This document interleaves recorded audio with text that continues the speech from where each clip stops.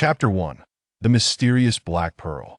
At last, I have gathered all 6 stalks of Xianling grass. With this, my parents' old ailments can finally be completely cured. As soon as I exchange for the blood vitality pill, I shall return home immediately. I will ensure that my father can rise from his bed and walk, and that my mother can open her eyes and see.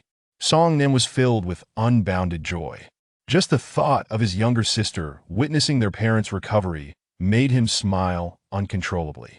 6 years ago, his father had suffered a grievous injury to his legs from a beast attack, leaving him bedridden.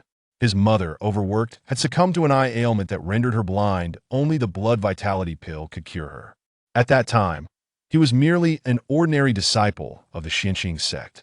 In his quest to obtain the blood vitality pill, he had tirelessly completed countless tasks over the past 6 years, and now at last he could afford a moment's respite.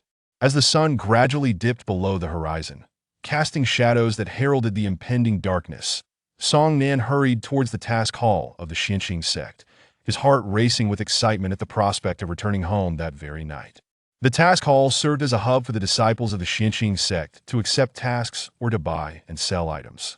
Navigating through the throngs of fellow disciples beneath the 5-story building, Song Nan quickened his pace, deftly dodging his peers. Upon entering the task hall, he rushed to a nearby counter. "Hello, I wish to exchange for 2 blood vitality pills. Here are the 6 stalks of Xianling grass." With utmost care, Song Nan retrieved a small package from his bosom, gently untying the knot of cloth, fearful of damaging the roots and leaves of the Xianling grass. 6 years. All the trials and tribulations endured over this span seemed trivial in this moment. His heart raced with anticipation. Song Nan anxiously awaited the attendant behind the counter to hand him the blood vitality pills. Suddenly, a hand forcefully slapped his right shoulder. Turning, Song Nan was met with the cold smirk of his assailant, and his expression darkened instantly. Well, Song Nan, you really are something. Just the other day, when I borrowed 10 spirit beans from you, you claimed you had none, yet now you produce 6 stalks of Xianling grass all at once." The speaker was Lei Guanghui, a notorious bully who took pleasure in oppressing his fellow disciples and extorting them of their possessions. Frowning, Song Nan recognized the so-called borrowing for what it truly was: robbery. "These 6 stalks of Xianling grass are the result of my hard work. They are meant to treat my parents' ailments. Your parents are of no concern to me." Lei Guanghui sneered. "The other day, when someone mentioned you had multiple stalks of Xianling grass, I didn't believe it. Who knew you were hiding them so well?" As he spoke, he reached out and snatched the 6 stalks of Xianling grass from the counter, clutching them triumphantly. "Now they're all mine. Return them." Song Nan's face paled as he exclaimed, lunging to reclaim his precious grass. Lei Guanghui retaliated with a punch, sending Song Nan staggering backward. Panic-stricken, Song Nan disregarded the blood trickling from the corner of his mouth and charged at him again, shouting, "Give them back to me!"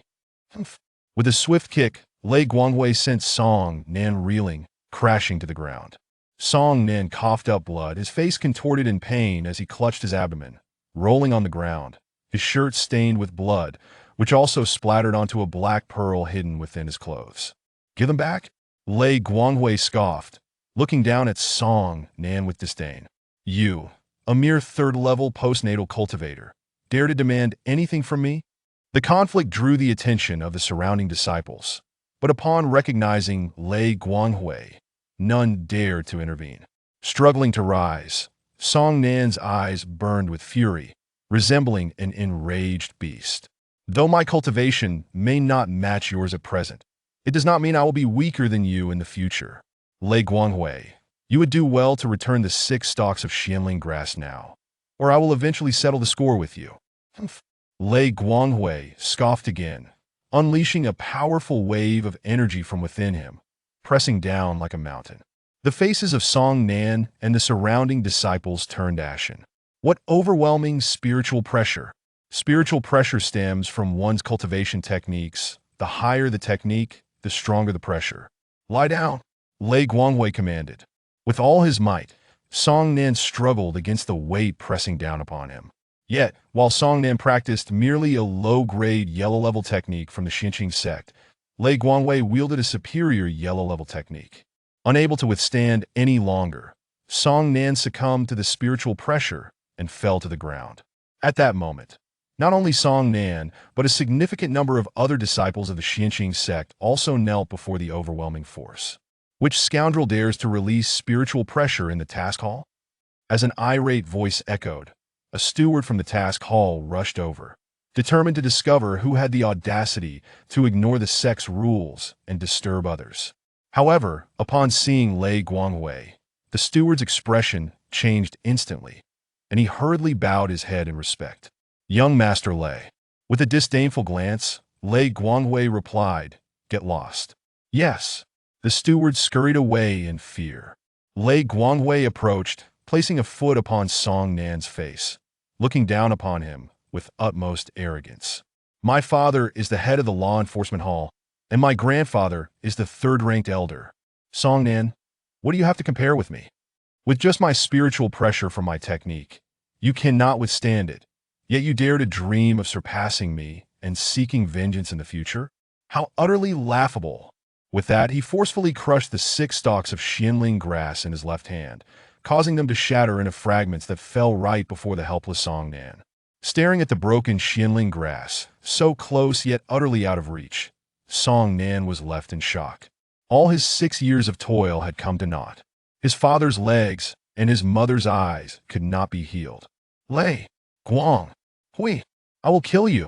Song Nan roared, his voice laced with anguish and fury. "Ha!" Lei Guanghui remained unfazed, his amusement only growing at Song Nan's rage, bursting into laughter. "You have entertained me today, so I shall let you off this time." With a final chuckle, Lei Guanghui withdrew his spiritual pressure and left the task hall. Song Nan scrambled to his feet, gathering the shattered remains of the Xianling grass. But alas, much of its medicinal potency had already dissipated, rendering it worthless for exchanging for the blood vitality pill. Fury ignited within him as his eyes blazed, his fists clenched tightly, squeezing the remnants of the Xianling grass until juices flowed from them. Without pausing, Song Nan turned and rushed towards the law enforcement hall. Unfortunately, when he sought to report Lei Guanghui, the steward of the law enforcement hall unceremoniously threw him out. Lost and dejected, Song Nan wandered to the back mountain, standing atop the peak and gazing into the distance, silent and contemplative. Yet within him, a tempest of rage brewed.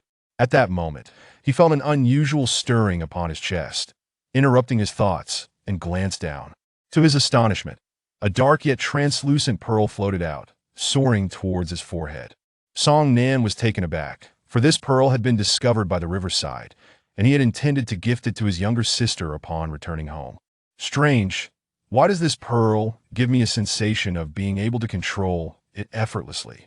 As this thought crossed his mind, a sudden realization struck him, causing him to look down at his blood-stained clothing. It is said that there exists a rare treasure that requires blood to refine it. Yet I have not refined this pearl, and it is absorbing my blood to refine itself autonomously. Could it be more extraordinary than even rare treasures? A radiant light burst forth from the black pearl, penetrating Song Nan's eyes. His gaze shimmered as images began to unfold.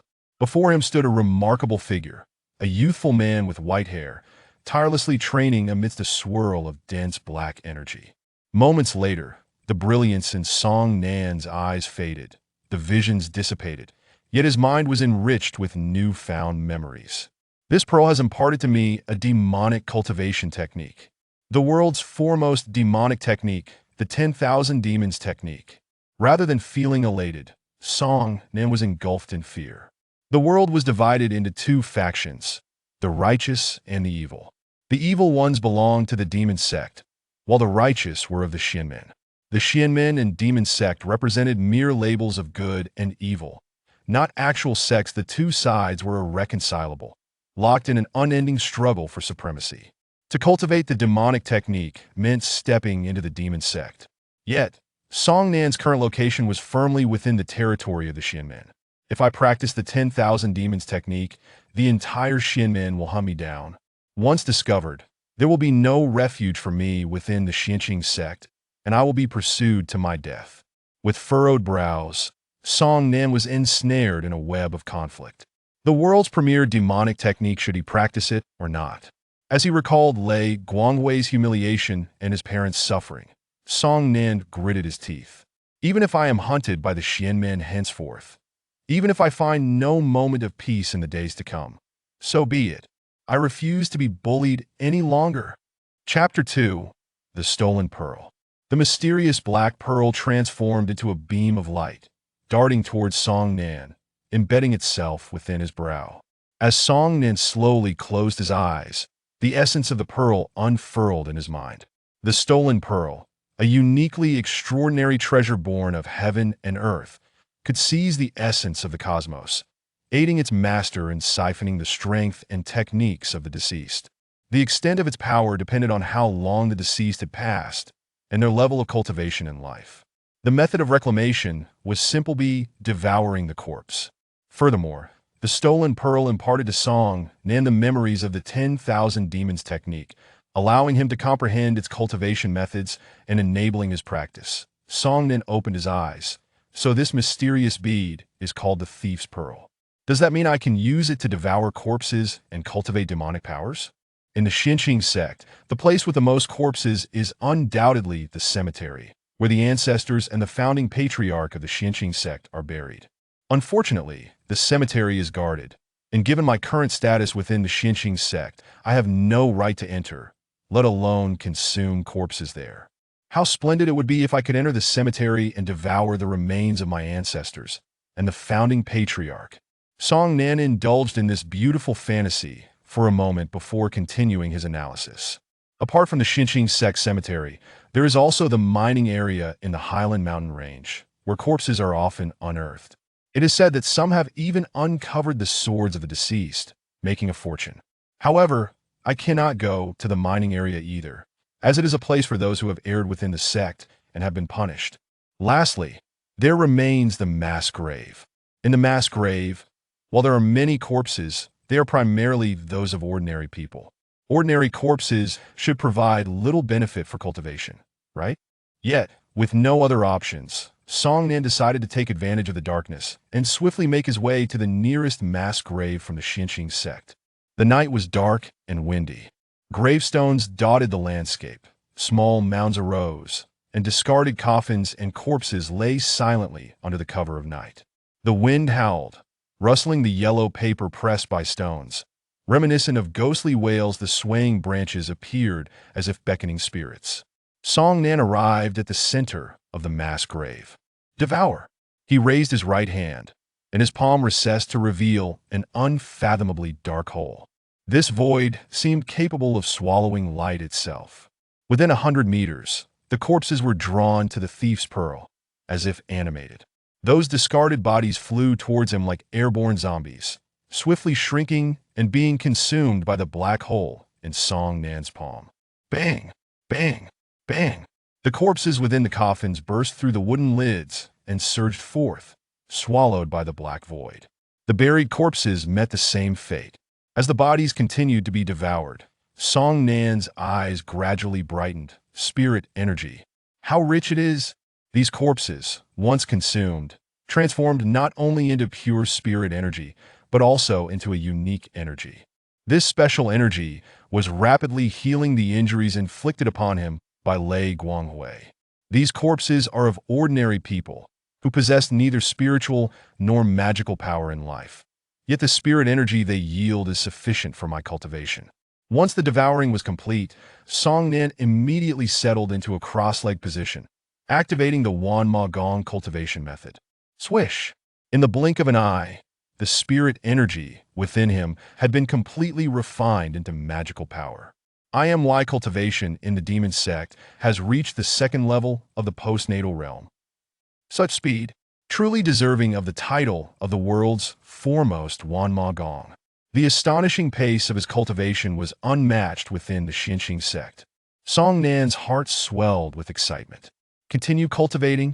He raised his right hand, extending the black hole, and moved it around, consuming the corpses in the vicinity. With this sweeping action, he cleared the area of corpses, elevating his cultivation to the third level of the postnatal realm. Looking around, Song Nan mused, ordinary corpses are still insufficient. How I wish I could go to the cemetery or the mining area. The mining area. Of course. Song Nan suddenly realized the mining area is located in the Highland Mountain Range. I could search for corpses there, as only warriors dare to hunt beasts in the mountains. His eyes gleamed with newfound determination. If ordinary corpses can be transformed into spirit energy upon being devoured, what about the corpses of the beasts in the mountains?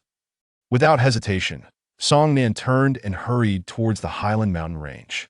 After all, the Highland Mountain Range is rife with beastly remains.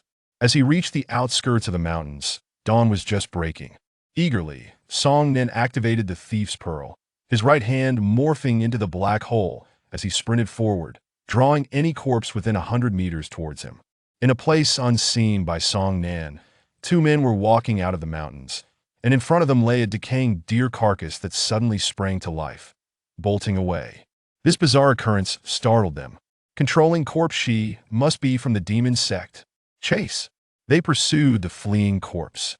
Not far away, Song Nan heard the commotion and paused, wondering, I wonder what kind of beast corpse that is? In the next moment, a deer carcass leaped out from the bushes, and before Song Nan could devour it, he caught sight of the two men behind it. Qian Shixiang and LV Shixiang. Song Nan frowned. Song Shitty. So you are indeed a member of the demon sect. Qian Shixiang rebuked sharply. LV Shixiang's face was stern as he fixed his gaze on Song Nan, his internal spiritual energy already beginning to circulate. Yet they could not see the black hole in Song Nan's right hand. Song Nan ceased activating the Thief's Pearl, causing the black hole to vanish, and the deer carcass collapsed to the ground. Brothers, you misunderstand. How could I possibly be a member of the demon sect? Song Nan explained. The evidence is clear. Do you dare deny it? Qian Shixiang's expression was frigid. LV Shixiang maintained a composed demeanor, staring intently at Song Nan. Do you dare allow us to inspect your body to see if you possess any magical power? Song Nan furrowed his brow. The demon sect is vile, deserving of extermination. Seeing Song Nan hesitate, LV Shixiang immediately discerned that Song Nan was indeed a member of the demon sect and commanded, no need to waste words with him, kill. He charged forward. Qian Shixiang followed suit, launching an attack. In that case, do not blame me. Song Nan understood that further discussion was futile. The animosity between the demon and orthodox sects was deeply entrenched. Either one perishes, or the other does, an unchangeable reality. Though he was not a member of the demon sect, he did indeed possess magical power within him, and Qian and LV would not let him go. With a thought, the aura of the Wanma Gong surged forth from Song Nan's body. Magical power. As Qian and LV sensed the magical fluctuations emanating from Song Nan, a fierce expression crossed their faces. But soon after, a terrifying pressure descended upon them, like the hand of death. With two resounding explosions, their bodies shattered in succession, blood splattering and flesh flying. Song Nan's expression was complex. He bore no enmity toward them, yet was compelled to slay them. Such circumstances would only proliferate in the future. Fortunately, the Wanma Gong was a supreme-level cultivation method. As long as he was not facing someone with an equally powerful cultivation method, his advantage over them would be substantial. Cultivation methods, martial skills, and body techniques were collectively referred to as Gongfa, ranked from weakest to strongest as follows: Yellow, Xian, Earth, Heaven, Rare, Legendary, and Supreme, totaling 7 levels. Each level further categorized from weakest to strongest as low grade, mid grade, high grade, and top grade. The Huang-level cultivation method practiced by Qian and LV could not withstand the pressure of the Supreme-level method, resulting in their bodies bursting apart. Had they practiced Xian-level methods, they would have sustained severe injuries, with their internal organs gravely damaged. Methods above Xian would mitigate their strength. However, the higher the opponent's cultivation, the better their resistance to the pressure exerted by the Supreme-level method. Song Nan activated the Thief's Pearl. Devour. Though Qian and LV's bodies had exploded, the fragments of flesh, bone, blood, and the deer beast were all drawn into the black hole. In the next moment, LV Shixiang's low-grade yellow martial skill, Great Force Palm. Qian Shixiang's mid-grade yellow martial skill, Cloud Pushing Hand. As long as there are corpses, I can acquire martial skills. This means I can potentially possess an endless array of martial techniques. Great Force Palm is a low-grade yellow martial skill, while Cloud Pushing Hand is a mid-grade yellow martial skill. Great Force Palm, Song Nan unleashed a palm strike, and with a resounding crash, a large tree in front of him was toppled, its roots uprooted. Cloud Pushing Hand, Song Nan swept his hand, and with successive explosions, a row of trees were severed at the waist. The martial skills obtained from the Thief's Pearl can be executed as long as the deceased's memories remain, without the need for cultivation. Song Nan approached and collected the valuables scattered on the ground, totaling 880 spirit beans. A Xianling grass is worth 100 spirit beans. He then sought another location to commence his cultivation of the Wanma Gong. Through the transformation of the Thief's Pearl, the spiritual energy of LV and Xian, who were at the 5th and 6th levels of the postnatal realm, respectively, along with that of the 1st level deer beast, was converted into magical power. Thus, Song Nan's cultivation in the demon sect soared, reaching the 6th level of the postnatal realm. Imagine, after 6 years of diligent cultivation, my progress in the orthodox sect only reached the 3rd level of the postnatal realm, while now my demonic cultivation is worlds apart. With the Thief's Pearl's devouring ability to continue my cultivation, it won't be long before even the elders and the sect leader of the Xianqing sect will be no match for me. Chapter 3. Huanglian Ju in the treacherous expanse of the Highland Mountain Range, where ferocious beasts roamed freely, a moment's inattention could lead to demise. Song Nan remained vigilant, cautiously advancing while scanning his surroundings for any signs of corpses. Before long, a second-tier innate gray wolf obstructed his path. Fixated on the beast, Song Nan summoned his magical energy and struck with a swift motion. Great Force Palm, the force of his palm, compressed by spiritual energy, surged forth with a piercing sound. The gray wolf sensed impending danger and attempted to evade, but it was too late. The gust of wind struck it, sending it hurtling through the air, blood erupting from its mouth before it crashed to the ground. Convulsing a few times before succumbing to death, Song Nan was momentarily taken aback. Why was the power of the Great Force Palm, when executed with spiritual energy, comparable to that of magical energy? The demonic sect's cultivation was evidently at the 6th tier of the innate realm, while the Xian sect's was merely at the 3rd tier. Furrowing his brows, Song Nan pondered if this discrepancy arose because both the Great Force Palm and the Cloud-Dispelling Palm were Xian sect techniques, thus rendering their effectiveness diminished when employed with magical energy. This seemed plausible. Otherwise, the Great Force Palm fueled by magical energy should not have been weaker than that powered by spiritual energy. Approaching the gray wolf, he opened his black hole to devour it. Would consuming a beast capable of utilizing skills bring me unexpected surprises? However, such formidable beasts were beyond Song Nan's current capabilities. He pressed onward in search of more corpses. Not long after, a black bear, boasting strength at the 3rd tier of the innate realm, suddenly emerged from the thicket to his left. Upon spotting Song Nan, the bear charged with alarming speed, its bloodthirsty gaze indicating its desire to kill and feast upon him. Song Nan refrained from unleashing the spiritual pressure of the 10,000 demons technique. As it bore no effect on beasts, Cloud-Dispelling Palm, he swung his hand, unleashing multiple gusts aimed at the bear's head, striking repeatedly. The black bear, unable to halt its furious charge, was battered by the onslaught of wind. Its head bursting apart like a watermelon, Song Nan activated the Theft Pearl, consuming the black bear entirely before continuing his search for corpses. Alas, luck was not on his side. After traversing for some time, he had yet to encounter a single corpse. Just then, a sudden commotion arose from his left. Song Nan halted and contemplated whether to investigate the source of the disturbance. If it were a fellow disciple in peril, he could offer assistance. Moving stealthily like a cat, he crept closer, only to find not humans, but 2 ferocious beasts, a gale wolf and a black-scaled snake, both at the 7th tier of the innate realm. Such beasts, let alone 2, were beyond Song Nan's current prowess. After all, the effects of spiritual pressure only applied to martial artists, rendering it ineffective against beasts. Determined to evade their conflict, Song Nan prepared to withdraw. But as he turned, he caught sight of a fruit tree behind the 2 beasts. This tree bore ripe Zhu fruit, now at the critical moment of maturity, it became clear that the Gale Wolf and Black-Scaled Snake were fighting fiercely for the fruit. One Zhu fruit was worth 2,000 spirit beans, equivalent to 20 stalks of Xianling grass. Desperate times call for desperate measures. Song Nan concealed himself in the thicket, watching intently as the two beasts clashed. The Gale Wolf, swift as the wind with its pristine white fur, transformed into a blur as it lunged at the snake. The Black-Scaled Snake, raising its head, remained motionless above while its tail lashed out like a steel whip. Though the Gale Wolf managed to latch onto the snake's tail, it could not withstand the force of the Black-Scaled Snake's powerful strike, causing its jaws to ache and blood to flow from the gaps between its teeth and flesh. At that moment, the snake's head shot forward, aiming to bite the Gale Wolf. Silently observing, Song Nan mused. These two truly exemplify the might of seventh-tier innate beasts. Their strength is indeed formidable.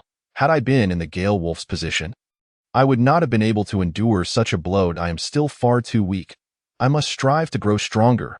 Suddenly, an overwhelming fragrance of fruit wafted through the air. Song Nan's eyes lit up. The Zhu fruit had ripened. The Gale Wolf and Black-Scaled Snake had also caught wind of the aroma, realizing the fruit was ready, intensifying their struggle. The two engaged in a fierce entanglement, the Gale Wolf biting the body of the Black-Scaled Snake while the snake coiled around the wolf, its fangs sinking into the wolf's back. As time passed, the battle reached a stalemate. Wait, why have they stopped moving?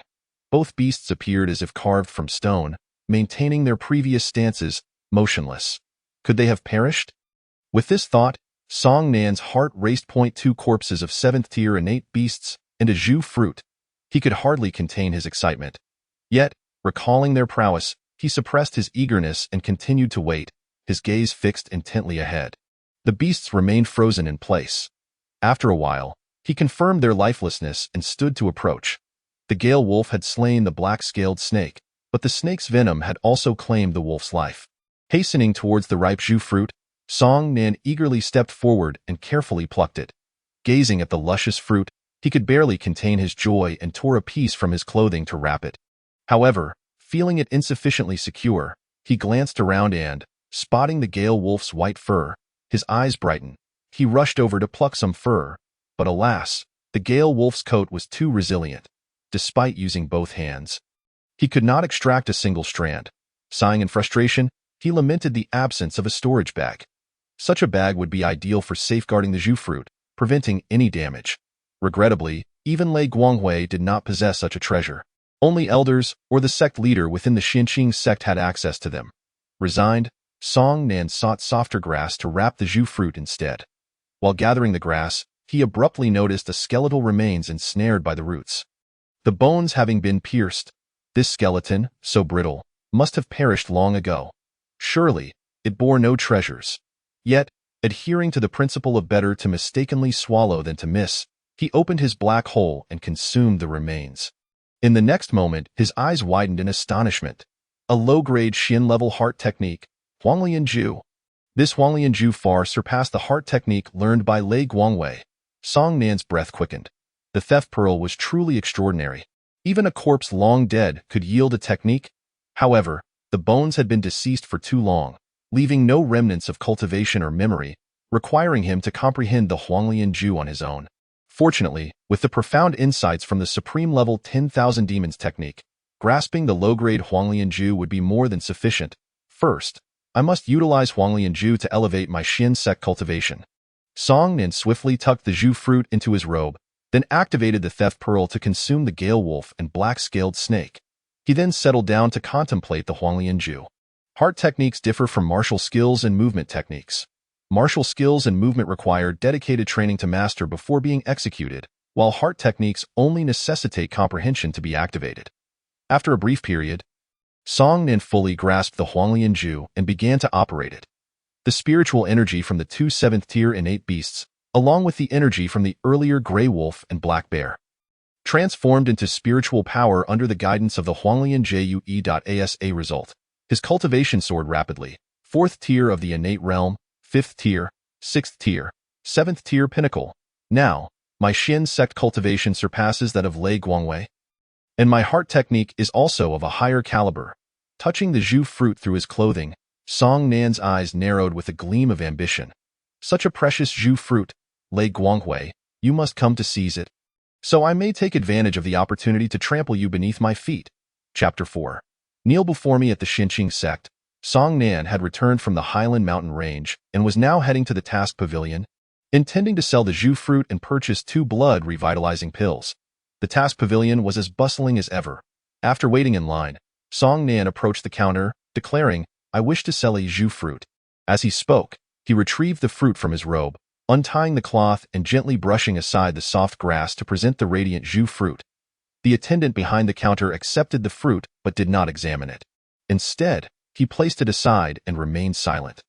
After a brief wait, seeing that the attendant neither stored the fruit nor provided him with spirit beans, Song Nan inquired, "Is there an issue with this Zhu fruit?"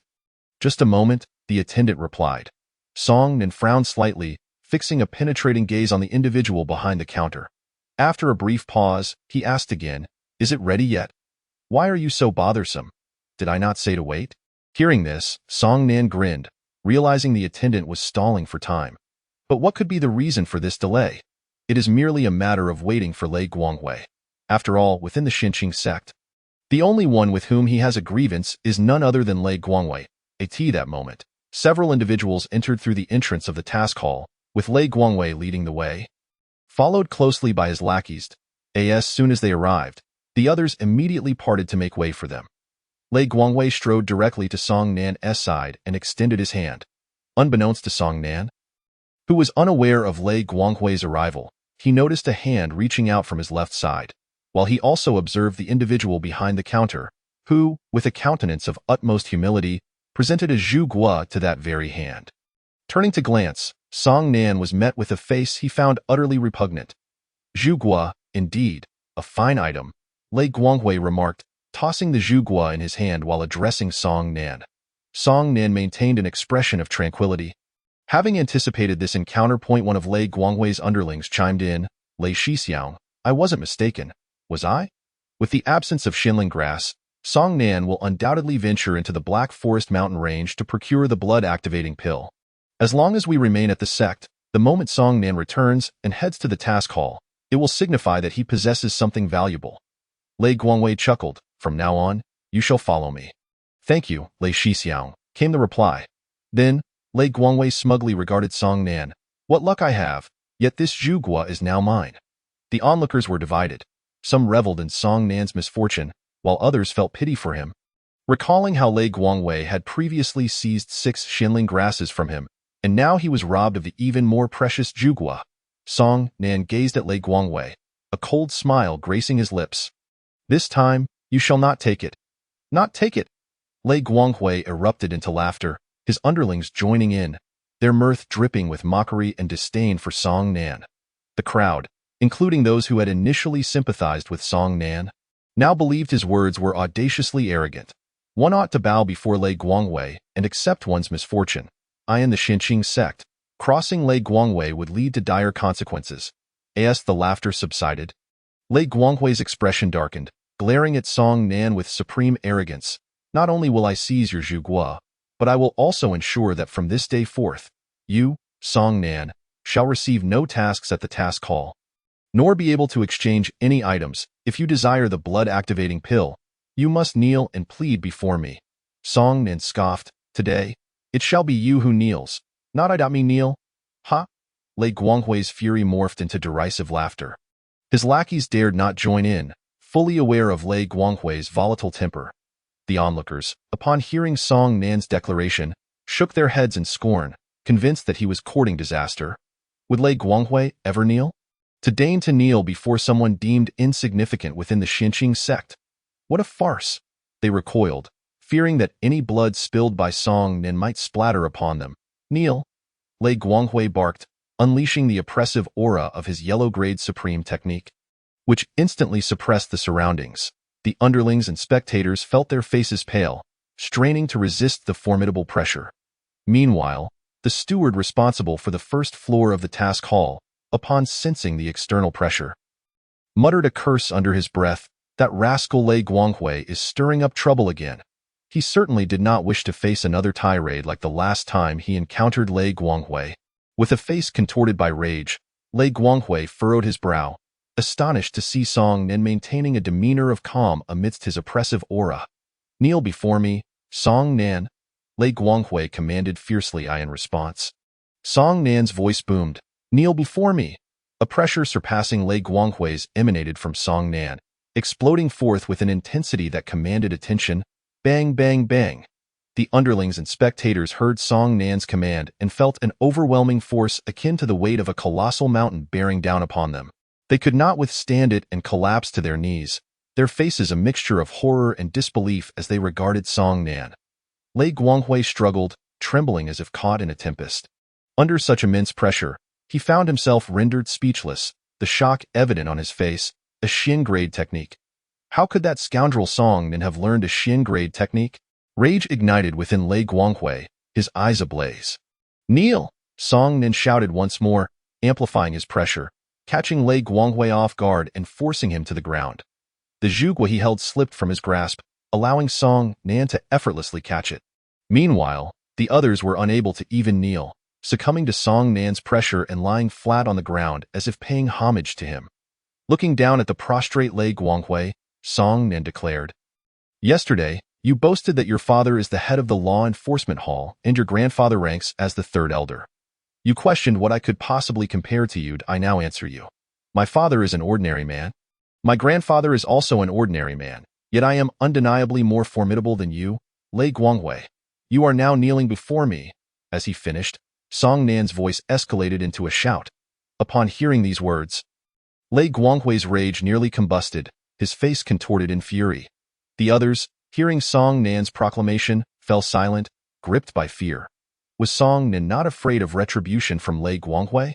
Song Nan, his countenance icy, approached Lei Guanghui and placed a foot upon his back. Lei Guanghui trembled with rage, summoning every ounce of strength, yet against the Xin grade pressure and Song Nan's might, he could not withstand it, collapsing further underfoot. Grinding his teeth, Lei Guanghui clenched his fists. Throughout his life, he had never endured such humiliation. After forcing him down, Song Nan shifted his foot to Lei Guanghui's face and pressed down again. "Did you ever think you would find yourself in this position? Others may fear you, but I do not. When you destroyed those 6 Xianling grasses, I vowed to settle the score." Having said this, Song Nan delivered a swift kick, sending Lei Guanghui sliding across the ground. "Remember, do not provoke me unnecessarily in the future." Chapter 5. The mining area. In that moment, all present were left astonished, their mouths agape enough to fit an egg, a Xin grade technique. The 7th level of the postnatal realm.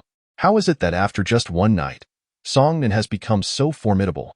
Admiration filled the eyes of the crowd as they recognized that Song Nan must have encountered some fortuitous event in the Black Forest mountain range. Otherwise, such a dramatic transformation in a mere night would be unfathomable. However, with Song Nan having humiliated him so thoroughly, would Lei Guanghui simply accept this? Supported by his lackeys, Lei Guanghui glared at Song Nan with a face twisted in malice. Shoving his underlings aside, stretching his limbs, Song Nan looked down at him and replied, "What brings you here, old man?" At these words, Lei Guanghui's rage was palpable, nearly erupting. "A month from now, do you dare to sign a life-and-death contract with me and engage on the life-and-death stage for a final showdown?" The others were taken aback, gazing at Lei Guanghui in astonishment.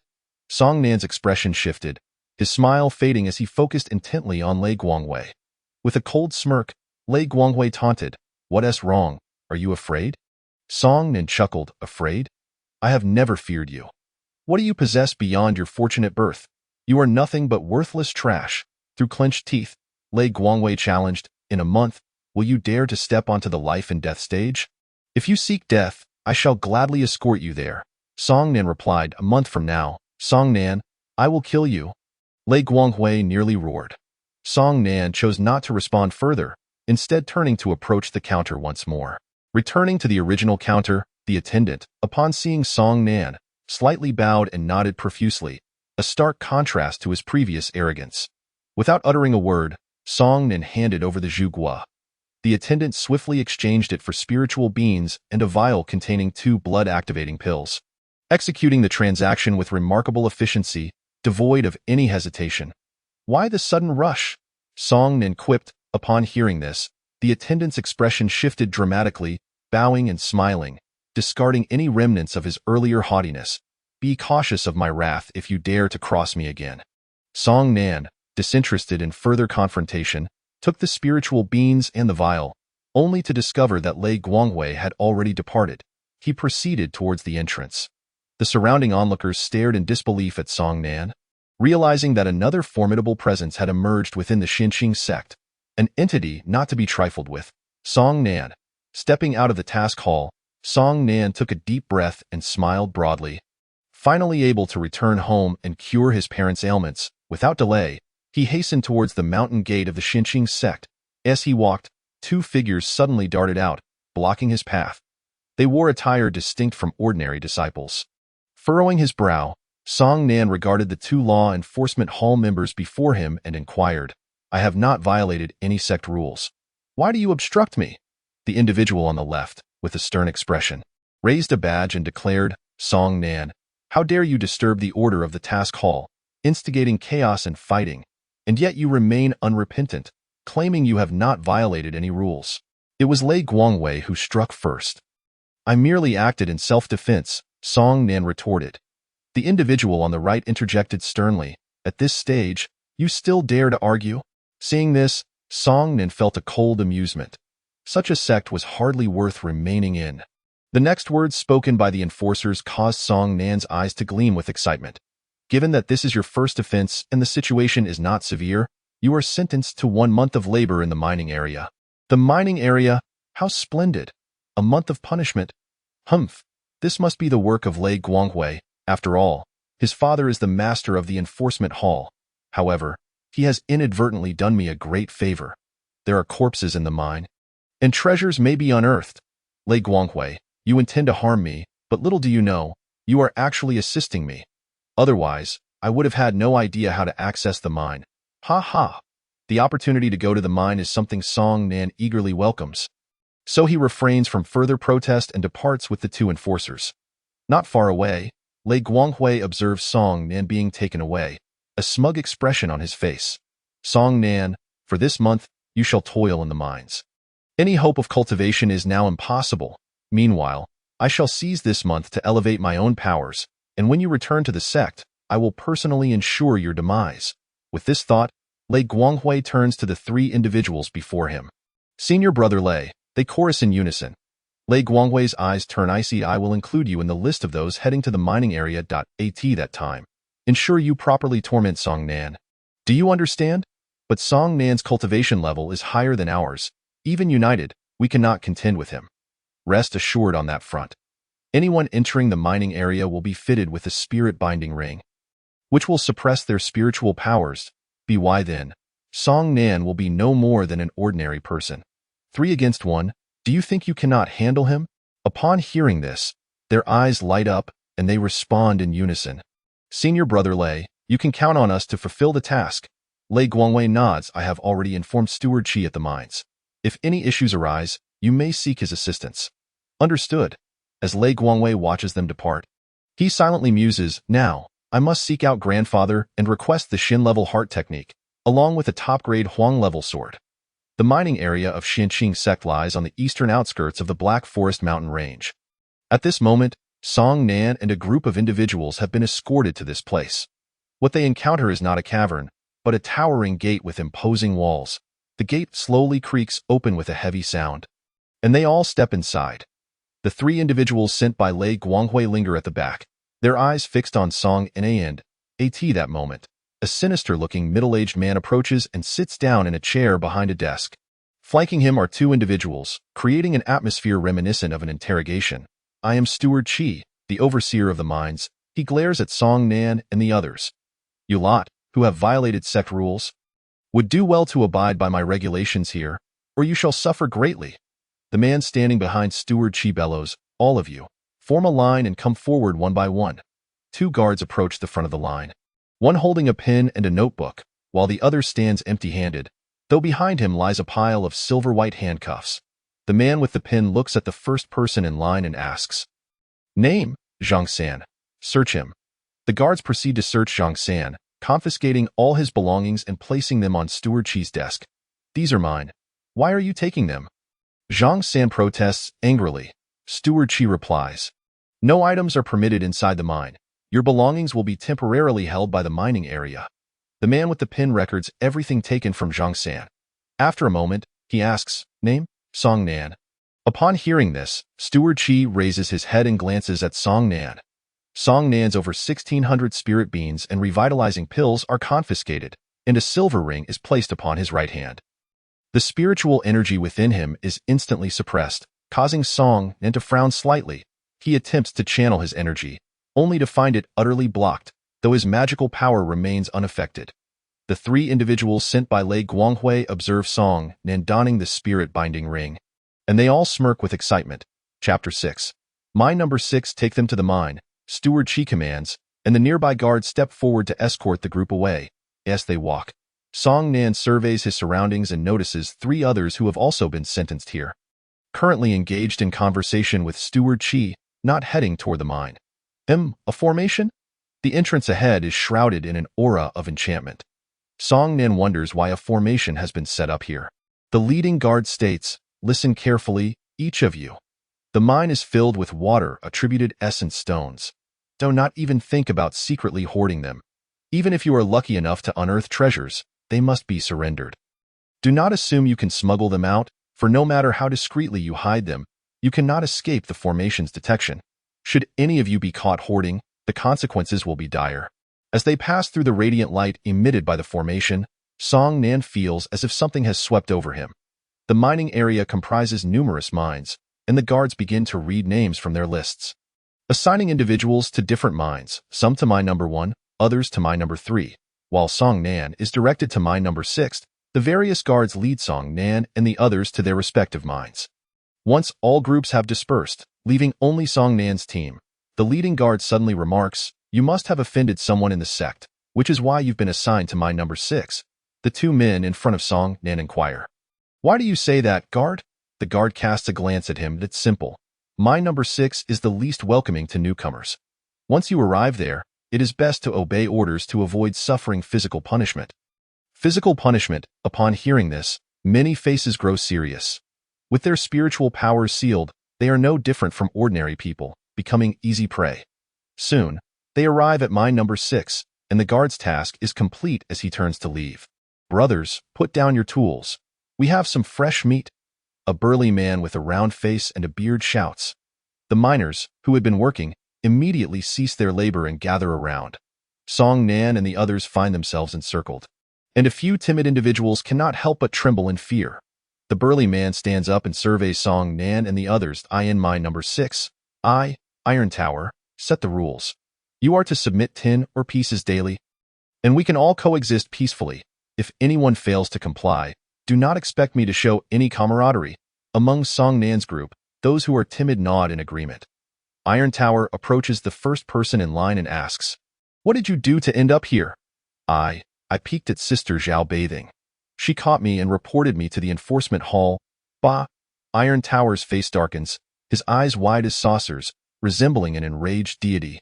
So you are a lecher with that?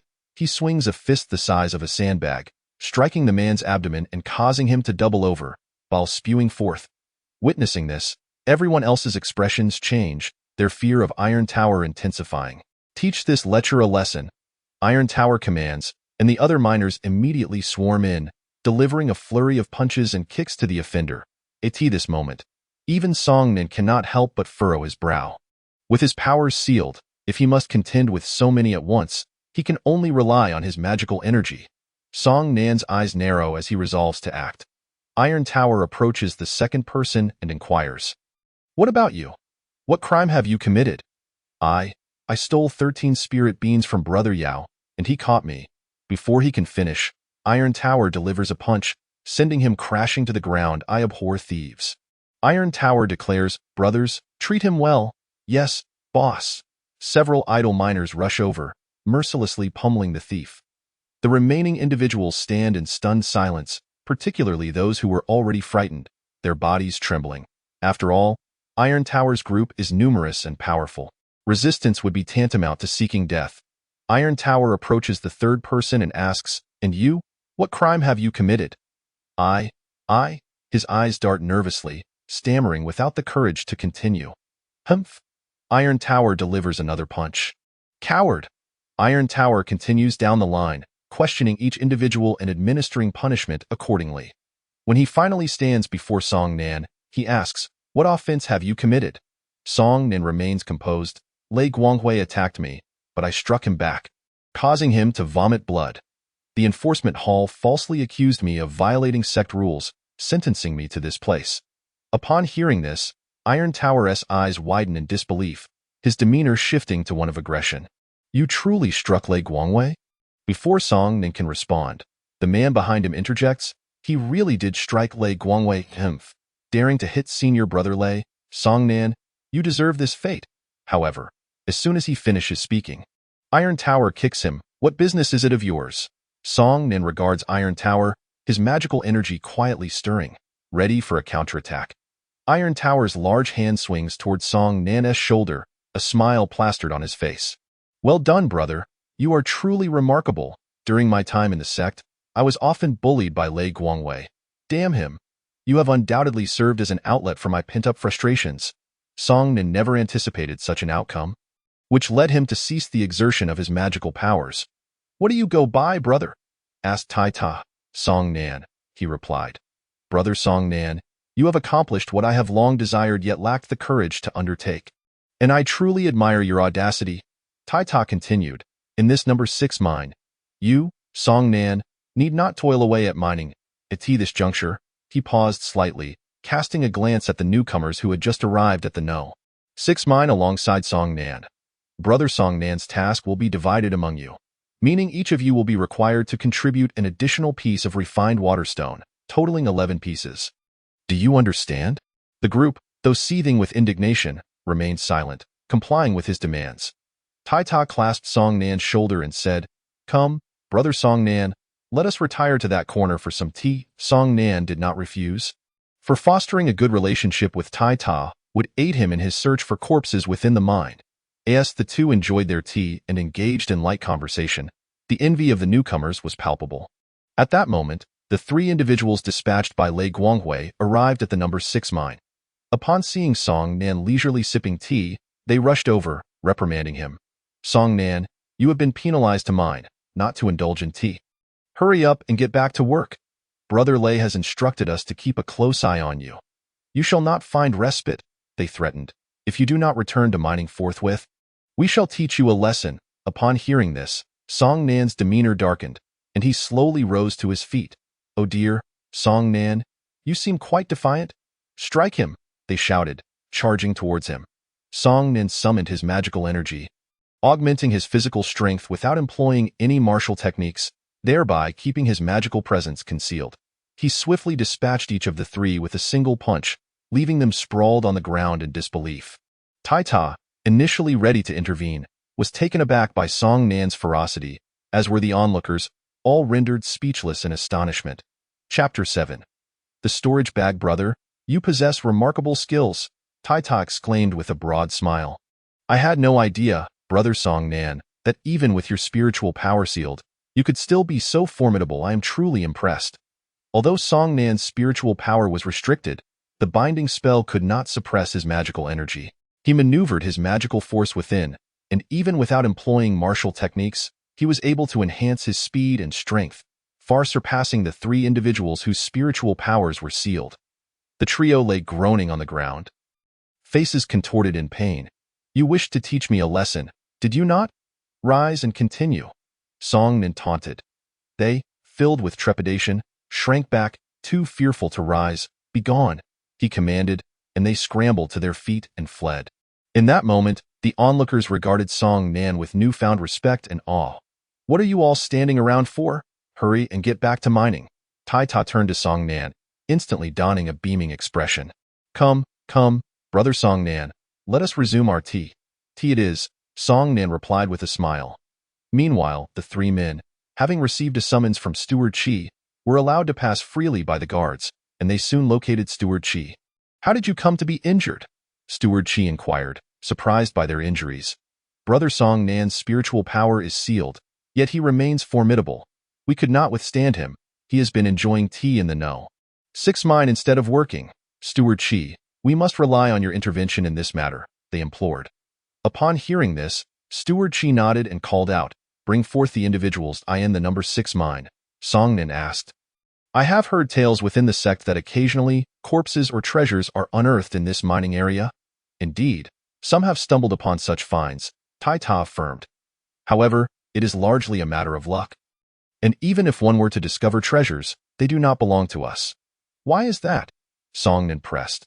With a sigh, Tai Ta explained, "When you entered the mining area, you surely noticed that formation. Did you not? Although we are permitted to rest outside each night, passing through that formation will reveal any treasures you have consumed, and ultimately, they will be claimed by Steward Chi." "I see," Songnan replied. Just then, a guard rushed over, scanning the crowd before barking, "Who is Songnan?" "I am." Songnan stood up. "The reason for your punishment in the mine is to encourage your reform, yet here you are indulging yourself. By order of Steward Chi, you are hereby assigned the task of mining 20 pieces of refined water stone daily, and you are to remain in the number 17 mine, with no allowance for rest at night." Tai Ta looked at the guard and said, "Brotherly, might this be open to negotiation?" Brotherly replied, "There is no room for negotiation. I believe this matter is being handled at the behest of Steward Chi. Which means, young brother Songnan, you must accompany me to the number 17 mine." "Fear not, brother Songnan," Tai Ta reassured him, "I shall assist you with the 20 pieces of refined water stone each day." "Thank you, your kindness is noted," Songnan responded. "I shall mine for the refined water stones myself to avoid attracting Steward Chi's ire." Tai Ta conceded that this was indeed a reasonable course of action.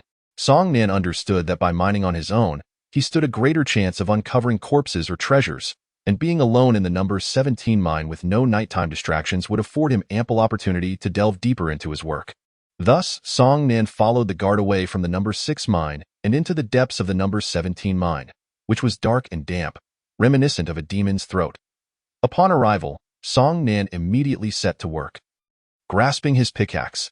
Seeing this, the guard scoffed, "Another weakling, is it?" Ignoring him, Songnan continued his labor.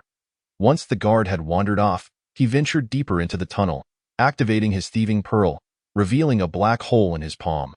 As he traversed the passage, he sought to attract any corpses within a 100-meter radius. Unfortunately, reaching the tunnel's end yielded no sign of a body. Either there were none in this vicinity, or they lay beyond his range. It appeared that luck would be his only ally. Songnan began to channel his magical energy, accelerating his mining efforts. The speed and strength surged within him, and an entire day slipped by in this manner, yielding over 100 meters of excavation without a trace of corpses or treasures, although he did manage to unearth over 30 pieces of refined water stone. Employing magical energy for mining, Songnan felt no fatigue, only a fervent desire to discover a corpse or treasure. On the second day, he still encountered no success, but his refined water stone count grew to over 40 pieces. On the third day, as he swung his pickaxe, he stacked 6 newly mined pieces of refined water stone beside him when suddenly, with a muffled thud, he struck something. Pausing to examine it, he discovered it appeared to be a piece of cloth. "What could withstand the force of my magical energy?" Songnan mused, as he began to carefully clear away the surrounding soil and stones, revealing a small fabric pouch that slid from the earth. "What is this?" he wondered, lifting it with curiosity. As he brushed away the dirt, the intricate patterns adorning the pouch caused his eyes to widen in astonishment. A storage bag. His breath quickened. In the Xianqing sect, only elders and the sect leader were entitled to possess such an item. This storage bag alone made the journey worthwhile. "I wonder if it contains treasures." Holding his breath, Songnan opened the storage bag and tipped it upside down. With a clatter, a pile of spirit stones and a book fell out. A low-grade Xin-level martial technique, the Qingfeng sword technique, alongside 100 spirit stones, equivalent to 10,000 spirit beans. No one would ever exchange spirit stones for spirit beans due to the latter's inferior efficacy for cultivation. Songnan was overwhelmed with excitement. Both the storage bag and spirit stones, as well as the Qingfeng sword technique, were invaluable assets. He carefully stowed the spirit stones back into the storage bag and secured it to his belt. Then, he opened the Qingfeng sword technique. This technique comprised 3 forms. The first form, wind blows; the second form, a whiff of wind; and the third form, gentle breeze approaches. With his pickaxe in hand, Songnan began to practice the technique. Mastering the first form of the Qingfeng sword technique would suffice to deal with Lei Guangwei.it, would be impossible to learn all three forms of the technique within a month, as cultivating martial techniques through a manual requires a certain level of comprehension. The higher one's comprehension, the quicker one learns. Song Nan was well aware that his comprehension was not particularly high. And so, time slipped quietly away as Song Nan immersed himself in his training. In the blink of an eye, 10 days had passed. Wind blows, magical energy surged, and the pickaxe in his hand pierced forward like a sword. A jet-black sword of light shot forth, spinning like a top, stirring the air around it in a tempest, accompanied by swirling dark energy. Boom! The sword light struck the cave wall, creating a deep crater. If he were to wield spiritual energy, the power of wind blows would be even greater. Chapter 8. A surge in power at the entrance of the mining area. The three individuals dispatched by Lei Guanghui traversed the formation, making their way toward cave 17. 10 days had elapsed, and undoubtedly, Song Nan's stamina had waned. Without rest, laboriously mining, even a beast of burden would succumb to exhaustion, let alone Song Nan, whose spiritual energy had been sealed. He must have already collapsed from fatigue. We shall go now and teach him a lesson. The three hastened their pace, and shortly thereafter, they arrived at cave 17. The sound of mining echoed from within. They exchanged glances, each wearing a sneer. Let us go. With confidence in their strides, they ventured deeper into the cave. Song Nan was engaged in mining, searching for corpses and treasures.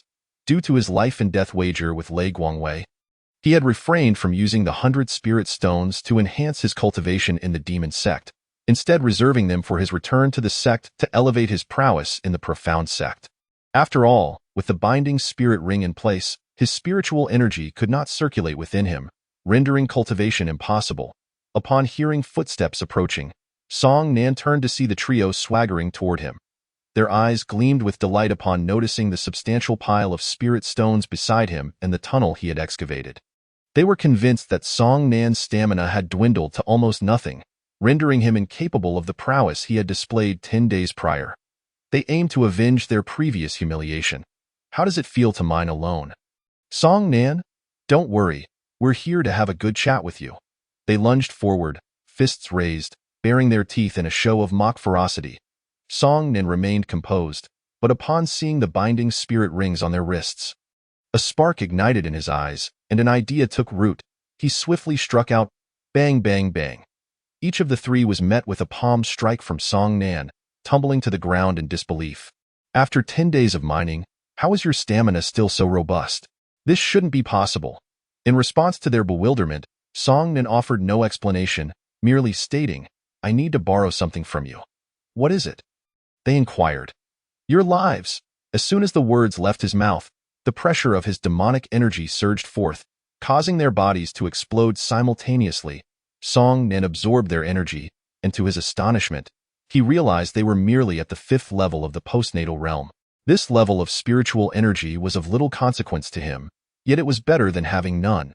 He approached and picked up one of the binding spirit rings from the ground, placing it on his left hand, whereupon he discovered it began to function. Indeed, it was effective.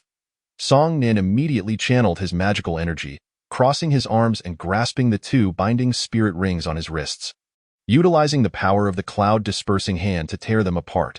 With the rings gone, his internal spiritual energy resumed normal circulation. He then collected the two binding spirit rings from the ground and stowed them away in his storage pouch, planning to don them upon leaving the mining area. Now, it was time to test the true power of the clear wind sword technique.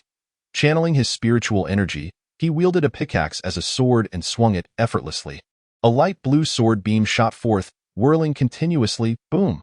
The power had indeed amplified significantly. Satisfied, Song Nan nodded at the tunnel that had been blasted open by the sword light. Huh? At that moment, Song Nan suddenly noticed that the direction the sword light had flown towards was precisely the tunnel he had excavated, which had now been deepened significantly by the blast, revealing a pitch-black cavity as the soil and stones crumbled away. After a few glances, he pondered for a moment before removing the fire crystal used for illumination from the cave wall and tossing it inside. Corpses. As the fire crystal flew in, Song Nan beheld two bodies lying on the ground. One human, the other a beast. Both skeletal remains were entirely black, as though they had succumbed to poison. This Song Nan recalled something, speechless with shock. The blackened bones must signify the iron bone level, belonging to the martial sovereign realm. Above the postnatal realm lies the innate realm, and above the innate realm is the martial sovereign realm.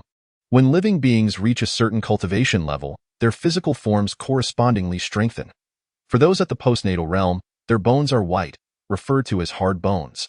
For those in the innate realm, their bones appear gray. Known as stone bones, that I've struck gold. This is truly a windfall. Eagerly, Song Nen summoned the thieving pearl to devour the remains. The two iron bone-level corpses, once martial sovereign beings, were swiftly drawn to him. Rapidly shrinking as they were consumed by the black hole, boom, Song Nen felt a jolt of exhilaration. The mid-grade demonic technique of the demon sect, Eagle Demon Claw, the skill of the Nether Ghost Leopard. Nether Body. Innate realm beasts lack skills, which underscores the extraordinary nature of this nether body. Moreover, this skill requires no cultivation. It is an innate ability of the Nether Ghost Leopard, which, after being siphoned by the thieving pearl, became Song Nan's own innate skill. The magical energy derived from the human skeleton and the spiritual energy from the Nether Ghost Leopard were nothing short of vast. Ha ha ha. I wonder how much my cultivation will rise after refining this energy. Song Nan contemplated whether to cultivate the demon sect or the profound sect first. If he cultivated the profound sect, others would ascertain his true strength, making it easier for them to counter him. Conversely, should he cultivate the demon sect, they would remain ignorant of his true capabilities, and any attempts to confront him would lead to their demise. Yes, I shall cultivate the demon sect. Song Nan promptly seated himself, channeling the 10,000 demons technique. His cultivation in the demon sect, initially at the 6th level of the postnatal realm, began to break through at an unparalleled speed. In the blink of an eye, he transcended the postnatal realm, ascending to the 1st, 2nd, 3rd levels of the innate realm, reaching the pinnacle of the 9th level of the innate realm. Ha ha ha, ha ha ha ha. I am now more formidable than Lei Guangwei's father. Lei Gang. He is the head of the Law Enforcement Hall. Ha ha ha. Had these two skeletal remains not been deceased for an extensive period, their energy would not have diminished so significantly. They might have even propelled me into the martial sovereign realm. Nonetheless, I am thoroughly satisfied to have attained the pinnacle of the 9th level of the innate realm in the demon sect. Now, it is time to enhance my cultivation in the profound sect. Song Nan retrieved 100 spirit stones and began channeling the Yellow Lotus decision to absorb spiritual energy. The following day, during daylight, a guard knocked on the door of Steward Chi's chamber. Come in, Steward. The 3 individuals sent by Lei Guangwei did not emerge to rest last night. Upon hearing this, Steward Chi nonchalantly remarked, perhaps they are still inside the mining area. Just have someone search for them. Understood. 2 days later, Steward. We have searched for 2 days and have not located them. It seems they have vanished. Upon hearing this, Steward Chi furrowed his brow, contemplating before rising to depart. Entering the mining area, Steward Chi began his search for the 3. He inspected each cave, but still found no trace of them. Unbeknownst to him, he had unwittingly arrived at Cave 17. Steward Chi halted, gazing at the cave. Logically, they would have come to seek out Song Nan, and now that they were missing, it was highly probable that Song Nan had killed them. I should inquire with Song Nan. He should be able to shed light on their current situation. Chapter 9. Regrettably, I must eliminate you within the cave. Song Nan was absorbing spiritual stones, practicing the Yellow Lotus decision. After 2 days of cultivation, his prowess in the profound sect had seen a slight enhancement. At that moment, footsteps echoed from the entrance of the cave. Song Nan opened his eyes and turned to look. Who could be approaching? After a moment's thought, he stood up, wielding his pickaxe to continue mining. Shortly after, Steward Chi entered the cave. Song Nan set down his pickaxe, regarding him with curiosity. Steward Chi scanned the surroundings but saw no signs of anything valuable. He was unaware that the belongings of the 3 individuals had long been buried by Song Nan.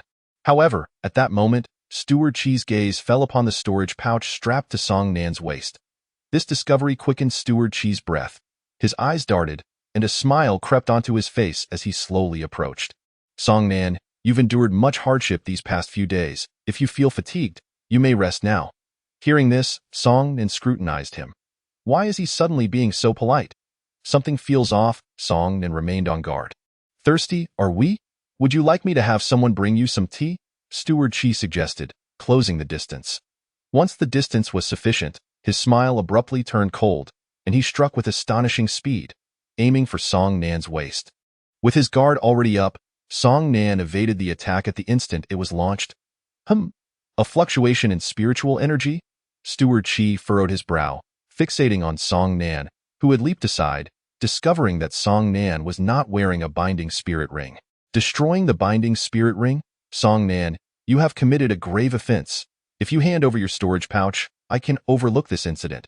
You want my storage pouch? Song Nan chuckled. Steward Chi extended his hand. Hand it over.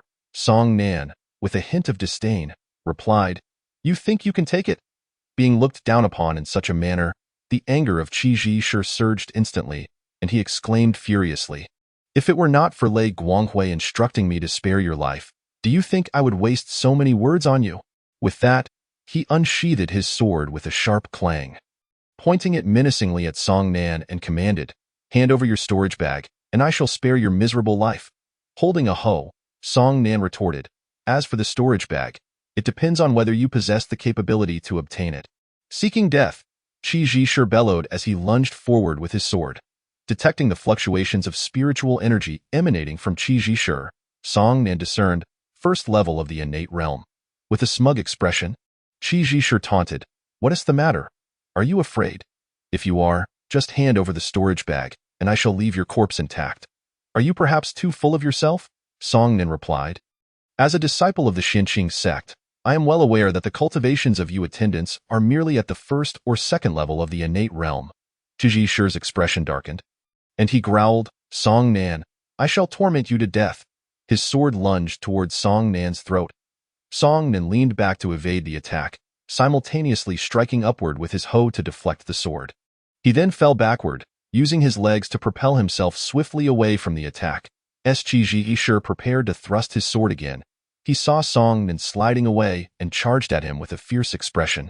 Song Nan quickly rose to his feet, ready to counterattack, only to find Qi Zhishur's sword already thrusting toward him, forcing him to block with his hoe with a clang.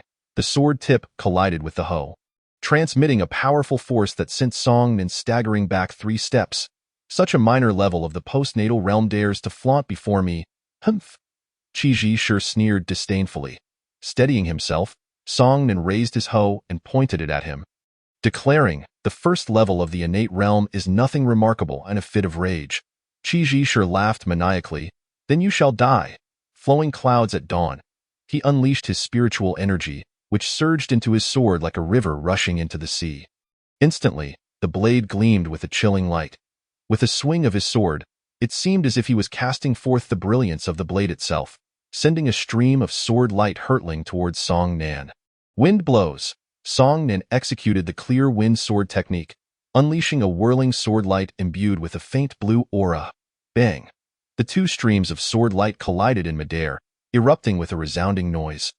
Neither side gaining the upper hand as they both dissipated. Shin-level sword technique. Qi Zhishur's eyes lit up. Song Nan, you are truly fortunate. The storage bag you possess must contain a Shin-level sword technique. Or else, with your cultivation at the postnatal realm, you could never withstand my sword light. How pitiful for an esteemed attendant of the Xinqing sect to have only learned a peak yellow-level sword technique. Song Nan remarked.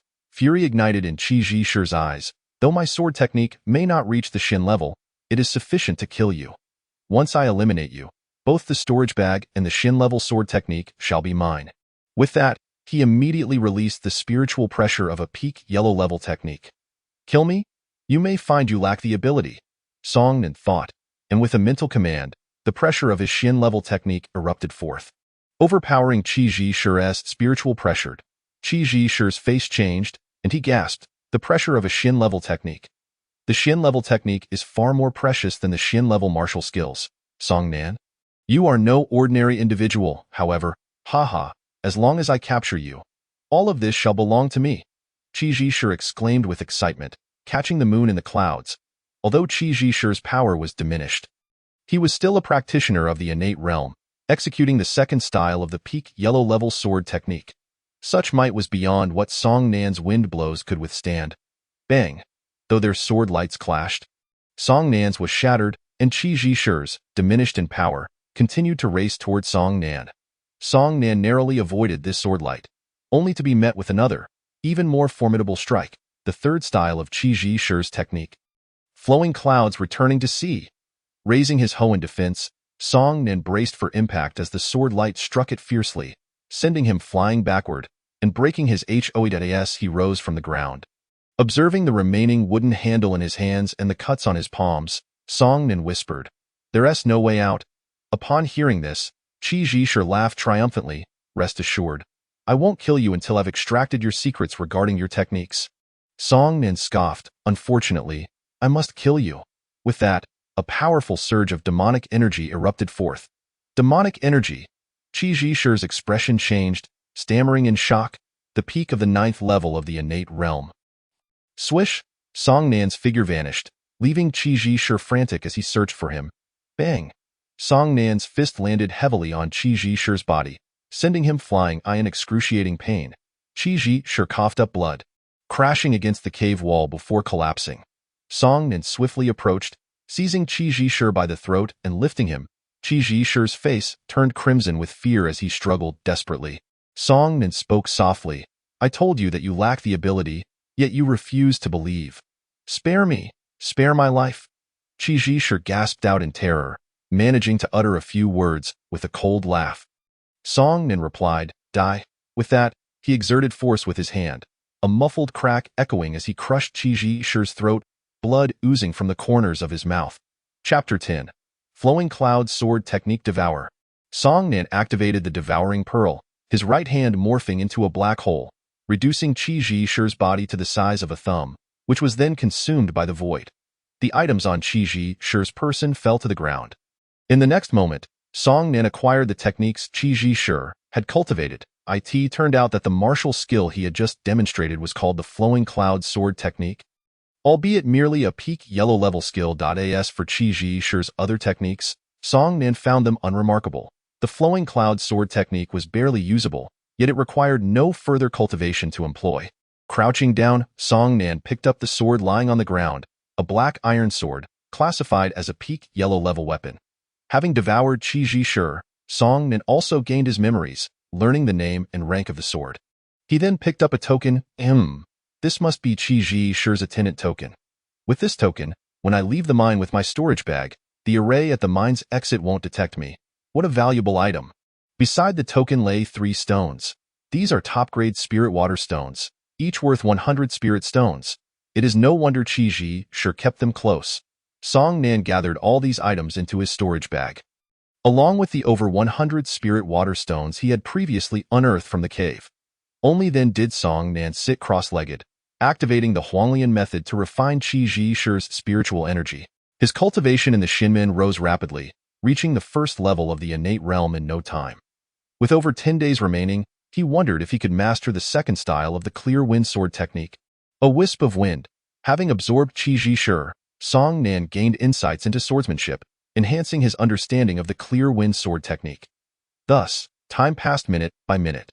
The 17th mine remained exceptionally tranquil, undisturbed, allowing Song Nan to practice his swordplay in peace. However, the entire mining area was engulfed in chaos. Qi Ji Shi's mysterious disappearance incited widespread panic. All the guards scoured the area, meticulously searching each mine, including the 17th. Yet, as Qi Ji Shi had already been devoured, even if the guards turned the entire mining area upside down, they would never find him. Of course, the traces of Qi Ji Shi's presence within the 17th mine had long been erased by Song Nan. And since the guards lacked evidence of Song Nan's act of killing Qi Ji Shi, they could only conduct simple inquiries. The mining area subsequently reported Qi Ji Shi's disappearance to the sect. Song Nan remained oblivious to how the sect would handle the matter. No one returned to the 17th mine, much to Song Nan's delight, as he focused intently on cultivating the clear wind sword technique. Time passed swiftly, and now it was the final day. Song Nan successfully mastered the second style of the clear wind sword technique. A wisp of wind. It was time to return to the sect. Song Nan stored the black iron sword in his storage bag, and as he was about to don the binding spirit ring, he paused, contemplating, and returned the ring to the bag, opting instead to retrieve Qi Ji Shi's token. With the token and storage bag tucked into his cloak, Song Nan finally exited the 17th mine. He continued onward until he reached the 6th mine. Song Nan, brother? Iron Tower exclaimed in surprise, swiftly rising to greet him.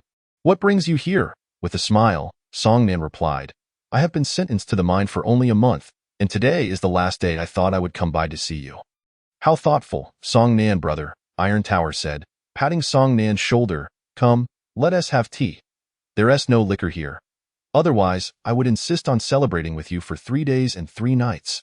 After sitting down, Iron Tower poured tea for Song Nan, who took a sip. "How much longer will you be here?" Song Nan inquired. "Not much longer, just 28 days left," Iron Tower replied. Song Nan glanced around at the miners working diligently before suggesting, "Can we speak privately for a moment?" Iron Tower looked at Song Nan, puzzled, but did not press for details. He stood up and followed Song Nan out. Once outside the mine, they stood in a secluded corner. Only then did Song Nan speak. "Raise your right hand." The Iron Tower followed suit without hesitation. Song Nan extended his hand, seizing the binding spirit ring on the Iron Tower's right hand, and immediately, spiritual energy surged forth.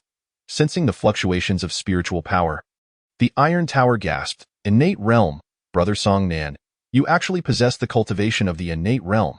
In the next moment, the Iron Tower suddenly came to his senses. "Brother, you." He had realized that Song Nan's hand bore no binding spirit ring, and his current actions were aimed at destroying it in the mining area. The private destruction of a binding spirit ring was a grave offense. However, the Iron Tower trusted Song Nan and did not intervene. Amidst a series of cracking sounds, Song Nan forcibly snapped the binding spirit ring from the Iron Tower's hand and inquired, "Are you worried?" "Worried about what?" "At worst, I will just stay here a little longer."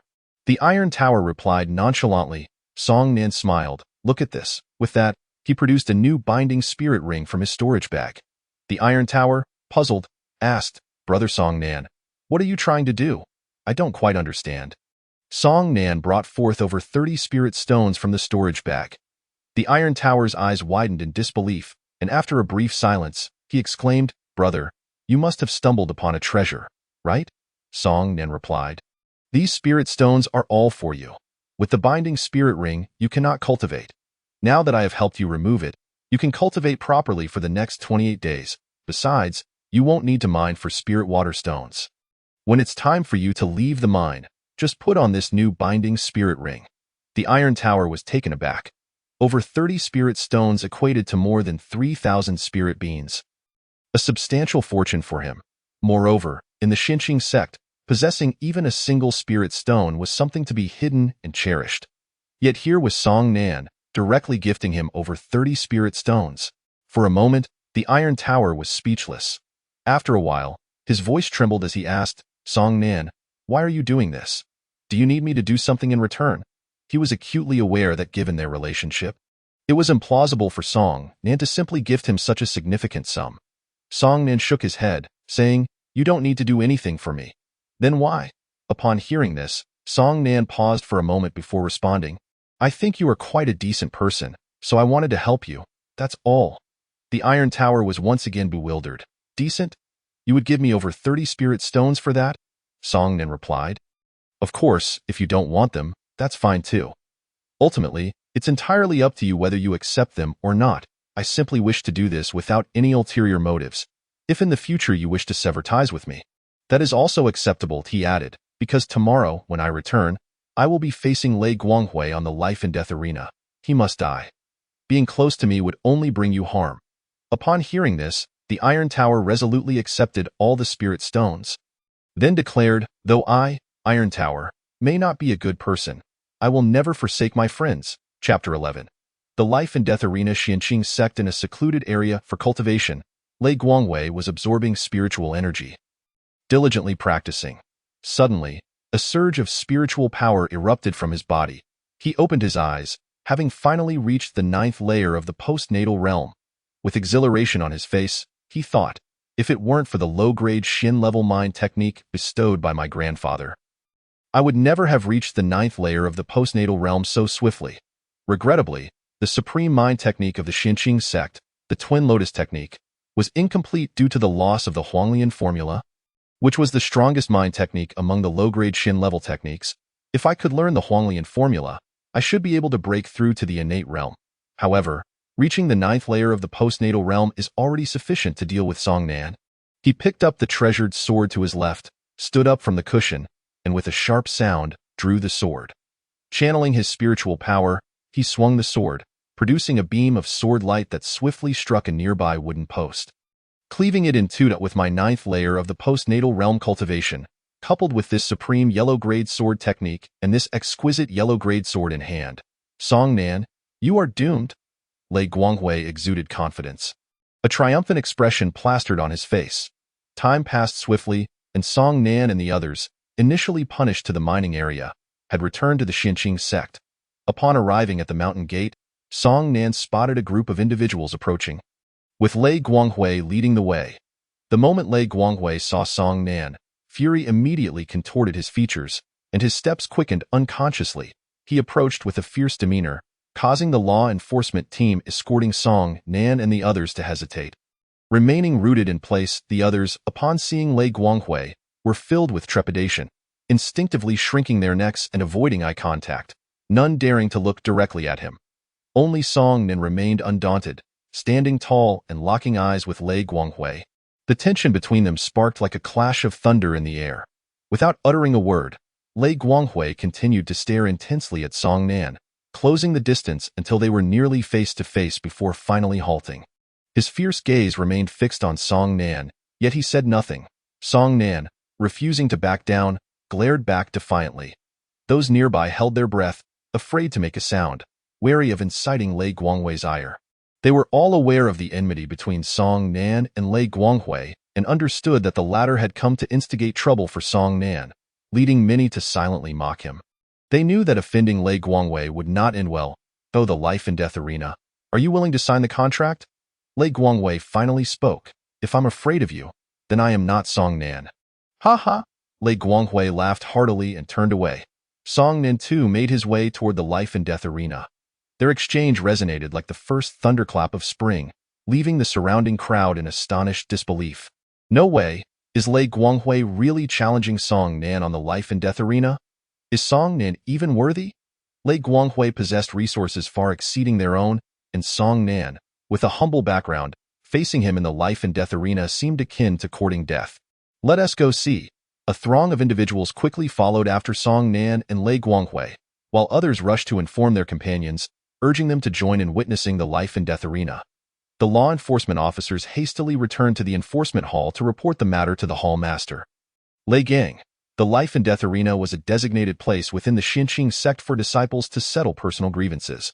Once a life and death contract was signed, even the sect master could not alter the outcome. One must fall in battle to end such a thrilling conflict. It was a rare spectacle not to be missed. Soon, the entire Xinqing sect was abuzz, akin to water boiling in a kettle, as disciples flocked to the life and death arena. In the enforcement hall, Lei Gang's eyes widened as he glared at those kneeling before him. What did you say? Guanghui has truly gone to the life and death arena? Yes, hall master. Lei Gang frowned. Who is he facing? Song Nan. Song Nan? Lei Gang's expression turned puzzled, for he had never heard of this name. Just then, a woman rushed into the hall, her face etched with urgency. Hurry, hurry! Upon seeing her, Lei Gang immediately understood her purpose and instructed the kneeling individuals. You may leave. They complied, bowing respectfully before retreating. The woman disregarded them, rushing directly to Lei Gang. Guanghui is about to enter the life and death arena. How can you remain idle?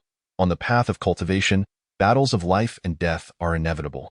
That disciple named Song Nan, I have never heard of him, so it stands to reason that his cultivation is lacking. It's a perfect opportunity for Guanghui to refine his skills, Lei Gang asserted. No, it's too dangerous. You must go and stop Guanghui from entering the life and death arena immediately, the woman exclaimed angrily. Listen to me, Lei Gang countered. Guanghui has already learned the low-grade Xin-level mind technique. Reaching the 9th layer of the postnatal realm, along with a supreme yellow-grade sword technique and sword, he cannot possibly lose to someone named Song Nan. If anything happens to Guanghui, I will hold you accountable. The woman threatened, her anger unabated. Seeing Lei Gang's reluctance to act, she added, if you refuse to go, I will seek out my father and ask him to intervene. Enough, Lei Gang shouted. I will go, with a resigned sigh. He left the enforcement hall, hastening toward the life and death arena. That moment, The life and death arena was already packed with spectators, all eyes fixed on Song Nan and Lei Guanghui. The atmosphere was silent, imbued with a sense of impending storm. An elder responsible for the affairs of the life and death arena approached Song Nan and Lei Guanghui with the life and death contract. If you are both certain, then please sign. Lei Guanghui eagerly inscribed his name. Casting a provocative glance at Song Nan, Song Nan smirked disdainfully, also signing his name, silently vowing, after dealing with Lei Guanghui, I will return home to tend to my parents' ailments. The elder announced, the life and death contract is signed. You may ascend the arena. The crowd erupted in joyous cheers, their shouts and applause resonating as if they could lift the heavens themselves, creating an atmosphere of fervent excitement. Lei Gang had finally arrived at the life and death arena. As he approached the entrance, he noticed Song Nan and Lei Guanghui already striding towards the stage. Had he arrived too late? He understood that only by signing the death contract could Lei Guanghui and Song Nan ascend the life and death stage. Being late was inconsequential, Lei Gang mused. With Guanghui's strength, he would undoubtedly defeat that Song Nan. In his view, Song Nan, a mere trash disciple of whom he had never even heard, could not possibly be a match for his son. Even if Guanghui were to falter against Song Nan, he could intervene to prevent it. Chapter 12. A breath of wind with an air of indifference, Lei Gang regarded Song Nan with utter disdain. He positioned himself at the entrance of the passage, confidently watching as Lei Guanghui stepped onto the stage. Not only he, but the surrounding disciples also believed that the inevitable loser would be Song Nan. Upon stepping onto the stage, Song Nan heard Lei Guanghui's boisterous laughter. After his mirth, Lei Guanghui unsheathed the sword from his left hand with a clang, pointing it menacingly at Song Nan, proclaiming, Your time of death has arrived. Unfazed, Song Nan replied coolly, I fear it will be you who meets your end. Humph. Let us see how long you can maintain that bravado, Lei Guanghui thought, as he unleashed his mental pressure, dark clouds of energy pressing down upon Song Nan. With a foundation of a low-grade Shin-level mental technique, he was at the 9th level of the postnatal realm. Song Nan revealed Lei Guanghui's confidence. Lei Guanghui beamed with pride. Indeed, this past month, I have elevated my cultivation to the 9th level of the postnatal realm, while you, having spent a month mining in the quarry, had no time to train. How could you possibly contend with me?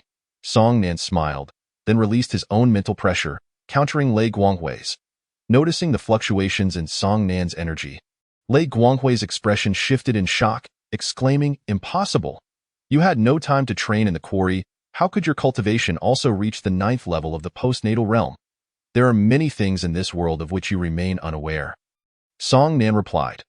Understanding that Lei Guanghui was merely at the postnatal realm, Song Nan suppressed his own cultivation to the 9th level of that realm, knowing that with the low-grade Shin-level clear wind sword technique, he could easily defeat him without revealing his innate realm cultivation. In a moment, the onlookers were taken aback, gazing at Song Nan, astonished that his cultivation was on par with Lei Guanghui's. Lei Gang furrowed his brow slightly.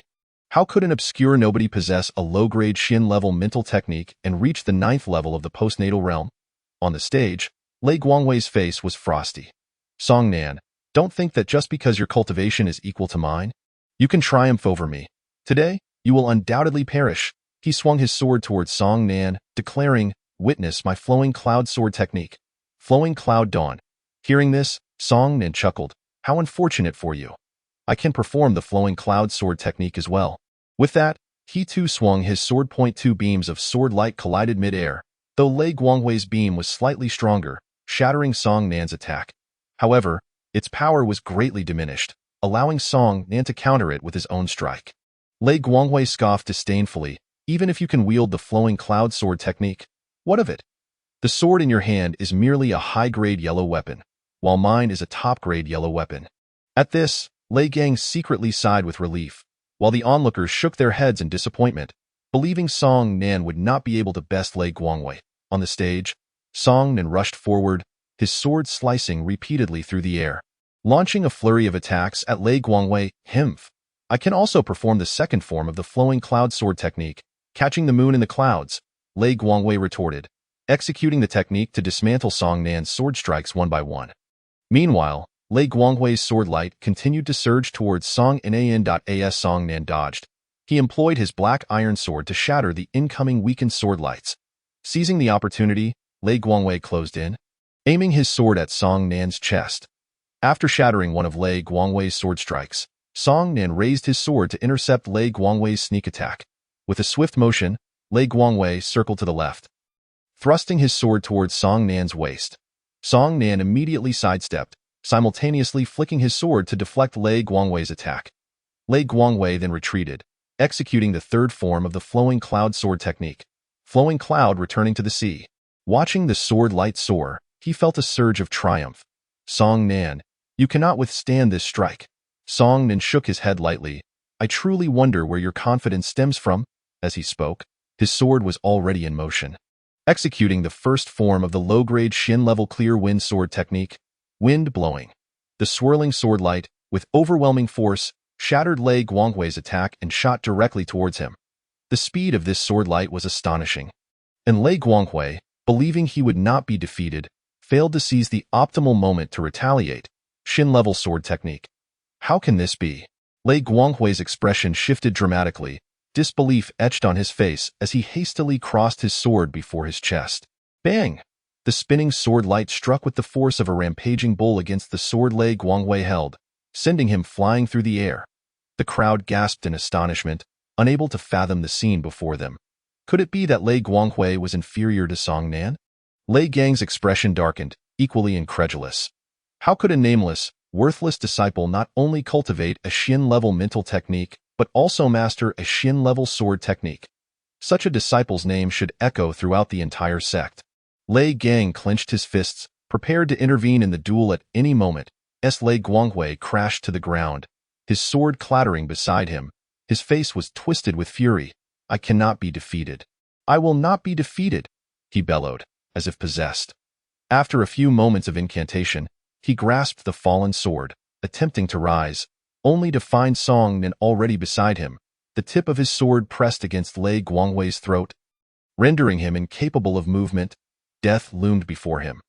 Lei Guangwei could no longer suppress his fear, his body trembling slightly, yet his eyes remained fierce as they fixated on Song Nan, filled with a desire to kill. Die? Song Nan whispered softly, and his sword plunged forward. Stop! Lei Gang shouted urgently, a swift motion of his hand unleashing a brilliant beam of light that shot forth like an arrow. Song Nan's sword had already been raised and was descending, but midway, it was intercepted by the rapidly approaching light. Song Nan's expression changed as he tightened his grip on the black iron sword. 8th level of the innate realm. Feeling the energy fluctuations of the light, Song Nan glanced down to see Lei Gang at the passage, having just intervened. The crowd also turned their attention to Lei Gang, recognizing the presence of the law enforcement hall's master. They stood in unison, respectfully exclaiming, "Greetings, Hall Master." Lei Gang ignored them, fixing his gaze upon Song Nan. Understanding that even if he unleashed the first level of the innate realm, he could not withstand Lei Gang's attack, Song Nan relinquished his grip, allowing the black iron sword to be knocked away. Seeing this, Lei Gang finally exhaled in relief. This exchange between fellow disciples can come to an end. Song Nan, you performed admirably. I shall reward you with a mid-grade yellow-level martial technique. A mid-grade yellow-level martial technique? Who cares? Song Nan scoffed internally. The surrounding spectators fell silent, realizing that the life-and-death duel had concluded. With Lei Gang's intervention, who would dare to kill Lei Guangwei? Who could defy the orders of the law enforcement hall's master? Those who had been bullied by Lei Guangwei could only shake their heads in sorrow. In the Xinqing sect, Lei Guangwei was an untouchable figure. Even on the life-and-death stage, even in defeat, what could it matter? With a mere word from Lei Gang, he could disregard the sect's rules, intervening to alter the outcome of the life-and-death duel. Such injustice was something the masses could only swallow in silence. This was the power of those in authority. Rules were always meant to constrain the ordinary. Lei Guangwei stood, wiping the blood from the corner of his mouth, laughing maniacally. Ha, ha, ha, ha. His raucous laughter only served to deepen the fear and trepidation felt by those around him. After his fit of laughter, Lei Guangwei turned his gaze to Song Nan, sneering, I may have lost, but so what? My father is the master of the law enforcement hall. My grandfather is the third-ranking elder. On the life-and-death stage, only I can kill others. No one can kill me, not even you, Song Nan. Song Nan's eyes grew icy, his expression darkening as he remained silent, fixated on Lei Guanghui. Lei Guanghui smirked disdainfully. I want to let you off easy. Last time, you mentioned you have parents, right? I will hunt them down and kill them all. I'll bring their heads back for you to see. Ha! You can only watch? Because you wouldn't dare to kill me. In the Xinqing sect, no one can kill Lei Guanghui. At this, Song Nan's eyes widened in fury, his voice a snarl, die for me. His right hand curled into a fist. The innate realm's energy surging forth as the black iron sword was drawn to him. With a single swing, he declared, a breath of wind. Chapter 13. The ethereal body, a wisp of wind. The second form of the low-grade Xin-level clear wind sword technique, Song Nan, consumed by fury, unleashed his full might. Under the influence of his innate realm cultivation, the black iron sword erupted with a terrifying wave. Its sword light resembling the very arrival of death itself, racing towards Lei Guanghui. This unexpected turn of events left the onlookers utterly astonished. Song Nan's cultivation had astonishingly reached the innate realm. He truly dared to kill Lei Guanghui.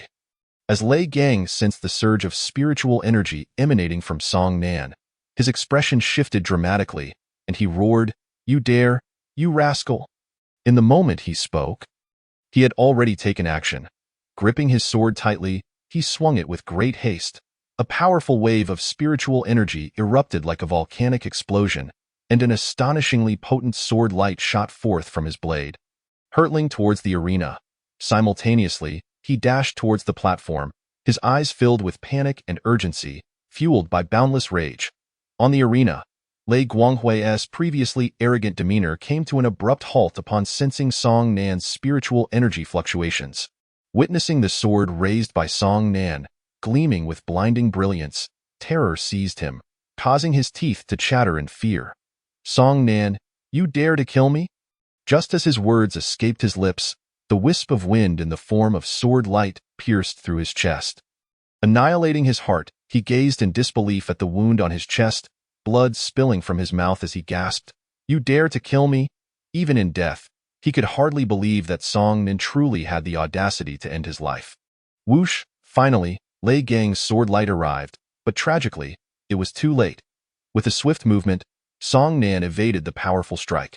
Lei Guanghui's lifeless body began to topple, destined to crash to the ground, but Lei Gang appeared just in time to catch him.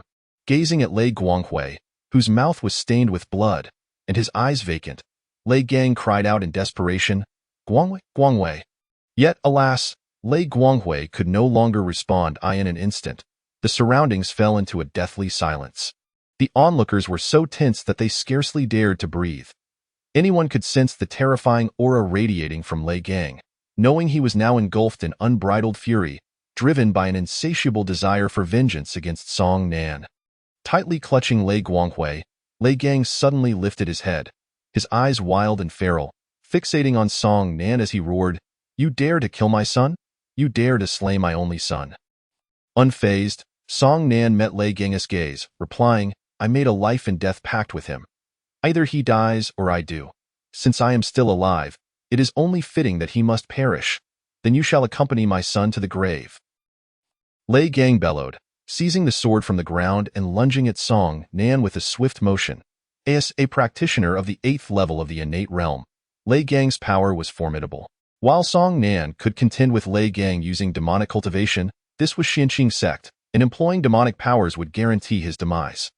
Thus, when Lei Gang's sword struck, Song Nan could only defend himself with Xin-level techniques. Bang! Song Nan was sent flying, crashing out of the arena and landing on the ground. The spectators could not suppress their sighs. Having killed Lei Guanghui, Song Nan was bound to face Lei Gang's wrath. However, it was evident that Song Nan lacked the capacity to withstand Lei Gang's fury. Fear lingered that today would herald Song Nan's demise, a sacrifice to accompany Lei Guanghui. Just as Song Nan rose from the ground, Lei Gang was already upon him, his sword aimed at Song Nan's chest, targeting his heart. It seemed that whatever method Song Nan had used to kill Lei Guanghui, Lei Gang intended to replicate to end Song Nan's life. Song Nan retreated swiftly, but Lei Gang, sword in hand, charged directly towards Song Nan's heart, shouting, "Die for me!" With a furious roar, Lei Gang's internal spiritual energy erupted, propelling his speed to new heights as he closed in. thrusting his sword into Song Nan's heart. The onlookers gasped in astonishment at this scene. Song Nan's death seemed well within everyone's expectations. After all, there was no way Lei Gang would let Song Nan escape. And thus, it was certain that Song Nan would meet his end today. However, Lei Gang's brows suddenly furrowed. Although his sword had pierced Song Nan's heart, not a single drop of blood flowed forth. At that moment, the surrounding spectators gasped in shock, witnessing another Song Nan unexpectedly materialize from behind Lei Gang. He is not dead. Song Nan is alive. Many were so astonished that they stood up involuntarily from their seats. Just then, Song Nan's sword was already aimed at Lei Gang. Sensing the imminent danger from behind, Lei Gang quickly withdrew his sword to counter, only to realize that the Song Nan he had just struck was a mere illusion. This revelation ignited a profound rage within Lei Gang, as he comprehended that Song Nan must have mastered an extraordinary technique. In that fleeting moment, when Lei Gang's speed had surged, Song Nan had sensed the peril and activated the ethereal body. The ethereal body, a skill derived from the Wu Zong realm, specifically from the ethereal ghost leopard, allowed Song Nan to create a false image while his true self vanished into the void, rendering him invisible. Both the true body and the illusion could only persist for a brief moment. As Song Nan's cultivation level increased, the duration for which the ethereal body could be maintained would also extend. Clang! Song Nan's surprise attack was thwarted by Lei Gang. Perceiving the diminishing spiritual energy emanating from Song Nan, Lei Gang sneered, "Your technique may be impressive, but I wonder how many more times you can employ it." Song Nan, his face grave, did not respond but instead launched a rapid assault on Lei Gang. Lei Gang was correct. Song Nan had expended nearly half his spiritual energy with the previous use of the ethereal body. Naturally, the higher his cultivation, the lesser the energy consumption would be. After all, Song Nan was currently only at the innate realm, while the ethereal body belonged to the Wu Zong realm, making it impossible for those at the acquired realm to utilize it. Clang! Clang! The two engaged in a fierce battle, their swords clashing continuously. Bang! Once more, Song Nan was struck away by Lei Gang. Seizing the opportunity, Lei Gang surged forward, intent on delivering a fatal blow to Song Nan. Song Nan furrowed his brows tightly. His internal spiritual energy had been drained too much, leaving him unable to invoke the ethereal body again. Was he truly forced to resort to demonic powers? Death!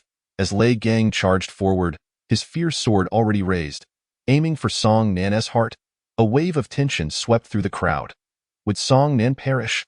This was a thought that involuntarily crossed everyone's mind. In that critical moment, a figure suddenly descended between Song Nan and Lei Gang, catching Lei Gang's thrust with two bony fingers. Chapter 14. Senior Brother Song. Upon seeing the newcomer, Lei Gang could not help but frown. Second Elder. This second elder had always been at odds with his father, the third elder. Greetings, second elder. Song Nan and the others bowed respectfully. The second elder nodded, addressing Lei Gang. You have violated the rules, but considering the loss of your son, I shall overlook this infraction. Let this matter rest. In truth, even if he did apprehend Lei Gang, it would be of little consequence. As soon as Lei Gang's father intervened, Lei Gang would be in no danger. The second elder had sensed the spiritual pressure from the Huanglian Jew and hurried over, remaining concealed until Song Nan could no longer withstand Lei Gang's assault, at which point he revealed himself. Hearing the second elder's words, Lei Gang's eyes widened in fury. The second elder calmly asserted, in the life and death arena, even the sect master cannot intervene. Lei Hall Master, do you understand the consequences? At this, Lei Gang clenched his fists, inhaled deeply, shot a furious glance at Song Nan, and then turned to leave, his face a mask of wrath. Song Nan approached, bowing once more. Thank you, Elder. The second elder waved his hand dismissively. You are quite bold, daring to kill Lei Guangwei. Lei Guangwei was too overbearing. I was left with no choice, Song Nan replied. The second elder cautioned, having killed Lei Guangwei, neither Lei Gang nor the third elder will let you off easily. Be vigilant. However, the third elder will not return to the sect for some time. And while Lei Gang oversees the law enforcement hall, you need not worry too much. I will secretly assist in restraining him. Thank you, second elder. Song Nan expressed his gratitude, though a question lingered in his mind. Why was the second elder so favorable towards him? The second elder smiled and nodded, then turned to the surrounding spectators. Disperse, all of you. Yes, second elder.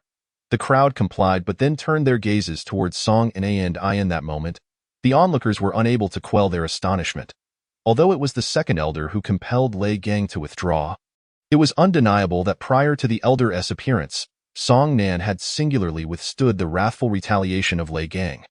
They recognized that Song Nan had become a figure worthy of their respect. With all the innate realm disciples of the Xinqing sect having journeyed to the Xinmin Tower, Song Nan currently stood as the sole innate realm disciple within the sect, his power comparable to that of the sect stewards. As Song Nan stepped out of the life and death arena, the crowd before him parted willingly, their expressions filled with reverence. He advanced step by step, as those surrounding him squeezed to the sides, creating a pathway wide enough for a single person to pass through.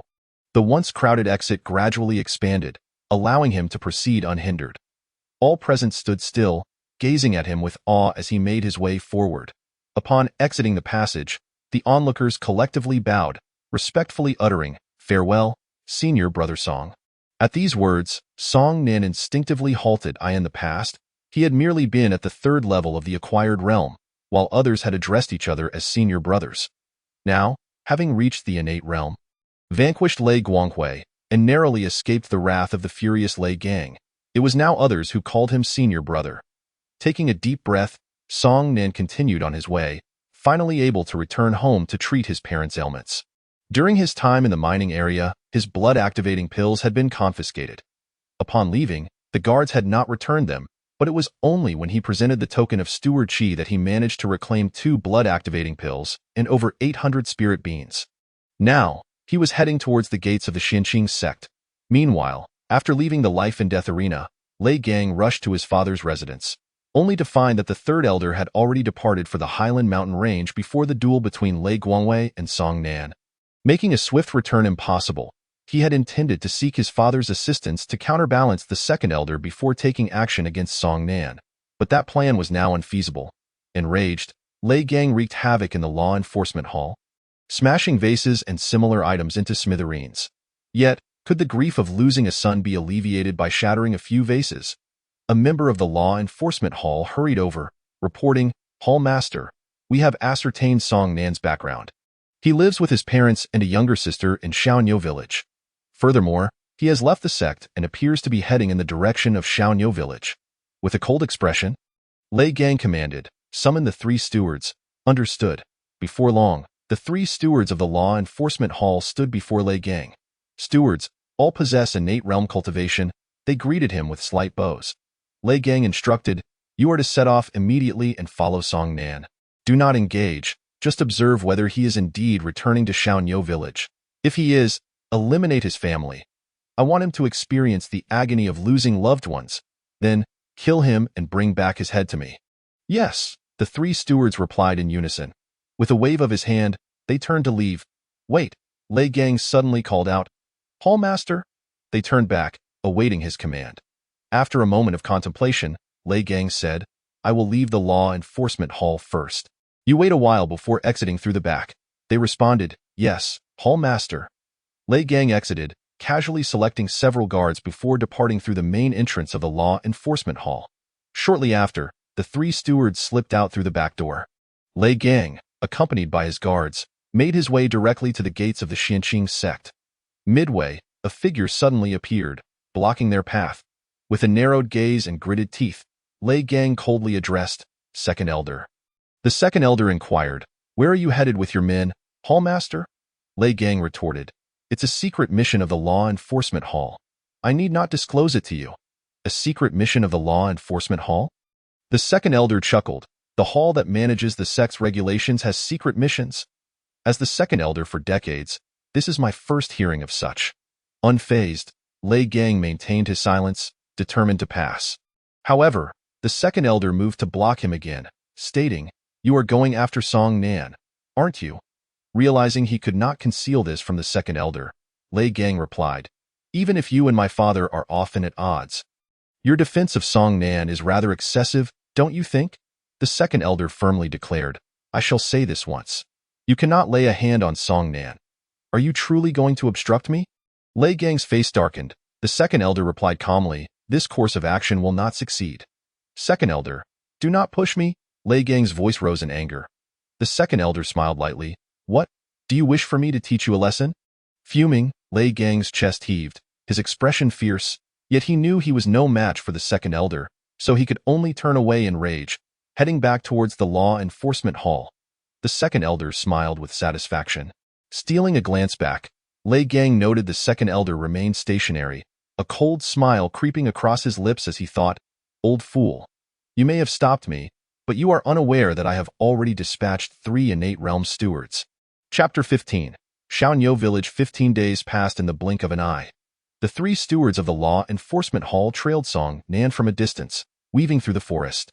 Nestled among the mountains was a small village with only a few dozen inhabitants, known as Shaonyo Village. As Song Nan approached the familiar scenery, his heart brimmed with joy, and he found his pace quickening without realizing it. Having lived here since childhood, he had no recollection of events prior to the age of 10, not even the memories of living with his family. His younger sister was a prodigy, learning everything faster than he could. He had once urged her to join the Xinqing sect, but she had always refused, and in her eyes, there seemed to be a disdain for the sect. Song Nan dismissed the notion as a misinterpretation. At this moment, he had reached the entrance of Shaonyo Village, heading home. Meanwhile, the 3 stewards, who had been following him closely, suddenly made a strange turn and entered a patch of woods there. They began to pace in place, their gazes becoming vacant. Yet, in their minds, they were convinced they were still closely tailing Song Nan as he entered Shaonyo Village. In Shaonyo Village, Song Nan's home was but a humble earthen house, its doors and windows worn and decrepit, creaking ominously in the wind. Yet, this home was warm and inviting. However, it now bore the weight of sorrow. The wooden door was kicked open with a resounding crash. 5 young men barged in, their expressions arrogant as they scanned the room with disdain. An old man lay on a bed, while a blind old woman sat in a chair beside it. A girl in her teens glared at them in fury. Yet, the old man and woman remained eerily calm, their bodies unmoving, as if they were lifeless. The leader of the young men boomed, "Have you come to a decision? Will you hand over your land or not?" With her ponytail swaying, the spirited Song Chi retorted defiantly, "No, we will not give it." "Humph." The young man scoffed, "Today, you will give it, whether you like it or not." Song Chi shot him a fierce look. "Gu Yongkai, once my brother returns, you will all regret it." "Your brother? That good for nothing." Gu Yongkai replied, "Doesn't everyone have a good brother? My brother has been back from the Xinqing sect for 3 months now. You must know that, right? Besides, what can your brother do? He is no match for mine. My brother said he could knock your brother down with one hand." Song Chi was incensed, shouting, "Lies! You are lying. My brother is the strongest in the world."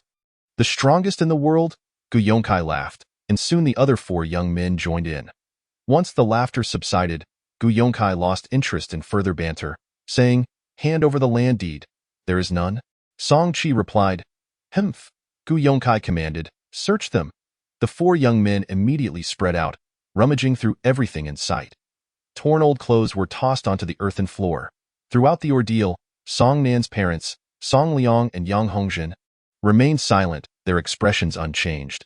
Having searched through all available items, Gu Yongkai and his companions found nothing, leaving them perplexed about the whereabouts of the land deed. Suddenly, Gu Yongcai's eyes lit up, a sly grin forming as he focused on Song Chi. "The land deed must be hidden on you. If you do not produce it, I will have to search you personally." As he spoke, he walked over with a chuckle. Song Chi wore a frosty expression, continually retreating. Yet suddenly, Song Chi halted, revealing a smile. In the next moment, a figure rushed forward, standing before Song Chi, glaring at Gu Yongkai and his companions, and barked with a face full of frost.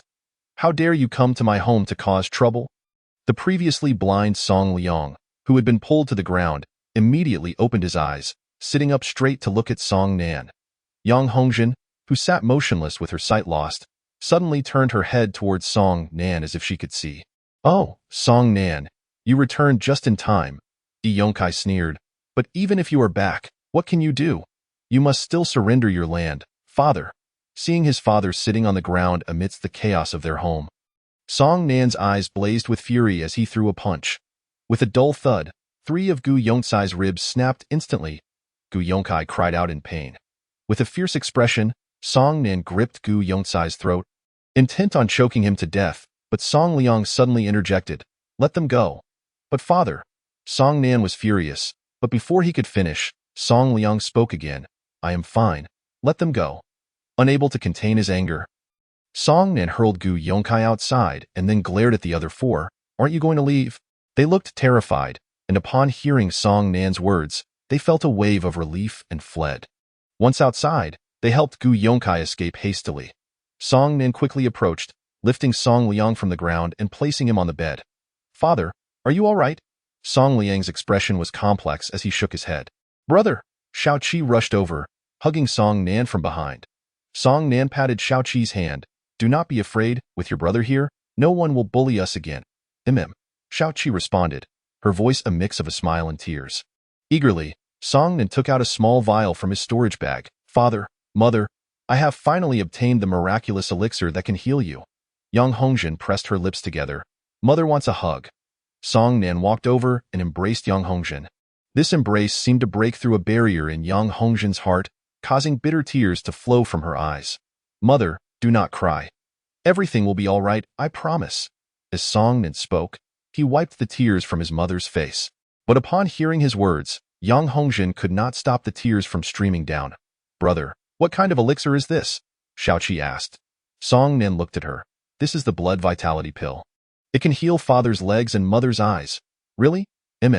Song Nan affirmed, and then carefully poured out the pills from the vial.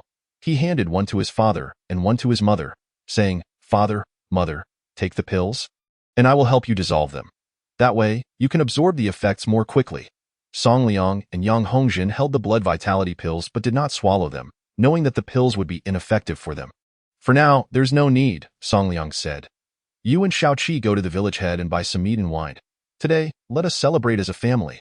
Song Nan also wanted to buy some meat and wine. So he and Xiao Qi left the house to make their purchases. Shortly after leaving, Yang Hongjin could no longer hold back, and tears streamed down her face like a flood. This was always bound to happen. "You should have been prepared," Song Liang sighed. Yang Hongjin cried and choked out, "How can you expect me to prepare? How can I prepare?" From the moment Nanner was born, he faced great calamity, sleeping for 10 years. And when he awoke, I could no longer see him. In 18 years, as a mother, Yang Hongjin had never seen her son face to face. When she was not blind, Song Nan was in a deep slumber. And when he finally awoke, she had lost her sight. This was unbearably cruel for a mother. Sigh, Song Liang sighed heavily. Yang Hongjin continued to choke back her tears now that Nanner is cultivating both yin and yang energies. If his spiritual power enters our bodies, we will undoubtedly sense the seals within us. If that happens, all our efforts over the years will be in vain. Indeed, Nanner has now achieved dual cultivation. Just as predicted by Kixingxi back in the day, Song Liang lamented once more. Suddenly, a voice echoed, "Holding the turtle shell and the heavenly book, I gaze at the stars to find the path." Song Liang and Yang Hongjin's eyes widened in shock as they turned towards the door. They saw an elderly man in a white robe slowly entering, intricately embroidered with star charts, each star seemingly glowing faintly, as if truly gathering starlight from the heavens. The old man's hair was white, resembling frost and snow of winter, yet his eyes sparkled brightly, as if they could see into one's heart. He exuded an ethereal aura, akin to an enlightened sage, though he did not appear particularly formidable. He was one of the most renowned powerhouses across the continent, known as Kixingxi. "I have the honor of meeting you, esteemed elder," Song Liang said respectfully, bowing his head while seated.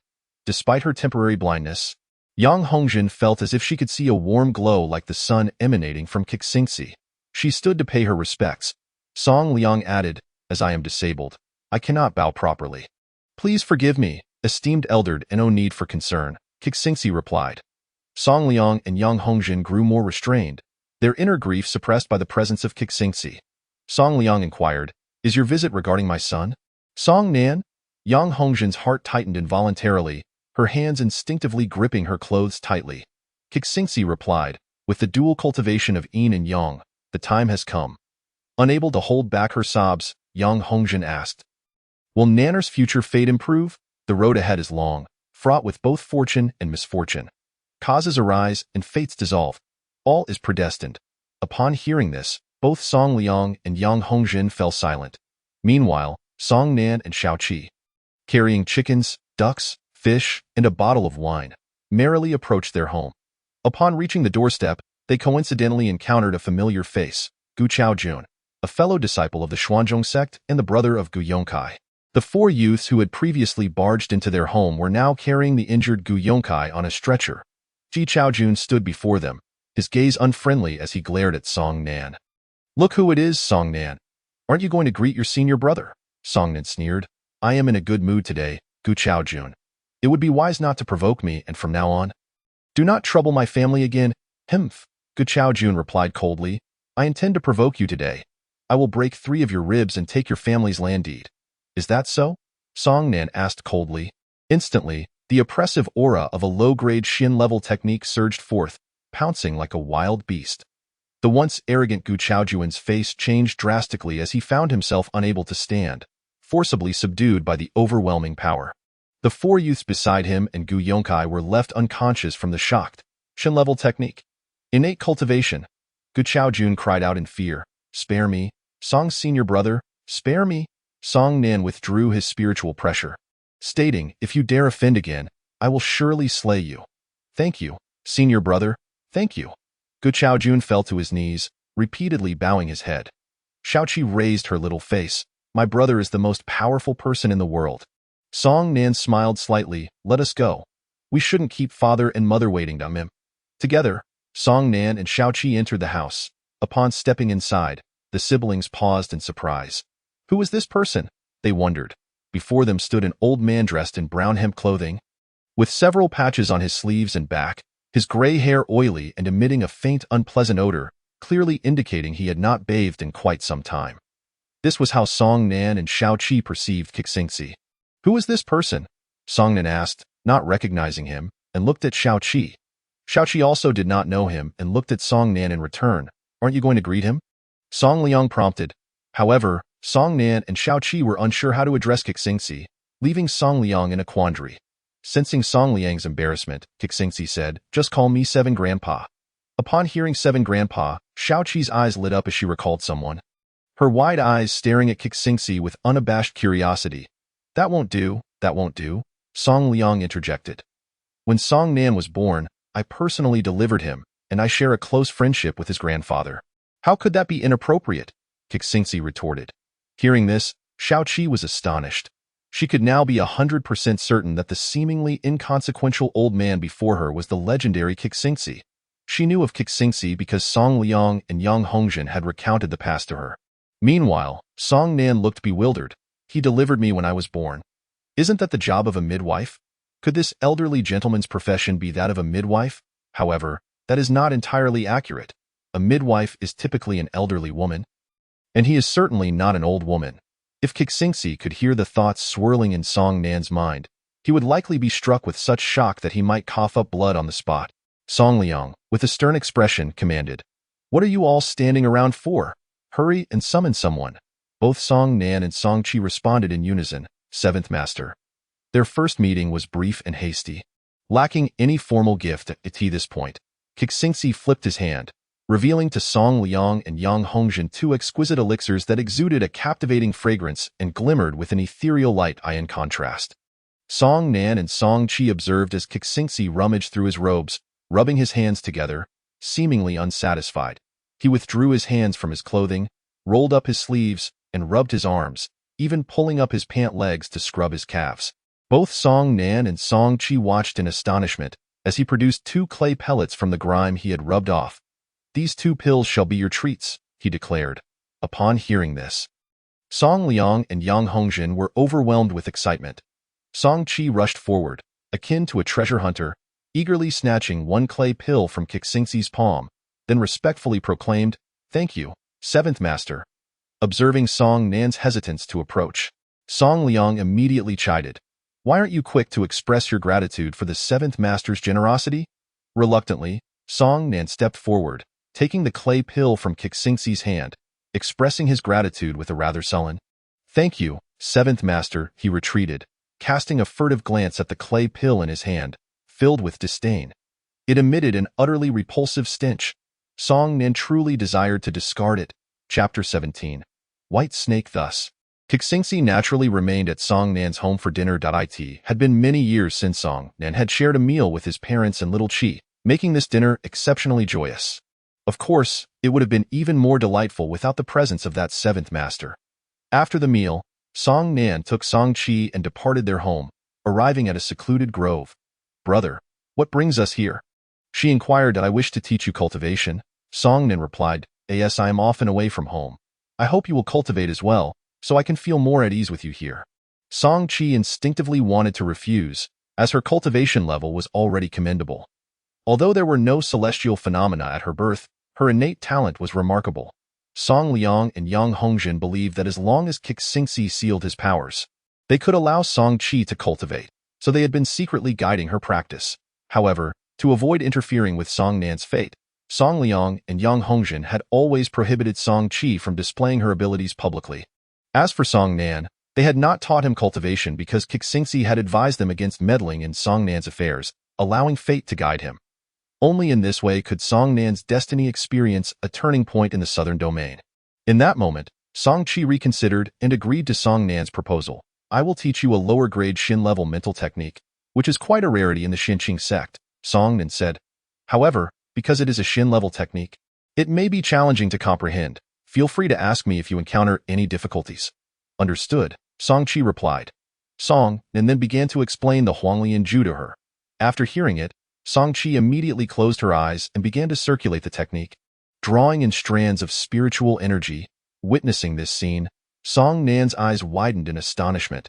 Had she truly grasped it so quickly? "Little Chi, your talent and comprehension are extraordinary," he exclaimed in response. Song Chi, eyes still closed, mused to herself. "If only you had not encountered such calamity back then, brother, your talent and comprehension would surely be unparalleled, and you would have been renowned across the world by now." After imparting the mental technique to Song Chi, Song Nan proceeded to teach her the Qingfeng sword technique. The first move of the Qingfeng sword technique, wind blows, was something Song Nan had painstakingly practiced in the 17th mine. After listening to his explanation, Song Chi effortlessly executed the move. Observing the swirling sword light, Song Nan nearly dropped his jaw in disbelief. How could there be such a vast disparity between siblings born of the same parents? But Song Nan felt a swell of joy. It was indeed a good thing for his sister to possess superior talent and comprehension. "Brother, is there anything else you wish to teach me?" Song Chi inquired. Looking into her sparkling eyes, Song Nan felt a mix of helplessness and affection, then replied, "You may return for now. I wish to cultivate alone for a while." After Song Chi departed, Song Nan began to practice the Eagle Demon Claw. This technique, a mid-grade Shin-level skill, comprised 3 moves and was obtained from a martial sovereign corpse he had devoured in the 17th mine. With his eyes closed, Song Nan silently recited the Eagle Demon Claw before assuming the stance to unleash it. Not far from Song Nan, a small white snake, adorned with white scales, slithered nearby. This snake was rather small, only the length of an arm, and it flicked its forked tongue, capturing a scent that intoxicated its senses.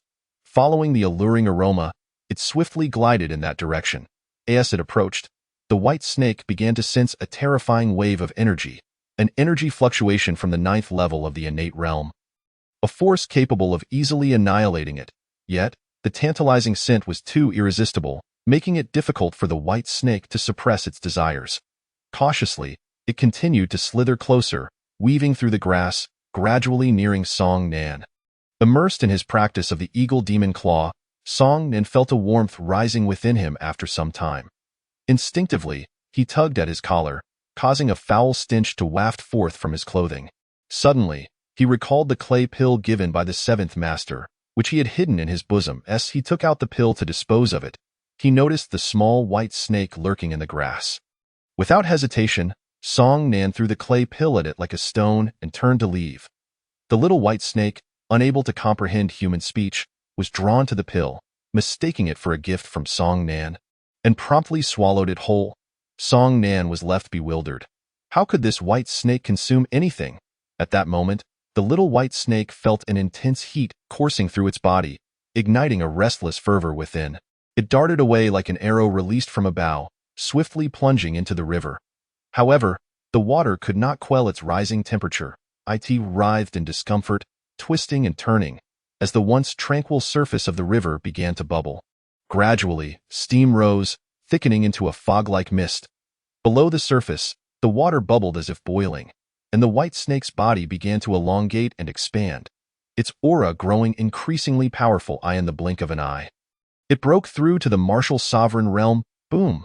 The river erupted, sending a column of water soaring into the sky like a dragon emerging from the sea.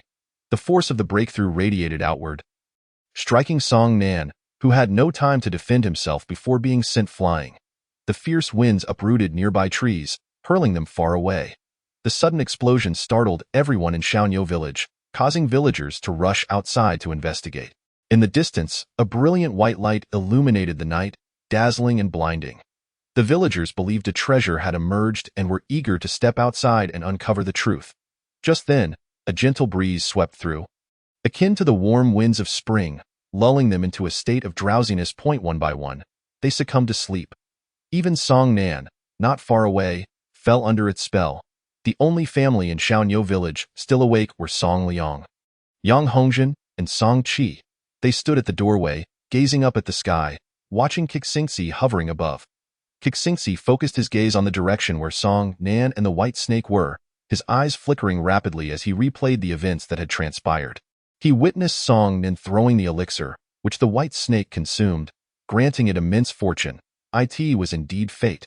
With a blink, the rapidly flashing images in his eyes vanished. Then, with a thought, he enveloped the location of the white snake in an overwhelming force, ensuring that the fluctuations of its breakthrough would not escape undetected.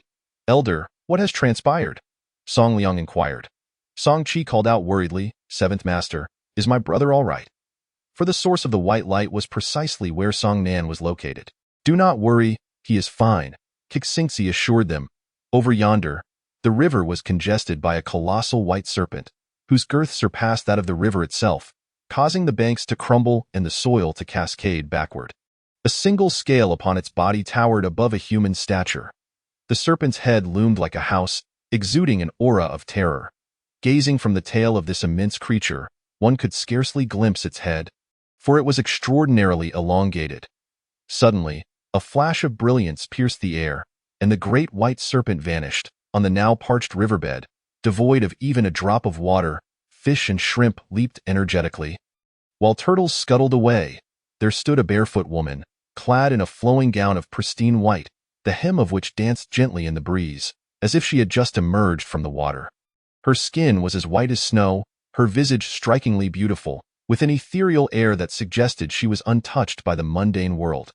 Adorning her ankles was a delicate silver serpent-shaped ornament that emitted a soft sound with her every step. "Benefactor," she said, taking a step forward to approach Song Nan. Yet, as she reached to assist him, a wave of terrifying power enveloped her, chilling her to the bone and rendering her body rigid. She gazed in horror at the elderly figure with white hair who had suddenly appeared before her. Chapter 18, by Sue Beast. "How dare you seize the opportunity meant for Song Nan?" The stern voice of Qi Xingzi thundered. The white serpent appeared to struggle, its eyes conveying a multitude of unspoken words. In the next moment, the binding force upon her dissipated, and she hastily knelt, pleading, "Please, esteemed elder, discern my intentions. I have not sought to usurp anything from the benefactor. It was he who cast the elixir to me." "Imph! Do you think I would believe your words?" Qi Xingzi retorted coldly. "You were but a small white serpent from Qitu Mountain. How is it you find yourself in the Yunhe region? Speak. Are you being manipulated by someone?" His reprimand nearly shattered the small white serpent's heart. Anxious and bewildered, she could not fathom how to explain herself. She understood that any resistance against such a formidable being would lead to her demise. "Esteemed elder, if you can discern my origins, you must also know that my family has encountered calamity. Upon awakening, I found myself in this place. I truly did not seize anything from the benefactor. If you do not believe me, I have no words to offer. You may do with me as you will. Kill you? Would that not be giving you an easy end?" Qi Xingzi replied. "Instead, I shall punish you to serve as a maid beside Song Nan. Are you willing?" Upon hearing this, the small white serpent could not suppress her joy and immediately bowed deeply, exclaiming, "Thank you, esteemed elder. This opportunity is a blessing from the benefactor. Even if you did not say so, I would repay him." Qi Xingzi smiled slightly, and the pervasive chill of indifference around him melted away like winter snow under the warmth of spring sunshine. He then gestured, and the small white serpent was suddenly lifted into the air. A wisp of her soul and a glimmering drop of blood emerged from her forehead, intertwining in the air before descending into Song Nan's brow, vanishing from sight. Unconscious, Song Nan suddenly found himself dreaming. In his dream, there appeared a woman of unparalleled beauty who declared her intent to serve him as a maid, urging him to wait for her return, as she needed to attend to matters at home before seeking him out again. "What is your name?" he inquired. "I am called Bai Su," she replied. "Bai Su." Startled, Song Nan opened his eyes wide, the blinding sunlight prompting him to instinctively shield his face. He soon realized he was lying on the grass. So it was merely a dream. Rising to his feet, he pondered, "How curious. I have attained the 9th level of innate realm in my cultivation, yet I fainted from overexertion." He had entirely forgotten the events of the previous night regarding Bai Su's breakthrough. The inhabitants of Xiaonyo village also had no recollection of the strange occurrences from the night prior. Having slept here for a night, perhaps Xiaoqi has informed my parents that I was cultivating? Song Nan thought, wishing to spare them from worry as he hurried back home. After a brief while, he entered through the door, calling out, "Father, Mother." Why is no one home? He wondered, searching around. "Father, Mother, Xiaoqi." Yet, there was still no response. Perplexed, he murmured, "Where could they have gone?" Suddenly, a commotion outside caught his attention. Song Nan. Upon hearing his name, he stepped outside to see. "Old Qi, have you seen?" Before he could finish his sentence, his eyes widened in astonishment. The formerly disheveled old Qi had transformed into an extraordinary figure, clad in a resplendent white robe that sparkled like the stars. Qi Xingzi slowly raised his hand, pointing a finger. A beam of light surged into Song Nan's mind, causing him to gradually close his eyes and drift into a realm of memories. It was midday, the sun blazing high, yet upon Song Nan's birth, the entire land was engulfed in a peculiar twilight. Half day and half night in the daytime area, golden lotuses descended from the heavens, while in the nocturnal expanse, black lotuses fell.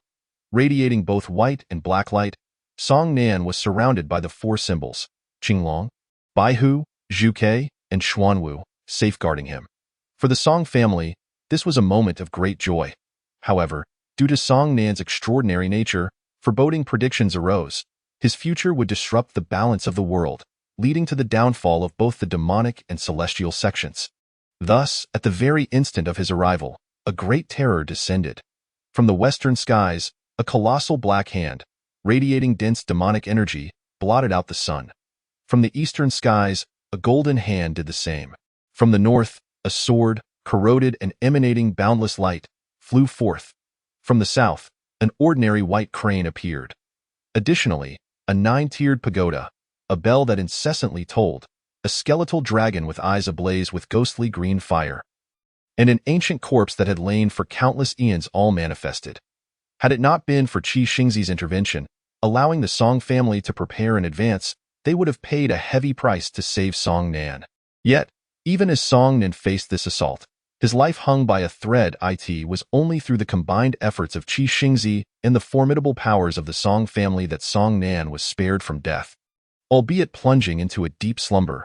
Subsequently, Qi Xingzi manipulated the stars, seeking to discern the fate that awaited Song Nan. He learned that, although Song Nan had evaded the calamity of his birth, his future remained fraught with peril. To alter his fate, he must distance himself from the central plains and journey to a place known as Xiaonyo village in the southern region. Thus, even amidst the chaos of battle, Song Liang and Yang Hongjin, despite their grievous injuries, unhesitatingly carried the unconscious Song Nan to Xiaonyo village, adopting false identities, sealing their powers, and blending in with the ordinary populace to live there. Only in this manner could they evade catastrophe and grant Song Nan a chance at life. Moreover, the southern region would become the turning point of Song Nan's destiny. Though they had sealed their powers, their perceptive abilities far surpassed those of ordinary individuals, allowing them to sense the magical and spiritual energies within Song Nan. For a decade, he remained in slumber, his body growing steadily in the 2nd year of his sleep. Song Liang and Yang Hongjin unexpectedly welcomed the birth of Song Qi. However, due to their self-imposed seal, their injuries deteriorated rapidly, and in a mere 18 years, they appeared akin to individuals in their 60s or 70s. The ailments plaguing Song Liang's legs and Yang Hongzhen's eyes were remnants of old injuries, but to shield Song Nan from the truth, they concocted a fabricated story. This fabrication ultimately led to Song Nan's joining of the Suqing sect, where he encountered the theft of a pearl, thus altering his fate. The memories of that fateful day a decade ago and the battle at his birth flooded back to Song Nan, and upon awakening, tears streamed down his face. "Old Qi, have my family departed?" The day you began cultivating both demonic and celestial paths was the day they left, Qi Xingzi replied. "Child, do not grieve. Their temporary departure is for your benefit. When your cultivation reaches the martial saint realm, you may venture to the central plains to find them." Upon concluding his words, Qi Xingzi flipped his hand, sending a pill soaring through the air. "This is the violent spirit pill. Consuming it will bestow you with the power of the 8th level of the innate realm, aiding you through this tribulation. Future challenges will rest upon your own shoulders." Accepting the pill, Song Nan noticed Qi Xingzi's figure suddenly vanish. Old Qi, what is the Central Plains? How shall I find my mother and the others?" In the boundless sea of humanity, destiny will dictate connections. To achieve sanctity in the Central Plains, the ancient will have departed. Qi Xingzi spoke cryptically. Though Song Nan did not comprehend the elder's words, he still bowed to the sky, declaring, "Thank you, Old Qi." Chapter 19. Song Nan? Brother? Song Nan stood up, turning to gaze at his surroundings, at the bed where his father had always lain, at the chair where his mother had always Saturday memories flooded back, and his eyes brimmed with tears. Blurring his vision as he reminisced, he wiped away his tears and took a deep breath. "First and foremost, I must ascertain the location of the Central Plains. The sect should have a map. I must return to the sect to acquire a map." Resolute, Song Nan stored the violent spirit pill in his storage pouch, suddenly realizing with wide eyes that the pill Old Qi had given him must be an extraordinary treasure. How could he have carelessly discarded it to a small white serpent, allowing it to consume it? Alas, Song Nan was filled with deep regret. Outside of Shaonyo village, after leaving Qi Xingzi, the 3 enforcers from the law enforcement hall regained their senses. With calm expressions, they immediately concealed themselves nearby. During the time their consciousness had been ensnared in an illusion, they had followed Song Nan to Shaonyo village, and upon his departure, they had gone to slay his relatives, only to find the home deserted. Thus, they had retreated to the outskirts of Shaonyo village, awaiting Song Nan's emergence. Consequently, upon awakening, they naturally believed they were poised to ambush Song Nan, unaware that their prior experiences were mere fabrications. Suddenly, they spotted Song Nan approaching and tightened their grips on their weapons. As he drew near, they launched their attack. 2 swords struck simultaneously, one piercing Song Nan's throat, the other impaling his heart, while a blade cleaved through his waist. Yet, in the next instant, this Song Nan vanished. Ahead, another Song Nan materialized, the uncanny technique previously mentioned by the Hall Master. With minimal effort, Song Nan executed his deadly skill. They charged forward. The earlier ambush had caught Song Nan off guard, prompting him to swiftly employ the ethereal shadow technique to evade, granting him clarity about their appearances. His eyes turned cold. Enforcers from the law enforcement hall. The anguish within him found an outlet for release. "Die!" he bellowed, and the oppressive force of the 10,000 demons technique descended upon them like a mountain. Their expressions shifted dramatically, fear etched on their faces. "Song Nan, you are of the demonic sect. 9th layer of the innate realm." All 3 were merely at the 1st layer of the innate realm. With an icy demeanor, Song Nan brandished his sword, annihilating them with ease due to the vast disparity in their cultivation levels. The 3 corpses flew toward him, drawn into the black hole. The soul-eating pearl had already refined the bodies, transforming them into pure demonic energy. Song Nan swiftly entered the forest, channeling the 10,000 demons technique to assimilate that energy. After a while, he thought, "Lei Gang, you truly deserve death for attempting to kill my parents and Shao Qi." Having obtained the memories of the 3 corpses, Song Nan set his gaze toward the direction of Xinqing sect. In the blink of an eye, 15 days had passed. Just as he stepped through the gates of Xinqing sect, news of his arrival quickly reached the law enforcement hall. Lei Gang seethed with rage. What were those 3 doing? How could they fail to kill Song Nan? At that moment, another report came in. Reporting to the hall master, The investigation into the mining area has concluded. This is a confidential letter. During the time the three enforcers had been absent, Lei Gang had been awaiting their news. Meanwhile, rumors circulated from the mining area, linking Song Nan to the disappearance of the enforcers and the steward Chi. Though no direct evidence indicated that Song Nan had slain them, only some corroborative items. With a grim expression, Lei Gang, having read the letter, dismissed the lack of evidence, as long as there is reason. Bring Song Nan and Tai Ta to me at once. Tai Ta, having returned from the mining area, fortuitously missed encountering Song Nan, as he was on his way back to Xinqing sect from Shaonyo village. Upon his return, Tai Ta inquired about the outcome of the duel between Song Nan and Lei Guangwei. The information nearly dropped his jaw. Learning that Song Nan had killed Lei Guangwei filled Tai Ta with great admiration. Previously, Song Nan had gifted him dozens of spirit stones, enabling him to cultivate and elevate his prowess to the 6th layer of the postnatal realm. Now, upon returning to Xinqing sect, he headed to the mission hall to undertake tasks and earn spirit beans. Having completed his task, he was in the process of submitting the completion certificate when he received his reward.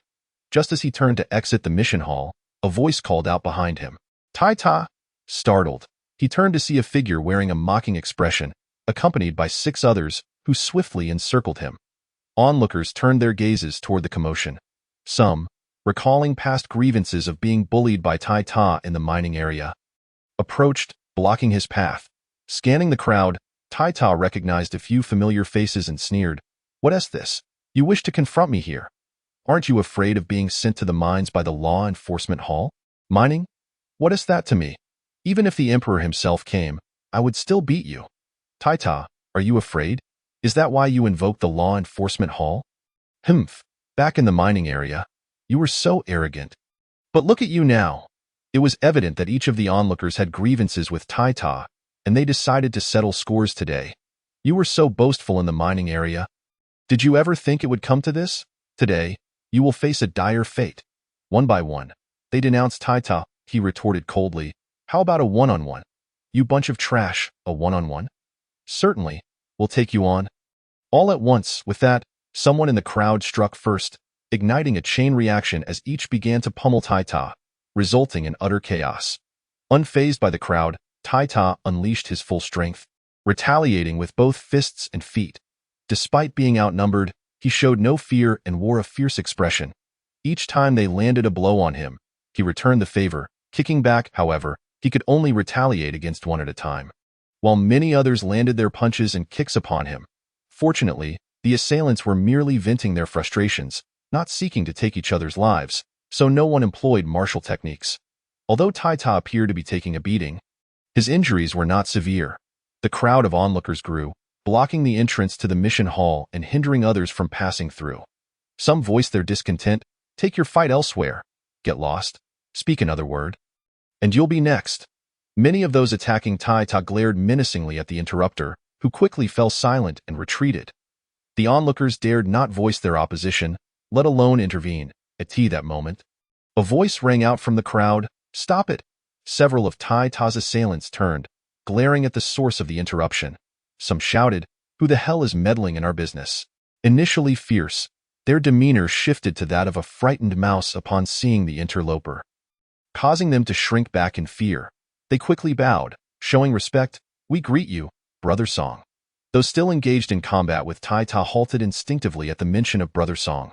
Song Nan? They were taken aback, immediately ceasing their actions and bowing respectfully to Song Nan. Seeing Song Nan, Tai Ta was filled with excitement and rushed over. Brother Song Nan, it's so good to see you. Brother Song Nan? Upon hearing Tai Ta's words, the assailants' expressions shifted dramatically, their hearts gripped by terror. After all, Song Nan was not only a master of the innate realm but also a ruthless individual who dared to kill Lei Guangwei. What to do now?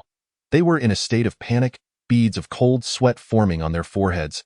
Chapter 20. Awaiting the great punishment. Though over a month had passed, the scene of Song Nan slaying Lei Guangwei lingered in the minds of many. However, what struck the deepest fear in their hearts was Song Nan's prowess in the innate realm, rendering those who had just attacked Tai Ta like misbehaving children, standing with their heads bowed. Song Nan glanced at them before turning his attention to Tai Ta. Are you all right? Tai Ta shook his head. Just a few bruises, nothing serious. What do you plan to do with these people? Song Nin inquired, gesturing toward the crowd. Upon hearing this, the assailants grew tense. Without hesitation, Taita replied, "They came to seek retaliation for me having beaten them in the mining area. It's only natural. Besides, they didn't use lethal force. So how about we let it go?" Song Nan was somewhat surprised by Taita's willingness to overlook the matter so easily. "Then hurry and leave." They quickly bowed, exclaiming, "Thank you, Brother Song." "You should thank Taita," Song Nan stated. They hesitated momentarily before expressing their gratitude to Tai. "I struck you before. Now you've struck me. We're even," Taita declared. Hearing this, the assailants felt a mix of emotions and quietly departed. The onlookers, witnessing the scene, couldn't help but reflect on the transformation. Once, Song Nan had been a meek disciple, easily bullied, but now he had become a respected senior. Song Nan turned to Taita. "How long have you been back?" "Several days," Taita replied. "Did you come to the mission hall to take on a task?" Song Nan shook his head, stating that he was there to purchase a map. "A map?" Taita questioned, bewildered, for it was rare for anyone to seek such an item. At that moment, 5 individuals abruptly arrived, 4 of whom blocked Song Nan and Taita's path. The law enforcement team? Song Nan furrowed his brow slightly. "Take them away." The other 4 members of the law enforcement team immediately sprang into action, attempting to apprehend both Song Nan and Taita. With a swift movement, Song Nan evaded their grasp. Taita, already injured and lacking in prowess, was seized by 2 members of the law enforcement team. "Song Nan, do you dare to resist?" Song Nan frowned, aware that opposing the law enforcement team within the Xinqing sect constituted a grave offense. "Take them away." This time, Song Nan refrained from resisting. He too was curious about the reasons behind the law enforcement hall's decision to capture him and Taita. Moments later, within the law enforcement hall, standing at the center of the grand hall, Taita believed they had been apprehended due to his altercation with those individuals. Thus, he quietly murmured to Song Nan, "I apologize for dragging you into this." Song Nan shook his head, remaining silent. The sound of heavy footsteps echoed ominously. Turning to look, Song Nan saw Lei Gang approach with a grim expression. "Song Nan." Lei Gang's face was filled with malice, as if he wished to flay Song Nan alive. After taking his seat, he fixated on Song Nan with piercing eyes, slamming a wooden block on the table. "Kneel." Taita, frightened by Lei Gang's intimidation, nearly knelt but held back upon seeing Song Nan stand firm. He understood that Song Nan had killed Lei Guangwei, and Lei Gang would not let him off so easily. "Why should we kneel when we have not violated any sect rules?" Song Nan challenged. "You are audacious." A guard beside Lei Gang pointed at Song Nan, barking, "Once you enter the law enforcement hall and see the hall master, regardless of your guilt or innocence, you must kneel." Song Nan replied, "If we were seeking justice against others, it would be only right to kneel. However, we were forcibly brought here. We are not here to lodge complaints, so why should we kneel?" Lei Gang coldly retorted. "Song Nan, you have no say here. Guards!" The surrounding guards shouted in unison. Taita swallowed hard, feeling a wave of fear wash over him. Yet Song Nan stood unafraid, staring defiantly at Lei Gang. "I killed your son. And now you wish to use your power to wrongfully accuse me? Lei Gang, you are merely the hall master of the Xinqing sect. Above you are the elders and the sect master. You shall not succeed in framing me." Lei Gang laughed maniacally, then glared at Song Nan. The 4 individuals in the mine, Qi Zhishi, Feng Zihua, Li Shaojie, and Lin Zibo. "Did you not kill them?" Feng Zihua, Li Shaojie, and Lin Zibo were the very 3 dispatched by Lei Guangwei to deal with Song Nan in the mines. Taita, upon hearing this, looked at Song Nan in disbelief. He was well aware of the mysterious disappearance of Qi Zhishi and, recalling the time Song and had snapped his spirit-binding ring and provided him with spirit stones, he quickly deduced that Qi Zhishi and the others had indeed been killed by Song Nan. Song Nan's expression changed. He had not anticipated that Lei Gang was aware of this matter. Noticing Song Nan's distressed countenance, Lei Gang smirked with satisfaction. "Bring forth the evidence." "Yes, Hall Master," the guard responded and began to lay out all the physical evidence on the table before Lei Gang. Qi Zhishi and the other 4 mysteriously vanished in the mine, yet their belongings were discovered in the 17th mine. According to the mine's records, only you, Song Nan, remained in the 17th mine. Furthermore, upon exiting the mine, You presented Qi Ji Shi's token to the guards to reclaim the 2 revitalizing pills and over 800 spirit beans that had been confiscated from you. Additionally, the spirit binding rings you wore upon leaving the mine did not belong to you, but rather to Feng Zihua and Li Xiaojia. Now I ask you, did you kill them? Song Nan's expression fluctuated. Seeing his silence, Lei Gang sneered, You refuse to speak, do you? Very well. Prepare the tortures. As Lei Gang's words fell, 3 guards armed with instruments of torture emerged from the shadows. Upon seeing the implements, Tai Ta felt his soul leave his body. Trembling as he exclaimed, That is the 10 needles punishment. Each needle piercing a finger doubles the agony. No one has ever endured all 10 needles. That is the ant bed punishment. Once a person lies on the wooden bed, ants hidden within will emerge to feast on their flesh. Such a slow and excruciating torment is unbearable, even for the toughest of bones. And that is the heartfelt wine. Once consumed, no matter what secrets you hold, they will be revealed.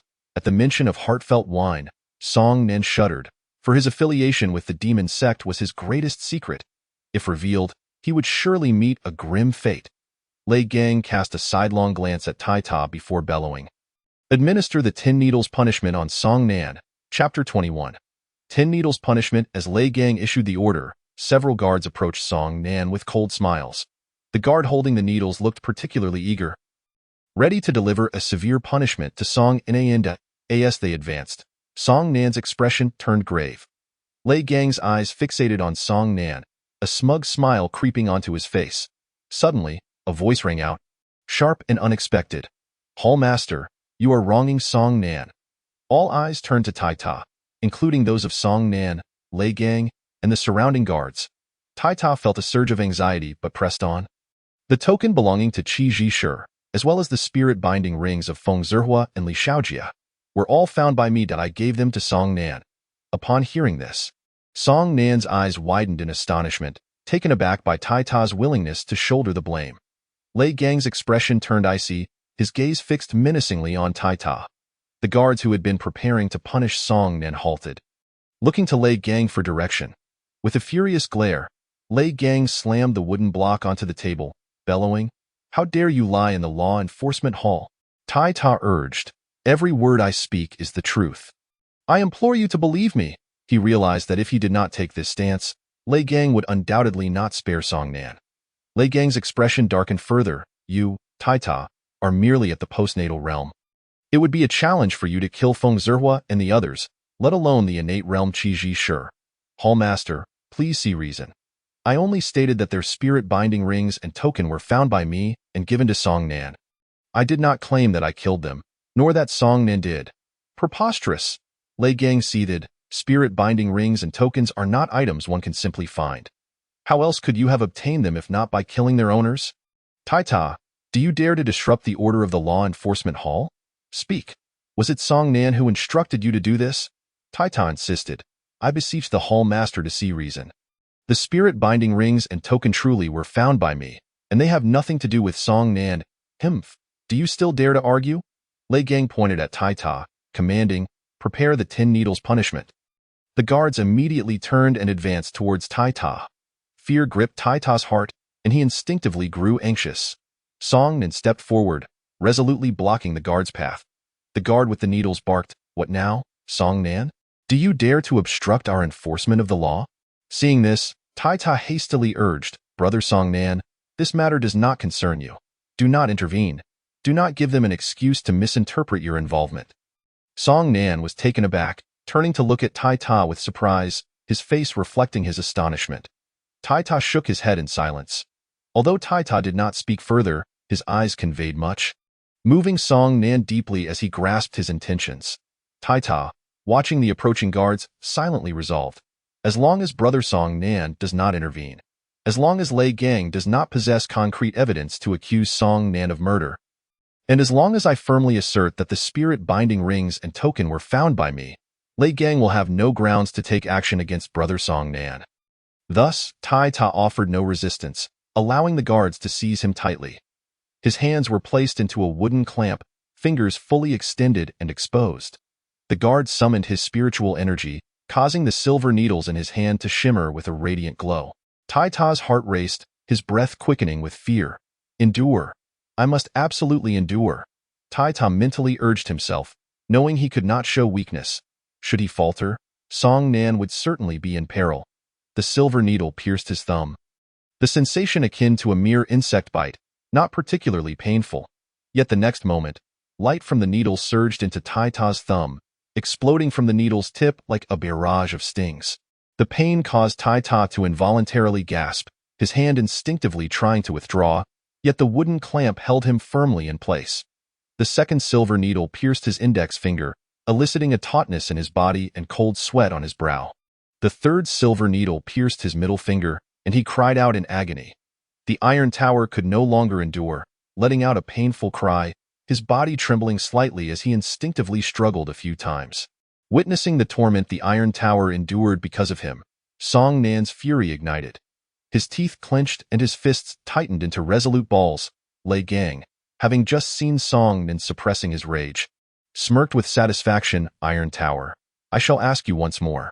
Was it Song Nan who instructed you to speak thus? No, Iron Tower replied weakly, still daring to be obstinate. Lei Gang barked, continue. The guard immediately drew the fourth silver needle and thrust it into Iron Tower's ring finger. Ah! Iron Tower cried out in agony, his body convulsing violently as his left hand jerked, attempting to withdraw from the wooden clamp, but was firmly restrained by the guards on either side.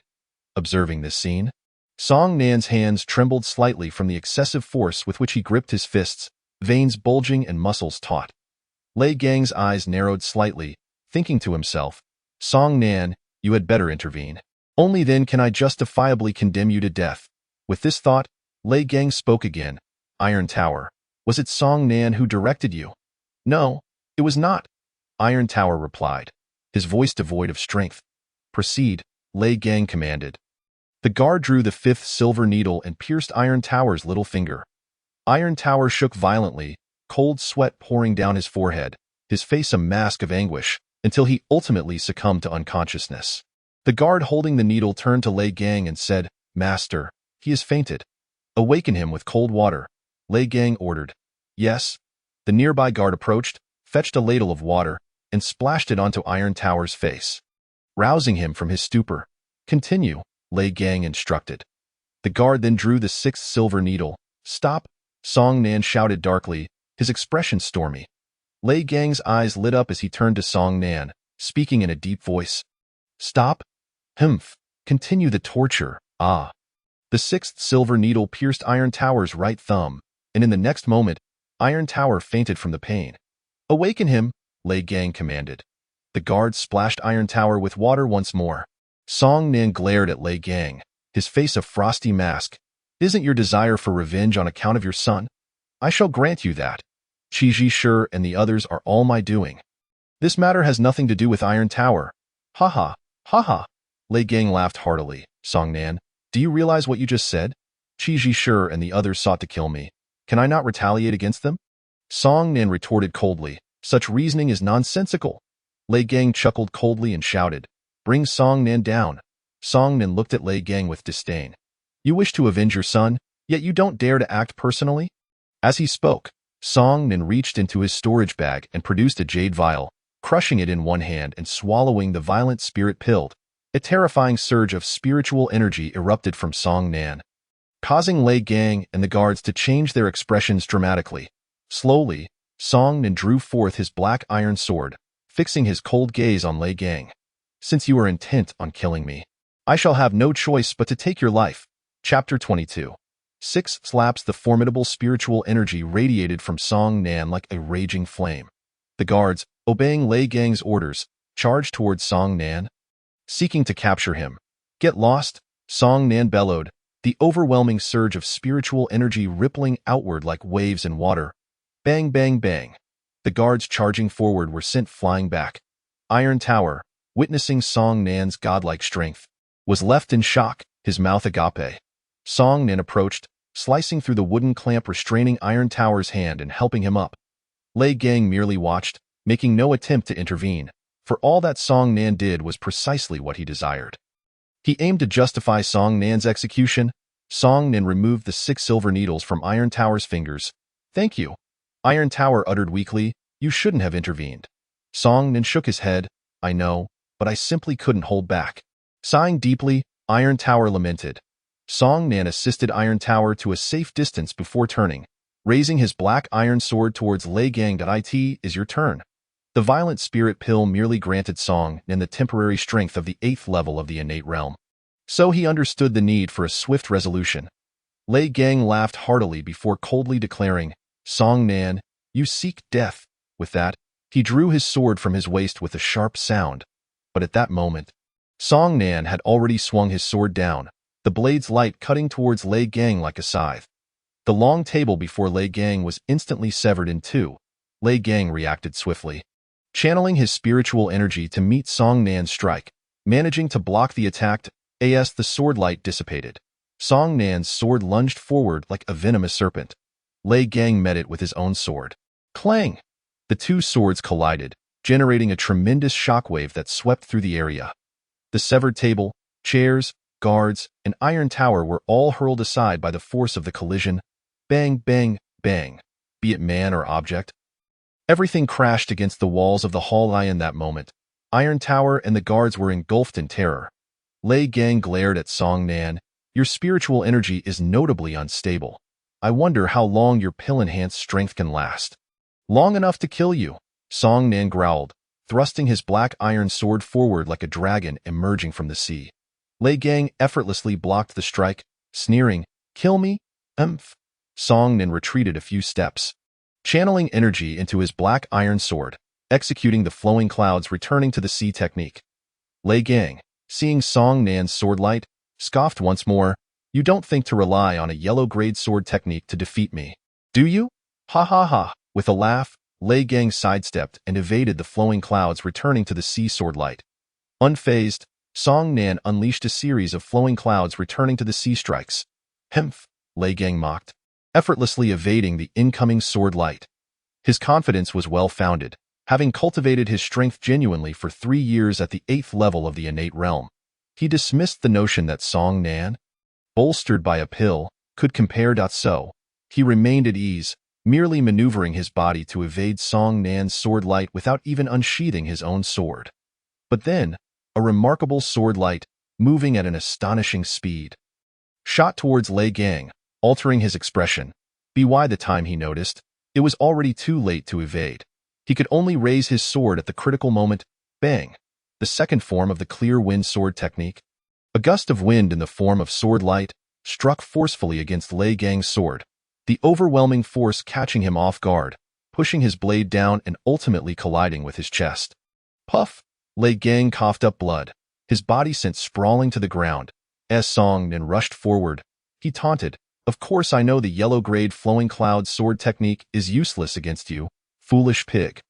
Lei Gang rose, wiping the blood from his lips, his face darkening with rage at Song Nan's insult. The onlookers, including Iron Tower and the guards, were left in disbelief at the sight of Lei Gang being struck down and spitting blood.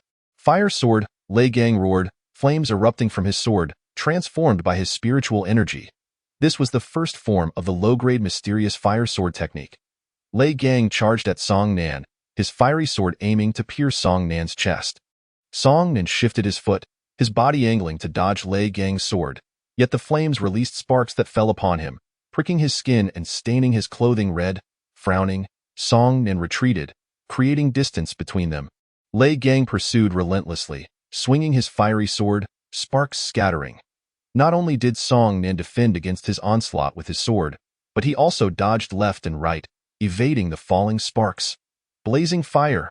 Lei Gang suddenly shouted, the flames from his sword launching forth to form a blazing sword of fire.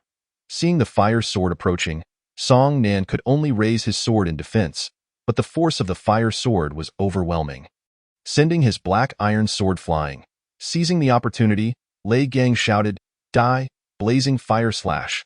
He swung his sword, unleashing a crescent-shaped sword light imbued with raging flames. The blazing fire slash passed through Song Nan's body without inflicting any harm. Lei Gang, recalling Song Nan's previous use of this technique in the life and death arena, made a quick decision to stab his sword backward.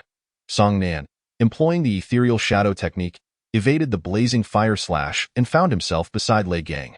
Drawing upon the 8th level of the innate realm's spiritual energy, he struck forcefully at Lei Gang's waist. Puff! Lei Gang coughed blood, collapsing to the ground. Song Nan rushed forward, delivering a heavy kick to Lei Gang, sending him flying like a ball. With a resounding crash, Lei Gang slammed against the wall and slid down. Yet, Song Nan was already upon him, executing the cloud-piercing palm. With a powerful strike, he struck Lei Gang's chest. Puff! Lei Gang spat blood once more, his eyes wide with fury, his face contorted as he growled, "Song Nan." At the same time, the sword in his hand erupted with flames once more, thrusting forward. Unfortunately, he had already been injured, and his movements were no longer as swift as before, allowing Song Nan to easily evade the attack. Breaking Cloud Palm, Song Nan seized the opportunity and struck a palm against Lei Gang's back, sending him crashing to the ground in a comically undignified manner. With a heavy foot, Song Nan stomped down on Lei Gang's back, causing him to spit out blood once again. "Qiji Shi and the others were slain by me. If you wish to use that as a justification to kill me, then do stand up." With a foot firmly planted on Lei Gang's back, Song Nan remarked, as the head of the law enforcement hall, "Is this your only skill? Truly pathetic." Such a profound humiliation ignited Lei Gang's fury, and he roared, raising his sword in his right hand to slash at Song Nan's right leg. Song Nan lifted his foot to evade the blade and then delivered a kick to Lei Gang's body, sending him flying. Lei Gang crashed to the ground, blood gushing from his mouth like a fountain. Song Nan rushed over, knelt down, and pinned Lei Gang's arms to the ground before delivering a fierce slap to his face. Smack! A red imprint appeared on Lei Gang's cheek. Ignoring his murderous glare, Song Nan continued, "You inflicted 6 needles upon the Iron Tower, so I shall deliver 6 slaps to you. That leaves 5 more." With that, he struck again. Smack! Smack! Smack! The last blow sent 2 of Lei Gang's teeth flying. "Song Nan, I will kill you. I will kill you," Lei Gang bellowed. Not far away, the Iron Tower and numerous guards were left dumbfounded. Chapter 23. The Twin Lotus Technique. Song Nan raised his right hand, his fingers slightly curled, drawing the fallen black iron sword from a distance towards him. "You wish to kill me? I fear you are unable to do so." He swiftly swung the sword towards Lei Gang's neck. With a mere flick, he could sever his throat and end his life. However, at that moment, a powerful surge of energy erupted unexpectedly from Lei Gang, sending Song Nan flying backward. An array? Song Nan furrowed his brow as circles of light began to manifest beneath Lei Gang, with a steady stream of energy flowing into his body, allowing him to suppress his internal injuries.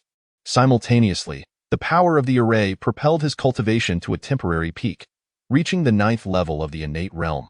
With a sullen expression, Lei Gang rose from the ground, retrieving a healing pill from his robe and swallowing it. "Song Nan!" Lei Gang's face twisted with malice as he roared. Song Nan smirked. "The array of the Xianqing sect is meant to deal with external enemies. Lei Gang, by using the array within the law enforcement hall without authorization, you have committed a grave offense." With a cruel glint in his eyes, Lei Gang glared at Song Nan.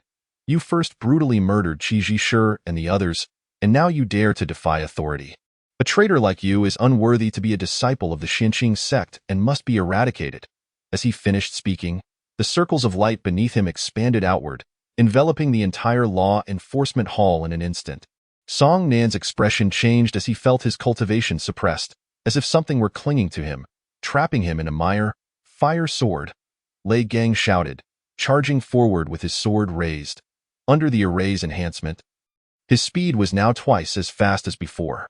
Song Nan immediately raised his sword, intending to execute the clear wind sword technique, but his right hand was hindered by an unseen force, slowing his movements. Seeing this, Lei Gang swung his sword, aiming to decapitate Song Nan. Although he was the head of the law enforcement hall, as Song Nan had just stated, the Xianqing sect's array was intended for external foes. Song Nan was not an external enemy. Yet, faced with imminent danger, he had no choice but to activate the array. He understood that using the array without permission would incur punishment, so he was determined to swiftly eliminate Song Nan. Boom! The furious strike from Lei Gang came crashing down, but it was effortlessly caught between 2 fingers, unleashing a powerful shockwave. Elder Second. Lei Gang's expression darkened instantly. Song Nan was taken aback, then bowed respectfully.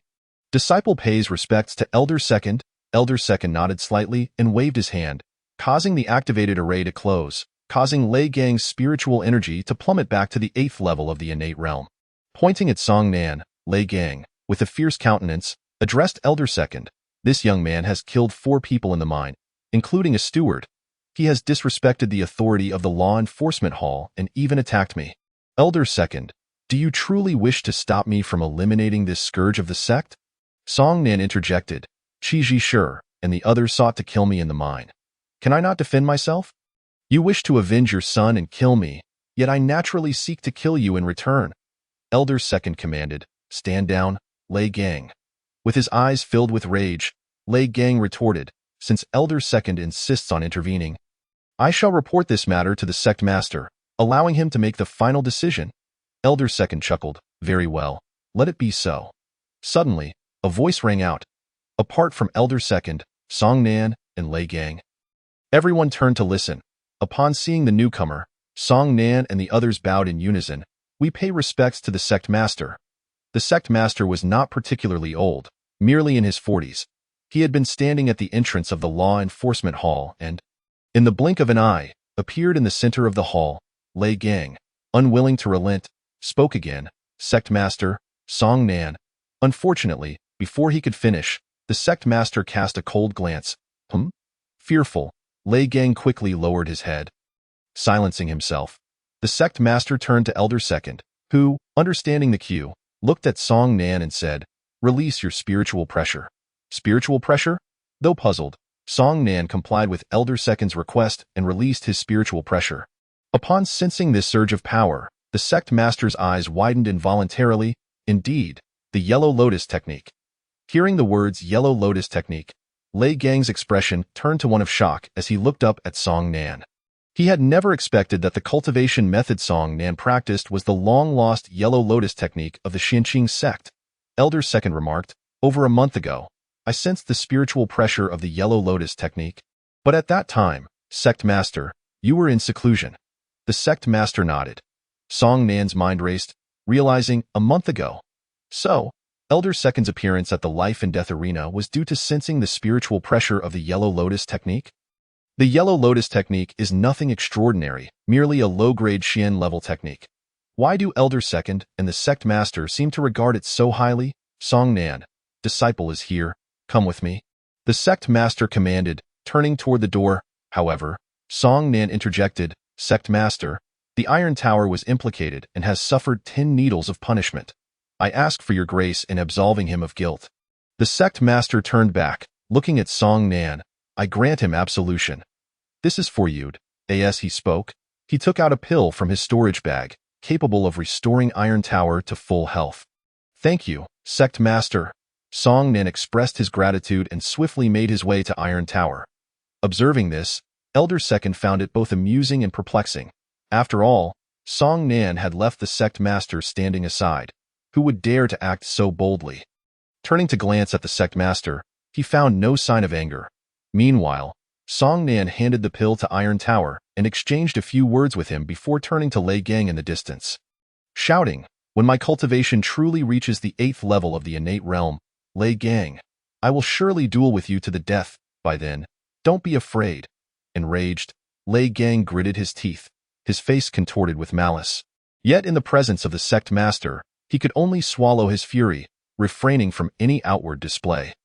The sect master smiled slightly, finding this disciple intriguing for daring to provoke Lei Gang, and said, All right, Song Nan, it's time to go. Only then did Song Nan hastily join the sect master and Elder Second as they departed the law enforcement hall. Lei Gang seethed with rage, nearly tearing the law enforcement hall apart. The Yellow Lotus technique, Song Nan, not only will I kill you, but I will also seize the Yellow Lotus technique from you, he silently vowed. Sometime later, in a tranquil courtyard, Elder Second and the sect master sat while Song Nan stood before them. The sect master inquired, How did you obtain the Yellow Lotus technique?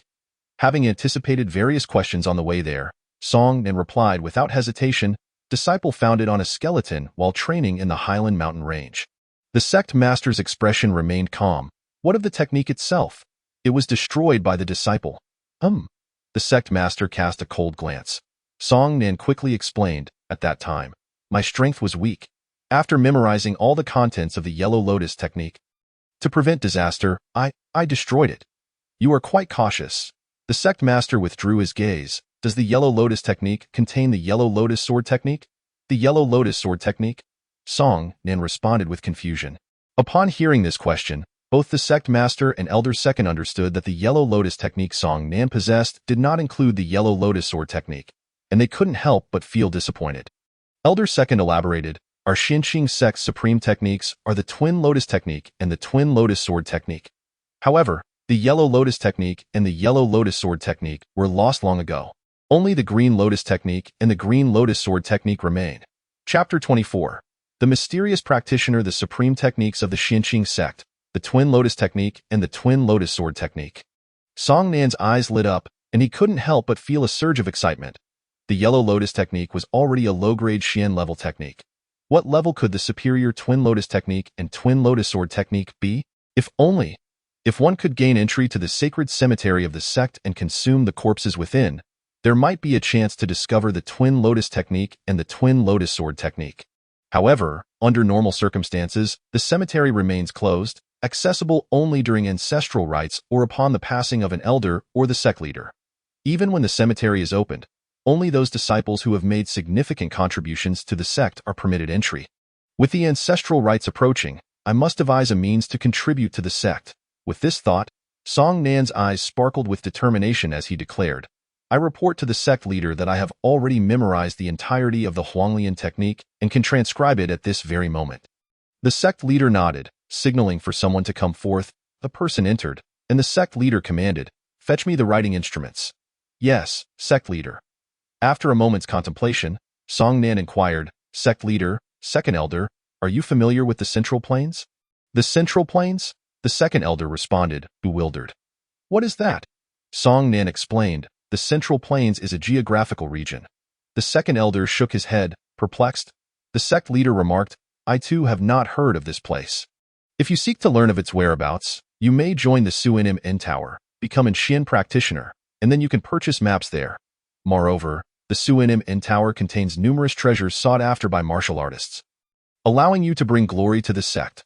Neither the second elder nor the sect leader had ventured beyond the Yunhe region, and thus were unaware of the Central Plains, akin to a person living in the mountains without access to the internet or other forms of communication, who could not possibly be informed of the outside world. Song Nan pondered, joining the Suinim Inn Tower and bringing glory to the sect. Does that not equate to contributing to the sect? Indeed, the sect leader replied, casting a glance at Song Nan. Your offering of the Huanglian technique is also a contribution to the sect. I will not let you go unrewarded. With that, he retrieved a yellow talisman from his storage pouch. This talisman is a teleportation talisman. When you find yourself in danger, you may infuse it with spiritual energy and teleport up to a distance of 10,000 meters at will. Thank you. Sect leader, Song Nan bowed deeply, receiving the teleportation talisman with both hands. This talisman was far more precious to him than any martial technique. Previously, the esteemed Kixingxi had foretold that he would face a trial, which would be Lei Gang, within the law enforcement hall. Had it not been for the violent spirit pill provided by Kixingxi, in order to spare the Iron Tower further suffering, he would have undoubtedly resorted to using his demonic cultivation. At that point, even if he killed Lei Gang, he would surely be unable to escape the Suin-Quing sect. Now, this teleportation talisman granted him an additional means of self-preservation, filling Song Nan with joy. The second elder remarked, Song Nan, you are now at the innate realm. You should attempt the assessment at the Suinim Inn Tower. After all, becoming an Xian practitioner will only benefit you and not harm you, and it will greatly aid your cultivation. Song Nan placed the teleportation talisman into the storage pouch at his waist before asking, is there an assessment to become an Xian practitioner? The second elder chuckled. Of course, the Suinim Inn Tower is an alliance formed by all sects and families of the world to combat the demonic sects, to prevent infiltration by those from the demonic sects. Assessments are essential, Song Nan contemplated before asking, is the assessment for Xian practitioners held at the Suinim Inn Tower? The assessment for Xian practitioners consists of 2 stages. The first stage involves a physical examination to detect any traces of demonic energy, and this is generally conducted within one's own sect or family. The second stage is a test of strength, which requires a visit to the Suinim Inn Tower, the second elder explained. Song Nan nodded, inquiring, "Where in our sect is the first stage conducted?" In the task hall, AT that moment, the individual carrying the writing instruments approached, and at the sect leader's gesture, he placed them on a nearby table. Song Nan stepped forward, picked up the brush, and began to transcribe the Huanglian technique. After a while, he completed an elegantly written manuscript of the Huanglian technique. With utmost respect, Song Nan presented the manuscript to the sect leader. The sect leader took the Huanglian technique, eagerly perusing its contents. Although the second elder was also eager to see it, he remained still and did not intrude.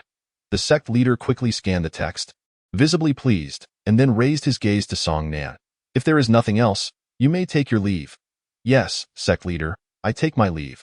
Song Nan bowed to both the sect leader and the second elder before turning to depart.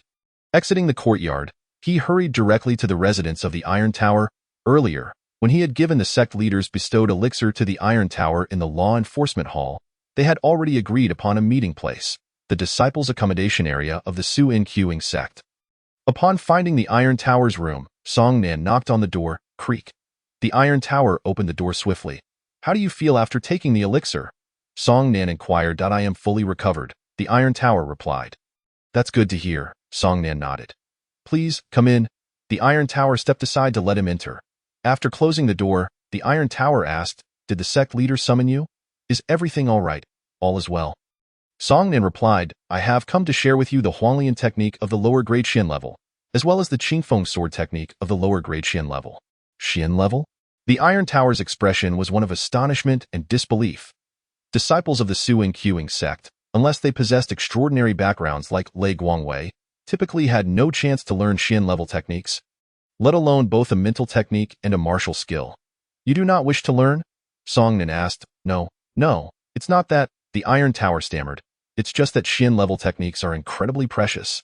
"And I," Song Nan interjected, "since you call me brother, from this day forth, you, Iron Tower, shall be my brother." Song Nan. "Not merely the Xian level techniques, but even the celestial level techniques, if I possess them. I am willing to share it." I in the Law Enforcement Hall. When the Iron Tower spoke those words during his punishment, Song Nan had already regarded him as a true brother. Hearing this, the Iron Tower felt immense gratitude and placed a hand on Song Nan's shoulder. Foregoing any sentimental remarks, silence spoke louder than words. "Go fetch pen and paper. I will write it out for you," Song Nan instructed. "All right," the Iron Tower, being a rough individual, rarely used pen and paper, so it took him some time to find them.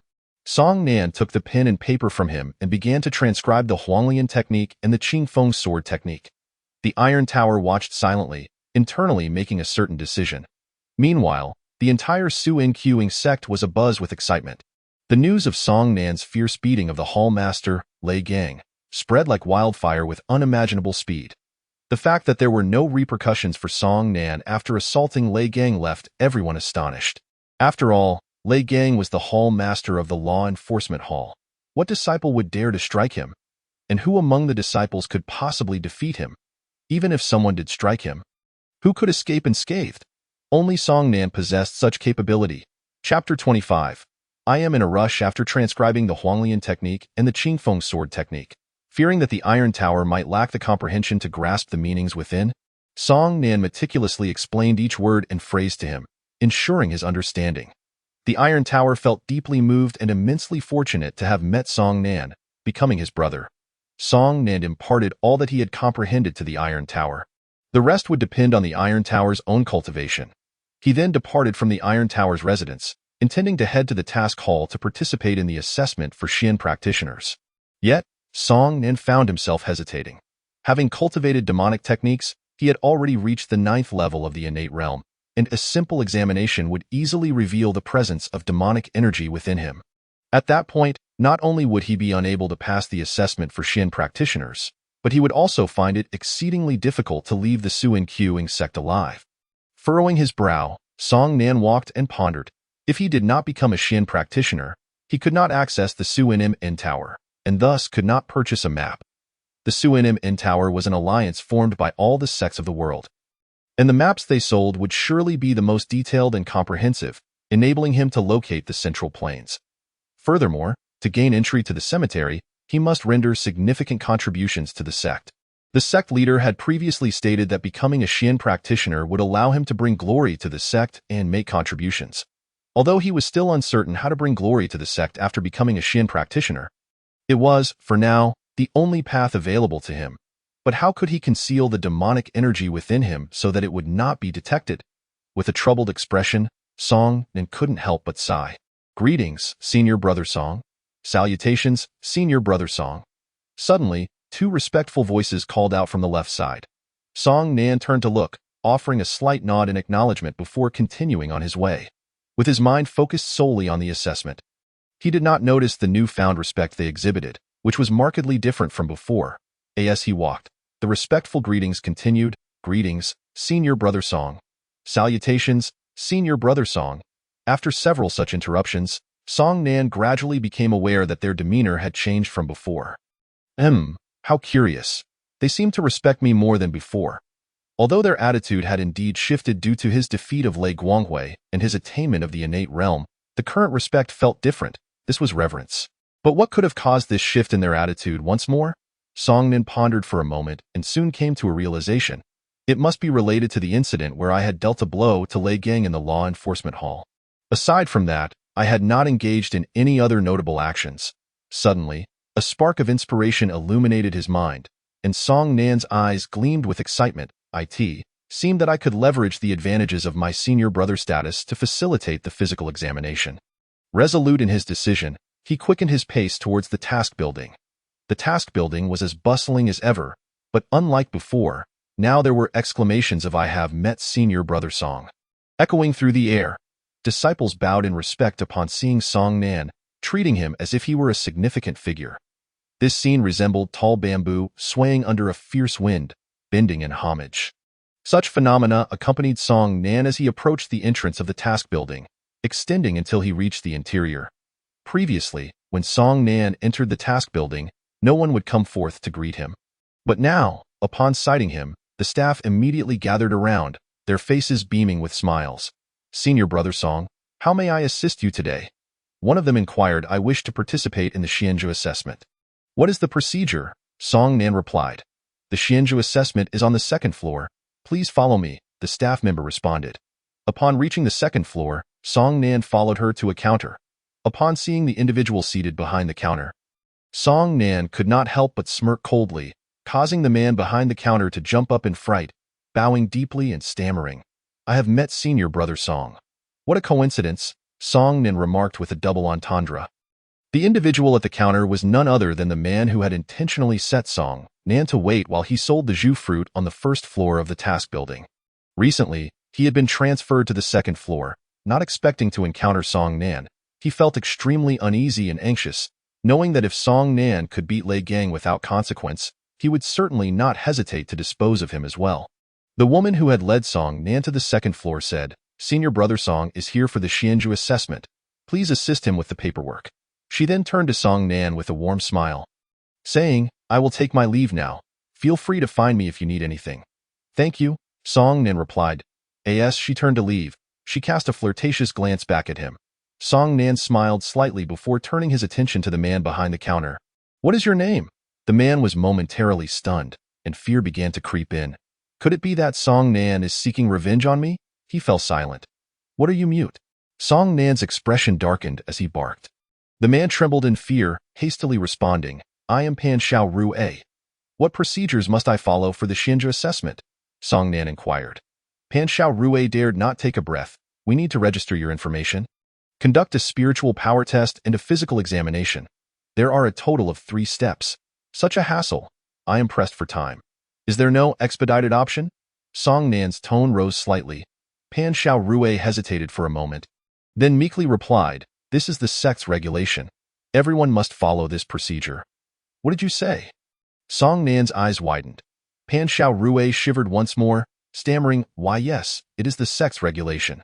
Song Nan stood from his seat, placing his hands on the counter, gazing down at him with a cold demeanor. "I said, I am in a hurry. Do you understand?" As he spoke, Song Nan leaned closer. Pan Xiao Rue, feeling the pressure as if a mountain loomed over him, was gripped by terror, quickly saying, "I understand. I understand. Then why are you dawdling?" Song Nan ordered. Pan Xiao Rue scrambled to his feet, retrieving a form from the drawer, though his hands trembled uncontrollably from fear. Is all the procedure recorded on this form? Songnan asked. Yes, Pan Xiao Rue answered hurriedly. Which part do you not know how to fill out? Songnan pressed. What is your current cultivation level? Pan Xiao Rue inquired. First level of the innate realm, Songnan replied. Upon hearing this, Pan Xiao Rue was taken aback. How could Songnan, who defeated the Hall Master Lei, only be at the first level of the innate realm? Songnan asked, Is there anything else? Nothing else, Pan Xiao Rue quickly said. 3 days later, you will gather in the square to participate in the second phase of the Xianzhu assessment. Very well. Songnan nodded. You have done well. With that, he produced a spirit bean from his storage bag and placed it on the table, saying, This is a reward for you. A look of joy spread across Pan Xiao Rue's face as his fear diminished significantly. Thank you, Senior Brother Song. May I take my leave now? Songnan responded, Yes. Pan Xiao Rue bowed. Safe travels, Senior Brother Song. Songnan smiled broadly and turned to leave. Chapter 26, Thunder Fire Pearl Huff. Lei Gang, having finished healing, exhaled heavily, his face contorted with rage. Damn Songnan. He has inflicted such severe injuries upon me. A guard entered and reported, Hall Master, you asked me to keep an eye on Songnan's movements. I have just confirmed that he is participating in the Xianzhu assessment. The Xianzhu assessment? Lei Gang pondered for a moment before asking, Who else is participating besides Songnan? There are 4 others, Fei Jiang, Cheng Xiangyang, Yu Hai, and the second elder's granddaughter, Lu Yan. All 4 have recently broken through to the innate realm. Bring Fei Jiang, Cheng Xiangyang, and Yu Hai to me. Yes, Hall Master. Shortly thereafter, the guard led the 3 individuals before Lei Gang. Greetings, Hall Master, they said in unison. Lei Gang nodded slightly and asked, With the first level of the innate realm participating in the Xianzhu assessment, the historical casualty rate is quite high. How confident are you in passing the second phase's strength assessment? Yu Hai replied, To be honest, I do not have much confidence. Neither do I, Fei Jiang added. Cheng Xiangyang said, The sooner we join the Xianmin Tower, the more beneficial it will be for our future cultivation. Which is why I chose to take the risk. Lei Gang wore a knowing expression and said, I have called you here today because I have a task for you. Are you willing to accept it? They had already surmised the enmity between Lei Gang and Songnan, and they guessed that the task would likely involve Songnan. However, given Songnan's formidable prowess, they lacked the confidence to speak up. Seeing their hesitation, Lei Gang misinterpreted it as reluctance and said, If you agree to this task, I can assist you in passing the second phase of the Xianzhu strength assessment. Really? Cheng Xiangyang instinctively asked. Yu Hai and Fei Jiang looked at Lei Gang, awaiting his response. Of course, it's true. Would I deceive you? Lei Gang replied. The temptation was overwhelming, and Yu Hai could not resist asking, What is it that you want us to do? Quite simple. During the second phase of the Xianzhu strength assessment, you 3 must join forces to kill Songnan, Lei Gang declared. If you succeed, I will help you pass the assessment. Yu Hai frowned and said, Hall Master, but Songnan's cultivation level is far superior to ours. Even if we work together, we may not be able to defeat him. Fei Jiang and Cheng Xiangyang nodded in agreement. Nonsense, Lei Gang snapped angrily. That brat is only at the first level of the innate realm. Upon hearing this, the expressions of Yu Hai, Fei Jiang, and Cheng Xiangyang turned peculiar. Songnan was merely at the first level of the innate realm? How could the Hall Master have lost to him? They dared not voice their thoughts, yet Lei Gang, having served as the Hall Master for so long, could easily discern their apprehensions. At that time, Songnan consumed a medicinal pill, temporarily matching my cultivation level, and that brat has also trained in an elusive movement technique that is extremely difficult to counter. Why, Yu Hai remarked, a movement technique that even the Hall Master finds troublesome. Our chances of killing him by joining forces are slim. That technique consumes a significant amount of spiritual power. With that brat's first level of the innate realm, he can only perform it twice at most. Lei Gang continued. When I command you to act, I will ensure you are thoroughly prepared. At this point, Lei Gang glanced at the guard standing nearby. The guard understood the cue and promptly withdrew. Before long, he returned carrying a wooden tray covered with a black cloth, presenting it to Lei Gang with a slight bow. Lei Gang unveiled the cloth, revealing 3 round orbs the size of lychees. Thunder Fire Pearls. Yu Hai and the others exclaimed in unison. Lei Gang asked, Each of you will take 1 Thunder Fire Pearl. Do you now have the confidence to kill Songnan? Yes, they replied in chorus. Brimming with confidence. Lei Gang produced a fabric bag adorned with runes from his pocket and said, "Remember, once you kill Song Nan, immediately sever his head and place it in this ba." As he spoke, Lei Gang tossed a bag to Cheng Xiangyang. This bag possessed the extraordinary ability to preserve the memories of the deceased, a special item Lei Gang had procured specifically for the Huanglian Jew. Subsequently, he narrowed his eyes slightly, his voice dropping to a whisper. 3 days from now, you shall make your way to Xinmin Tower to undergo the second phase of the Xian Practitioner Assessment. Remember, from the moment you meet Song Nan, do not reveal any hostility. Cultivate a good relationship and avoid arousing his suspicion. Only then will you have the opportunity to catch him off guard and strike him down. Feeling that he had not said enough, Lei Gang resolved to contact Sun Jingwei of the Lingjian sect, intending to have him discreetly eliminate Song Nan when the time came. After leaving the mission building, Song Nan contemplated the remaining 3 days and set off for the Black Forest Mountains. Within this limited time, he was determined to perfect the Eagle Demon Claw. Although Song Nan had attained the 9th level of the innate realm in demonic cultivation, he was entirely unfamiliar with the techniques of the demonic sect. Back when he was in the mining area, Qi the Steward was merely at the 1st level of the innate realm, which allowed Song Nan to easily defeat him. However, if he were to encounter someone of greater cultivation, killing them would not be so simple. Upon reaching the Black Forest Mountains, Song Nan did not venture deep inside, but instead sought a secluded spot on the outskirts to begin his training in the Eagle Demon Claw. As he cultivated, his magical energy flowed and gathered in his palm, his fingers transforming into claws reminiscent of an eagle. Time passed slowly, and in the blink of an eye, 2 days had slipped by. On the 3rd day, Song Nan wielded his hands like wings, his palms striking out repeatedly, producing a series of sonic booms in the air. Immersed in fervent training, he finally mastered the first move of the Eagle Demon Claw, Iron Claw. Had it not been for the numerous souls he had consumed, which deepened his understanding of the technique, achieving mastery in just 3 days would have been utterly impossible. With tomorrow's journey to Xinmin Tower approaching, he still had a little time left, prompting him to explore the Black Forest Mountains. With a mere thought, a black hole manifested in the palm of his right hand, drawing in the surrounding corpses. Now, with his innate realm cultivation, the range within which he could attract corpses had expanded from 100 meters to a staggering 1,000 meters. Song Nan swiftly dashed forward, and within this distance, all corpses, be they human or beast, rose once more. However, disappointment washed over him as the majority of the corpses were merely at the postnatal realm, and there was not a single human corpse to be found. At that moment, a delightful aroma wafted through the air.is that the scent of ripe Zhu fruit, he pondered, halting in place before deciding to investigate further. Shortly thereafter, he discovered 3 individuals besieging a demonic beast. 2 were women of average appearance, and the man, who bore a prominent black mole on the left side of his face, was hardly striking either. The demonic beast was a fire cloud leopard, boasting the formidable strength of the 4th level of the innate realm. Unfamiliar with the man with the mole and the 2 women, Song Nan surveyed his surroundings and noticed a small tree not far off, bearing 3 Zhu fruits. His eyes sparkled with excitement as he stealthily approached. Seizing the moment while they were engaged with the fire cloud leopard, Song Nan decisively emerged, swiftly plucking the 3 Zhu fruits and stowing them in his storage bag. "You dare?" The mole-faced man shouted in outrage upon witnessing Song Nan's actions. Paying him no heed, Song Nan snatched the fruits and turned to flee. Chapter 27.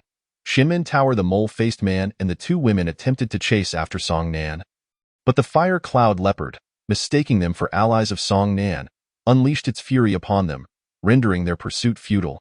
After some time, they finally managed to slay the fire cloud leopard, but it was too late to pursue Song Nan.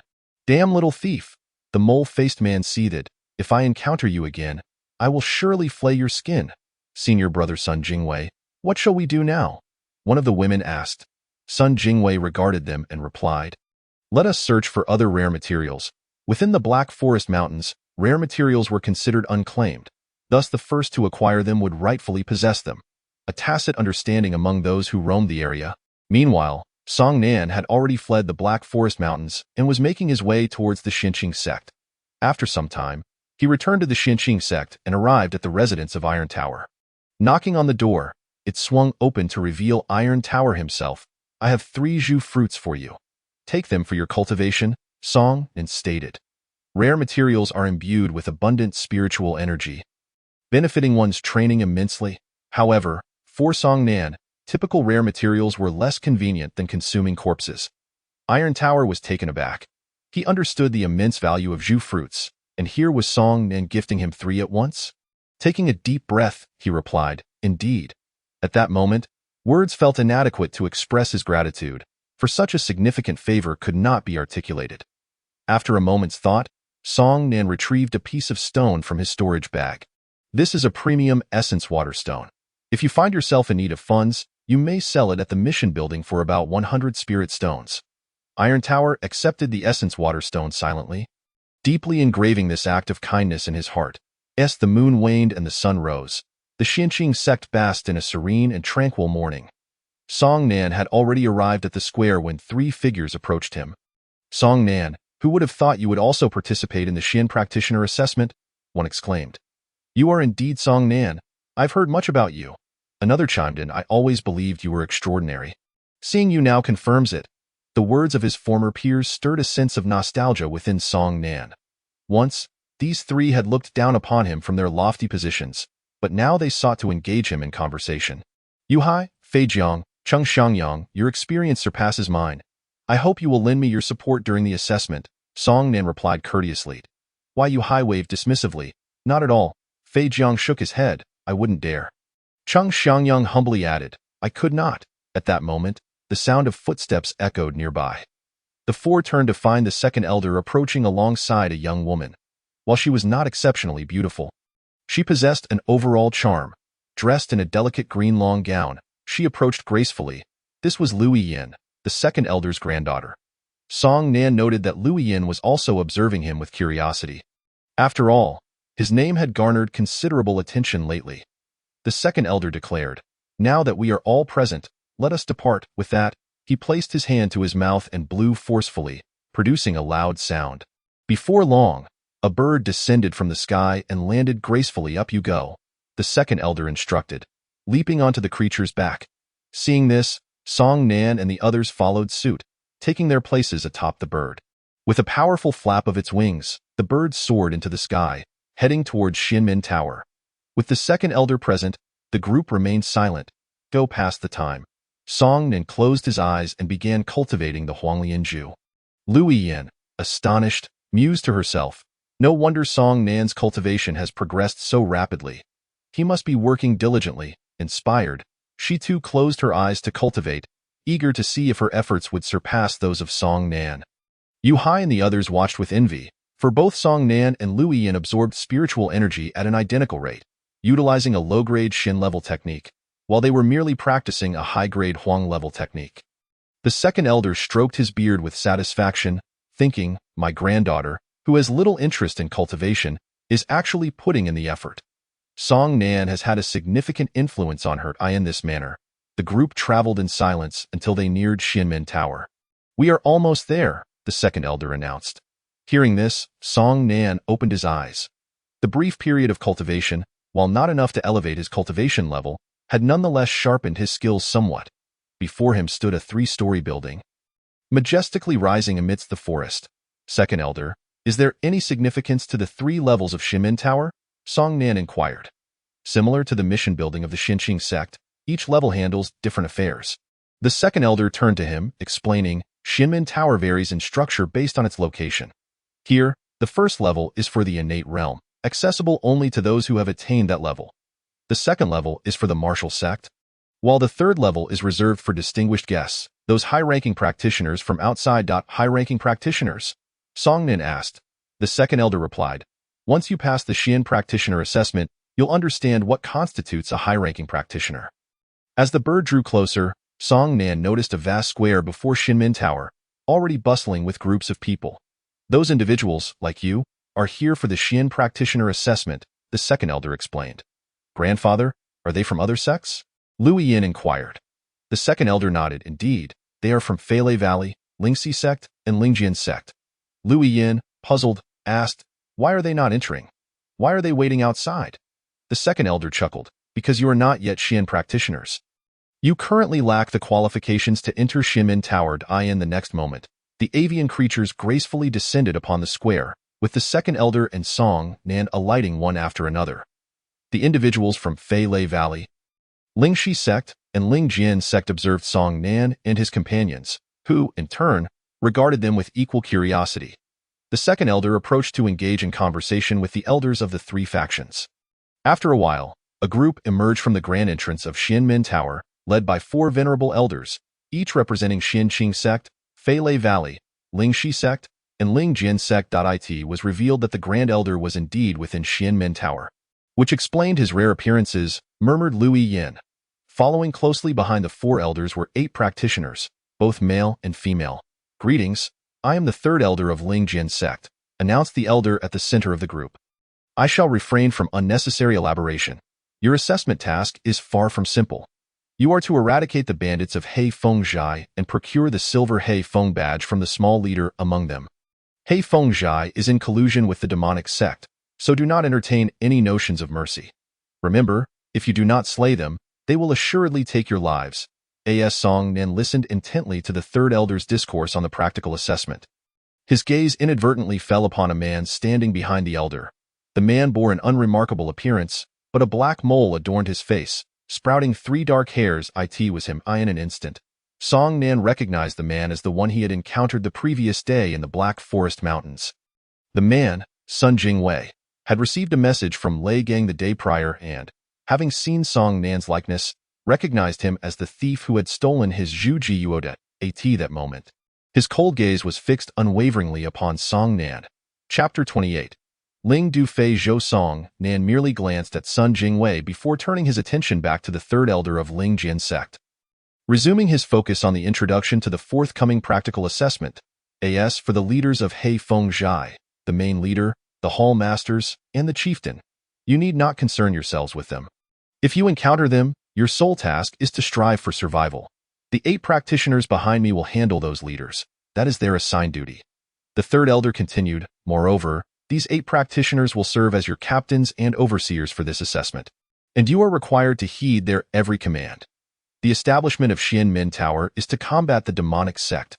Therefore, the practitioners within must be warriors who fully comply with orders, not timid cowards who defy them. Should you fail to obey your captain's commands, your assessment will be deemed unsatisfactory. Even if you acquire 3 silver Hei Feng badges, you will not pass the evaluation. Upon hearing these words, Song Nan instinctively turned his gaze toward the mole-faced man. Sun Jingwei grinned maliciously, his smile laced with ill intentions. Noticing this, Song Nan's brows furrowed slightly, pondering, if that man becomes my captain, he will undoubtedly ensure my failure. I can only hope he does not assume that role. The third elder of Lingjian sect declared, now, all assessment participants shall form teams of 5 to disperse and allocate yourselves accordingly. In an instant, the multitude of participants began to converse animatedly. We are 5 in total. Shall we form a team? Yu Haidao suggested. That works, Lui Yin replied. We are of the same sect and can trust each other. I would rather not include members from other sections. Song Nan observed Lui Yin and noted her naivety. What do you think, Song Nan? Fei Zhang inquired. I have no objections, Song Nan replied. Very well. We shall form a team of 5, Yu Haidao concluded. After some discussion, the disciples from the other 3 sects also formed their respective teams. Observing this, the third elder of Lingjian sect stated, for the sake of fairness, the 8 practitioners may not select members from their own sects for their teams. Now, proceed to choose your teams. Hearing this, Song Nan's brows furrowed once more. The 8 practitioners advanced to select their assessment teams. Sun Jingwei fixed his gaze squarely on Song Nan, striding over without a hint of hesitation. The other practitioners, witnessing this, refrained from contesting him, allowing him to approach Song Nan and his companions directly. I am Sun Jingwei. From this moment forth, I am your captain. All actions must adhere to my commands. He glared at Song Nan, a sinister grin spreading across his face, his smile concealing a deep-seated malice. Once all 8 practitioners had selected their teams, the Grand Elder of Xianqing sect, the Third Elder of Lingjian sect, and the elders from the other 2 sects simultaneously formed hand seals. In an instant, the ground nearby radiated with brilliance as a 3-masted sailing vessel slowly emerged, a truly breathtaking spectacle. This vessel was known as Ling Du Fei Zhou, the transport of Xianmen Tower. Everyone, board the vessel, instructed the third elder of Lingjian sect. The various elders boarded the vessel first, followed by the 8 practitioners, and finally, Song Nan and his companions. Once aboard, the captains led their teams to rest, while the second elder of Xin Qing's sect sought out the Grand Elder. "Tell me honestly, is this assessment task difficult?" the second elder inquired. The Grand Elder stroked his beard thoughtfully. "If you are concerned for Yin, you should not have allowed her to participate in the practitioner assessment. That is obvious. As a martial artist, how could she not aspire to become a practitioner?" the second elder retorted. "Then why ask so many questions?" The Grand Elder replied. "I am simply feeling uncertain," the second elder sighed. The Grand Elder smiled reassuringly. "Rest assured, the chieftain of He Feng Zhai is merely at the 6th level of innate realm, and the 3 hall masters are only at the 5th level of innate realm. Among the practitioners participating in this task, 4 are at the 6th level of innate realm. They will have no trouble dealing with the mere He Feng Zhai." The second elder finally breathed a sigh of relief. "That is good, very good." He Feng Zhai was a stronghold built against the mountains. To the untrained eye, it appeared ordinary, with a single gate and a few buildings. However, in the central structure against the mountainside lay hidden intricacies. Opening a door within revealed an expansive interior, as though a portion of the mountain had been excavated to construct a labyrinthine dwelling. Within the opulent hall, the chieftain and the 3 hall masters warmly entertained a man named Long Xie, a member of the Black Demon sect, whose cultivation had reached the 8th level of innate realm. Draped in a black robe, his eyes resembled those of a vulture. Perched on his thigh was a stunningly beautiful young woman, whose voluptuous figure was accentuated as she playfully fed him wine. Her face radiant with delight as he sipped the wine. His hand roamed over her body.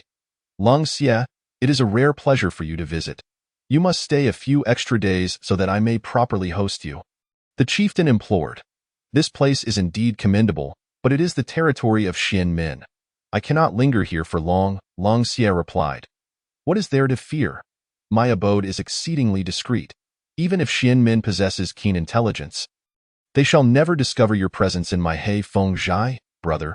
I appreciate your hospitality, but I shall only stay for a day. After all, I am a practitioner of the demonic sect, and I would not wish to be a source of trouble for you." Despite his words, Long Xie exhibited a complete lack of concern, for he was a high-ranking member of the Black Demon sect, one of the most formidable demonic factions on the continent. His strength was terrifying. Even the combined efforts of Sun Jingwei and the other 8 practitioners would not suffice to contend with him. To avoid arousing suspicion from the inhabitants of He Feng Zhai, Ling Du Fei Zhou descended from a distance of 10,000 meters away. Aside from the elders, everyone disembarked the vessel with utmost urgency. The remaining distance would require each team to traverse on foot. "Song Nan, lead the way," commanded the mole-faced Sun Jingwei. Song Nan stood motionless, seemingly deaf to the order. Sun Jingwei approached, hissing, "You? Lead the way, do you hear me?" Lui Yin and the others looked on, puzzled, as they observed the interaction between Song Nan and Sun Jingwei.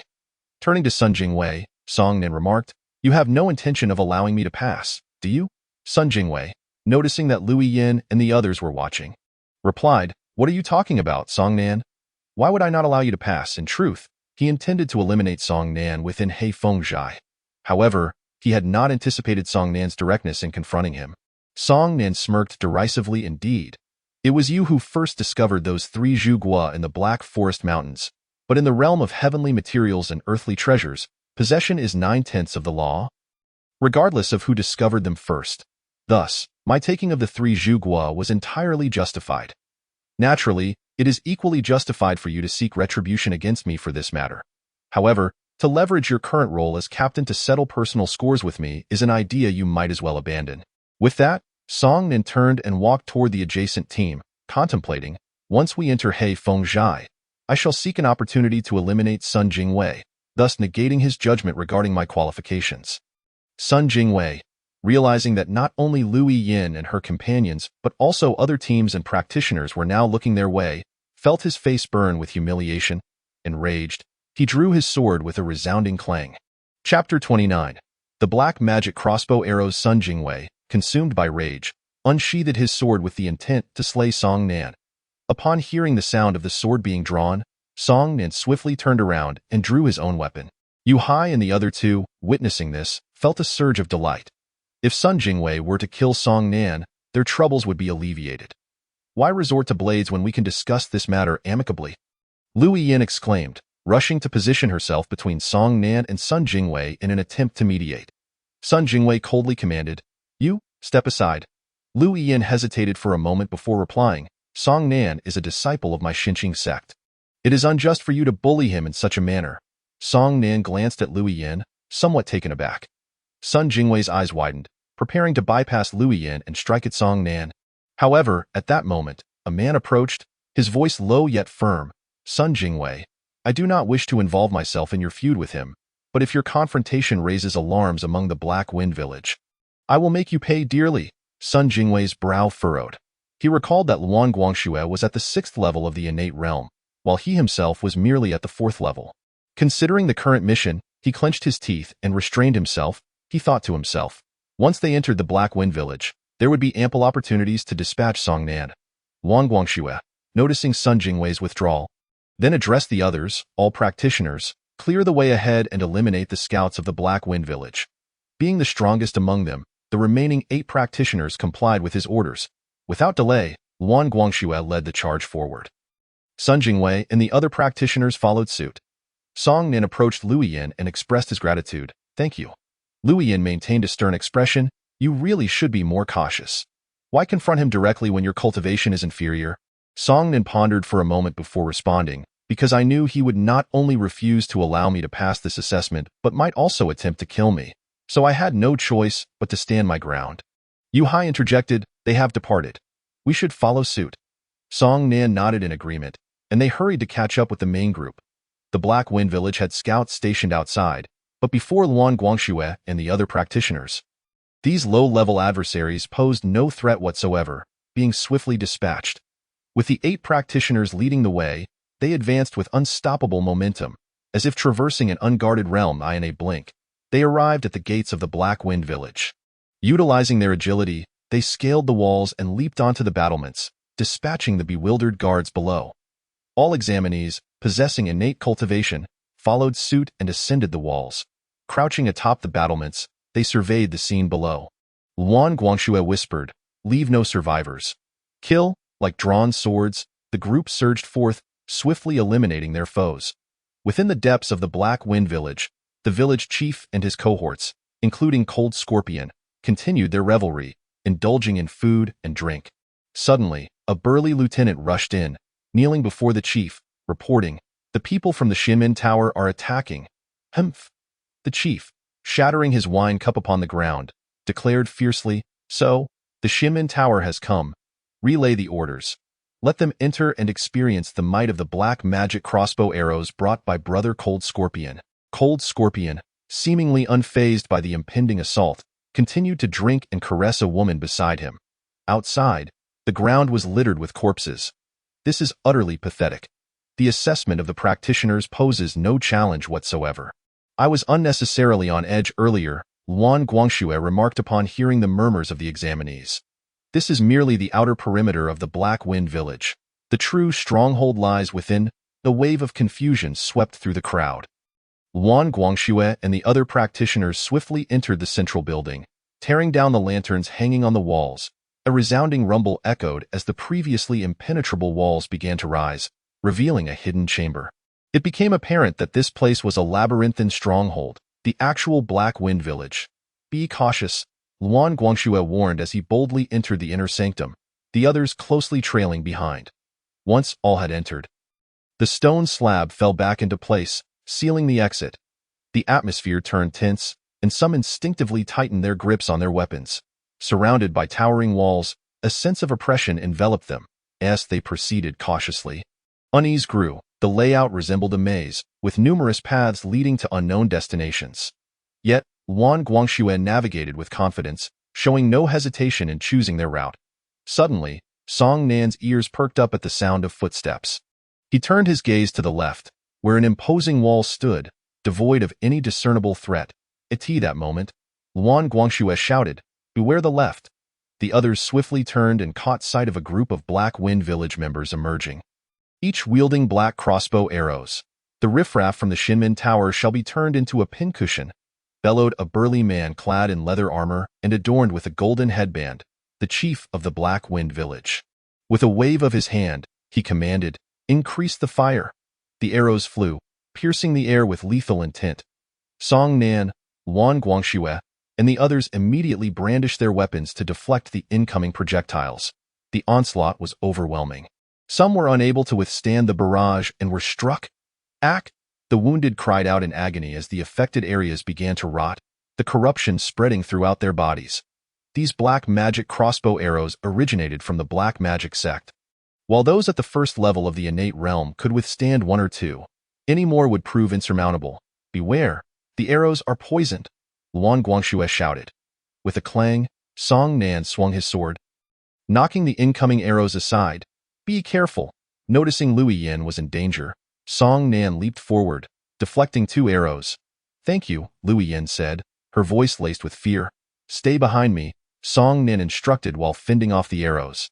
Lui Yin promptly ducked behind him, hesitant to expose herself. Wei Yuhai, Fei Jiang, and Cheng Xiangyang followed suit, taking refuge behind Lui Yin. The relentless rain of arrows instilled terror, yet they could not breach Song Nan's defenses. Being consistently deflected, impressive, Lui Yin marveled, astonished by Song Nan's prowess. Despite sharing the same level of cultivation, how could he be so formidable? Fei Jiang and the others were equally taken aback by Song Nan's displayed strength. Lui Yin, in her astonishment, noted that Song Nan's cultivation was inferior to Sun Jingwei's, yet he appeared far more composed in fending off the arrows, while Sun Jingwei seemed overwhelmed and precarious. Unbeknownst to her, while Song Nan appeared to possess the cultivation of the first level of the innate realm, in reality, he wielded the strength of the 9th level. Thus, his physical attributes, such as hearing and reflexes, naturally surpassed those of Sun Jingwei. Hidden behind Lui Yin, Yu Hai felt a sense of inadequacy in the face of Song Nan's capabilities. Killing him would not be an easy feat. Why Yu Hai's eyes narrowed as a ruthless thought crossed his mind. Song Nan was entirely focused on the arrows, presenting the perfect opportunity for a stealthy strike to eliminate him. If he missed this chance, there would be no second. With that in mind, a flash of malice flickered in Yu Hai's eyes as he slowly raised his sword. Die! Chapter 30. A ruthless turn with a fierce glint in his eyes, Yu Hai prepared to thrust his sword past Lui Yin towards Song Nan. As he lunged forward, his blade barely grazed the air when Fei Jiang, standing behind him, seized his arm. "Stop!" Yu Hai hissed, his face contorted with anger. Fei Jiang, equally incensed, retorted, "What are you doing? Let go!" Yu Hai growled, "If you're seeking death, don't drag us into it." Fei Jiang, suppressing his fury, replied, "Can you withstand those arrows?" The words hit Yu Hai like a bucket of icy water, jolting him back to reality. Indeed, if I kill Song Nan now, who will fend off the arrows? With this realization, dread washed over Yu Hai. Fei Jiang cast a disdainful glance at him. "Don't rush, right?" Yu Hai nodded, retracting his sword. The chief, observing from the wall, noticed Song Nan's presence and mused to himself that this individual might be a promising candidate from the Shimen Tower. With a wave of his hand, he commanded, "Increase the intensity over there." The henchmen swiftly aimed their arrows at Song Nan, the whistling sound echoing through the air. Lui Yin, witnessing the rain of arrows, fearfully shut her eyes, her entire body tensed. Then, a cacophony of clashing sounds filled her ears. Peeking through her partially opened eyes, she saw Song Nan standing before her like a war deity, impervious to the onslaught of arrows. A profound sense of security welled up within her. It seemed that as long as she remained by Song Nan's side, she would be safe. However, Song Nan's expression suddenly shifted, and he urgently shouted, "Someone's coming from behind, run." Without a moment's hesitation, Lui Yin, Yu Hai, and the others took off at once. In the next moment, a formidable leader appeared atop a high wall, accompanied by a group of followers. "Release the arrows," he commanded with a wave of his hand. The members of the Shinmen Tower were immediately caught in a crossfire. Wan Guangshua's face darkened as he defended against the arrows while shouting, "Everyone, scatter!" The group promptly dispersed, fleeing through different corners. Song Nan also made his escape. Upon reaching a corner, he charged towards the opposite wall, intending to scale it. However, as soon as his foot touched the wall, he realized it was too slippery to gain any traction. Whoosh! 2 arrows whistled towards him in a swift movement. Song Nan evaded them, at the same time. He swung his sword, unleashing two streaks of sword light that struck down two henchmen from the Black Wind stronghold above. The henchmen, mere practitioners of the acquired realm, stood no chance against Song Nan's sword light. He then sprinted ahead. Meanwhile, Luan Guangxue and three other 6th-level innate practitioners dashed into the same passage, accompanied by those they had led for the examination.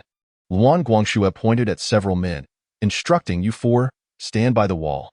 They promptly complied, and Luan Guangxue, along with the other three 6th-level innate practitioners, leaped onto their backs, vaulting up to the top of the wall. Seeing this, the two formidable leaders immediately ordered their subordinates to shoot them down. Without anyone to protect, Luan Guangxue and the others charged forward like untamed horses, their momentum unstoppable by the raining arrows. "Block them," shouted the leader, before making a hasty retreat, knowing that as a 4th-level innate practitioner, his presence would only lead to his demise. The henchmen then surged towards Luan Guangxue and his companions, buying time for the leaders to escape. Luan Guangxue and the others swung their swords, cutting down the henchmen one by one, sending them to their demise. Frightened, the leaders scurried into the secret passage. Unwilling to linger, "Hmph, consider yourselves fortunate to escape." Luan Guangxue and the others, needing to look after those undergoing the examination, chose not to pursue. On another side, the area resembled a labyrinth, leaving Song Nan uncertain of which way to go. He walked slowly, realizing that the faster he moved without a clear direction, the more lost he became. Hearing footsteps, he turned to see three individuals emerging from a corner. Song Nan. Their faces lit up with joy upon spotting him, and they rushed over. "Are you all right?"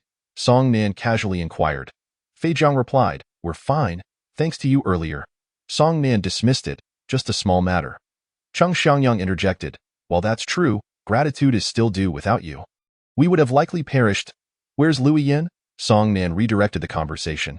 Fei Jiang responded, "In the chaos, we lost track of her." Song Nan nodded. "Why you Hai added, it's difficult to escape this place.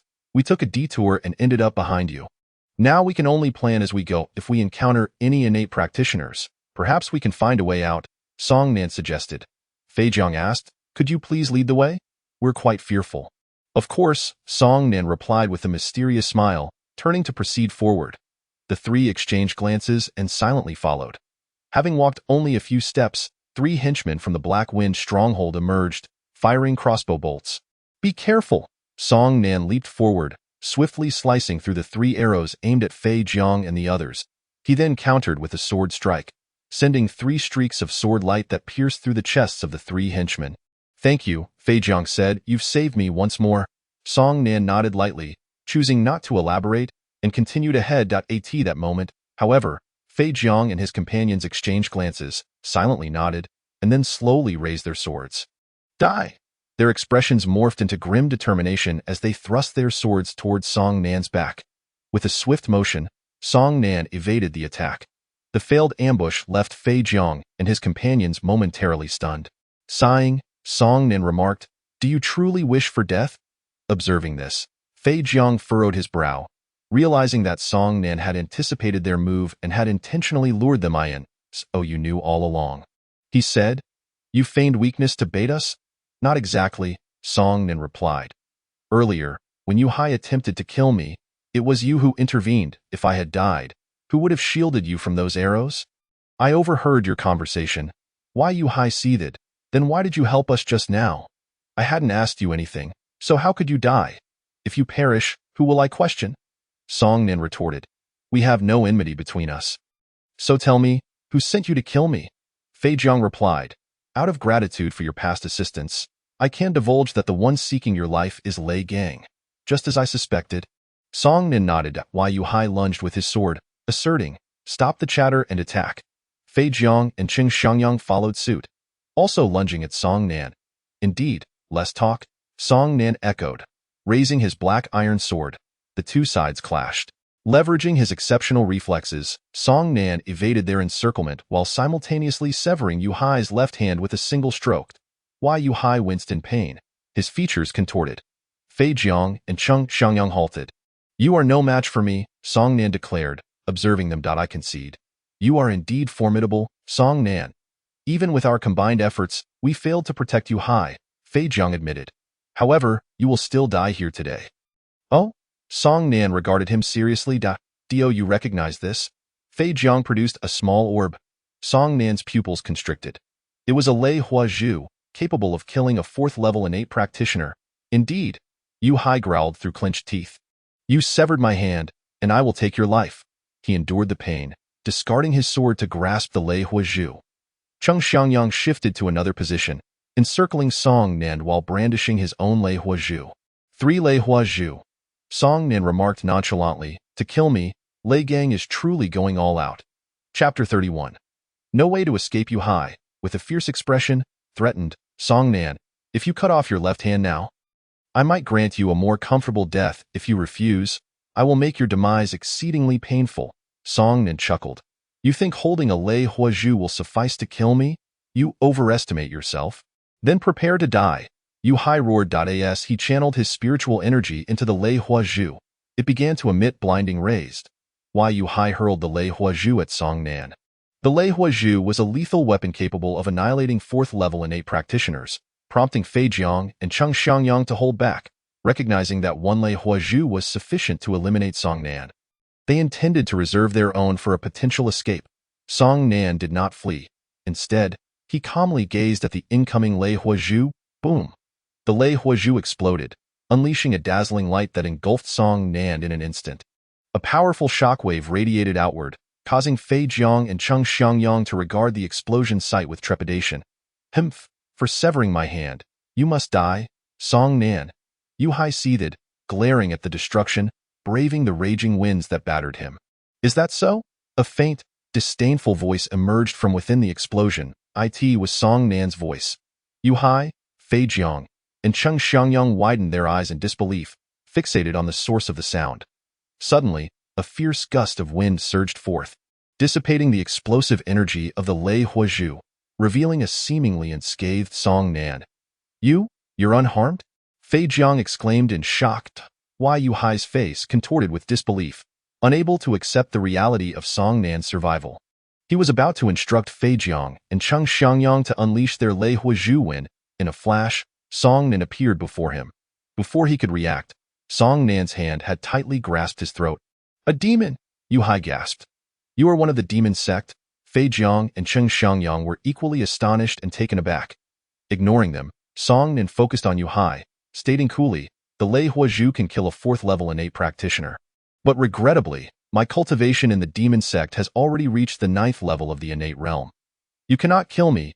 Yu Hai's face flushed crimson as he struggled to articulate, "Do not be so smug. One day, the Xinmen will hunt you down. Is that so? Then I shall eradicate every last one of the Xinmen." Song Nan's gaze turned cold, as if he had sworn an oath, and with a sudden exertion of his left hand, he snapped Yu Hai's neck with ease. Fei Jiang and Cheng Xiangyang, witnessing Yu Hai's demise, finally snapped to attention and hurriedly raised their hands, intent on detonating the thunderfire beads they held. Unfortunately, at the slightest movement of their hands, Song Nan's figure darted forward in a blur, his black iron sword sweeping lightly, causing Fei Jiang and Cheng Xiangyang's heads to leap from their necks like tossed silk balls, blood gushing forth in a fountain-like spray. Song Nan approached, collected the 2 fallen thunderfire beads, stowing them in his storage bag, before searching their bodies for valuables. They had seemingly left their treasures hidden within the Xinqing sect. However, what was this peculiar bag? Song Nan gazed curiously at the rune-adorned pouch in his hand, but paid it little heed, tossing it into his storage bag and activating the devouring pearl to consume their corpses. The black hole in his right palm revealed itself. Every corpse within a kilometer radius rose as if resurrected, soaring towards Song Nan. This horrifying spectacle genuinely startled the onlookers. Lu Yin was so terrified she burst into tears, fleeing desperately. After devouring the corpses of Fei Jiang and his companions, Song Nan promptly closed the black hole, causing the reanimated bodies to plummet back to the ground, leaving the members of the Black Wind Village and the Xinmen in a state of bewilderment. In the depths of the Black Wind Village, at a banquet table, Long Xie, sated and content, cradled the beauty seated on his lap, addressing the leader and the others. "Should you require my assistance, feel free to seek me out. Brother Long Xie, indulge yourself. I assure you, I shall not intrude," the leader replied with a smile. "Ha, that would be for the best." Long Xie embraced the beauty and sauntered toward a nearby room.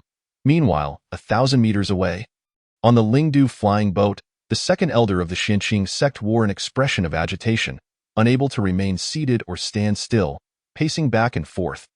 This incessant movement had begun to irritate the elder beside him. "I say, could you not settle down?" The second elder glanced at him, perplexed. "I can't help it. I feel restless, as if Yin is in danger." With a sidelong glance, the elder retorted, "At your age, how can you be so restless? It is easy to speak when one is standing."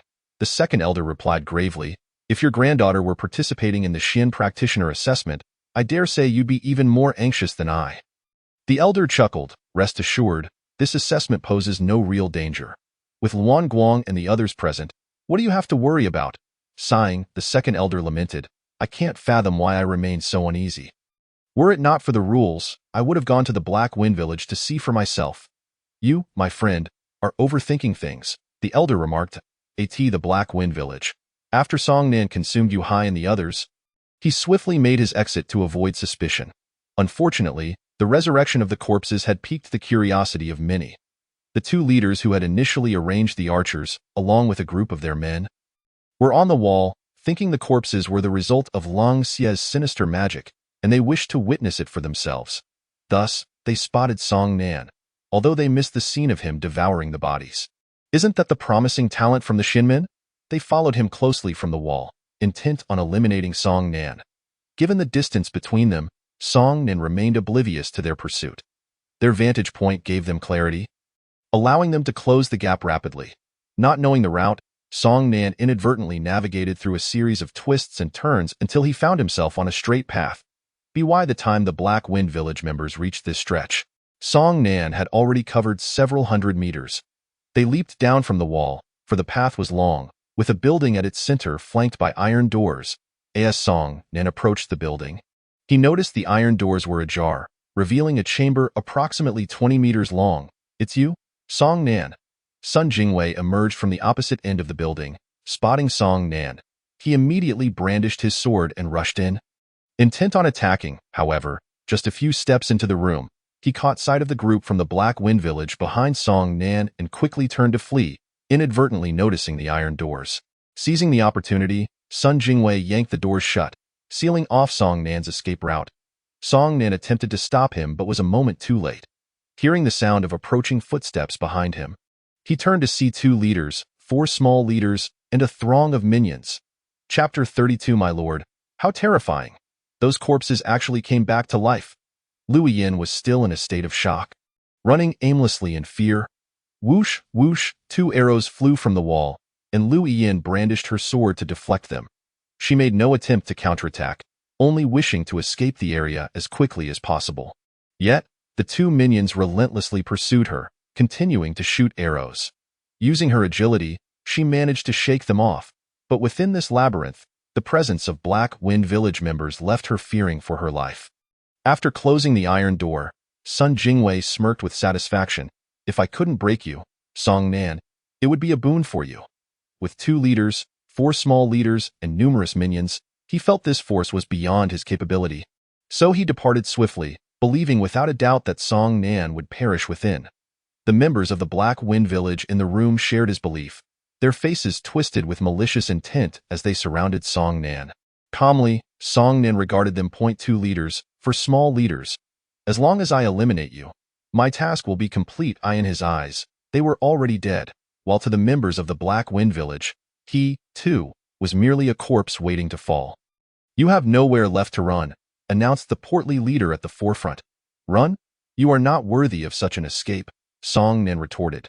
"Haha, who do you think you are, speaking so boldly?" interjected the lean leader with a piercing gaze. His laughter was laced with derision.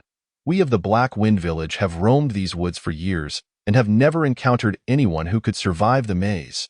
You will be no exception." The small leaders echoed his sentiment, their faces twisted in cruel grins, as if already envisioning Song Nan's pitiful begging for mercy. "Indeed, boy, accept your fate.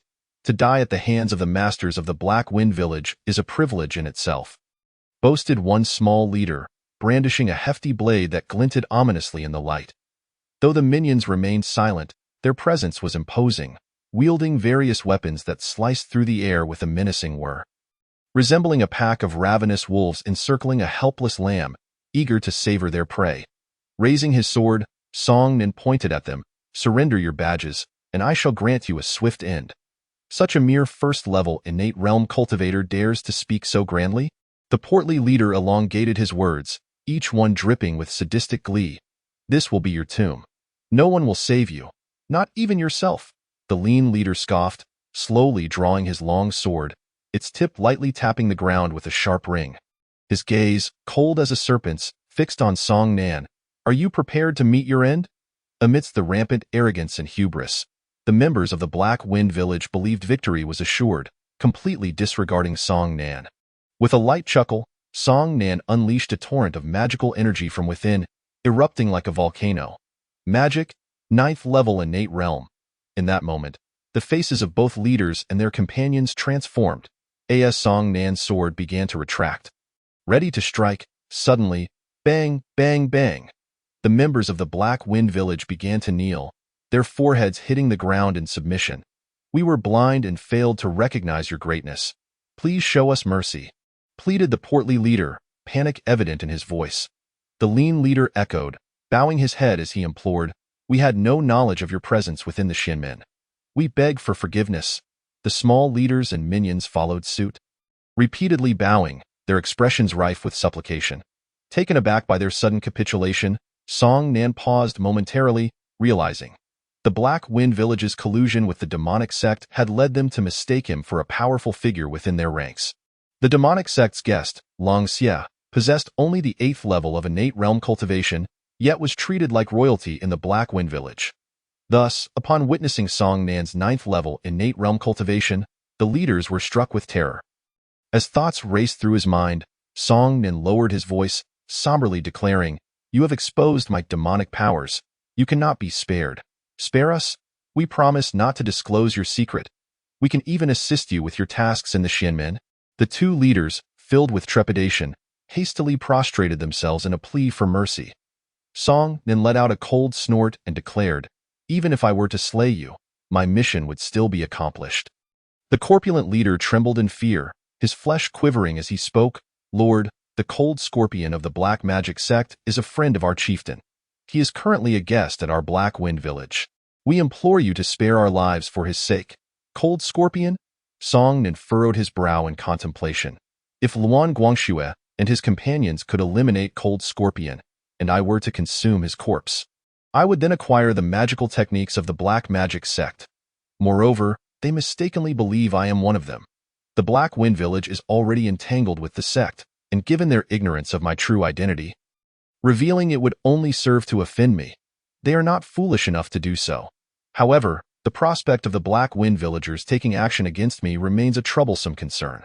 With this thought in mind, Song Nin spoke, "Since Cold Scorpion is here, I shall grant you mercy in light of his reputation." The members of Black Wind Village were instantly filled with elation, bowing repeatedly as they expressed their gratitude. "Thank you, my lord. Thank you, my lord." However, upon hearing the word however, their hearts quivered involuntarily. "You must devise a method to prevent others from disturbing me further. Additionally, you few leaders, hand over your badges," Song Nan instructed.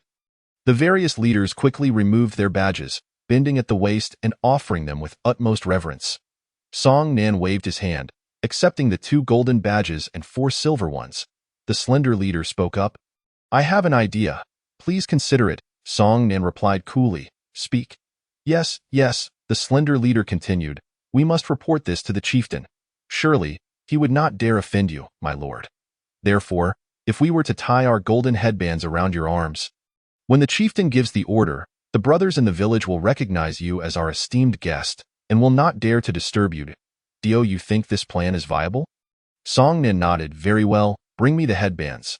The 2 leaders immediately untied their headbands, approaching Song Nan with a flattering demeanor to tie them around his arms. "You may leave now," Song Nan instructed. Yes. They bowed deeply and rolled away like balls towards the exit. After the members of Black Wind Village departed, the corpulent and slender leaders quickly made their way through a secret passage to inform the chieftain about Song Nan's presence. Upon learning that a master of the black magic sect was hiding within the Shinmin Tower, the chieftain was taken aback, understanding the gravity of such a situation.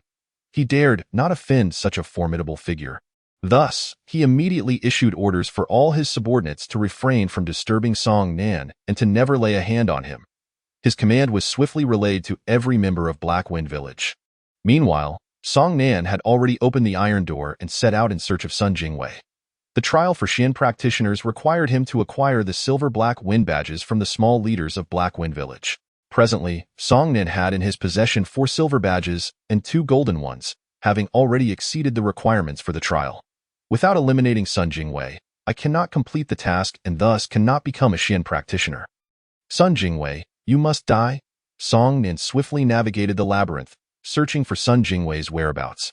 However, locating an individual within the maze proved exceedingly difficult. After searching for a considerable time, he realized he had not encountered a single soul, let alone Sun Jingwei. This method would not suffice. Standing at a crossroads, Song Nan surveyed his options and chose a path at random, footsteps. Song Nan immediately lifted his gaze towards the right. A group of Black Wind villagers, led by a small leader, emerged from a corner. Upon spotting Song Nan, they instinctively gripped their weapons, preparing to attack. However, when they saw the golden headbands tied around his arms, their expressions shifted dramatically, and they hurriedly turned to flee. Seeing this, Song Nan smiled in satisfaction. This would save him a great deal of trouble. Now, I simply need to find Sun Jingwei and eliminate him, after which I can depart from Black Wind Village. Yet, I wonder if Cold Scorpion will be able to deal with Luan Guangxue and his companions. Alternatively, if Cold Scorpion were to eliminate them all, I could also step in to deal with him afterward. There is no urgency. I must first locate Sun Jingwei. To minimize complications, Song Nan decided to head in the opposite direction from where he had encountered the group of Black Wind villagers. After running a short distance, a sudden thought struck him. Of course, while I may be unfamiliar with the maze, the Black Wind villagers know it well. If I can enlist their help in locating Sun Jingwei, it would be much easier. If I cannot find him, surely the Black Wind villagers can. Song Nan promptly turned around and chased after the direction the previous group had taken. As he ran, he heard footsteps approaching from the left and swiftly darted around the corner. Caught off guard, the group led by the large leader instinctively tensed, raising their weapons to confront the unexpected presence of a Shin practitioner. Yet upon seeing the golden headbands on Song Nan's arms, they froze in shock, quickly lowering their weapons and fleeing. Stop! Song Nan commanded loudly. They trembled, fearing he sought to trouble them, and turned back in trepidation. The large leader awkwardly forced a smile. My lord, I did not recognize you. I need your assistance in finding someone, Song Nan stated. He is a Shin practitioner from the Shinmin Tower, distinguished by a black mole on his face, from which 3 black hairs grow. Find him as swiftly as possible and inform me of his whereabouts. I shall wait here. Yes, I will attend to it immediately, the large leader replied, visibly relieved. Go. The large leader bowed and quickly departed. Song Nan leaned against the wall and sat down, waiting patiently. After a while, the large leader returned, his face beaming with joy. He first bowed to Song Nan and respectfully said, My lord, we have located the individual. Where? Song Nan inquired. Please follow me.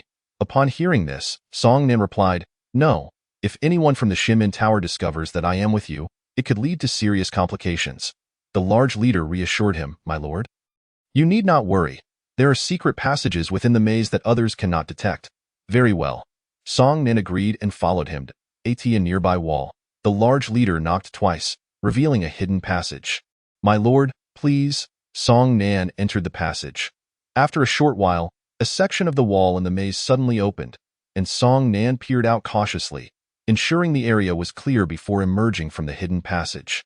Following the directions given by the large leader, Song Nan advanced towards the location of Sun Jingwei. My lord. Turn right, the large leader instructed. Song Nan looked up to see a small lackey perched atop the wall, smiling and pointing towards the right passage. Nodding in acknowledgement, Song Nan proceeded towards the corner. Before long, he spotted a figure emerging from another corner. Upon recognizing Sun Jingwei, Song Nan's eyes narrowed with murderous intent. Song Nan, you're not dead? Sun Jingwei exclaimed in surprise, then burst into laughter. You're alive. This is wonderful. The last time you stole 3 fruits from me in the Black Forest Mountains. It was destined that you would die by my hand. Song Nan scoffed. You think you, a mere waste, can kill me? Sun Jingwei shook his head with a cold smirk. I truly do not understand. Song Nan as a mere first-level practitioner. What gives you the audacity to be so arrogant? For today, it is you who shall perish here, not I. Humph.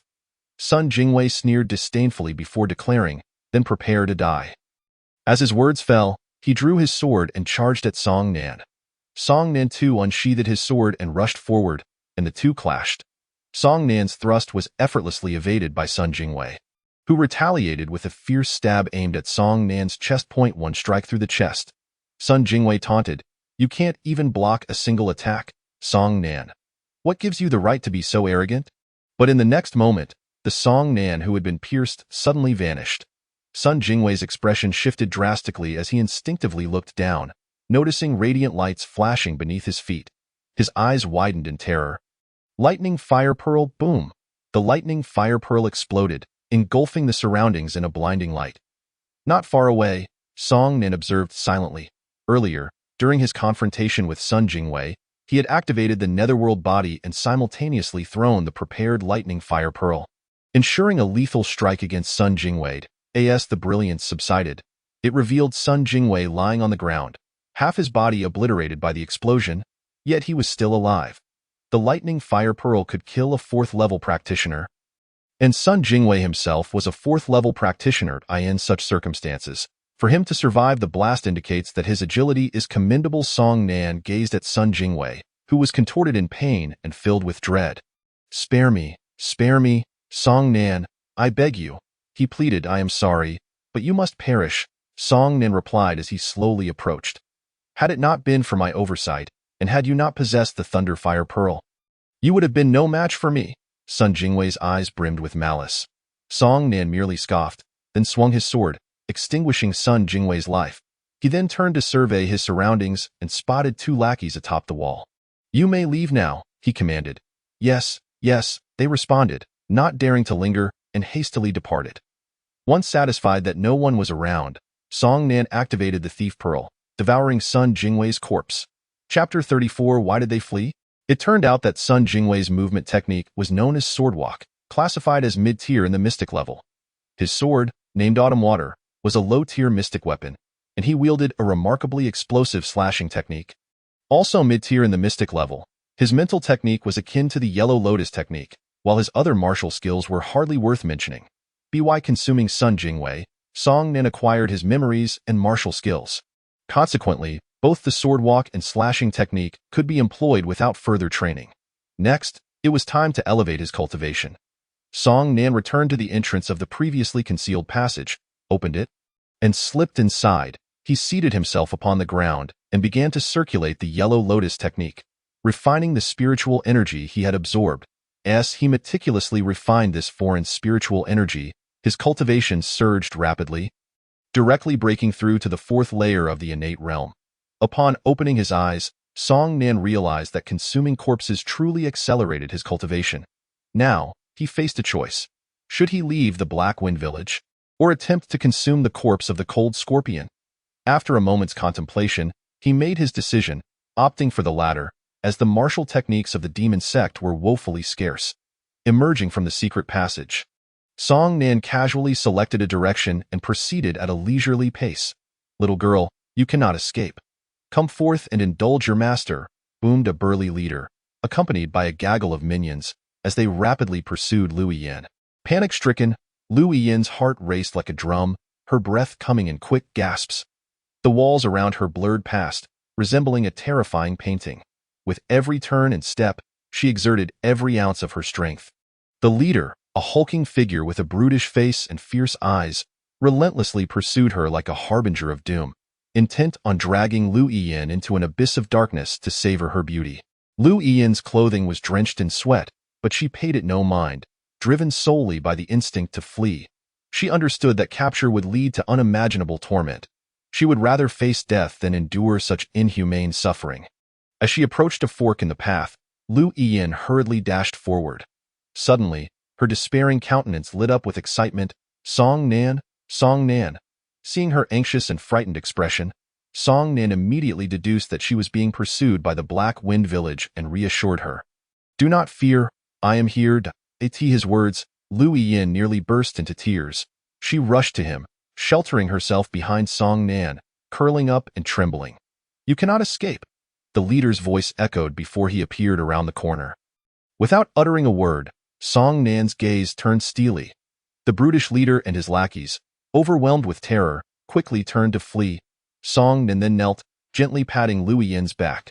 "Do not be afraid. It is over now." As Lu Yin instinctively glanced forward to see that the path was deserted, she collapsed onto the ground, too frightened to run any longer.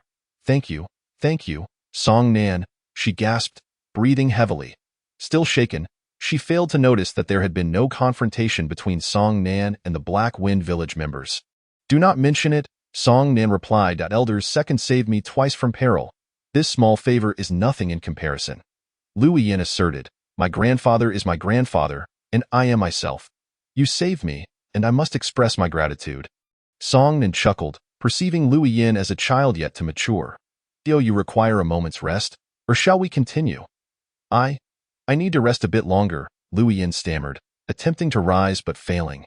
Song Nan nodded and remained seated beside her. Curiously, Lu Yin inquired, "Were you not afraid when you killed Lei Guangwei?" "Afraid of what?" Song Nan countered. "Lei Guangwei, his father is Lei Gang, and his grandfather is the third elder. Were you not afraid to kill him?" Lu Yin asked. Song Nan shook his head, recalling the life and death arena. "When Lei Gang intervened, Lei Guangwei believed I would hesitate to kill him. He even threatened to kill my parents and sister. How could I let him live?" Lu Yin earnestly responded, "You possess incredible courage." Song Nan smiled. "It is not courage. Rather, anyone driven to a dead end would act similarly. Is that so?" Lu Yin mused, her face a mask of confusion, for she had never experienced the dead end Song Nan spoke of. After all, within the Xinqing sect, few dared to show her disrespect. After resting for a while, Lu Yin stood up, gazing at the towering walls. "How can we navigate this labyrinth?" At that moment, Song Nan realized he had forgotten to inquire about the route out from the Black Wind Village members. With Lu Yin at his side, conversing with the Black Wind members became increasingly difficult. "Let us take our time. We will surely find a way out," he assured her. Lu Yin replied. The two then changed direction and continued walking. "How many silver Black Wind badges have you collected?" Song Nan asked. Lu Yin frowned. "I have yet to acquire even one." Song Nan responded, "I have an extra. I shall give it to you." Lu Yin's eyes sparkled as she gratefully accepted the badge. "Thank you, Song Nan. You are truly a good person." She then mustered her courage and tentatively asked, "Could I trouble you to help me find 2 more badges?" Considering the elder's second's kindness, Song Nan agreed. "No problem." At that moment, several lackeys from the Black Wind Village approached Song Nan and Lu Yin. Upon seeing the golden headband adorning Song Nan's arms, they immediately turned and fled. Lu Yin momentarily froze, murmuring, "Why did they run away?"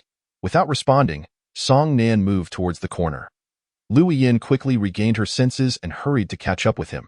As they proceeded, 2 lackeys emerged from a right-turning corner. Chatting and laughing, upon spotting Song Nan, they feigned blindness. Wrong way. I meant to go that way." Yes, we are going that way." They quickly retreated. Seeing this, Lu Yin was once again taken aback. Song Nan furrowed his brow, contemplating, "This won't do. If the Black Wind members flee at the sight of me, Lu Yin will inevitably grow suspicious." At that moment, hurried footsteps echoed from the left corner. Song Nan's expression darkened. Suddenly, a throng of people burst forth. "Run! There are Black Wind members behind us. We cannot face them. Run!" Among them were participants in the assessment, and the voice belonged to a disciple of the Lingxi sect. Upon hearing this, Lu Yin instinctively took off running. Observing her, Song Nan briefly deliberated before following suit. Chasing from behind were 2 leaders accompanied by a gang of lackeys. These 2 leaders had been the ones to tie the golden headband around Song Nan's arms. Chapter 35. The Cold Scorpion. The leaders of the Black Wind Village were at the 4th layer of the innate realm, far beyond Lu Yin and the other examinees' capabilities. After losing sight of their team, they could do nothing but run. Resistance would mean certain death. Thus, they sprinted with all their might. However, being at the 1st layer of the innate realm and unfamiliar with the maze's layout, the gap between them and their pursuers steadily narrowed. Having already been chased, Lu Yiyin found her spiritual energy waning, causing her speed to diminish. Noticing her slowing pace, Song Nan also reduced his speed. He had no concern for the fate of others. Protecting Lu Yiyin, the elder's second granddaughter, was his priority. Meanwhile, the burly leaders trailing behind wore expressions of delight, having spotted several attractive girls they could capture for their amusement. They even fantasized about delivering the most beautiful one to the cold scorpion, hoping for a reward from him in return. Amidst their indulgent thoughts, the sight of a golden headband suddenly jolted them into alertness, their pupils dilating and faces paling. Almost instinctively, they came to a screeching halt. "It is that esteemed one. What do we do?" That esteemed one merely instructed us not to disturb him, not that we cannot deal with others. Are you suggesting we continue the pursuit? Indeed, let us pursue. In pursuit of the potential reward from the cold scorpion, and for the sake of those few girls, they first cautioned the underlings behind them and then continued their chase. Ahead, Lu Yiyin was nearly out of breath, the distance between her and the others widening with each passing moment. What should I do? What should I do? Anxiety gripped her heart, and she instinctively turned her head, noticing Song Nan trailing behind. The members of the Black Wind stronghold had caught up.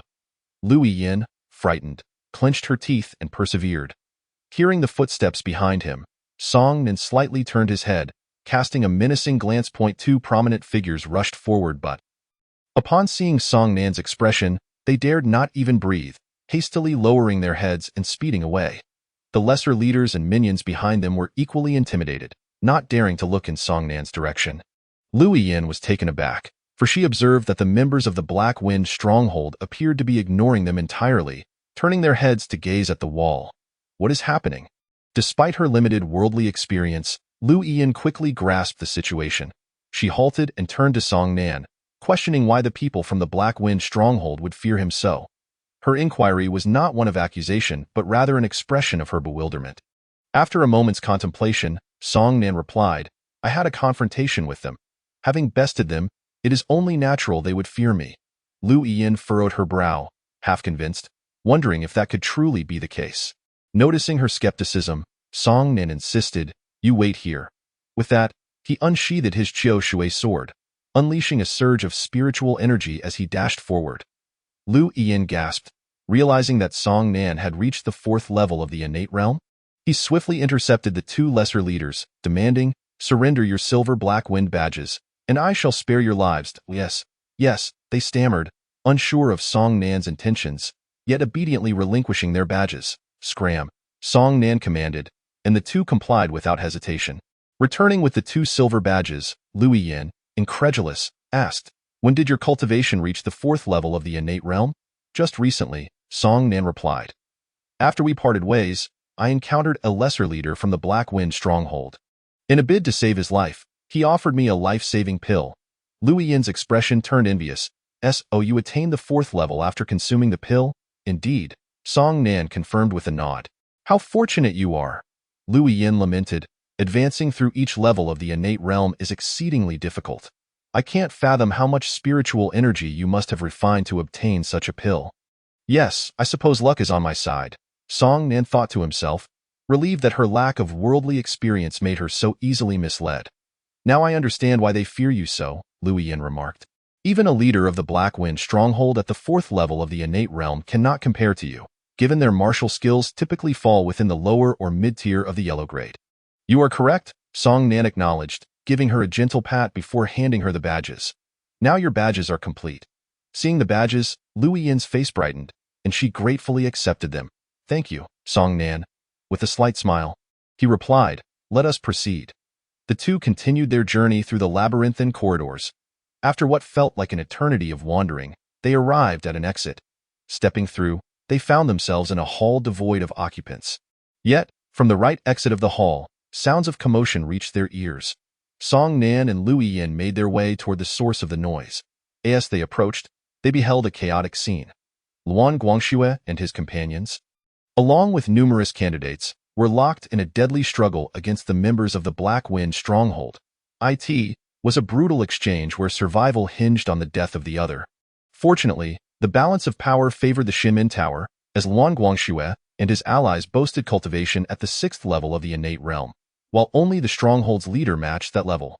The disparity in martial skills, agility, and mental fortitude further tilted the scales in favor of the Shinmen. One by one, the three hall masters of the Black Wind stronghold fell, and their leader sustained numerous injuries.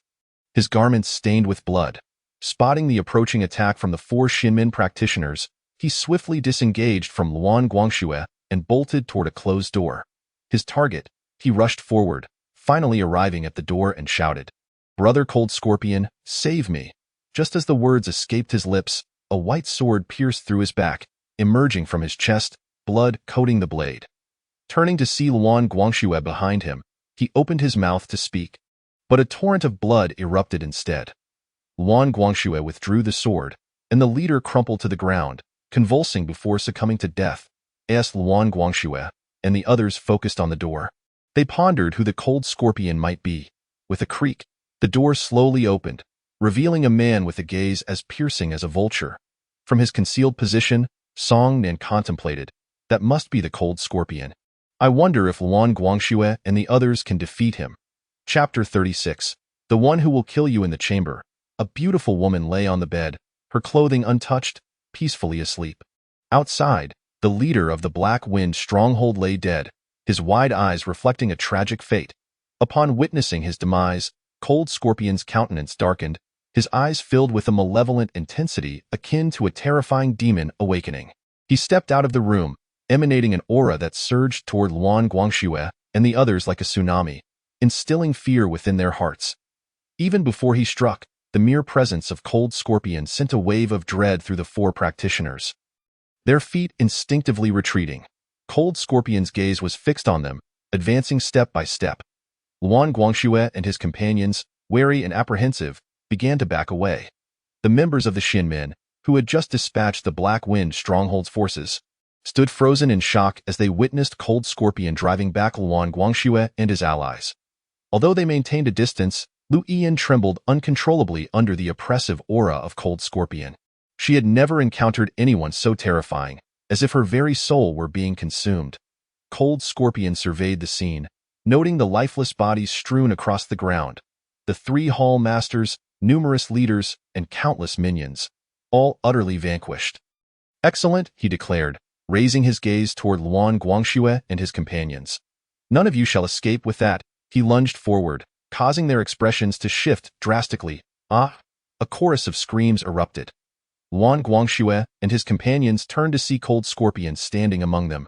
With a swift motion, he unleashed a palm strike, a terrifying force erupting forth. One unfortunate candidate from the Flying Thunder Valley, paralyzed by fear, could not evade the attack. Cold Scorpion's strike sent him flying, crashing several meters away, blood spilling from his mouth. As he struggled to rise, it appeared as though all his bones had vanished, his skin collapsing in on itself in a grotesque display. Such a bizarre demise horrified many. Leaving the members of the Shinmen in a state of panic, Lu Yian, overwhelmed by fear, promptly turned away and shut her eyes, unwilling to witness the spectacle. Meanwhile, Song Nan's eyes sparkled with intrigue. What a formidable technique from the demonic sect! Luan Guangxue and the other practitioners wore grim expressions, acutely aware that Cold Scorpion's cultivation had reached the 8th level of the innate realm. Coupled with his unsettling demonic techniques, it was evident he was a formidable adversary. "Run!" Luan Guangxue shouted, pulling out a map and forcefully tossing it to the nearest disciple of the Spirit Sword sect, before charging toward Cold Scorpion. The other three practitioners, each at the 6th level of the innate realm, followed suit, throwing their maps to the nearest candidates as they launched their assault against Cold Scorpion. Although fear gripped the remaining practitioners, they did not flee. Instead, they charged after Luan Guangxue, driven by their duty to eliminate the demonic sect's members and protect the candidates. Upon hearing Luan Guangxue's command, the candidates from the Spirit Sword sect, Flying Thunder Valley, and Lingxi sect snapped out of their stupor, turning to flee with all their might. "Flee?" Cold Scorpion sneered. "Do you think you can escape?" His words were barely spoken when he made his move. However, Luan Guangxue and his companions, having anticipated his attack, swiftly intercepted him. "As long as we are here, you will not harm them," Luan Guangxue declared with a composed demeanor.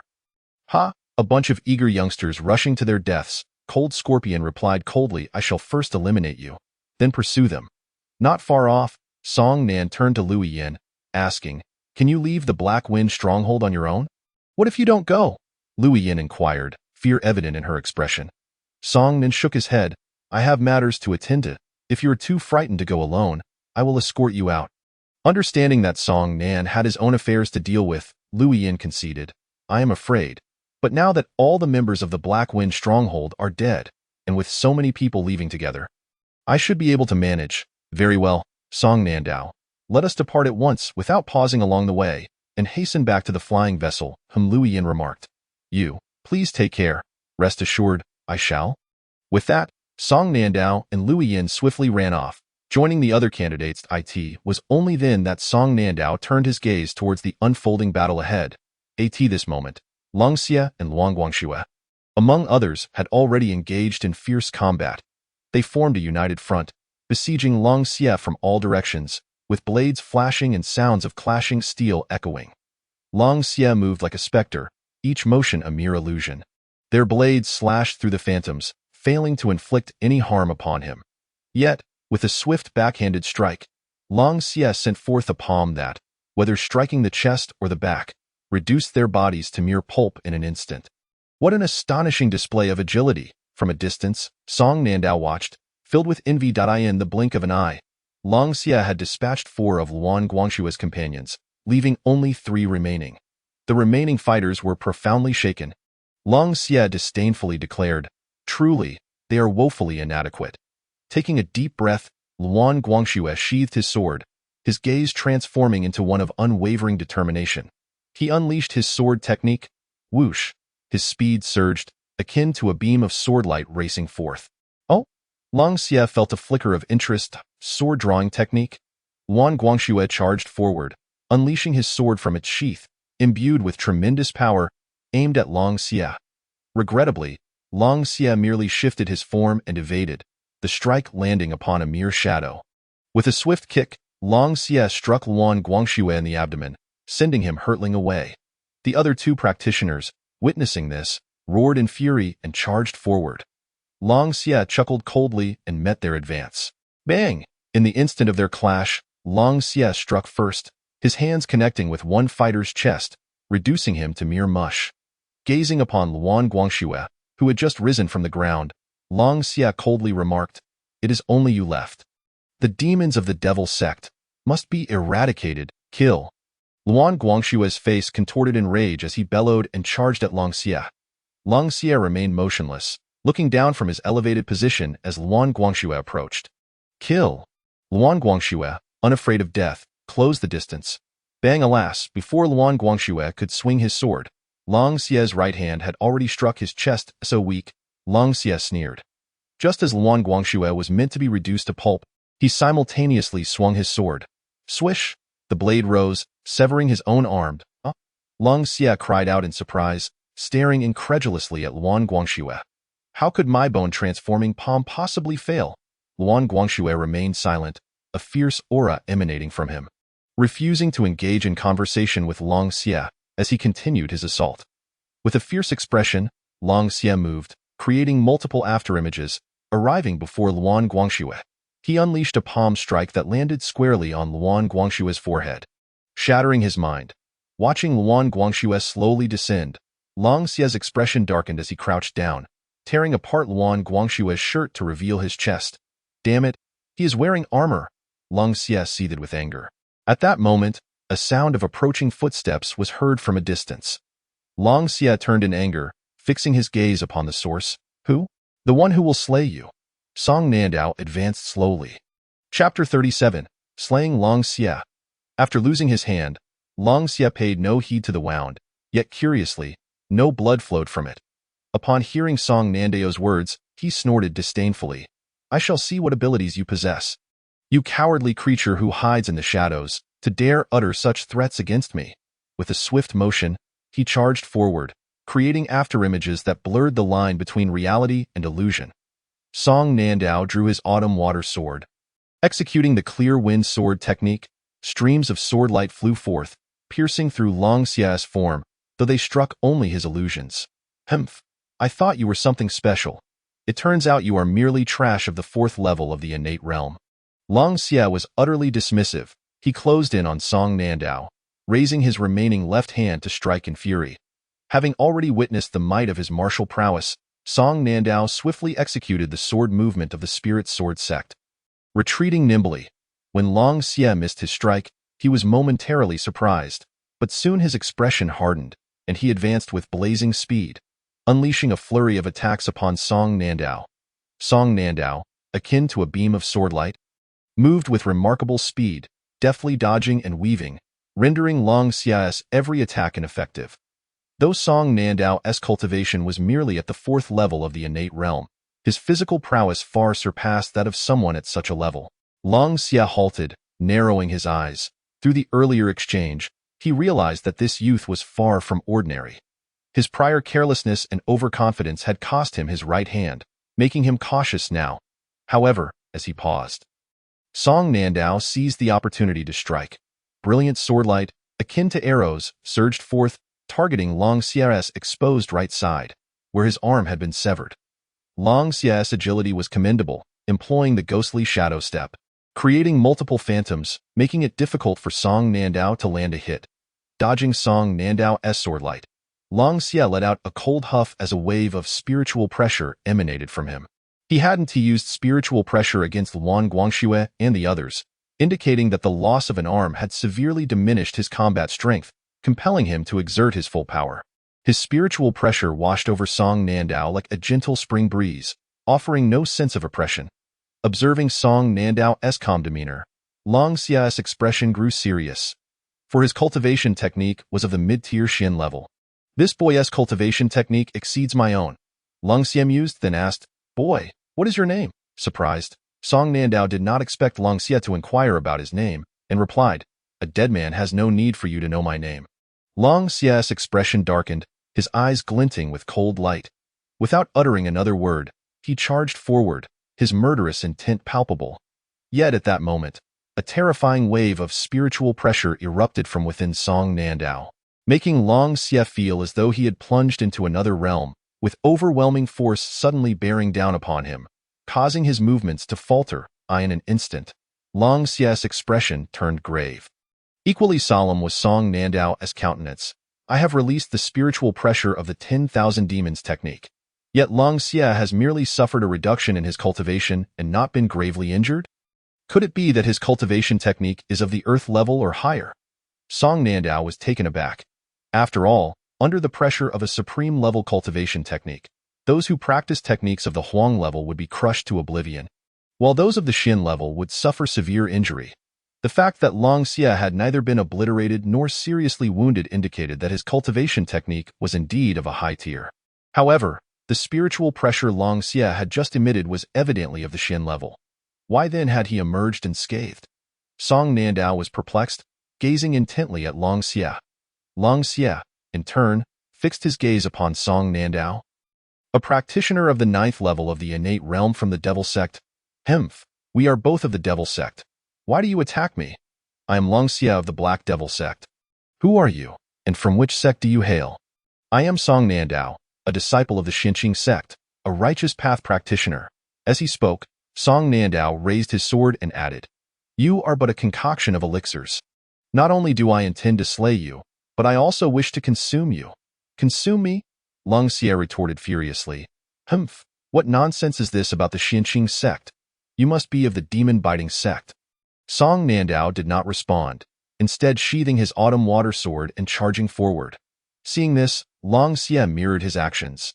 The two surged towards each other, their formidable demonic energies swirling within, converging in their palms. Eagle Demon Claw, Bone-Transforming Palm. They both bellowed, their hands striking against each other with the ferocity of an eagle's talon meeting a solid palm. Boom! A resounding crash echoed forth, a powerful shockwave radiating outward like ripples on water, lifting corpses and debris alike. In the next moment, Long Xie's expression shifted as he was forced back. Song Nandao furrowed his brow, contemplating.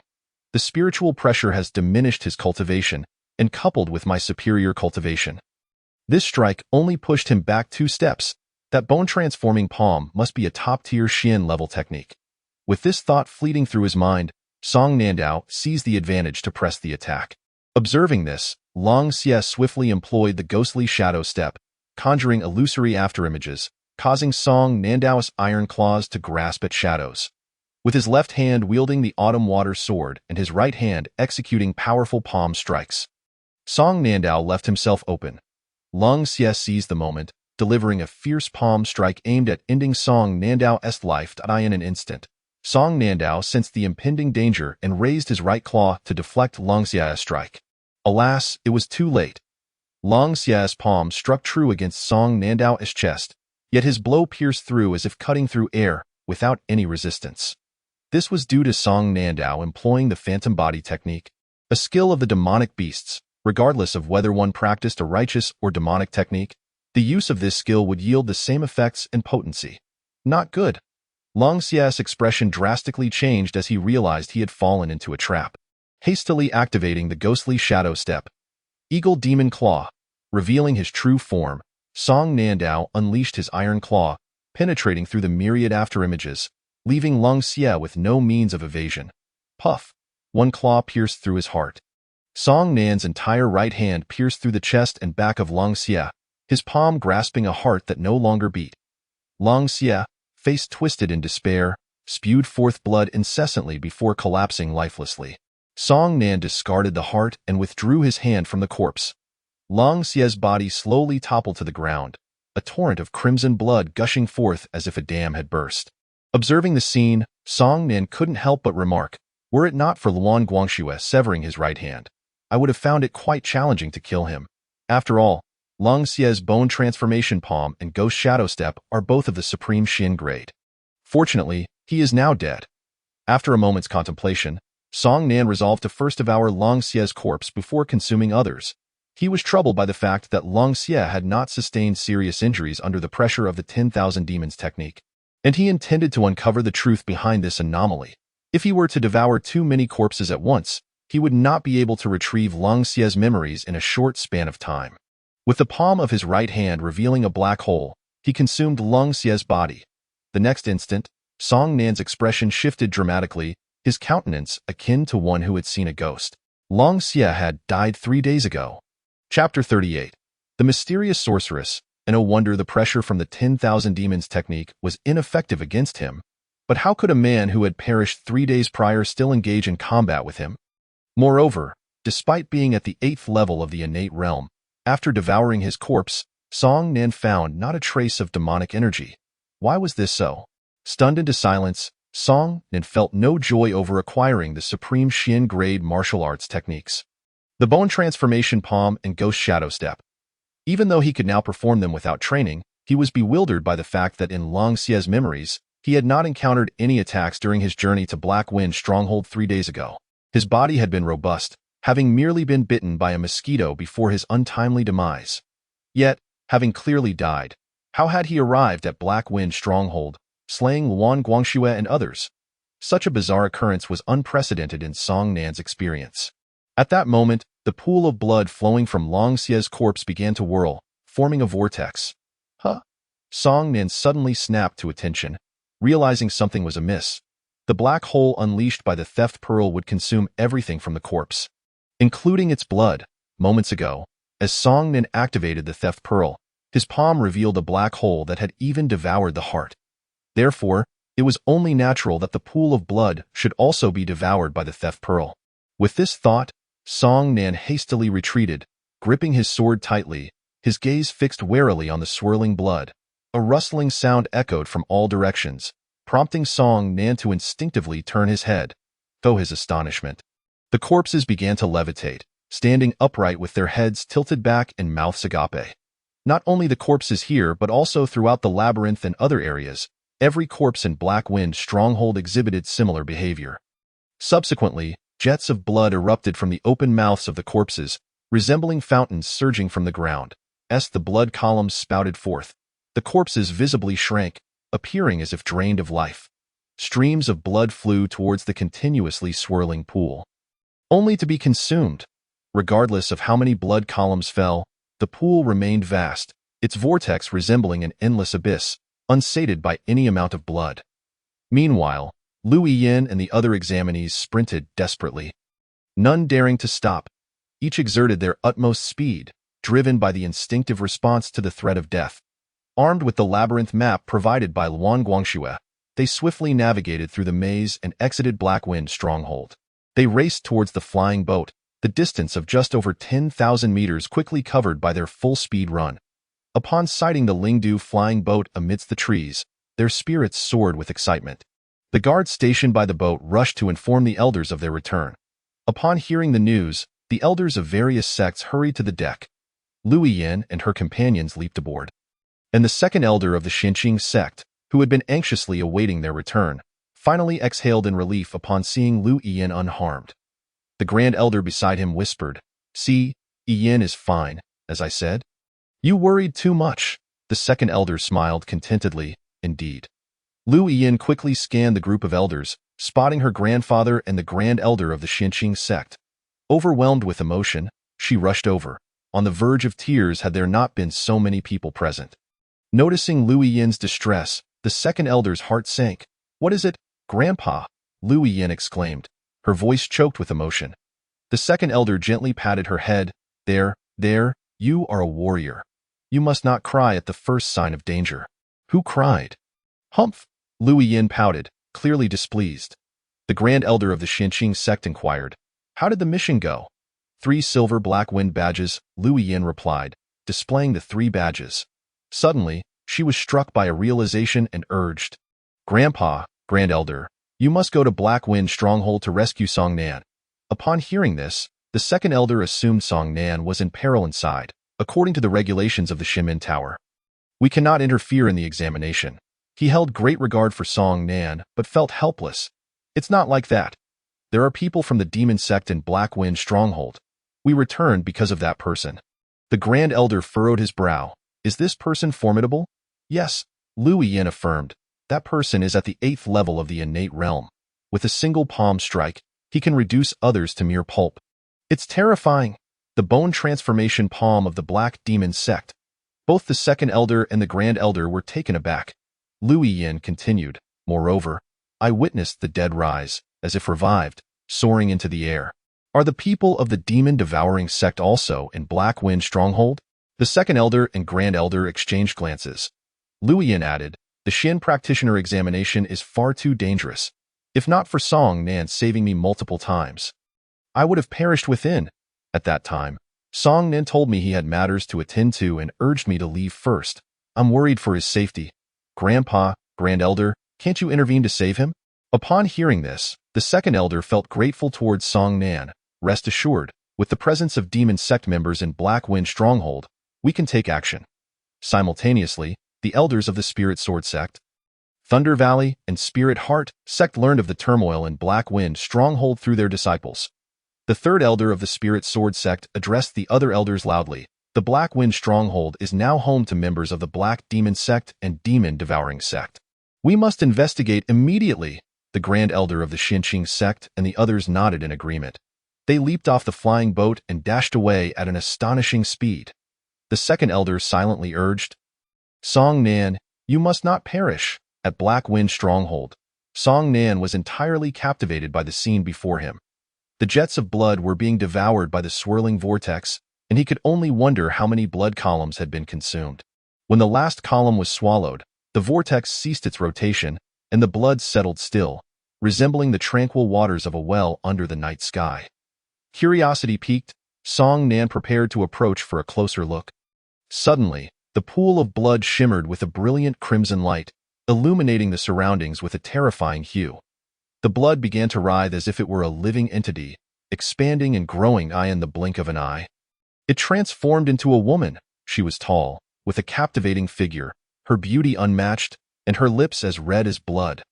Song Nan trembled, overwhelmed by the terrifying aura she exuded. It felt as though she was an insurmountable peak or an unfathomable abyss. In her presence, Song Nan felt as though he could be slain at any moment. Her enchanting, soul-capturing gaze fixed upon him. The spiritual pressure you released earlier was of the highest caliber.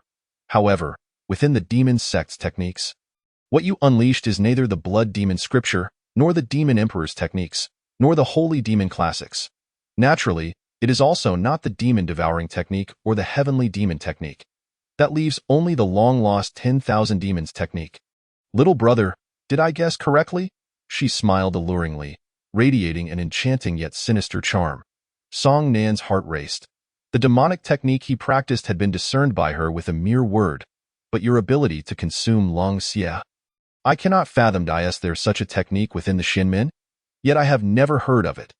The mysterious sorceress continued, to acquire the long-lost 10,000 demons technique and to wield a power that is not the demon-devouring sex. Little brother, I am quite intrigued. How about allowing your body to be used by me? Chapter 39.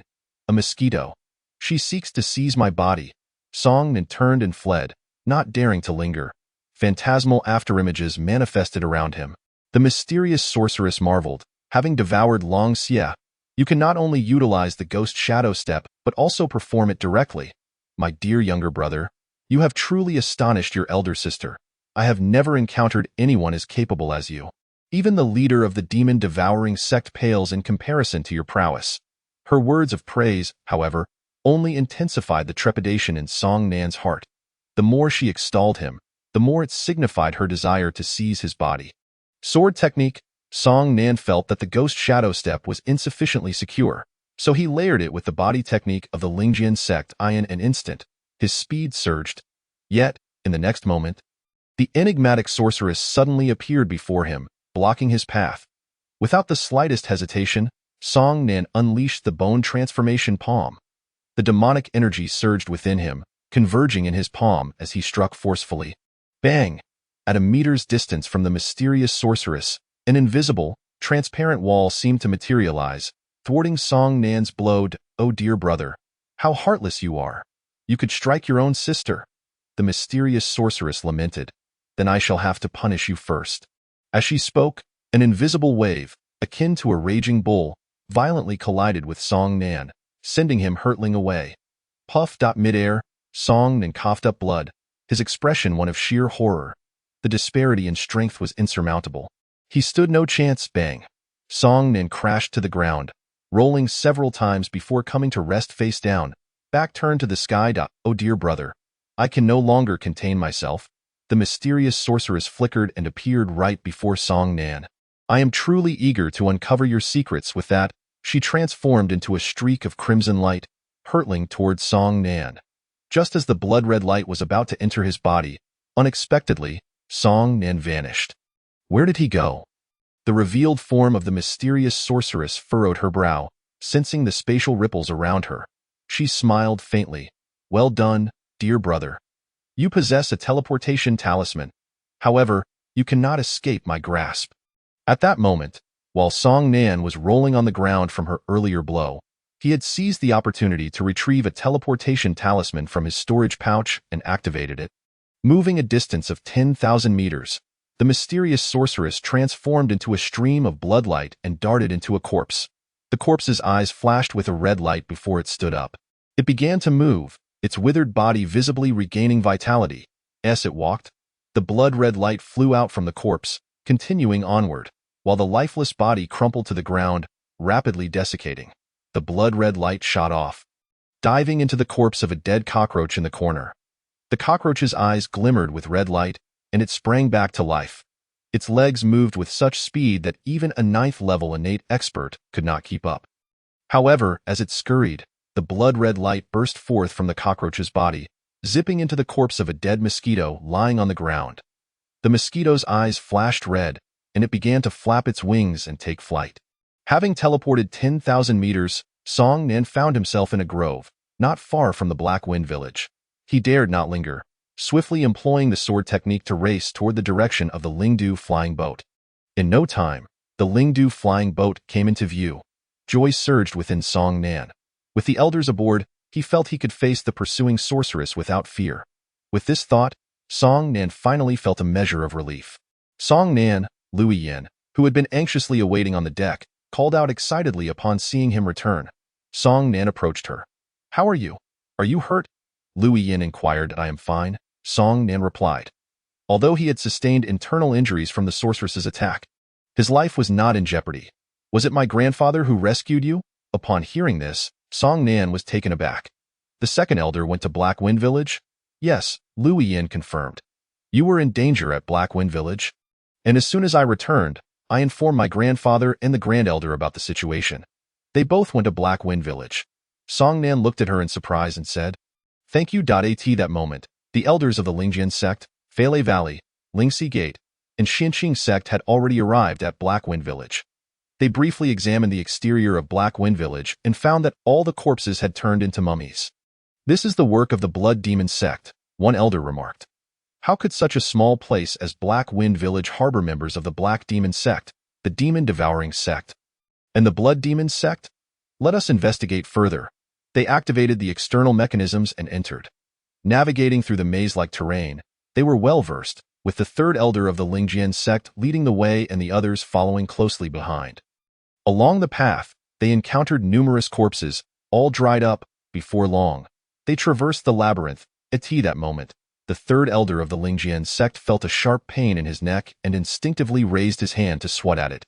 Only to find a mosquito, he brushed the dead mosquito aside without giving it further thought and continued onward. However, as soon as he took a step, a flash of red light glimmered in his eyes. Unnoticed by the others, the group pressed forward and arrived at the battlefield. Gazing at the sea of corpses, the elders fell into a solemn silence. The second elder of the Xinqing sect surveyed the area, searching for Song Nan's whereabouts. There are only 3 residual demonic auras here. The Grand Elder of the Xinqing sect noted. Point 1 is an immensely powerful blood demonic aura. Another is a relatively weak black demonic aura. And the last appears weak but is remarkably pure and foreign. The Black Demon sect poses little threat, but that blood demonic aura is exceedingly powerful. This individual is beyond our capacity to handle. An elder from Feilei Valley remarked. Should we report this matter? Inquired an elder from Lingxi Gate. They all turned to the third elder of the Lingjian sect, who nodded. This matter has surpassed our abilities. It must indeed be reported. Thus, the group departed from Black Wind Village, though the second elder of the Xinqing sect lingered, continuing his search for Song Nan. After some time, the elders returned to the Lingdu flying boat. Soon after, the second elder, having been unable to locate Song Nan, returned as well on the boat. The third elder of the Lingjian sect was in his quarters when a guard entered. Elder, has Song Nan from the Xinqing sect returned? He has returned, the elder replied. Call for Song Nan and tell him I have matters to discuss. Yes, third elder. After a while, there was a knock at the door. The third elder of the Lingjian sect said, Come in. Song Nan entered, slightly bowing. I am Song Nan, a disciple of the Xinqing sect, and I pay my respects to the third elder of the Lingjian sect. The third elder suddenly broke into a charming smile. Looking rather sinister, Dear brother, we meet again. I wonder, do you still possess that teleportation talisman? Upon hearing this, Song Nan's head shot up, a look of terror etched upon his face. Chapter 40. Mysteriously dead ever since encountering the 7-star child. Song Nan understood that his path was fraught with calamity. He had thought that possessing the teleportation talisman would allow him to evade disaster, but he never anticipated that this mysterious sorceress would be so formidable, capable of controlling even the elders of the Lingjian sect, while the others remained oblivious. What was even more terrifying was that she had appeared before him once again. Song Nan's expression shifted dramatically. With only one teleportation talisman used, he was now left solely to rely on his strength, which was utterly insufficient to escape her clutches. Realizing this, Song Nan immediately activated both the sword technique and the ghost shadow step, retreating while raising his hands to unleash the bone transformation palm. His palms were not aimed at the mysterious sorceress, but rather at the adjacent wall. If he could create a commotion to draw the attention of those on the boat, he might have a chance to escape. This was Song Nan's intention, and he acted accordingly. However, as his palms struck out, they met an unexpected barrier of red light that suddenly emerged. I didn't expect my dear brother to be so clever. However, your strength is too weak. Trying to play tricks in front of your sister is still a bit naive, the mysterious sorceress remarked coolly. Song Nan turned to face her. What do you want from me? I wish to borrow your body for a while. As she spoke, a beam of red light shot forth from the mouth of the third elder of the Lingjian sect, hurtling towards Song Nan. Without hesitation, Song Nan activated the netherworld body, hoping to evade the red light, but it pierced through the illusion and raced toward his true form. In a desperate attempt, Song Nan struck out with the bone transformation palm. Unfortunately, the red light ignored the power of the palm and directly entered Song Nan's hand. causing it to droop helplessly. Immediately afterward, the blood-red light surged out from within Song Nan, escaping as if fleeing from something terrifying. "How is this possible?" she exclaimed in horror. "What is happening? Where am I?" Song Nan straightened up, initially bewildered as he surveyed his surroundings. He discovered he was in a bedroom, seated on a bed. Suddenly, he jolted awake. Where was that mysterious sorceress? Quickly shutting his eyes, he focused on sensing himself and found no abnormalities within. Wasn't she attempting to seize my body? And how had my injuries healed? Confusion enveloped Song Nan. At that moment, a creaking sound drew his attention, and he turned to see the second elder entering the room. "How do you feel?" the second elder inquired. Song Nan quickly asked, "How did I end up here?" The second elder remarked, "It was the third elder of the Spirit Sword sect who sent you back, stating that you had succumbed to fatigue and fainted. It seems this assessment was exceedingly perilous, leading to your significant mental exhaustion." Song Nan was taken aback. How could she be so benevolent as to send me away? Does she not wish to seize my body? That enchantress possesses formidable strength. And even the second elder and the others failed to discern the anomaly surrounding the third elder of the Spirit Sword sect. If I were to disclose the matter of the enchantress to the second elder, it would likely backfire, bringing calamity upon them. Noticing Song Nan lost in thought, the second elder continued, "Do not overthink, for I have already administered a medicinal pill to you." "Thank you, second elder," Song Nan instinctively replied. The second elder waved his hand, saying, "In comparison to your repeated rescues of Yin from peril, this small favor of mine is hardly worth mentioning." Song Nan responded, "During my time in the sect, you also rescued me from danger. I have always remembered your kindness." At this point, Song Nan realized her rudeness. She had not bowed to the second elder and was seated on the bed while he stood beside it. Seeing Song Nan prepare to rise and pay her respects, the second elder said, "Your body is injured. There is no need for such formalities. Please remain seated. Then I shall not stand on ceremony." Song Nan replied at that moment. The second elder patted his waist and retrieved a tome from his storage pouch, presenting it to Song Nan. Upon seeing the words Qinglian Sword Technique inscribed on the book, Song Nan gasped in astonishment. "Second elder, what is this?" With a slight smile, the second elder explained, "The Qinglian Sword Technique is the highest-ranking martial art of our Xinqing sect. I am bestowing it upon you. But you must remember to keep it confidential." Song Nan quickly rose from the bed, accepting the Qinglian Sword Technique with both hands and bowing deeply. "Thank you, second elder. Alas, if only you possessed the Huanglian Sword Technique as well. We could have showcased the splendor of our Xinqing sect's twin lotus sword techniques," the second elder lamented. Hearing this, Song Nan fell silent, but inwardly vowed, "I must quickly contribute to the sect to gain access to the mausoleum and uncover the twin lotus technique and twin lotus sword technique. Rest well, in a short while, we shall arrive at the Xinmin Tower," the second elder stated before turning to leave. "Please take care." Song Nan bid farewell to the second elder before closing the door behind him. Gazing at the Qinglian sword technique in her hands, Song Nan mused, "The second elder must have considered my rescue of Lu Yin when granting me the Qinglian sword technique." She walked further inside. She opened the tome. It revealed that the Qinglian sword technique is a top-tier martial art with 3 forms. The first being sword transforms into Qinglian, the second one-leaf lotus blossom, and the third lotus seed heart sword. After a while, the Lingdu flying boat halted at the plaza of the Xinmin Tower, and everyone disembarked. Upon seeing the third elder of the Spirit Sword sect standing ahead, Song Nan instinctively distanced herself from him. Among the numerous candidates, only Song Nan and Lu Yin remained from the Xinqing sect, while many others had perished, particularly the 8 Xian practitioners who had all met their demise in the Black Wind stronghold. The recent assessment had inflicted grievous losses upon the Xinmin Tower, casting a pall over the atmosphere. The elders stood silently opposite the candidates, their expressions grave, cautiously glancing at the third elder of the Spirit Sword sect. Song Nan noted a stark change in him. He seemed like a different person. Not sparing her a glance at that moment, the third elder of the Spirit Sword sect spoke, "Regardless of whether you pass the Xian practitioner assessment, I extend my congratulations for your survival." The candidates remained silent, still haunted by the dangers of the Black Wind stronghold. The third elder continued, "Those who successfully acquired 3 silver Black Wind badges may enter the Xinmin Tower." With that, he turned and walked toward the tower, followed closely by the other elders. As they approached the entrance of the Xinmin Tower, the third elder suddenly leaned backward and collapsed to the ground. Almost instantly, his body began to wither rapidly.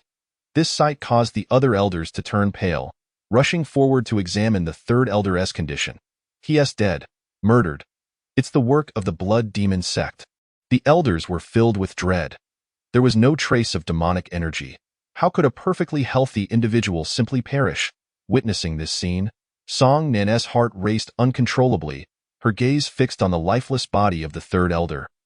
Unable to calm herself, unbeknownst to anyone, behind Song Nan, Liu Yin's eyes flashed with a sinister crimson glow. Chapter 41.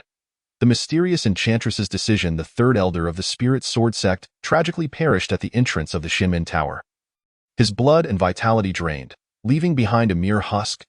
This act was undeniably a blatant provocation against the Shinmin Tower. Unfortunately, the assailant who murdered the third elder was far too powerful for the other elders to detect when the attack occurred. Moreover, the mysterious enchantress, having departed from the third elder's body and entered Liu Yin's, did so without anyone noticing. She obtained memories from the third elder, realizing that only Song Nan and Liu Yin from the Xinqing sect had survived the assessment. Thus, she seized Liu Yin's body. The mysterious enchantress gazed at Song Nan, who stood before her, her eyes betraying a glimmer of avarice as she thought, "What is this Song Nan's origin? How could he harbor such terrifying power within? If I had not fled swiftly earlier, I might have perished." Her eyes darted with a glint of triumph. "Even if I do not dare to act openly, others are unaware of Song Nan's situation, and there will undoubtedly be those who will act on my behalf. As a warrior, Song Nan will inevitably venture into perilous places for training and to hunt demonic beasts. At that time, I will have ample means to lure demonic beasts or others to eliminate him. Once Song Nan is dead, I can occupy his body, obtain his memories, learn of his origins and the 10,000 demon technique, as well as that ability to absorb others to gain their martial skills. By cultivating in Song Nan's body, I will surely restore my peak state one day and then return to exact vengeance upon the blood demon sect. Therefore, I need not adhere to the calculations of the heart demon in my frantic search for some blood not blood, mist not mist, true dragon to assist me. The heart demon is truly insufferable. Never uttering words that a normal person can comprehend, I shall follow my own plan to eliminate Song Nan. That is the only truth." At that moment, the second elder of the Spirit Sword sect rushed out from the Shinmin Tower. He crouched down to inspect the third elder's corpse and, with a face of frost, stood up and addressed the other elders with a grave tone. "From this day forth, we shall conduct a thorough search for anyone affiliated with the demon sect. Upon discovery, they are to be killed without mercy." "Yes," the elders responded in unison. Not far away, Song Nan mused inwardly, "I must be even more cautious in the future to avoid exposing my connection to the demon sect." The second elder departed with the third elder's body, followed by the other elders. Soon after, a middle-aged man emerged from the Shinmin Tower. He looked at Song Nan and the other candidates and said, "I am Ouyang, the steward of the Shinmin Tower. Those among you who have collected 3 silver black wind badges, please step forward." All the candidates approached. Ouyang then called, "Disciples of the Xinqing sect, step forward." Song Nan and Liu Yin stepped out to present their silver black wind badges. Ouyang sneered, "The Xinqing sect has indeed struck it lucky. Remarkably, 2 of you managed to pass this assessment." Song Nan frowned slightly. Regarding him with scrutiny, unfazed, Ouyang retrieved 2 tokens from his storage pouch and tossed them to Song Nan and Liu Yin. "Here are your Xian practitioner tokens, symbols of your status within the Shinmin Tower." As Song Nan looked down, he saw the characters Xian practitioner intricately carved in the center of the token, adorned with a 5-pointed star above it. The reverse side depicted a 3-story Shinmin Tower. Ouyang then produced 20 spirit stones from his pouch, distributing 10 to both Song Nan and Liu Yin. He continued by handing out 2 healing pills, 1 to each of them. From this moment, "You are Xian practitioners of the Shinmin Tower, entitled to receive 10 spirit stones and 1 healing pill each month," he declared. Song Nan thought to himself, joining the Shinmin Tower as a Xian practitioner comes with quite favorable benefits. Far superior to those in the Xinqing sect. It is no wonder others urged to join the Shinmin Tower swiftly. Ouyang then called, "Disciples of the Lingxi sect, step forward." 4 individuals from the Lingxi sect approached. Ouyang did not elaborate further, simply handing out spirit stones and pills. However, they received 30 spirit stones and 3 healing pills. Upon seeing this, Song Nan frowned slightly. Next, it was the turn of the disciples from the Fele Valley. They received 70 spirit stones and 7 healing pills, deepening Song Nan's frown. Finally, the disciples of the Spirit Sword sect were called forward. They received 100 spirit stones and an entire vial containing 10 healing pills. Unable to restrain himself any longer, Song Nan inquired, "Why are our spirit stones and pills so limited while theirs are so abundant?" Ouyang scoffed disdainfully, "It is simply because your Xinqing sect is too weak." A disciple clad in a blue robe from the Lingjian sect deliberately proclaimed in a loud voice, "As disciples of the Lingjian sect, we are indeed fortunate. 100 spirit stones and a vial of spirit elixirs. What a delight." After uttering these words, he cast a deliberate glance at Song Nan. The expression on Song Nan's face darkened. Judging by the quantities of spirit stones and elixirs being distributed, it was evident that the Xinqing sect held the lowest status within the Shimin Tower. "Follow me," Elder Ouyang instructed as he turned and entered the Shimin Tower. The enigmatic sorceress patted Song Nan, urging, "What are you thinking?" "Let us go." "It's nothing," replied Song Nan, unaware that the figure beside him, Luoyan, was the mysterious sorceress. The two then proceeded into the Shinmin Tower. Elder Ouyang pointed to the left, saying, "This is the task hall. Henceforth, you shall go there to accept tasks." Additionally, at this juncture, he turned to gaze at Song Nan and Luoyan. "You two must listen closely. Disciples from the other 3 sects possess the privilege of priority in task selection. Should you encounter disciples from other sects snatching your tasks, do not cause any trouble." Song Nan replied in a grave tone, "Is it not exceedingly unfair for us disciples of the Xinqing sect?" Elder Ouyang smirked derisively. "Who told you that the Xinqing sect is so feeble?" Song Nan inhaled deeply, suppressing his discontent as Elder Ouyang continued to lead them onward. "This is the treasure area, where you may sell or purchase items. Transactions will require points from the Shinmin Tower, and each of you starts with 100 points. Elder Ouyang then looked at Song Nan and Luoyan. "In the treasure area, you may purchase items only up to the low-grade Xin level. Should you wish to acquire items beyond that grade, having points will not suffice." Understanding the implications of such regulations stemmed from the weakness of the Xinqing sect, Song Nan inquired, "Are there any level restrictions on maps?" "None," replied Elder Ouyang tersely. Song Nan sighed in relief and asked, "Can maps be purchased at any window in the treasure area?" Elder Ouyang regarded Song Nan with disdain. "Do not even entertain the thought of acquiring a map. Even the most basic map costs 1,000 points. Can you afford that? While I currently lack points to purchase one, it does not mean I will be unable to in the future." Song Nan asserted, meeting his gaze with resolve. "In the future? Ha!" Elder Ouyang scoffed. "Of course, you could accumulate enough points over a year or two." Chapter 42. The Shinmin Tower of Yunhe. This statement caused Song Nan to furrow his brow in contemplation. Pondering, is it truly so arduous for disciples of the Xinqing sect to earn points within the Shinmin Tower? Observing Song Nan's silence and frown, Elder Ouyang smirked contemptuously and turned his attention to the others. "Now, let us proceed to the sect interface." The group departed the treasure area, moving towards the far right of the first floor. Shortly thereafter, a swirling vortex, half the height of a person, came into view. Elder Ouyang announced, "This is the entrance to the sect interface. To enter, you will require your Xian practitioner tokens." Song Nan and the others presented their tokens and followed Elder Ouyang into the sect interface. Upon entering, they discovered a miniature realm, filled with fragrant blooms and lush greenery, where the spiritual energy was noticeably denser than in the outside world. Cultivating here would prove far superior to the outer realms. We currently stand in a place known as the Gate of Realms, which connects to the entrances of the Lingjian sect, Fele Valley, Lingxi Gate, and Xinqing sect in the southeast, southwest, northwest, and northeast directions respectively. Your sect's elders and other Xin practitioners reside there. You must have sensed that the spiritual energy within the sect interface is indeed more potent than that of the external world. Yet the most concentrated energy is found at our Lingjian sect, where it has thickened to a mist. Conversely, the Xinqing sect possesses the least abundant spiritual energy. As he spoke, Elder Ouyang subconsciously glanced at Song Nan and Luoyan. "Now, I will take you to observe the ranking rules of the 4 sects, which are of utmost importance at the Gate of Realms." They proceeded toward the center of the Gate of Realms, where a smooth, mirror-like black stone tablet stood upon the level ground. To the left of the stone tablet hung a copper bell, unsupported yet suspended in mid-air. To the right stood a mirror, tall enough for a person to gaze into. The stone tablet is known as the battle power steel, which assesses combat strength.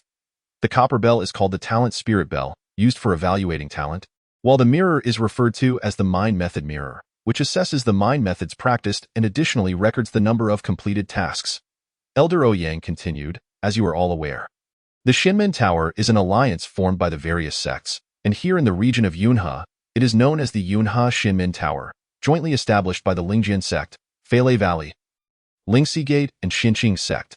Hence, we must adhere to the rules of the Shinmen Tower to determine which sect holds the position of Tower Master, Vice Master, Elder, and Hall Master. This assessment is to be completed jointly by the sect leaders and their disciples, encompassing personal battle power assessment, talent assessment, and mind method assessment for sect leaders, while disciples will undergo personal battle power assessment, talent assessment, and task assessment. At this point, Elder Ouyang produced a token and tossed it forward. The battle power steel, talent spirit bell, and mind method mirror all illuminated simultaneously, revealing the rankings of the sect leaders.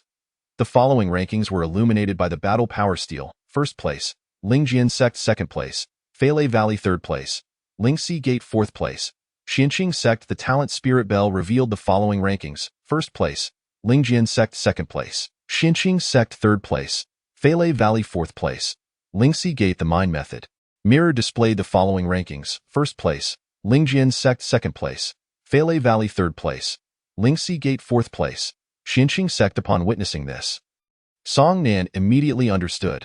The Xinqing sect had lost the Huanglian formula and Huanglian sword formula, leaving the supreme techniques of Shuanglian formula and Shuanglian sword formula incomplete, naturally resulting in their leaders' combat strength and mind methods falling short compared to those of other sect leaders. If the Shuanglian formula and Shuanglian sword formula were recovered, with the talent ranking of the sect leader in second place, he would undoubtedly be able to defeat the leaders of the other sections. Our Lingjian sect is first. Haha, as a disciple of the Lingjian sect, I am immensely proud, exclaimed a group of jubilant disciples from the Lingjian sect, reveling in their superiority. Elder Ouyang observed them and remarked, "Indeed, our Lingjian sect is the strongest, for our leader is the master of the Yunhe Shimin Tower." He then cast a disdainful glance at Song Nan before continuing, "Now, let us examine the rankings of the disciples from each sect." He tossed the token once more, and the radiance from the battle power steel, talent spirit bell, and mind method mirror shifted dramatically, now illuminating a denser array of text. Song Nan scrutinized the rankings on the battle power steel, his eyes scanning downward. In the battle power rankings, the top 5 were all disciples of the Lingjian sect, with only one disciple from Feilei Valley among the top 10, while the first disciple from the Xinqing sect appeared at the 758th position. Amongst a total of 1910 disciples across the 4 sects in the talent rankings, all 10 positions were claimed by disciples of the Lingjian sect, with only 3 disciples from Feilei Valley among the top 20, and the first Xinqing sect disciple appearing at the 554th position. The mind method mirror illuminated a task ranking, not a mind method ranking. This task was not of ordinary nature but was classified as a life and death level task, 10 tasks that assessed the 4 sects, bearing significant weight. Yet, astonishingly, the Xinqing sect's completion rate for these tasks stood at 0. This revelation left Song Nan utterly astounded. The task rankings showed that the Lingjian sect had completed 9 tasks. Feilei Valley had accomplished 7, and Lingxi Gate had managed 3. At last, Song Nan grasped the meaning behind the sect leader's prior statements about bringing glory to the sect. Altering the current rankings of the 3 types of disciples was, indeed, a means of contributing to the sect. Elder Ouyang looked at Song Nan and said, "Do you see now? Your Xinqing sect is so weak that your treatment within the Shimin Tower is naturally inferior. Do not blame others. You must only blame yourself for being a disciple of the Xinqing sect. Had you been a disciple of my Lingjian sect, your treatment would undoubtedly be the best." Disciples from Feilei Valley and Lingxi Gate lowered their heads slightly, acknowledging the undeniable truth that the Lingjian sect was indeed the strongest within the Yunhe Shimin Tower, and consequently, its disciples enjoyed the best treatment. Meanwhile, the disciples of the Lingjian sect reveled in their pride, their genuine sense of superiority irking others. Feeling a twinge of dissatisfaction, Song Nan remarked, "What skill is it to rely on the blessings of the sect's elders?" A disciple from the Lingjian sect, clad in a blue robe, retorted scornfully, "Look at you, as if you intend to change the status quo of the Xinqing sect through your own abilities," Song Nan declared resolutely. I shall alter the rankings of the 3 disciple categories. Ha ha, ha ha ha. Laughter erupted, growing increasingly boisterous. Ouyang, the steward, along with the disciples of the Lingjian sect, as well as some from the Feilei Valley and Lingxi Gate, all laughed unabashedly, their mirth laced with derision. Beside them, a mysterious sorceress observed the scene with delight, secretly reflecting. As soon as Song Nin arrived at the Shuangguan Tower, he clashed with the disciples of the other 3 sections. Although the conflict was trivial, it was a spark that could ignite a larger discord. If they were to eliminate Song Nan, it would be splendid. Ha ha. Chapter 43. The rankings of the Battle Power Tablet. Any boastful claims or lofty ambitions are destined to be met with ridicule. For in the eyes of others, you appear incapable of achieving them. Thus, they mock you. They mock Song Nan. Ouyang, the steward, regarded Song Nan with disdain, remarking, "You? Change the rankings? Which newcomer from the Shinying sect hasn't made such claims upon arriving at Shuangguan Tower? Yet, what is the reality? None have succeeded, and neither will you." Unperturbed, Song Nan retorted, "Whether I can succeed is not for you to decide, but for me alone." Ouyang scoffed, addressing the crowd. "The reason for bringing you here is not only to enlighten you on the assessment rules of Shuangguan Tower, but also to preliminarily evaluate your rankings." At this, he turned to Song Nan, saying, "You claimed you would alter the rankings. Don't hold back." Without a word, Song Nan drew his sword and strode directly toward the Battle Power Tablet. "Wait." Upon hearing Ouyang's call, Song Nan turned, asking, "What?" Ouyang, irritated, replied, "The Shinying sect ranks last, so you too shall wait there." Gripping the hilt of his Choshui sword, Song Nan inhaled deeply and declared, "Before long, my Shinying sect will undoubtedly claim the top position at Shuangguan Tower." With that, he turned and walked away, disregarding Ouyang's self-satisfied expression. Whether for points to purchase maps or to access the sect's cemetery, Song Nan understood the necessity of elevating Shinying sects standing at Shuangguan Tower. Yet, his declaration continued to fuel the laughter of Ouyang and the others. "How fortunate it is to be a disciple of the Lingjian sect. No waiting required. Ha ha," taunted a disciple clad in blue. Song Nan remained silent, choosing to ignore him. The blue-clad disciple continued, "Let me test first, so that a certain frog in a well might understand the disparity." Other disciples from the Lingjian sect chimed in. "Brother Jia's strength is surely the greatest among us. Indeed, our Lingjian sect is naturally the strongest. Brother Jia, show them your prowess." These remarks were not only uncomfortable for Song Nan, but also irked those from Feilei Valley and Lingxi Gate. Some could not restrain themselves, declaring, "You haven't even competed yet. How do you know our Feilei Valley is inferior? Our Lingxi Gate is no pushover either." Seeing this, Ouyang directed, "Then you go first." Jia Yuan, the blue-clad man, Jia Yuan, stepped forward, brimming with confidence, his nose held high in arrogance. "Hand me your Xuanzhe token."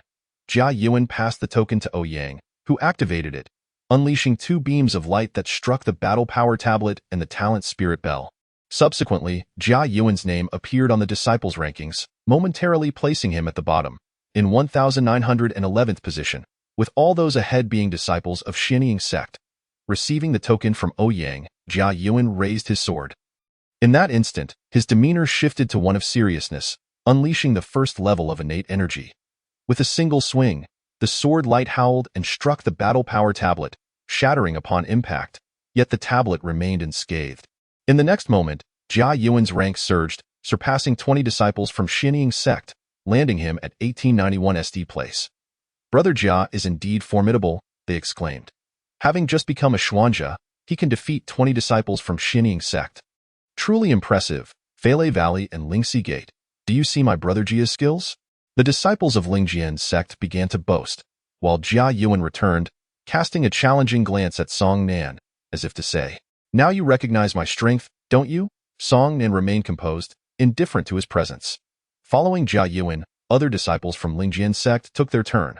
Though slightly weaker than Jia Yuan, they still managed to push Shinying sect disciples down the rankings. Then it was Feilei Valley's turn, yet one by one, they approached the Battle Power Tablet, only to find themselves outmatched by Jia Yuan, leaving them dejected and embarrassed. Lingxi Gate faced a similar fate. Falling short of Jia Yuan's achievements, which only served to embolden the Lingjian sect disciples further, while the faces of those from Feilei Valley and Lingxi Gate flushed with anger, powerless to respond. Ouyang turned to Song Nan, stating, "It is now your turn, kid." With a calm demeanor, Song Nan approached and handed over his token. Soon, his name appeared on the rankings of the Battle Power Tablet and the Talent Spirit Bell, temporarily placing him at 1932nd position. Originally, the total number of disciples from the four sects was 1910, and with the addition of Song Nan, Jia Yuan, and others, the total became 1932. However, Liu Yin had yet to test. "This braggart will surely rank lower than us." Someone scoffed, "Of course, how could a disciple from Shinying sect compare to us?" Ignoring their jeers, Song Nan drew his sword, the energy within swirling like a raging river. Coalescing around the Qiushui sword. In an instant, Ouyang and Jia Yuan's expressions shifted. Fourth level of innate realm. At that moment, Song Nan swung his sword, the blade slicing through the air and striking the battle power tablet, shattering it. His rank, 1650. This position left Jia Yuan far behind. A hush fell over the crowd, disbelief etched on their faces as they beheld Song Nan's ranking of 1650. Achieving such a position in his first assessment left them astounded, particularly those from Falei Valley and Lingxi Gate. For Song Nan's rank exceeded Jia Yuan by a significant margin. Jia Yuan, the first to recover from his shock, sneered, "How ridiculous. We participated in the assessment at the first level of innate realm. And you, Song Nan, waited until the fourth level? Had I been at the fourth level, my rank would undoubtedly surpass 1650. The astonished crowd, upon hearing his words, found merit in his reasoning, believing that if they were at the fourth level, they too would achieve higher ranks. Thus, they regarded Song Nan with disdain, as they too had entered the assessment at the first level of innate realm. The mysterious sorceress, seizing the moment to deepen the rift between Song Nan and the others, provocatively stated, "You know nothing. Song Nan also participated in the assessment at the first level of innate realm. If you doubt it, feel free to investigate. There must be records within Shuangguan Tower." Jia Yuan immediately turned to Ouyang, questioning with skepticism, "Is that true?" All eyes fell on Ouyang, who, with a grim expression, reluctantly confirmed, "Indeed, Song Nan participated in the assessment at the first level of innate realm." "Impossible!" Jia Yuan exclaimed, incredulous. "How could such a short time allow for a leap of 3 levels in cultivation?" Others nodded in agreement, sharing his disbelief. The mysterious sorceress interjected. "Song Nan's cultivation surged to the 4th level of innate realm while in Heifeng Zhai. You lot, who cannot even admit defeat, dare to compare yourselves to Song Nan?" Upon hearing these words, Jia Yuan, Ouyang, and the others were left aghast, their expressions shifting to one of shock, followed by indignation at the sorceress's taunts. Chapter 44. The Talent Spirit Bell. Song Nan gazed at Liu Yin, bewildered by her sudden change in demeanor. The mysterious sorceress, initially intent on further stoking the flames, chose to remain silent, sensing Song Nan's peculiar expression. She wished to remain close to him, awaiting the moment of his demise to seize his corporeal form. Jia Yuan pondered briefly before dismissing.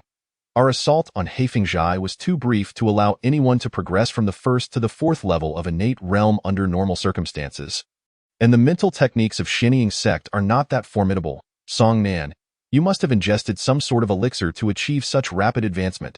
At this, Song Nan smiled enigmatically and replied, "Indeed, I did consume a potion."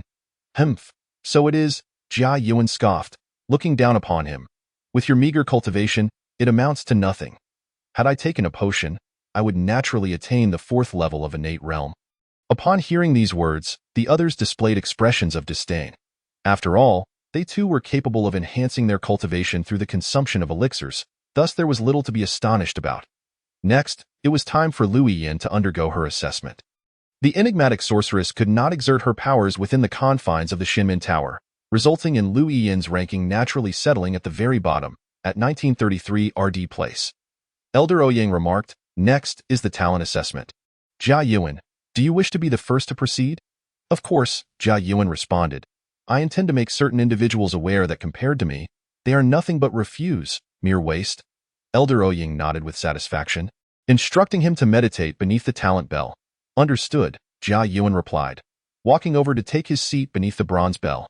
Elder Ouyang surveyed the crowd and announced, "The talent bell produces a total of 9 chimes, each representing a level of talent. The first chime denotes the weakest talent, while the 9th indicates the most formidable." Upon hearing this, the mysterious sorceress pondered silently, Song Nan harbors great potential within. His origins are undoubtedly extraordinary, likely stemming from the Central Plains. His talent must be exceptional. Bang! The talent bell suspended above Jia Yuan's head began to sway, emitting a deep and resonant chime. The sound rippled outward, capturing the attention of those in various regions, such as the Spirit Sword Sect, Thunderstorm Valley, Spirit Insight Sect, and Xinqing Sect. They recognized that this was the assessment for new practitioners following the conclusion of the Xian practitioner examination, and thus continued with their activities without much concern. However, those in the Spirit Sword Sect remained slightly intrigued, eager to see if any of the newcomers would exhibit outstanding talent. Bang!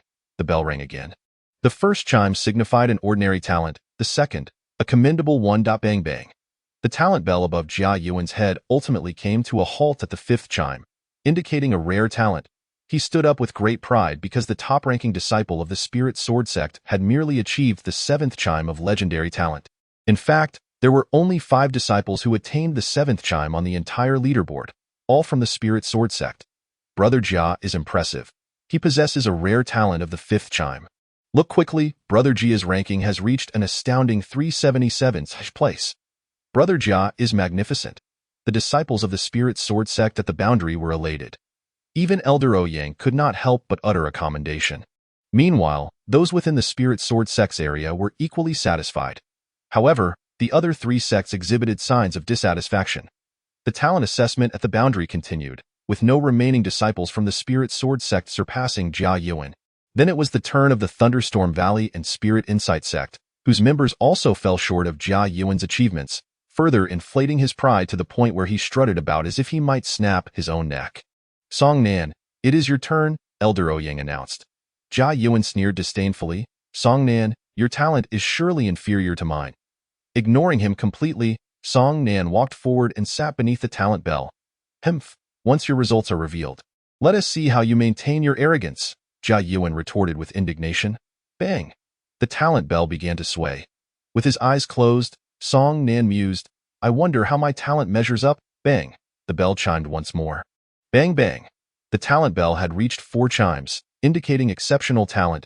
Instantly, those at the boundary felt a surge of tension. If the bell rang again, it would signify a rare talent, akin to Jia Yuan's. Jia Yuan's expression turned grave as he thought to himself, it cannot ring again. It cannot. Song Nan's talent cannot possibly match mine. Bang! The bell rang for the 5th time, indicating a rare talent. Elder Ouyang and the others were all taken aback. Jia Yuan's countenance darkened, resembling one who had ingested something foul. Could the bell possibly ring 6 times? One disciple from the Spirit Sword Sect blurted out, instinctively, absolutely impossible. Jia Yuan snapped, turning sharply to glare at him, causing the disciple to fall silent in fear. But then, bang! The bell rang for the 6th time. Extraordinary talent. Song Nan's talent had surpassed that of Jia Yuan. Jia Yuan's eyes widened in fury, his expression becoming increasingly menacing, while Elder Ouyang and the others were left in astonishment. Members from the 4 sects turned their gazes toward the boundary, as the 6th chime had not been heard for a considerable time. Bang! The bell rang for the 7th time. Legendary talent. Upon hearing this chime, the furious expression on Jia Yuan's face gradually transformed into one of disbelief, while Elder Ouyang and the others were rendered speechless. Song Nan was equally astonished. Is my talent truly this remarkable? The disciples from the 4 sects halted their activities and stood up, astonished. Elders from various sects, gathered in a meeting due to the death of the 3rd elder of the Spirit Sword Sect, were also caught off guard by the 7th chime. Rising from their seats to gaze in the direction of the boundary, it was known that only the Spirit Sword Sect possessed legendary talents. And there were merely 5 individuals with such prowess. Bang! The bell rang for the 8th time. Peerless talent.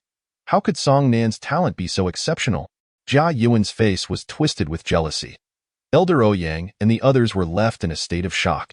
Peerless talent. No one in our Spirit Sword Sect possesses such a gift.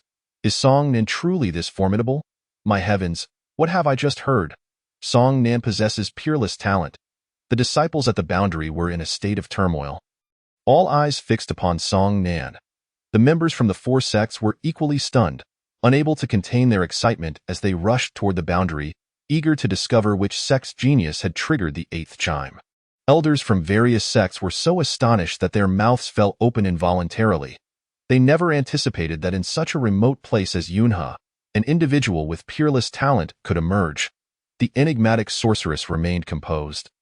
As this had been within her expectations, bang! The bell rang for the 9th time. Divine talent. Jia Yuan stood frozen. Divine talent? Elder Ouyang and the others were equally dazed, their minds blank as they stood like statues.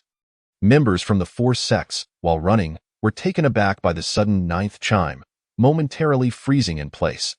They soon regained their senses, filled with exhilaration and frenzy, sprinting toward the boundary with all their might. The elders, too, were struck with astonishment, rushing out of the meeting room in a frenzy, abandoning any semblance of decorum as they raced toward the boundary. Though the mysterious sorceress had anticipated this outcome, she too felt a twinge of surprise upon hearing the 9th chime, silently reflecting, divine talent is a rarity even in the Central Plains. I never expected Song Nan to possess such a gift. Chapter 45. Gathering at the Boundary. PS regarding Song Nan's divine talent, the preceding content has already laid the groundwork. Readers who have skipped chapters or missed details should not deem the plot unreasonable. In the future, similar situations will not be elaborated upon. This is the only explanation. Thank you. Me? Divine talent? Song Nan was utterly bewildered, completely at a loss. The talent bell malfunctioning?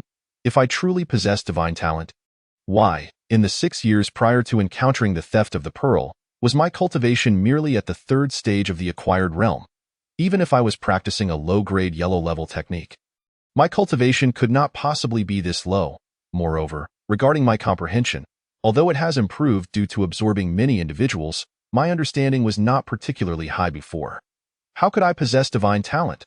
As Song Nan recalled his younger sister, Song Qi, who had easily mastered both the Huanglian Ju and Qingfeng sword technique under his tutelage in Shaoniu village, he thought, that level of talent is what constitutes high aptitude. How could my own abilities be classified as the top-tier divine talent? Song Nan was perplexed, unable to fathom it. However, at this moment, the most pressing concern was not whether the talent bell was malfunctioning, but rather the implications of the talent leaderboard. It could alter the standing of the Xianqing sect within the Xinmin Tower. Thus, Song Nan opened his eyes, rose to his feet, and addressed Elder Ouyang and the others.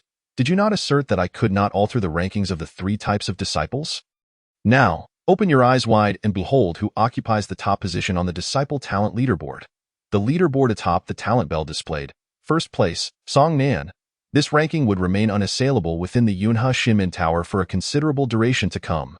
Elder Ouyang, Jia Yuan, and the others all wore expressions of embarrassment, unable to meet Song Nan's gaze, their heads bowed in shame. For they comprehended what divine talent signified within the Yunhe Xinmin Tower. When the legendary talent of the 7th chime first emerged, the entire Yunhe Xinmin Tower trembled, and the spirit sword sect had fervently cultivated that disciple. Now, with the emergence of divine talent, far surpassing legendary talent, within the Yunhe Xinmin Tower, it would undoubtedly draw the attention of the 4 sects. At this moment, Song Nan was no longer a target for casual ridicule by Elder Ouyang, Jia Yuan, and the others. This led them to involuntarily entertain the thought, could the Xianqing sect's position at the bottom of the Yunhe Xinmin Tower genuinely change due to Song Nan's arrival? As Song Nan regarded the battle power tablet and the heart method mirror, he mused, the evaluations at the Xinmin Tower are divided into 2 categories, the sect master and the disciples. The disciples' evaluations only lack the battle power ranking and the task board. At that moment, a rapid and dense sound of footsteps, akin to a stampede of thousands of horses, echoed from afar, prompting Song Nan and the others to turn their heads in unison. They beheld a throng of people, densely packed, rushing towards them. Who was testing talents just now? Who triggered the 9 chimes of the spirit bell? The crowd clamored eagerly. Elder Ouyang pointed at Song Nan, his expression filled with conflicting emotions, and said, it was Song Nan. In an instant, the crowd collectively turned to gaze at Song Nan. Someone urgently inquired, which sect are you a disciple of? Xianqing sect, Song Nan replied. Upon hearing this, the members of the Xianqing sect erupted into jubilant laughter, while those from the Lingjian sect, Feilei Valley, and Lingxi sect were engulfed in sorrow. They had wished fervently that the one to trigger the 9 chimes of the spirit bell was one of their own. Song Nan, well done. A man squeezed through the crowd, his smile nearly splitting his face in 2. Brother Su? Song Nan hurriedly approached. This Brother Su was named Su Junqiao, the very individual who had assessed Song Nan upon his entry into the Xinqing sect. Other seniors from the Xinqing sect also emerged from the throng. Song Nan, you are truly remarkable. You have brought great honor to our Xinqing sect. First place on the talent list. Haha, splendid. Listening to the jubilant words of his seniors, Song Nan felt the genuine joy radiating from them. It was only natural, for the disciples of the Xinqing sect had long endured a position of oppression within the realm of cultivation. The crowded masses naturally parted to either side as a group of elders strode in briskly.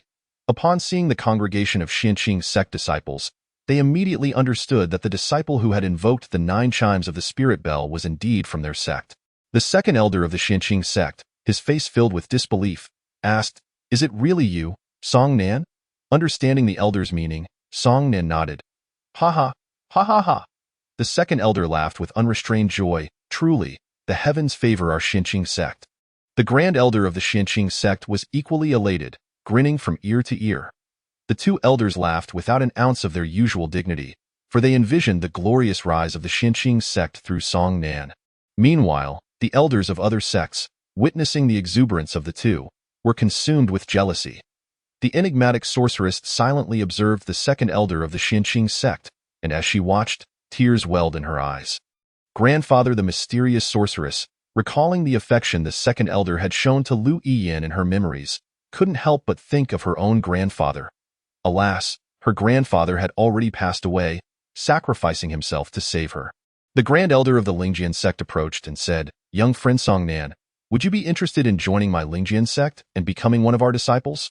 As long as you are willing to join, we can provide you with the finest martial skills, mental techniques, agility methods, equipment, and more." His words abruptly silenced the laughter of the grand elder and second elder of the Xinqing sect.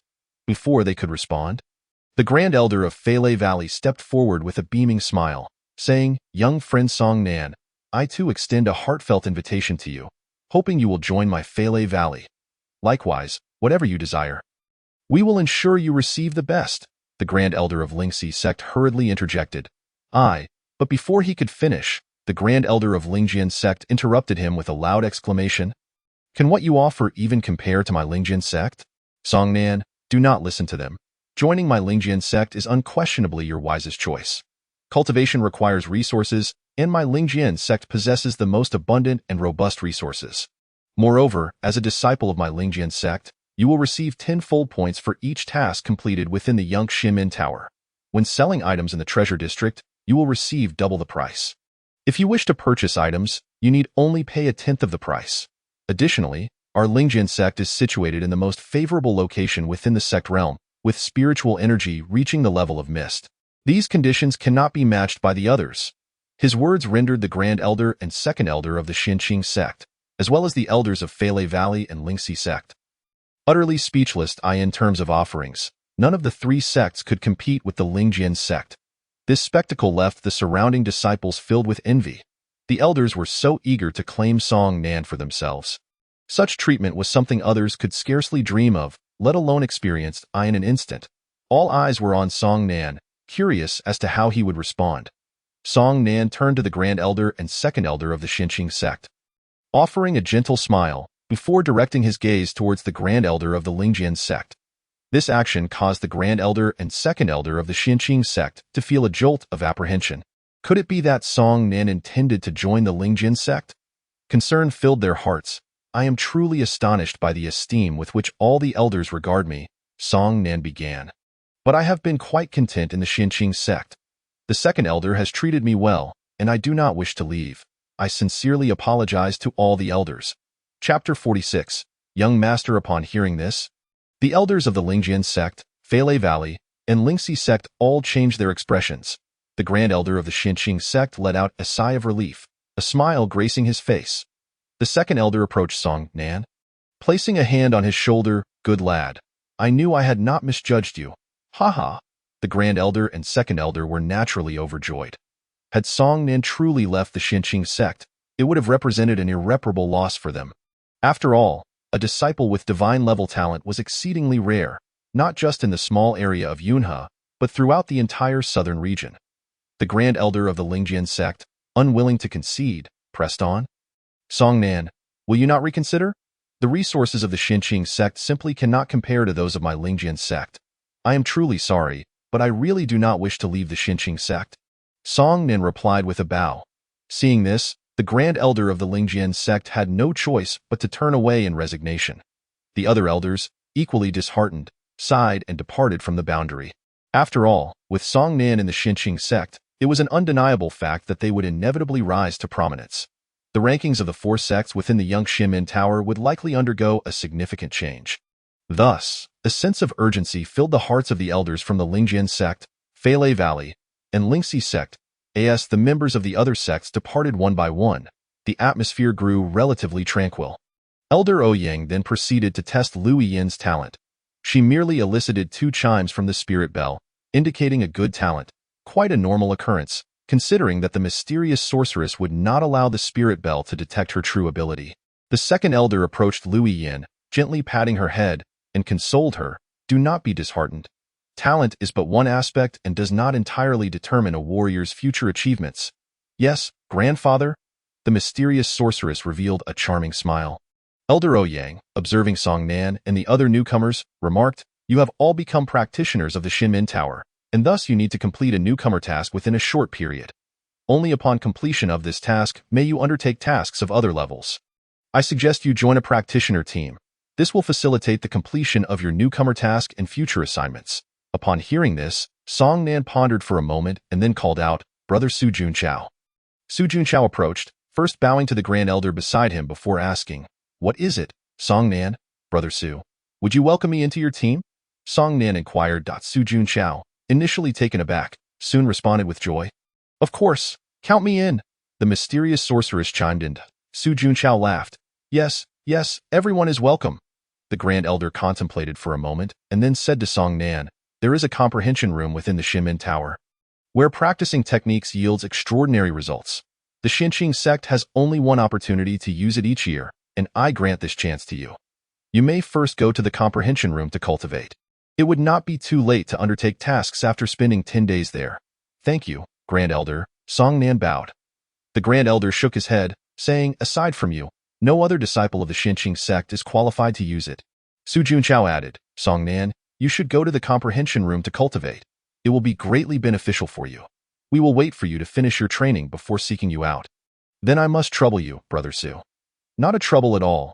Thus, Song Nan departed with the Grand Elder towards the comprehension room. Along the way, he couldn't resist quietly asking, "Grand Elder, is there any possibility that the spirit bell might be broken?" The Grand Elder, catching on to Song Nan's implication, chuckled and scolded. "Even if it were broken, the spirit bell could not possibly malfunction. You indeed possess divine-level talent, of that there is no doubt." With a heavy sigh, Song Nan found himself in a state of profound bewilderment. The Wugong room lay beyond the confines of the sect, situated at the northernmost end of the first floor of the Xinmin Tower.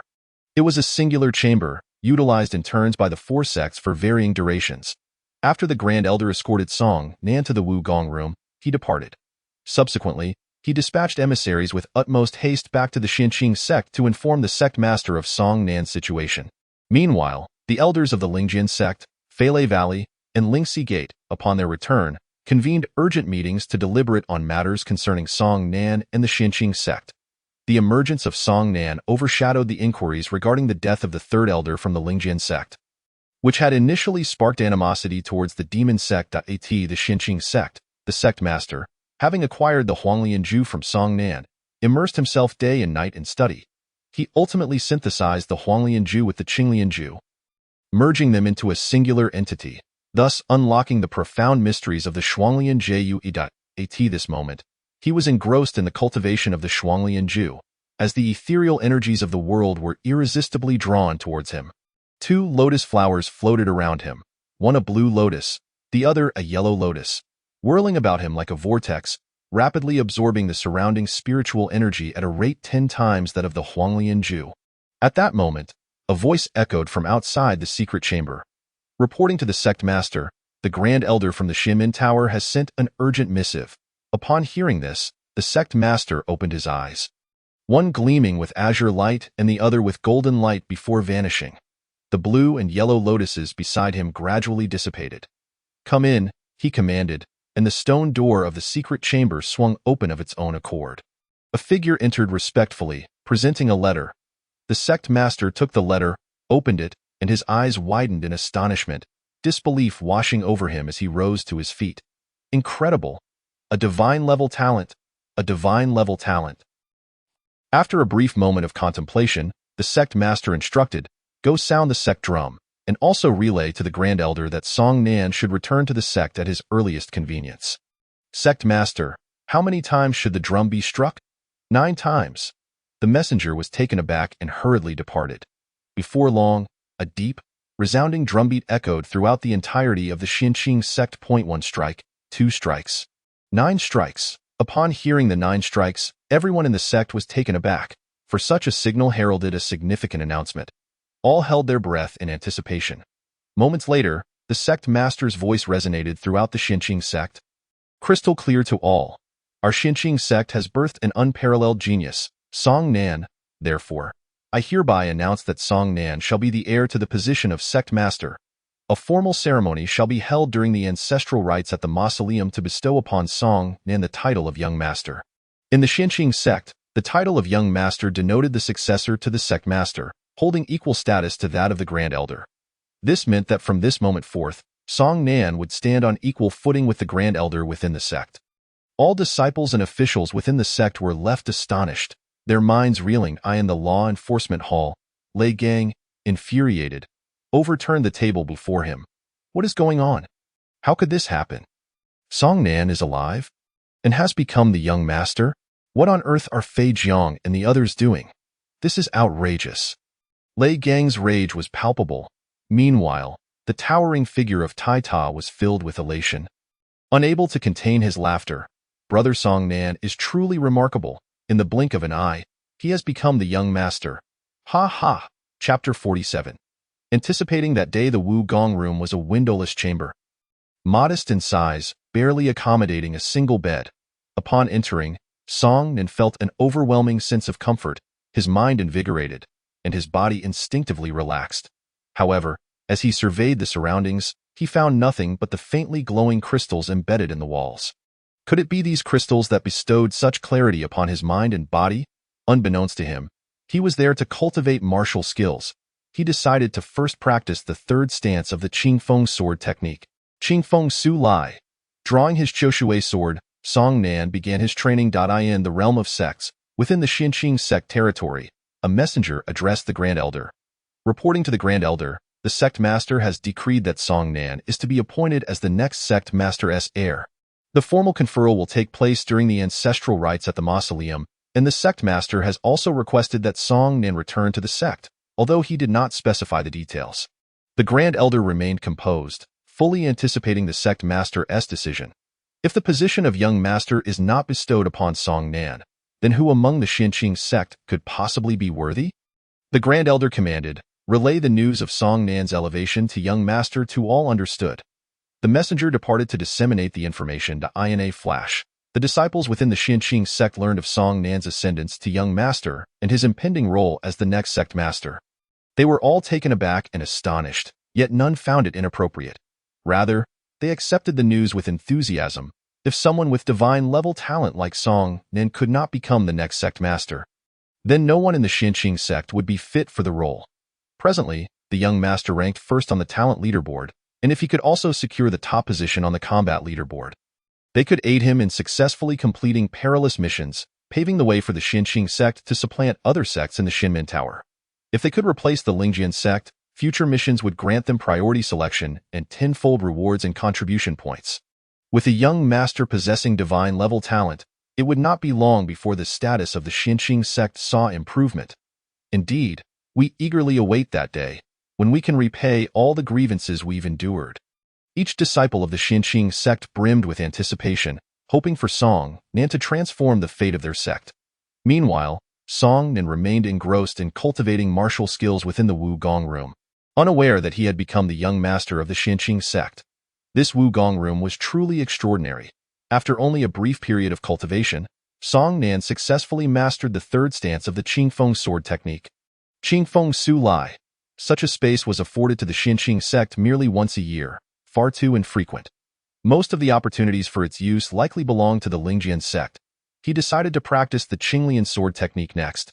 Postponing the rest for later, days passed. 10 days swiftly elapsed. Song Nan became completely immersed, losing himself in his training. Over this span, he mastered the first and second stances of the Qinglian sword technique and discerned half of the third stance. Unfortunately, as the time drew to a close, the door of the Wu Gong room opened automatically. Out you go. The Wu Gong room is now reserved for the Lingjian sect. Upon hearing this, Song Nan cast a cold glance at the speaker. What are you looking at? At that time, when I invited you to join the Lingjian sect, you refused. Now you wish to continue using the Wu Gong room? Humph, not a chance. With that, Song Nan sheathed his Choshui sword and stepped outside. The individual observed him with disdain, scoffing, "What does it matter if you possess divine-level talent? Without cultivation resources, you remain nothing but refuse. Cultivation requires resources. Without them, even the highest talent is rendered futile, akin to a skilled cook unable to prepare a meal without ingredients." Suppressing his displeasure, Song Nan continued forward. Just a few steps later, he noticed Su Junchao, Lu Yin, and two unfamiliar individuals approaching. "We pay our respects to the young master." Su Junchao and the others knelt before Song Nan. Taken aback, Song Nan rushed to help them up, exclaiming, "Su Shixiang, what are you doing?" "I am not the young master," Su Junchao replied. "During your training, the sect master has already decreed that you are to be the young master of the Xinqing sect, the next sect master's heir. The ceremony will take place during the ancestral rites at the mausoleum. Additionally, the Grand Elder asked me to inform you that the sect master wishes for you to return to the sect." Although he did not elaborate on the matter, initially stunned, Song Nan's heart surged with joy. This meant he would be able to enter the sect's mausoleum. However, he would have to wait for the ancestral rites. Su Junchao continued, "Young master, allow me to introduce you to these individuals. This is Guan Nan, a 6th-level practitioner of the innate realm, and this is Yang Xijia, also a 6th-level practitioner of the innate realm. They are both my teammates, and they shall be your teammates as well." "Greetings," Song Nan said. Yang Xijia responded, "Young master, we are all looking forward to you changing the status of the Xinqing sect within the Shimin Tower." "Allowing us to hold our heads high?" Song Nan declared. "I have long held such ambitions. I will ensure the Xinqing sect becomes the foremost sect in the Yunhe Shimin Tower. We eagerly await the day you achieve greatness." "Young master," Yang Xijia smiled. Su Junchao added, "After discussions among us, we propose that you take on the role of captain for our small team, young master." Song Nan pondered for a moment, grasping their intentions. "Very well. Shall we proceed to undertake a new mission?" "Indeed." Song Nan Dao. Thus, the group proceeded towards the mission hall. The hall presented numerous windows, and Song Nan and others casually selected one. Song Nan was unfamiliar with the procedures here. Su Junchao took the initiative to find a suitable task. Before them loomed a luminous screen, where Su Junchao tapped here and there, eventually accessing the new recruit task interface. However, only 2 tasks remained on this interface. The first task was to hunt down 10 innate realm beasts, rewarding 100 points. Note: this task had no limit on the number of attempts and could be repeated. The second task was to seek out the 100 spirit flower in the Black Forest mountain range, rewarding 1,000 points. Su Junchao turned to Song Nan and asked, "Which one shall we choose?" Song Nan replied, "Let us go with the second one. What do you all think?" "All right, then it shall be the second one." Su Junchao confirmed the second task. At that moment, someone shouted, "We are taking the 100 spirit flower task." Upon hearing this, Song Nan and his companions turned to see Jia Yuan and others from the spirit sword sect. Su Junchao, feeling quite helpless, said to Song Nan, "We can't select the second task. They have taken it from us." Song Nan nodded, understanding that this was the rule of the Xinshan Tower, where disciples of the spirit sword sect, being the foremost sect, could seize tasks from disciples of other sections. Jia Yuan looked at Song Nan and taunted, "Regretting not joining our spirit sword sect now, Song Nan?" Song Nan replied, "There's plenty of time ahead. Jia Yuan, don't get too smug just yet. We shall see." Subsequently, Su Junchao stated, "The first task of hunting beasts has been accepted." Jia Yuan retorted mockingly, "With my ample cultivation resources assisting me, Song Nan, it won't be long before my cultivation surpasses yours, and at that time, I shall trample you beneath my feet. I can only imagine how embarrassed your Xinshan sect will be. Ha ha." The others from the Spirit Sword sect laughed heartily. Chapter 48. No need for martial skills in the Black Forest mountain range. Song Nan and his companions walked amidst the verdant foliage. They were currently at the outermost part of the mountains, where the number of beasts was minimal. The deeper they ventured, the more beasts they would encounter. After devouring several individuals, Song Nan learned that the outermost area led to the postnatal realm, predominantly inhabited by postnatal realm beasts. Further in lay the innate realm area. The central part of the mountain was the territory of the dominators of the Black Forest mountain range, where even the leaders and elders of various sects found it challenging to tread. To minimize trouble, Su Junqiao unleashed his innate 7th-level aura, deterring the postnatal realm beasts from approaching. The group swiftly traversed the postnatal realm area and stepped into the innate realm zone. Here, the beasts were not deterred by Su Junqiao's 7th-level aura. Some beasts, despite being inferior in cultivation, might possess unique abilities that could threaten Su Junqiao, such as those with lethal toxins. Meanwhile, Jia Yuan's team, in search of the 100 Spirit Flower, also entered the innate realm area, not far from Song Nan and the others. The direction in which Song Nan and his companions were heading would inevitably lead them to cross paths with Jia Yuan's group. Without the use of martial skills, "Do you know how to swiftly slay a beast?" asked Guan Nan, a member of the team, as he looked at Song Nan. Possessing the memories of many individuals, Song Nan was aware of the answer, targeting the weaknesses of the beasts. "Young master actually knows this," Guan Nan exclaimed in surprise, adding, "When facing beasts of lower cultivation, one can engage in combat without relying on martial skills. Do you know the benefits of this, young master?" Song Nan replied, "It helps to hone reaction speed, control of strength, and familiarize oneself with the attack patterns and rhythms of the beasts. Truly worthy of being the young master." Guan inside, "I learned about this during my own initiation tasks from senior brother Yong." The more extraordinary Song Nan appeared, the more delighted young Sijia felt, which bolstered her confidence in his ability to elevate the status of Xianshan sect within the Yunhe Xianshan Tower. The mysterious sorceress remained silent, her gaze wandering restlessly, concealing her thoughts of how to ensnare Song Nan. Footsteps echoed. Su Junqiao, leading the group, raised his hand to signal for a pause. He listened intently and remarked, "That should be a horned wild bull."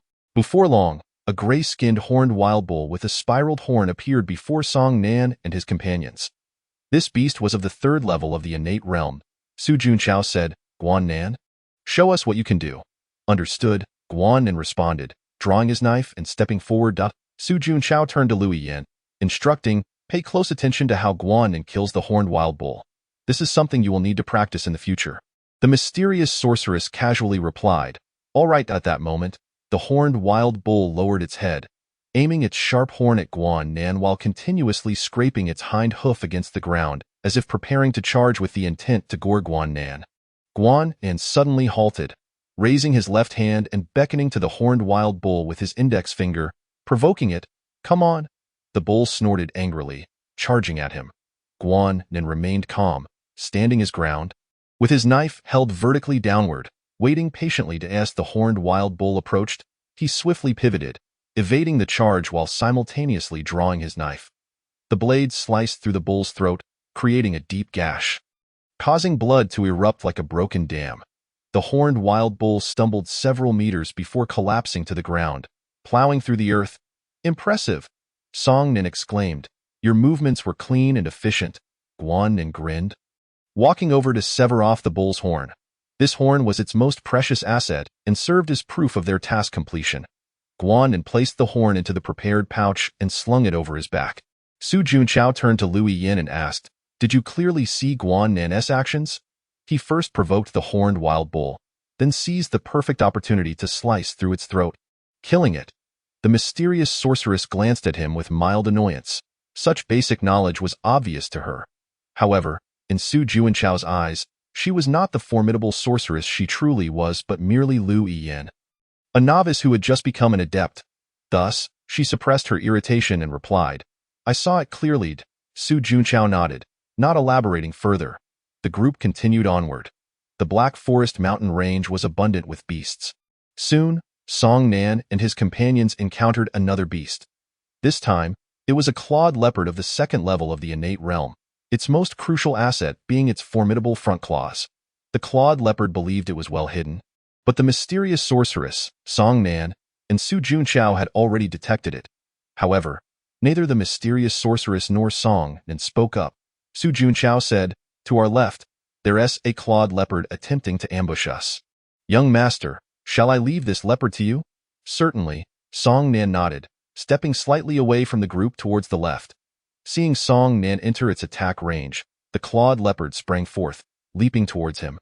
Drawing upon Sun Jingwei's memories, Song Nan executed a sliding maneuver beneath the leopard at the moment it leaped, precisely timing his strike to thrust his sword through the leopard's abdomen.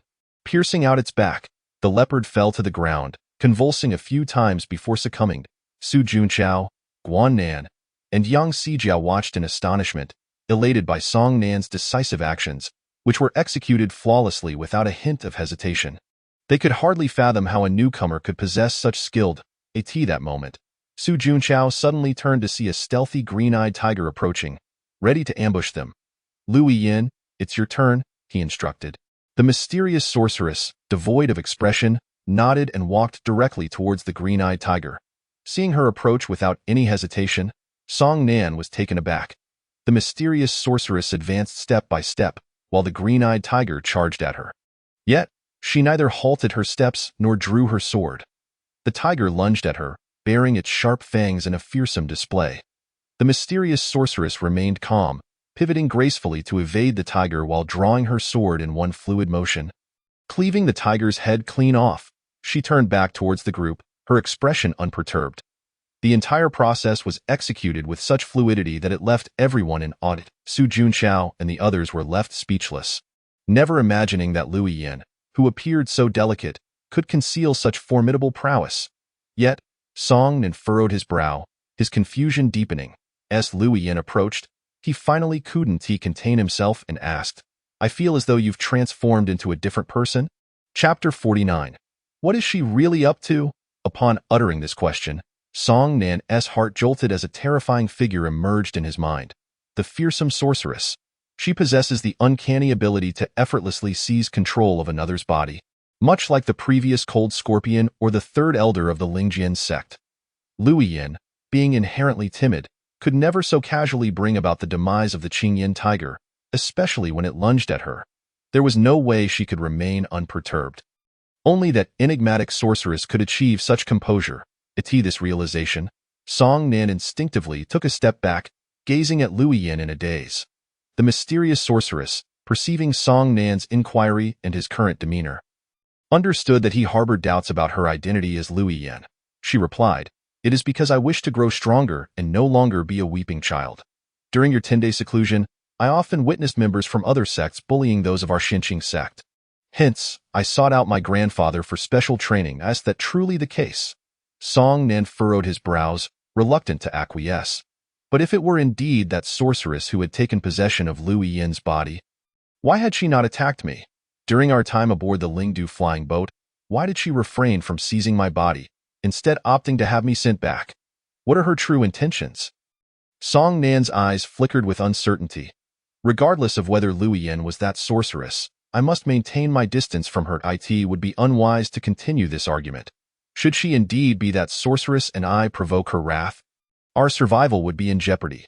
With this thought, Song Nan remarked, So it was the second elder who provided you with special training. What's the matter? Su Junqiao approached, inquiring. Song Nan quickly replied, It's nothing. Nothing at all. I misjudged her. The mysterious sorceress smirked, her eyes glinting with hidden meaning as she regarded Song Nan. Feeling a chill at her gaze, Song Nan soon noticed Guan Nan and Yang Sijia had already severed the vital parts of the demon beasts and hastily declared, Let us go, let us go. As he spoke, he moved forward. The mysterious sorceress fixed her gaze on Song Nan's retreating figure, silently reflecting, It seems the little brother has indeed recognized me. This is not a favorable development. Should she consume and refine Lui Yin's soul, her actions and demeanor could perfectly mimic Lui Yin's, rendering her flaws undetectable to Song Nan. Yet, she had not devoured Lui Yin's soul. The group continued onward. The atmosphere tinged with tension. Suddenly, Su Junqiao exclaimed, There's a cave here. Should we venture inside? Let us go. Song Nan replied, I will lead the way. Guan Nan, taking the initiative, stepped forward with a large blade in hand and entered the cave. Yang Sijia produced a crystal to illuminate their surroundings. After traversing several dozen meters, they reached the cave's end, finding no further passage. With nothing to be found inside the cave, they all retreated. Outside the cave lay a vast clearing, surrounded by numerous trees. At that moment, Jia Yimin and his companions arrived, catching sight of Song Nan and the others emerging from the cave from a distance. "What a stroke of fate," Jia Yimin remarked. Concealed within the thicket and at a considerable distance, Song Nan and his group remained oblivious to their presence.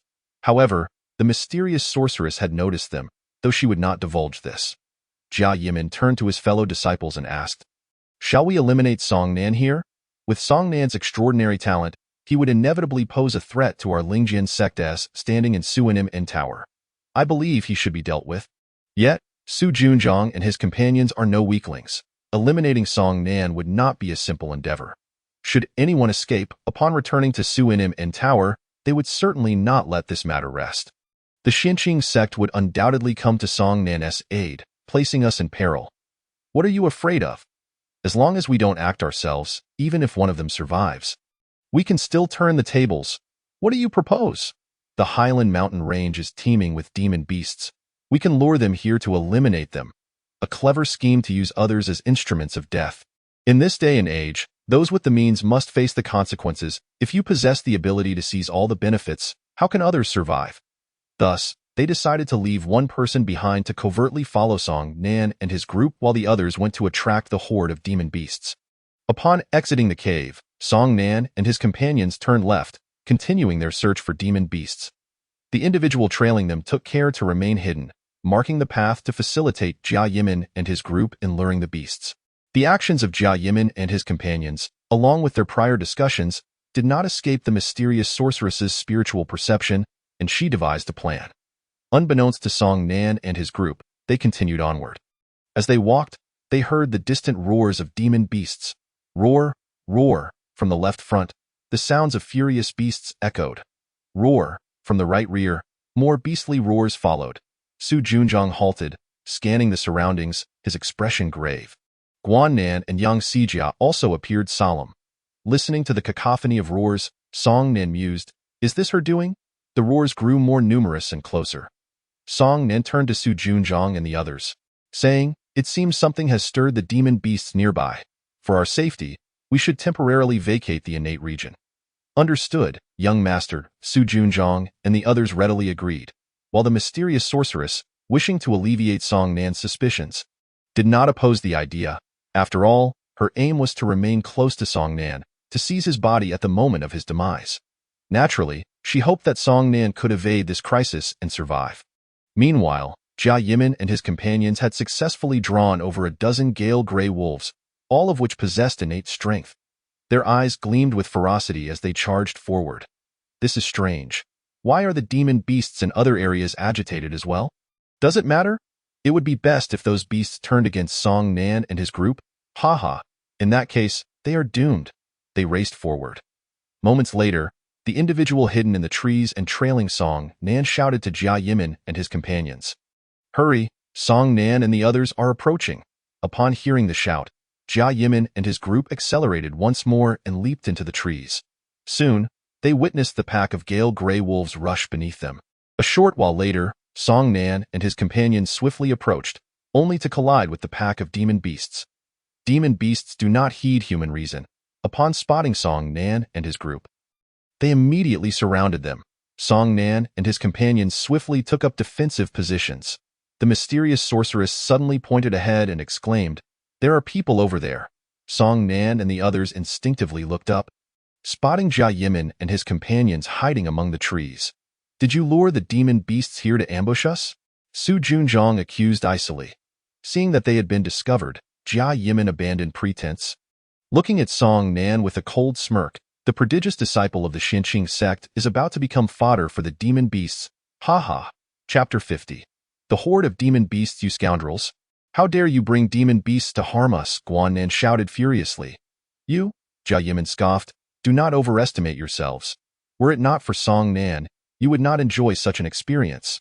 The gale gray wolves were no docile pets. As they scattered, the lead wolf howled, and the pack surged towards Song Nan and his group. Forewarned, Song Nan and his companions engaged the wolves in battle. Jia Yimin and his companions, perched in the trees, exchanged satisfied glances at the unfolding chaos. Indeed, the demon beasts were rushing toward them. The Qingyan tiger, the claw-flower leopard, the violent black bear. So many. Ha. Song Nan and his group are doomed. Strange, we did not lure those beasts. How did they come this way? Does it matter? Let's south leave this place quickly to avoid being trapped ourselves. Jia Yimin and his group promptly leaped from the trees and fled the scene, leaving Song Nan to contend with the Gale Grey Wolves. Although the overall strength of the wolves was not particularly high, their numbers were overwhelming, with 2 or 3 Gale Grey Wolves ensnaring a single person. Song Nan swung his sword, the sharp blade slicing through fur and opening the belly of one wolf, its entrails spilling forth as it collapsed. Hearing a howl from behind, Song Nan twisted his torso like a corkscrew, driving his sword into the gaping maw of another wolf, impaling it and letting its blood drip down the blade. Quickly lifting his foot, he kicked away yet another wolf that lunged at him, simultaneously drawing the autumn water sword from the corpse. After dispatching 3 Gale Grey Wolves, Song Nan turned to see the others steadily eliminating their foes. The roars of nearby demon beasts and the sound of their rapid approach grew increasingly pronounced. Song Nan's expression shifted as he urged, "We must leave at once. It is merely regrettable that the pelts of the swift gray wolves are lost. With these pelts in hand, the novice tasks would have been accomplished." Su Junqiao, Guan Nan, and Yang Sijia understood that if they did not depart at this moment, they would truly find it impossible to leave. Thus, everyone hastened back along the path they had come. Intent on escaping the area of the innate realm to the rear, Lu Yin wore a wicked smile at the corner of her mouth, her soul power drawing forth the surrounding beasts, which pursued them with frenzied vigor. "Die, Song Nan. Let these beasts tear you apart," the mysterious enchantress muttered inwardly, filled with anticipation. As the group pressed forward, suddenly, over 20 beasts sprang forth from the front, and they were not from the same tribe. Creating a chaotic scene, Song Nan and the others immediately altered their course. "Damn the Lingjian sect, damn those rascals," Guan Nan cursed as he ran. Song Nan's gaze flickered. He sensed that it was impossible for Jia Yuan and his companions to attract such a multitude of beasts. After all, they lacked the capability to draw together such a disordered horde. This incident was likely orchestrated by that sorceress, but if she intended to kill them, why go through such trouble? With their cultivation levels, they would be powerless against even her casual strike. Roar, roar, roar. Another large group of beasts surged forth ahead. Song Nan and his companions had no choice but to change direction once again. As they ran, a fresh wave of beasts appeared before them. The group turned to find that a dense mass of beasts, numbering at least 100, was rapidly approaching from the distance. At this moment, even the experienced Su Junqiao, Guan Nan, and Yang Sijia were at a loss as to what to do. The only solution they could think of was to carve out a path through the beasts. However, with so many creatures, including the formidable 6th-tier golden line scale serpents of the innate realm among them, it was not a matter of simply killing their way through. Should they be besieged by beasts from all sides, there would be no hope for survival. If only there were a place to hide. Yang Sijia exclaimed instinctively. Upon hearing this, Song Nan's eyes brightened, and he swiftly declared, "Let us charge toward that cave." Su Junqiao and the others, upon hearing his words, beamed with joy, immediately adjusting their course and dashing forward. The beasts, under the control of the mysterious sorceress, quickened their pace, hurtling toward Song Nan and his companions. In no time, they clashed with the beasts ahead. Su Junqiao led the charge, as the mass of beasts gathered before him, allowing him to swing his sword without hesitation, unleashing a flurry of sword lights that sliced through the air. Thud, thud. The blade pierced the flesh of the beasts, slaying them one by one. Guan Nan swung his large blade repeatedly, hacking through the beasts as if they were mere vegetables. Yang Sijia's sword danced gracefully, leaving deep gashes on every beast it struck. Song Nan wielded his sword with fluidity, dispatching the incoming beasts in succession. However, the sheer number of beasts proved overwhelming, and despite their efforts, they found themselves outnumbered. In a moment of carelessness, Su Junqiao's left shoulder was bitten by a beast. Fortunately, he reacted swiftly, dispatching it with a swing of his sword. Yet, the beast's sharp fangs had pierced his flesh, blood flowing profusely. With no time to spare, Su Junqiao continued to fend off the surrounding beasts. Guan Nan was equally beleaguered, besieged by a swarm of creatures. After all, the burden of defense fell most heavily upon the two of them at the forefront. "Be careful!" Song Nan shouted, swiftly thrusting his sword to slay a beast attempting to ambush Yang Sijia. Yang Sijia had no time to express her gratitude, as other beasts were already attacking her, forcing her to raise her sword in defense. The scene was perilous. A moment's inattention could spell doom. Fortunately, despite the relentless onslaught of beasts, Song Nan and his companions continued to inch closer to the cave. There were still beasts approaching from 3 other directions, but they had yet to converge, allowing Song Nan and his group a glimmer of hope. Guan Nan's left arm was bitten by a beast, causing him to instinctively scream in pain, but he quickly retaliated, slashing it down with his right hand. Gritting his teeth against the pain, he wielded his blade with fury, cutting down the beasts like a harbinger of death. Song Nan and Yang Sijia remained behind Guan Nan and Su Junqiao, systematically eliminating the beasts that charged from the sides. Lu Yin, on the other hand, appeared to have the easiest time of all. The group continued to push forward, the distance to the cave diminishing steadily. Finally, they reached an open space. The cave was right before them. "Kill!" Song Nan bellowed, brandishing his sword. Guan Nan, Su Junqiao, and Yang Sijia followed suit, their weapons never pausing as they fought fiercely. Chapter 51. Breaking through the cave at last, they had escaped. The number of beasts was truly staggering. Jia Yuan and his companions had successfully extricated themselves from the encirclement of beasts. As they listened to the distant roars, their faces were alight with joy. There appeared to be no less than 200 beasts. With such a multitude closing in, Song Nan and Su Junqiao would surely not survive. "If it were us, we would surely perish." They were even less capable of fending them off. "Now that there are no beasts around, let us hasten to find the Bai Ling flower." Indeed, indeed. Song Nan and his companions have indeed done us a great service by alleviating much of our trouble. Jia Yuan and his group then set off to seek the Bai Ling flower elsewhere. Meanwhile, Song Nan and his companions had finally fought their way through the beast's blockade and entered the cave. However, each of them bore injuries of varying degrees, with Su Junqiao suffering the most. His left shoulder and waist had been assaulted by beasts, bleeding profusely. Due to the loss of blood, his complexion had turned ashen. Upon entering the cave and finding a moment of respite, Yang Sijia promptly produced healing ointment for him to apply. Song Nan stood guard at the front. The passage of the cave was narrow, and even if the beasts managed to charge in, the confined space would restrict their numbers. Outside the cave, the horde of beasts surged, gradually filling the open area. The sight was dense and intimidating. Listening to the roars outside, Song Nan dared not let down his guard, for Su Junqiao, Guan Nan, and Yang Sijia were currently meditating to heal their wounds.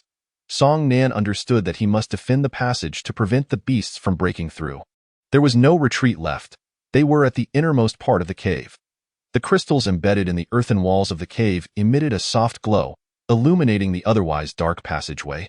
Noticing that none of the beasts had yet managed to breach the cave, the mysterious sorceress released her soul power to probe outside.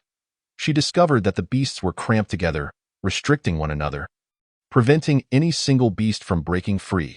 She swiftly used her soul power to manipulate them apart, directing them to charge into the cave. Song Nan and the others, with their cultivation at the innate realm, were oblivious to the sorceress's influence. "They're coming." Song Nan turned to them, saying, "You all focus on healing with that." He swiftly made his way outside. Roar. The beasts charged forth. Upon spotting Song Nan, they let out a deafening roar.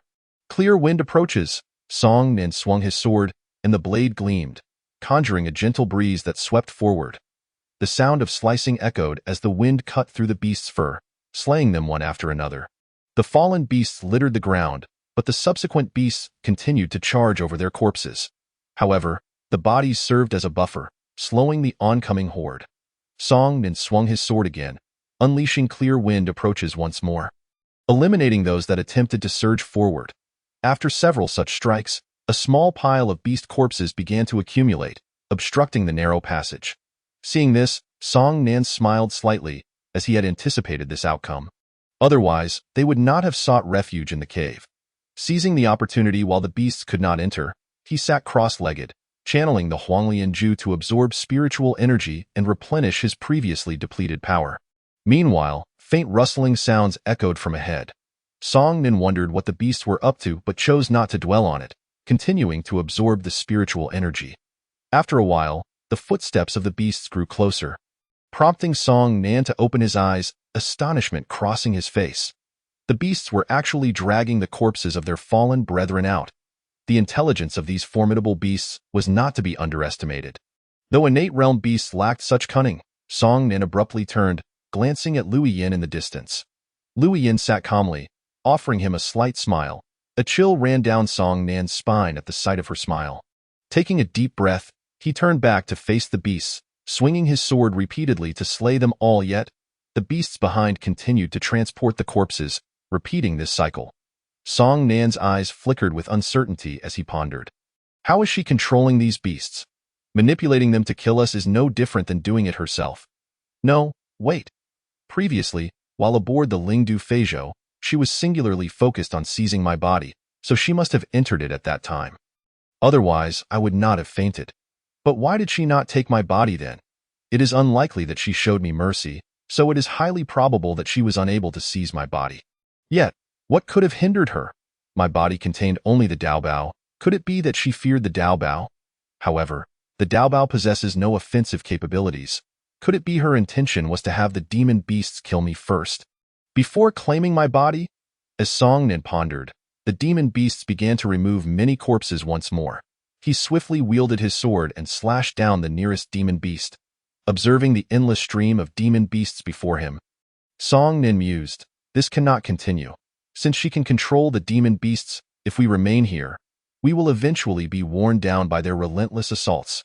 Song Nin turned and shouted inside. There are far too many demon beasts. I am preparing to break out. Su Junqiao opened his eyes and said, Young master, this is unwise. It is far too dangerous. Song Nin found an excuse, saying, I possess a life-saving treasure bestowed by the Great Elder. However, this treasure is exceedingly powerful, and I fear I cannot control it properly, lest I accidentally harm you all. Therefore, you must remain inside until I call for you. Upon hearing this, Su Junqiao, Guan Nan, and Yang Sijia felt reassured. Song Nin turned back, gazing at the demon beasts rushing in, and summoned his spiritual power. Sword transforms into Blue Lotus. With a single swing, a lotus blooming with azure light manifested out of thin air. Witnessing this scene, Su Junqiao and the others were filled with excitement, for the Qinglian sword technique is the most formidable martial skill of the Xinjiang sect. The Blue Lotus spun continuously, akin to the mightiest dart in existence. Swoosh, swoosh, swoosh. The demon beasts within the cave were pierced through by the Blue Lotus. Seizing the opportunity, Song Nin wielded the Qiushui sword, cleaving the demon beasts in twain, and stepped forward. Thus, one corpse after another was split open by Song Nan, blood spilling onto the ground, a scene of carnage. Song Nin tread upon the blood, traversing over the bodies, and continued onward, emerging from the cave. Outside the cave, gazing at the innumerable demon beasts, Song Nin felt no fear. He raised his sword and charged forward. The demon beasts surrounding him surged towards him. Chapter 52. All slain at a leaf, a lotus flower. As Song Nin burst from the cave, his sword was already in motion. The fierce sword light resembled a crescent moon, cleaving through the attacking demon beasts, dividing them in two. With a single swipe, a vast number fell. The acrid stench of blood not only failed to frighten the demon beasts, but rather ignited their bloodlust, rendering them even more ferocious. Roars echoed relentlessly. Observing this, Song Nin activated the sword movement technique, propelling himself forward as the surrounding demon beasts lunged at him in a frenzy. Ghostly shadow step. As Song Nin moved, he created phantoms that misled the demon beasts, causing their attacks to miss the mark. Immediately thereafter, he swung his sword to slay them. The sharp blades severed the heads of the demon beasts beside him, which fell to the ground like watermelons rolling away.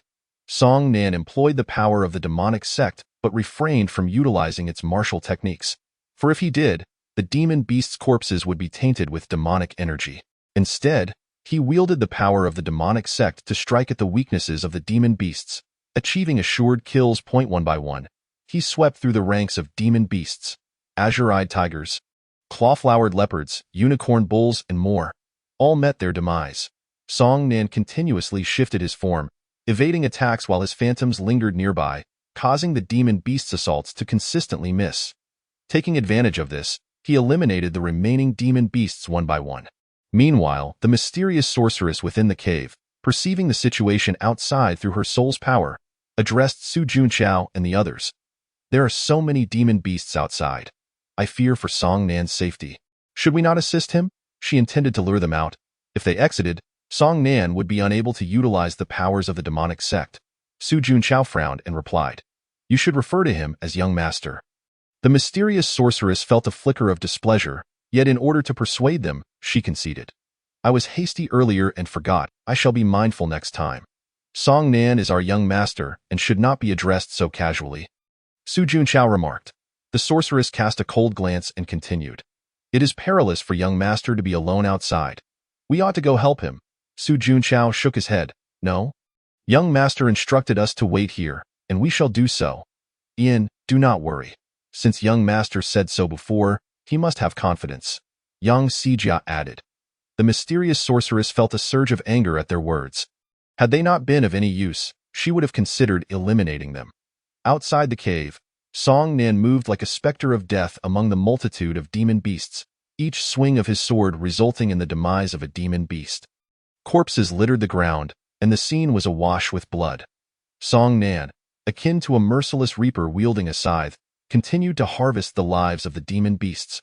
Whether they were first or seventh rank in the innate realm, they were all utterly defenseless before him. The illusions created by the ghostly shadow step bewildered the demon beasts, rendering their attacks ineffective against Song Nan's true form, while his sword effortlessly claimed their lives.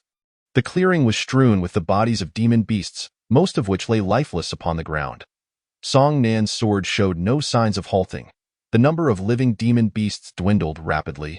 With a swift stroke, he severed the neck of a unicorn bull, blood gushing forth like a fountain, splattering onto the phantoms beside him. Since exiting the cave, Song Nan had not taken a moment's rest. His mind was intensely focused, causing beads of sweat to form on his brow. Slaying these demon beasts was indeed exhausting. How he wished to harness both magical and spiritual powers simultaneously, if that were possible. He could use ghostly shadow step to evade and Qinglian sword technique to attack, ensuring the demon beast's corpses would bear no trace of demonic energy. Contemplating this, Song Nan resolved to give it a try. Unfortunately, when he activated his spiritual power, it hindered the flow of his magical energy, causing the phantoms of ghostly shadow step to vanish, and the surrounding demon beasts lunged fiercely at his true form. Sword movement, Song Nan activated his technique, creating distance from the demon beasts and evading their assaults. Could magical and spiritual energies collide within the meridians? He would explore this another day. For now, he must focus on exterminating these demon beasts. Resolutely, Song Nan once more summoned his magical energy and executed ghostly shadow step, at present. Only a few dozen demon beasts remained, most of which were below the fourth rank in the innate realm. Such foes posed no challenge to Song Nan whatsoever. With a swift leap, he raised his sword and, with a series of swift strikes, dispatched several demon beasts, followed by another swing that claimed yet more victims. Thus, he navigated through the throng of demon beasts, his sword continuously cutting down one after another. When the final demon beast fell, Song Nan could not help but exhale deeply, surveying the sea of corpses. Finally feeling a sense of resolution. However, a faint trace of demonic energy still lingered in the air. It needed to be dispelled. Song Nan employed the Qingfeng sword technique, summoning a gentle breeze to sweep away the dissipating demonic energy. This energy had been generated during the use of ghostly shadow step. The wind began to stir, scattering the demonic energy far away. After several attempts, Song Nan concentrated and sensed no further traces of demonic energy. Before making his way back toward the cave, "You may come out now." Upon hearing his call, Su Junqiao and the others rejoiced and rose to their feet. After this period of recuperation, their injuries had healed somewhat, and they were able to move without issue. The mysterious sorceress also stepped outside. As she walked, she thought to herself, Song Nan's acquisition of the ghostly shadow step from the cold scorpion has become a problem. This young man has single-handedly slain all the demon beasts outside. Alas, if only there were some stronger demon beasts around. Otherwise, Song Nan would surely not survive the day. Before long, they emerged from the cave, and upon witnessing the battlefield strewn with corpses, they were left in shock. Su Junchao could not help but exclaim. Young master, you truly are remarkable. No, no, it is the life-saving treasure bestowed upon me by the great elder that is impressive. Otherwise, I could not have slain so many demon beasts alone, Song Nan replied. Yang Sijia, gazing at the numerous demon corpses, expressed her regret. What a pity. What a pity about what? Guan Nan inquired. Yang Sijia gestured toward the fallen demon beasts, all of which were of the innate realm. Our task has no limit on the number of kills. If we could bring back the vital parts of these demon beasts, just think of the points we could earn. Guan Nan's eyes widened, and he lamented. Our bags can hardly hold that much. They felt a sense of loss akin to standing before a treasure mountain, yet being unable to carry away any riches.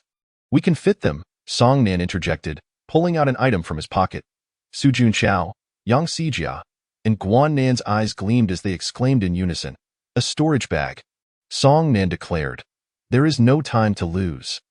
Quickly, cut off the vital parts of these demon beasts, and then we shall return to the shinning tower. Yes, young master. Su Junchao and the others replied excitedly. Chapter 53. Who says there aren't any? Su NMNLU, the task hall. This undertaking has proven to be the most effortless task I have ever completed. Indeed, we encountered not a single beast, meandering about as if in our own backyard, effortlessly locating the Bai Ling flower. Alas, such opportunities shall not arise again, ha ha. Jia Yuan and the others exchanged glances, erupting into hearty laughter, filled with joy. You bunch of wretched scoundrels! A sudden roar reverberated through the air, drawing the attention of everyone nearby. Jia Yuan and his companions turned to see Song Nan and the others returning unscathed, leaving them momentarily dumbfounded. Jia Yuan instinctively inquired, You mean to say you survived? His disbelief was palpable, as it was inconceivable that Song Nan and his companions could have escaped the onslaught of so many beasts.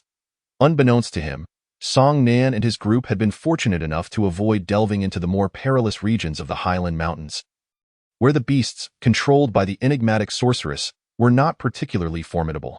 Had they faced a horde of 9th-level innate beasts, Song Nan would surely have met a grim fate. However, the number of 7th-level innate beasts was exceedingly rare. And with the aid of the exquisite ghost shadow step, those creatures were no match for Song Nan. Yet, despite their lesser strength, the sheer quantity of beasts had exhausted Song Nan immensely. Upon hearing Jia Yuan's remark, You mean to say you survived? Guan Nan's suppressed fury erupted. The power within him surged as he dashed forward, angrily striking out at Jia Yuan. Bang! The captain of Jia Yuan's team, Yao Hongsheng, not only intercepted Guan Nan's blow, but also sent him stumbling back 3 steps. With a glance, Yao Hongsheng retorted, What is this? Planning to engage in combat with my Lingjian sect at Suanim NLU, Guan Nan? Have you grown weary of living? The words ignited Guan Nan's rage, his eyes widening as he clenched his fists, yet he dared not retaliate. For Suanim NLU had strict regulations against infighting among practitioners. Moreover, attacking members of the Lingjian sect within the confines of Yunhe Suanim NL, you would be tantamount to courting death. Yao Hongsheng's words served as a splash of cold water, awakening Guan Nan to the reality of the situation. Nonetheless, his anger simmered beneath the surface, prompting him to address the crowd. Let us settle this fairly. Yao Hongsheng and his companions lured the beasts to harm us. This is a case of using a knife to kill from behind. Su Junchao then pulled aside the fabric of his shoulder to reveal several wounds from beast bites, stating, I was merely fortunate. Otherwise, I would have perished in the Highland Mountains. The onlookers, excluding those from the Lingjian sect, cast doubtful glances at Yao Hongsheng and his companions. Yao Hongsheng let out a cold laugh. Fixing his gaze on Su Junchao, You encountered formidable beasts and yet, you dare to cast aspersions upon us? Not formidable beasts, but a horde of them. Hundreds of innate beasts, Guan Nan shouted in anger. Jia Yuan mocked, Listen closely, everyone. Hundreds of innate beasts, and you expect Song Nan and his group to have escaped? If you're going to concoct a lie, at least engage your brain first, you fool. You! Guan Nan seethed, gritting his teeth. The crowd, upon hearing this, began to concur with Jia Yuan, realizing that if they had indeed faced hundreds of beasts, they could not fathom how Su Junchao's team could have survived the onslaught.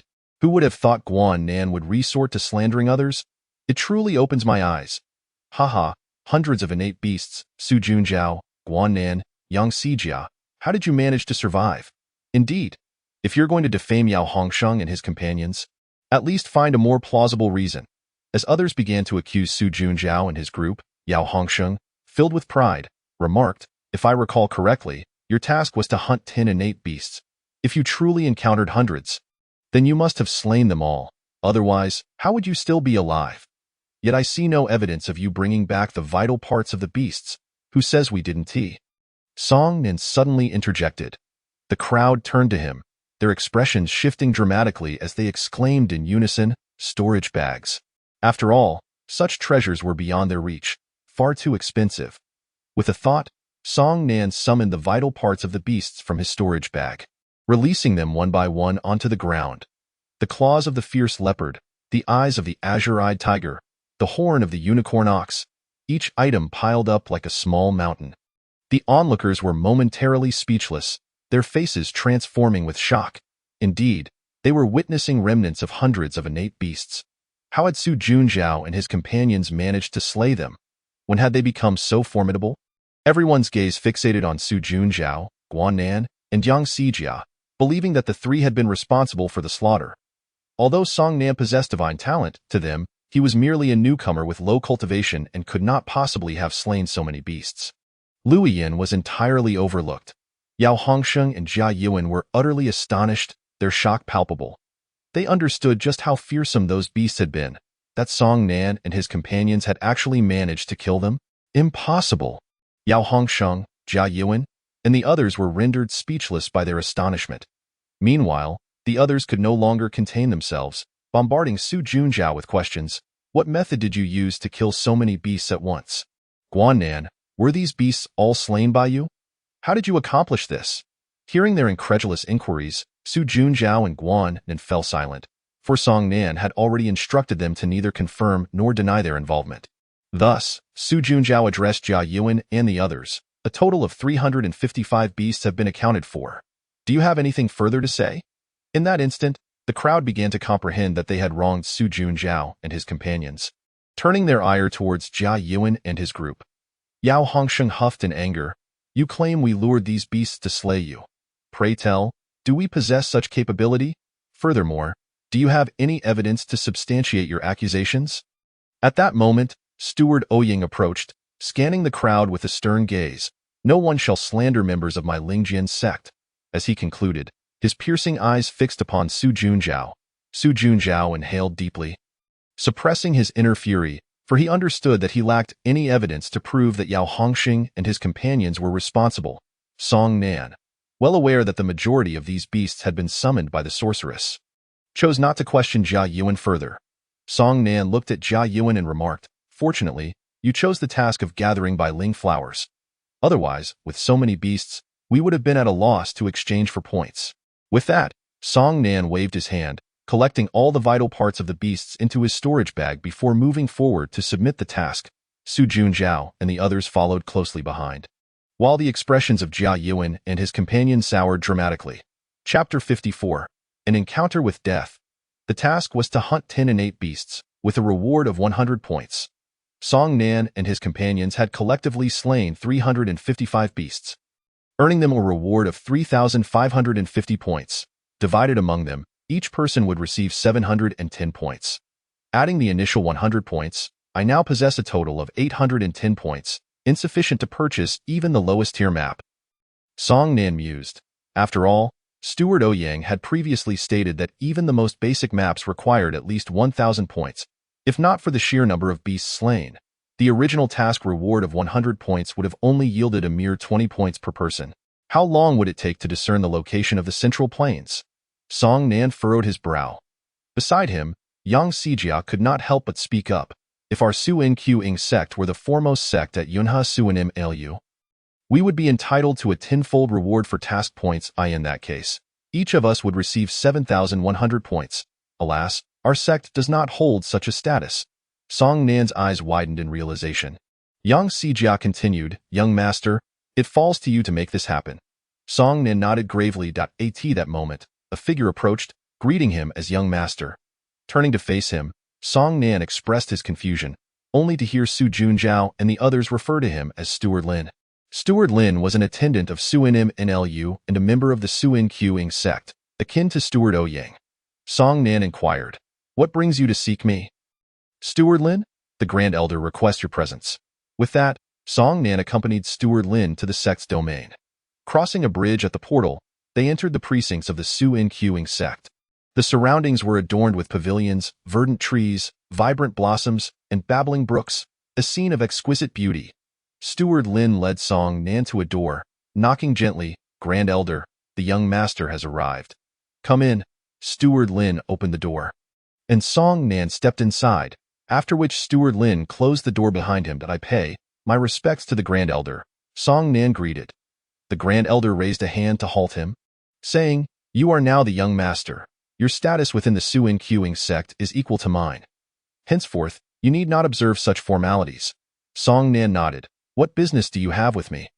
"Grand Elder, I am already aware of the events that transpired in the mission hall." The Grand Elder remarked, "Regardless of the circumstances, this matter reflects our lack of thorough consideration. That incident does not concern you." "Grand Elder, there is no need for you to feel guilt," Song Nan replied. The Grand Elder shook his head, stating, "This situation is not as simple as you perceive. You possess divine-level talent and have declined invitations from the other three sects. They will undoubtedly not sit idly by and allow your growth." Song Nan inquired, "Are you suggesting that they will come to kill me?" "Indeed," the Grand Elder responded. "Especially the Lingjian sect, as they are the foremost sect within the Yunhe Shuangguan. When one occupies a high position for an extended period, they become reluctant to relinquish it. You are the most likely candidate to displace them from that position, and they will undoubtedly seek to eliminate you to prevent future troubles." Song Nan assured, "Rest easy, Grand Elder. It will not be so easy for those in the innate realm to kill me. While a direct attack may be evaded, a hidden assault is far more treacherous. To be prudent, I have a gift for you, which may serve as a precautionary measure." With that, the Grand Elder produced a delicate jade sword, no longer than a finger, from his storage pouch. Song Nan accepted the jade sword. Examining it with curiosity, the Grand Elder explained, "This jade sword contains the full force of my strike and can withstand an attack from a fourth-level martial sovereign." Song Nan's eyes brightened. "Thank you, Grand Elder." The Grand Elder waved his hand dismissively, saying, "You, Song Nan, are a treasure of our Xinqing sect. I cannot afford for you to encounter any mishap." With a slight smile, Song Nan asked, "Does the Grand Elder have any other matters to discuss?" "The sect leader has requested that you return to the sect at your convenience," the Grand Elder replied. Song Nan nodded. "I will make time to return soon." After bidding farewell, he left the room, contemplating as he walked. "Given the current situation, it would be prudent for me to first elevate my cultivation in the demon sect, striving to break through to the martial sovereign realm. Even if the Lingjian sect truly intends to confront me, they would likely only dispatch individuals from the innate realm. By that time, I would possess means to counter them. Furthermore, I must also experiment with the simultaneous use of demonic and spiritual energy.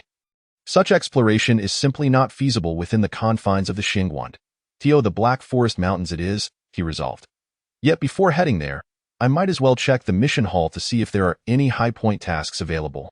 Determined, Song Nan quickened his pace, exiting the sect's domain and arriving at the mission hall. Having completed the novice task, Song Nan was now eligible to undertake tasks of higher levels independently.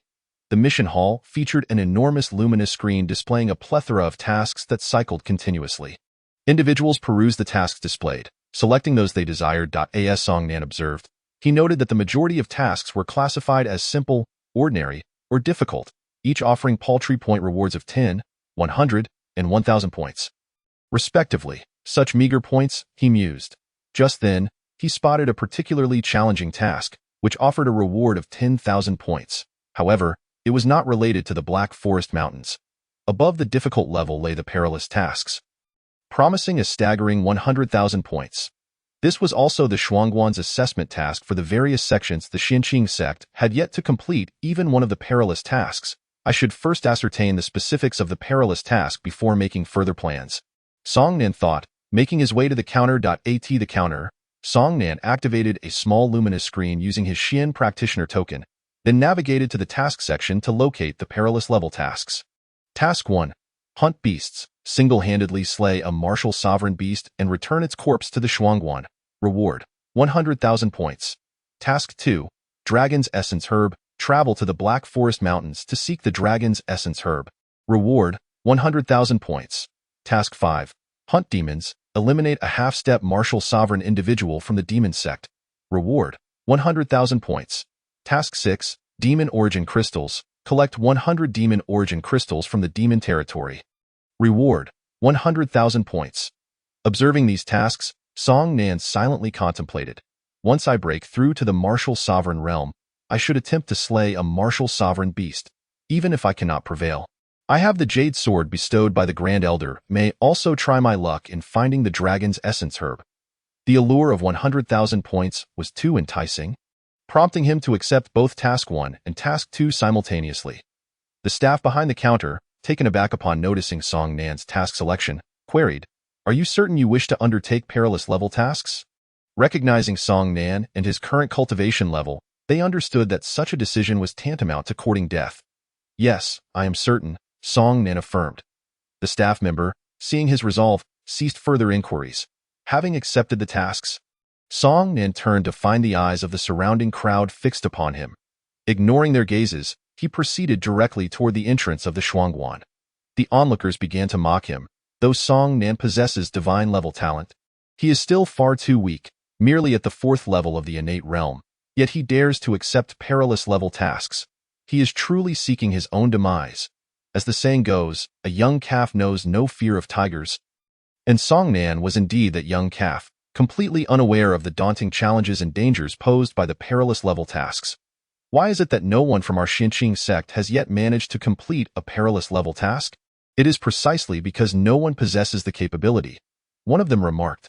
Indeed, even a 9th-level innate practitioner would find such tasks exceedingly difficult. How foolish of Song Nan to accept such a challenge at the 4th level. Chapter 55. Waiting by the tree stump. What? The Grand Elder of the Xinqing sect stood up in shock from his armchair, staring intently at Elder Lin. What did you just say? Song Nan. He accepted 2 perilous-level tasks at once? Indeed, Grand Elder, Elder Lin confirmed. At that moment, the second elder hurried in, addressing the Grand Elder. Are you aware? Song Nan has accepted 2 perilous-level tasks. The Grand Elder, struggling to contain his frustration, replied, I have just learned this. Song Nan is truly too hasty. He should focus on his cultivation. Completing a perilous task should not be difficult for him. The second elder, appearing anxious, stated, the Grand Elder is both angry and worried. I gifted him a protective jade sword, and he must be thinking of using it against a martial sovereign beast. But martial sovereign beasts are not so easily dealt with. The second elder's eyes widened in outrage as he glared at the Grand Elder. Why did you go and give him a protective jade sword? I did it out of concern that other sects may wish to harm him, the Grand Elder retorted. The second elder replied, just now, the sect leader transmitted news that the third elder escaped from the martial sovereign region of the Black Forest Mountains. Though you know why. Enough with the suspense. Just tell me, the Grand Elder snapped. It is because the overlord of the Black Forest Mountains, the Amethyst Black Dragon, has inexplicably entered the martial sovereign region. The second elder stated gravely. What? The Grand Elder's expression turned to one of shock. The second elder, his face pale, cautioned, if Song Nan encounters the Amethyst Black Dragon, even with 9 lives, he will not survive. The Grand Elder turned to Elder Lin urgently, quickly. Send someone to pursue him. We must bring Song Nan back. Yes? Elder Lin hastily departed in the sect's domain. Within the Lingjin sect area, an elder in the center remarked, although the secret order has been dispatched, it appears we will not need our Lingjin sect disciples to take action. Song Nan will likely perish in the Black Forest Mountains within the next few days. Who would have thought that a mere 4th-level innate practitioner would dare to undertake perilous-level tasks? And even accept 2 at once? One elder on the right scoffed. The elder on the left chuckled coldly. This is for the best. It prevents him from growing stronger and becoming a threat to our Lingjin sects standing within the Yunhe Shuangguan. Not only the Lingjin sect, but also the elders from Feilei Valley and Lingxi sect were discussing the matter, most of them reveling in the misfortune of Song Nan, anticipating his demise in the Black Forest Mountains. Meanwhile, disciples of the Lingjin sect rushed out urgently to search for Song Nan's whereabouts, while the other 3 sects dispatched a few individuals primarily to confirm whether Song Nan would perish in the Black Forest Mountains. At this moment, Song Nan hurriedly made his way toward the Black Forest Mountains. Suddenly, several individuals emerged from behind the trees ahead, blocking Song Nan's path. Upon seeing them, Song Nan recognized Jia Yuan, Yao Hongsheng, and three others. Jia Yuan looked at Song Nan and remarked, "Do you not realize how pitiful you are?" Song Nan disregarded his statement and retorted, "You do not intend to stop me just to engage in conversation, do you?" Yao Hongsheng replied, "You are correct. We are not here to chat, but to kill you." Jia Yuan added, "Our elder has issued orders to eliminate you. You are truly unfortunate. Had you joined our Lingjian sect, this would not have happened. Kill me? You think you are worthy?" Song Nan laughed. Yao Hongsheng scoffed, "Song Nan, do you really think we are unaware of your true capabilities? A mere 4th-level innate practitioner. How audacious you are. If we kill you, your storage pouch will be mine. Is that so?" Song Nan countered, and then the mental pressure of the 10,000 demons technique surged forth. Boom. Among the 5 of them, 2 had cultivated yellow-level techniques and were instantly crushed by the spiritual pressure of the 10,000 demons technique, their flesh and blood scattering in all directions. Meanwhile, the 3 survivors, including Jia Yuan, had merely practiced Xin-level techniques and were also severely injured by the overwhelming spiritual pressure. Cough, cough. Yao Hongsheng and the others spat blood, collapsing to the ground. "You are a member of the demon sect." Yao Hongsheng exclaimed in terror, "How could your technique's spiritual pressure be so formidable? How is it possible that your cultivation is at the 9th level of the innate realm?" Jia Yuan's voice trembled with fear. Song Nan approached them step by step, saying, "Let's settle old scores along with the new ones." Jia Yuan, Yao Hongsheng, and the others were filled with dread. "Spare us, spare us." "Song Nan, please," Jia Yuan pleaded repeatedly. Song Nan regarded him with cold indifference, stating, "Among the 3 of you, you are the one who deserves to die the most." With that, he struck out with a palm. Employing the bone dissolution palm as his palm connected with Jia Yuan, the latter's body disintegrated instantly, turning into a heap of flesh and mud. You. Yao Hongsheng's face turned ashen, his soul nearly escaping his body. Song Nan then unleashed the eagle demon claw, swiftly extracting Yao Hongsheng's heart. With a slight exertion, the heart exploded in his grasp, blood splattering everywhere. The other individual, however, was so terrified that he died on the spot. His eyes wide open, his face pale and devoid of life. After confirming the latter's demise, Song Nan intended to summon the thief Pearl to devour their corpses, when suddenly he heard rapid footsteps approaching.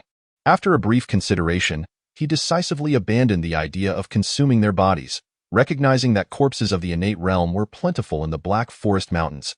Without further delay, he employed the sword-walking technique and departed swiftly. Moments later, several figures appeared at the scene. This is Jia Shidi's clothing. They were disciples of the Lingjian sect, dispatched to the Black Forest Mountains to locate Song Nan and covertly observe whether he would perish there. They concluded that he had been slain by members of the demon sect. "Damn it! We have urgent matters to attend to, Captain. What should we do?" One of them exclaimed. "You 2 bring their bodies back for the elders to handle." While the 3 of us continued towards the Black Forest Mountains, they proceeded to split up. After some time, at the Xinmen Tower, in the conference hall, the elders of various sects gathered. On the table before them lay 2 corpses and a pile of flesh. The Grand Elder of the Lingjian sect wore a grim expression. Their bodies had been discovered 20 miles from the Xinmen Tower. "What are your thoughts?" he inquired. From the demonic aura on the corpses. One of them belonged to the trio from the Black Wind Stronghold. The Grand Elder of the Xinqing sect remarked with a frown. The second Elder of Fele Valley added, "This individual is proficient in the bone dissolution palm. Yet his demonic aura does not belong to the Black Demon sect. The audacity to commit murder near the Xinmen Tower shows he has no regard for our 4 sects," remarked an elder from Lingxi sect. "I propose we set up formations around the area. Should he dare to strike again, we will capture him immediately." The Grand Elder of Xinqing nodded in agreement, stating, "I concur. The demons of the sect must be eradicated. We must protect the disciples of our sects and swiftly locate this individual." The other elders understood that the Grand Elder of Xinqing aimed to protect Song Nan, not wishing for him to fall victim to that demon. The Grand Elder of the Lingjian sect then declared, "In that case, let us join forces to set up formations and wait for an opportunity." Chapter 56. The mighty saber-toothed tiger Song Nan dashed forward. Finally arriving at the Black Forest Mountains, upon entering the post-heaven realm, he unleashed his innate realm cultivation and hurried towards the cave in the innate realm area. There were numerous corpses of innate beasts, and he believed that consuming them would likely allow him to break through to the martial sect realm. After a while, Song Nan reached the cave and observed the incomplete corpses, some bearing gnawing marks. It seemed that beasts had come here to feast upon the remains. As he activated the thief pearl within him, a dark hole appeared in the palm of his right hand. A powerful suction force erupted from the black hole, causing the corpses within 1,000 meters to move towards Song Nan's handpoint one by one. The corpses were devoured by the black hole. Filled with anticipation, Song Nan continued to absorb the remains. After a short time, all the corpses within the 1,000 meters had been consumed. He closed the black hole, entered the cave, and sat down to refine the vast spiritual energy from the beast corpses. As the 10,000 demons technique operated, the demonic power coursed through his meridians, rapidly absorbing the spiritual energy within. Time passed slowly, and the demonic power within Song Nan grew increasingly robust. Eventually, after what felt like an eternity, he completely refined the spiritual energy within, yet he found himself still unable to break through. Surprised, he realized that despite having consumed hundreds of beast corpses, he had not advanced. The transition from the innate realm to the martial sect realm was indeed a watershed moment. Achieving this breakthrough was far from simple. Perhaps it was due to the weakness of those beasts, as many of the corpses were at the first or second levels of the innate realm. Moreover, between the 9th level of the innate realm and the martial sect realm, there existed another stage, the half-step martial sect realm. Having consumed so many beasts, he had not even reached the half-step martial sect realm. Alas, Song Nan felt that his demonic cultivation was currently at the peak of the 9th level of the innate realm, seemingly just a step away from the half-step martial sect realm. However, that final step remained elusive, and he was uncertain how far he had to go. Since he had not broken through, he decided to take a moment to explore the simultaneous use of demonic and spiritual powers. Ghost Shadow Step, Song Nan propelled himself forward, leaving behind illusory afterimages in his wake. A gentle breeze enveloped him as he wielded his autumn water sword, unleashing a surge of spiritual energy. However, in the next moment, the afterimages dissipated, and oh good, the demonic and spiritual powers still clash. Could it be that his demonic power was simply too strong, while his spiritual power was too weak? He suppressed his demonic cultivation, channeling only the 4th level of the innate realm's power, and attempted the Ghost Shadow Step again, followed by the autumn water sword, summoning the gentle breeze. Yet again, the afterimages vanished, not due to the strength of the demonic power. Song Nan pondered, could it be that the martial techniques and movement techniques are of different levels, causing the conflict? After all, the Ghost Shadow Step is a top-tier Shin level technique, while the Clear Wind Sword technique is merely a low-tier Shin level martial skill. After some contemplation, he sheathed the autumn water sword and secured it at his waist, then assumed a proper stance. Sword drawing technique, Eagle Demon Claw, both of these techniques belong to the mid-tier Shin level.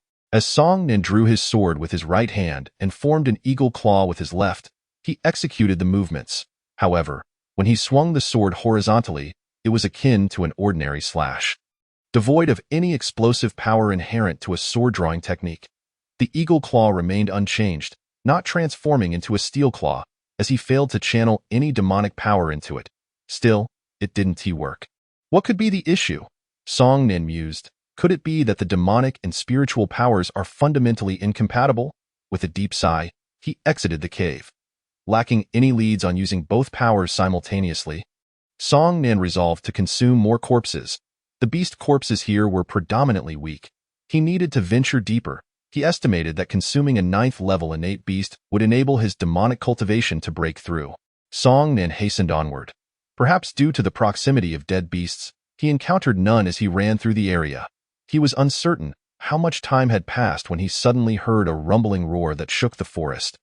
It was the sound of a tiger. A massive, patterned tiger emerged from the shadows, its fierce expression unmistakable. Point-2 sharp, dagger-like fangs protruded from its mouth. The saber-toothed tiger, judging by its size, this tiger possessed at least the cultivation of the 9th level of the innate realm. Just what I need. Song Nan unsheathed his autumn water sword and charged forward. Sword transforms into Blue Lotus. He unleashed a strike, and the Blue Lotus materialized, spinning rapidly as it shot towards the saber-toothed tiger. Roar! The saber-toothed tiger opened its mouth wide, letting out a fearsome roar. A terrifying sound wave erupted from its maw, causing the spinning Blue Lotus to disintegrate mid-air.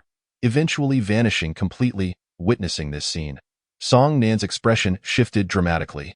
This saber-toothed tiger was not merely at the 9th level of the innate realm. It was at the half-step martial sect realm. A being at the half-step martial sect realm was on the precipice of entering the martial sect realm, possessing formidable strength even if it had not fully transitioned.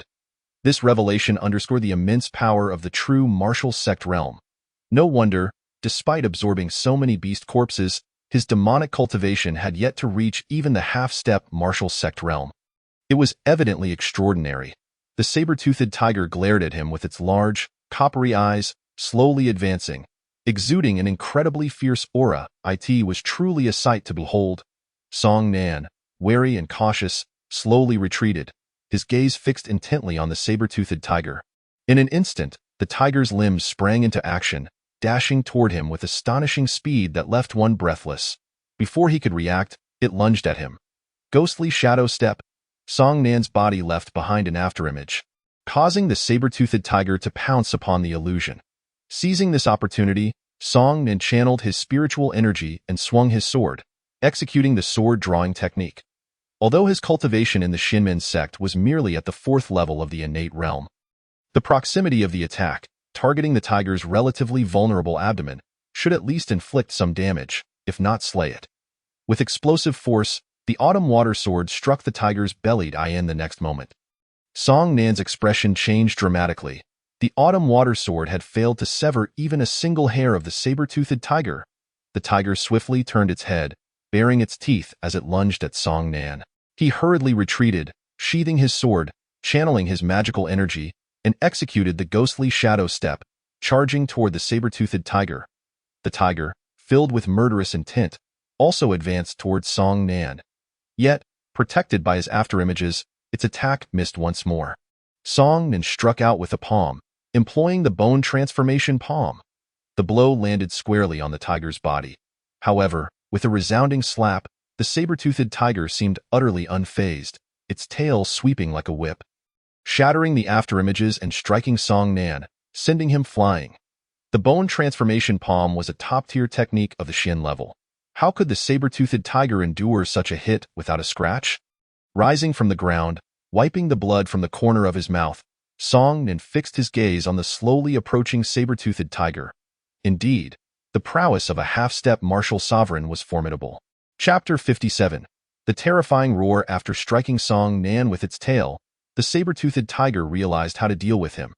Though its body was as strong as that of a martial sovereign due to its half-step status, it lacked the true skills of one. Yet, its formidable physique posed a significant challenge for Song Nan.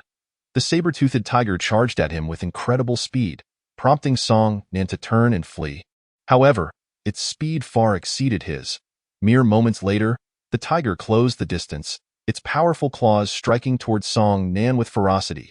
He immediately executed the ghostly shadow step, but the tiger recognized the afterimages and relentlessly pursued him, swiping through several illusions before landing a direct hit on Song Nan, launching him into the air. He crashed to the ground, rolling several times before spitting blood. The saber-toothed tiger lunged at him once more, sensing that devouring this human might allow it to break through to the martial sovereign realm, as it was only a hair's breadth away from that threshold. Thus, it would not let Song Nan escape. Quickly getting to his feet, Song Nan retrieved a jade sword from his storage pouch, infusing it with spiritual energy. Instantly, a terrifying wave of energy surged from the jade sword, startling the rapidly approaching saber-toothed tiger into an abrupt halt. It sensed that the energy emanating from the jade sword was potent enough to threaten its life. Song Nan gripped the jade sword tightly, his eyes locked onto the saber-toothed tiger. Even if the Grand Elder's full-force strike could slay the tiger, its speed was such that if it evaded the attack, Song Nan would be left with no trump card. Although the likelihood of the tiger dodging the Grand Elder's strike was exceedingly low, even the slightest chance could lead to his demise. He understood that holding the jade sword would present the greatest threat to the saber-toothed tiger, preventing it from making any rash moves. The tiger circled cautiously, searching for an opening in Song Nan's defenses as he slowly retreated. Keeping his gaze fixed on it, the flicker of hesitation crossed the tiger's eyes, but the allure of breaking through its power was too enticing, compelling it to close in on Song Nan step by step. It sought to consume him. Song Nan pondered.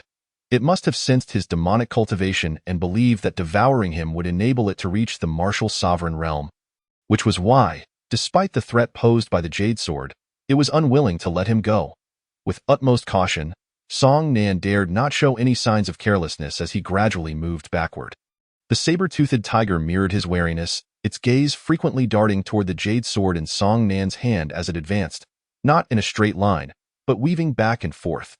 Its behavior revealed to Song Nan that the intelligence of demon beasts reached a significant threshold at the martial sovereign level. The atmosphere grew intensely oppressive. Neither Song Nan nor the saber-toothed tiger dared to make a hasty move.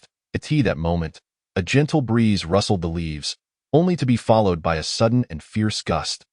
Akin to the onset of a typhoon, without warning, a deafening roar reverberated throughout the dark forest mountains, shaking the very foundations of the realm. Roar. The sound rumbled like thunder, instilling fear in all the demon beasts within the mountains. Be it other beasts or the saber-toothed tiger before Song Nan, they trembled with terror. The saber-toothed tiger turned and fled with remarkable speed. Song Nan's expression shifted drastically, uncertain of the source of the roar. Yet seeing the tiger utterly terrified, he hastily turned and employed the sword-walking technique to flee swiftly. He had no idea what kind of demon beast had produced such a fearsome roar. If he were to encounter such a creature, it was likely that even the sect leader and the Grand Elder would find themselves outmatched. Song Nan continued to run rapidly, unaware of how long he had been fleeing until he suddenly came upon a river. It was then that he realized he had veered off course, having been relentlessly pursued by the saber-toothed tiger, and with no eyes in the back of his head, it was only natural to have lost his sense of direction. Stopping by the riverbank, he took a sip of water and retrieved a healing elixir from his storage pouch, consuming it. Song Nan did not cultivate the elixir's energy immediately, allowing it to dissolve gradually, as this place was far from safe. After all, when it came to healing, elixirs could not compare to the energy derived from devouring corpses with the thieving pearl, which provided not only spiritual energy but also a unique energy effective for healing. However, he was unsure of the location of that terrifying demon beast. If he were to attract its attention with the thieving pearl, it could lead to peril. As Song Nan rose to leave, he noticed two swirling vortices on the river's surface. The vortices twisted and drew closer, consuming one another until they completely merged. This, Song Nan's eyes widened in astonishment, a look of joy spreading across his face. While magical energy and spiritual energy might not be usable simultaneously, they could potentially merge. This revelation filled him with both excitement and trepidation.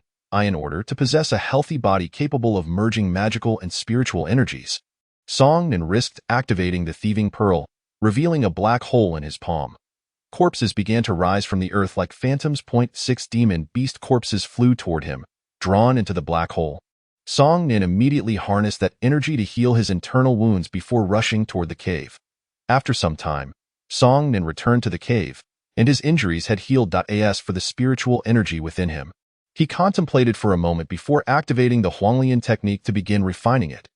The demonic cultivation was not something that could be achieved with such a small amount of spiritual energy. Moreover, since he intended to merge magical and spiritual energies, he naturally needed to enhance his spiritual energy. After a period of cultivation, his Shinmin cultivation rose to the 6th level of the innate realm.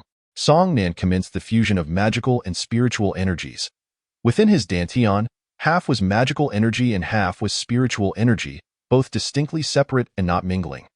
Under Song Nan's control, the magical and spiritual energies drew closer together, akin to murky water meeting clear water in a bid to merge. However, upon contact, a violent clash erupted, causing excruciating pain in Song Nan's abdomen.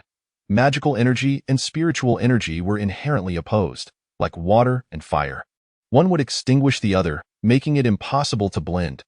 Instinctively, Song Nan separated the two energies, and once the pain in his abdomen subsided significantly, he attempted once more to control their fusion within his dantian. Yet again, as the magical and spiritual energies intersected, the force of their collision erupted, causing Song Nan to grimace in agony. Was it possible that there was more magical energy than spiritual energy in his dantian? Hindering their fusion, after waiting for a moment, Song Nan urged both magical and spiritual energies to flow into his meridians. Given that the meridians were weaker than the dantian, he only channeled a small amount of each. However, when both energies entered the meridian simultaneously and approached one another, they once again unleashed a powerful force of impact. This force was still formidable, shattering one of his meridians. A trickle of blood leaked from the corner of his mouth, and Song Nan's expression darkened. Chapter 58. Brother 11. Where on earth is Song Nan? Su Jun, Guan Nan, and Yang Sijiao wandered aimlessly through the dark forest mountains, desperately searching for Song Nan's whereabouts.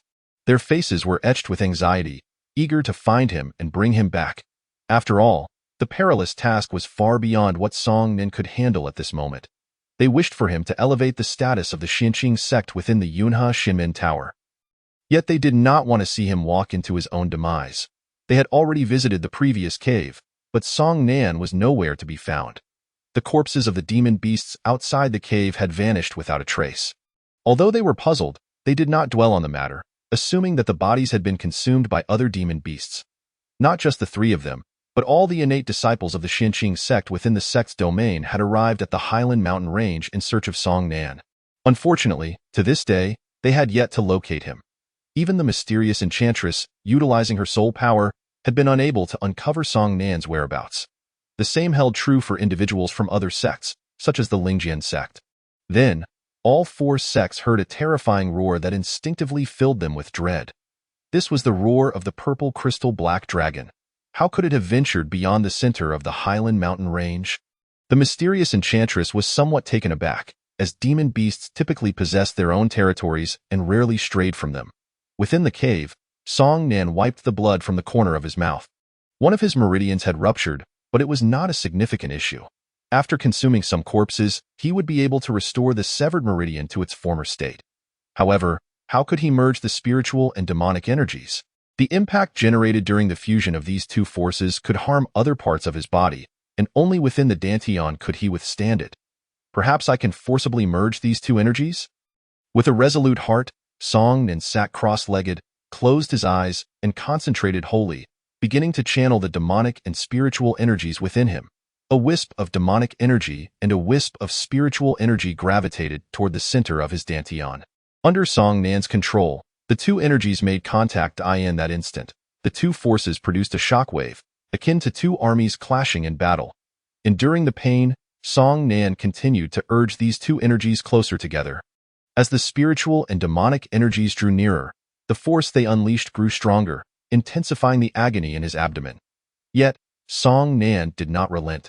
However, this wisp of demonic energy and a wisp of spiritual energy began to cancel each other out, dissipating into nothingness. Only then did Song Nan halt, gasping for breath. Since the demonic and spiritual energies would negate one another, then I must be more forceful.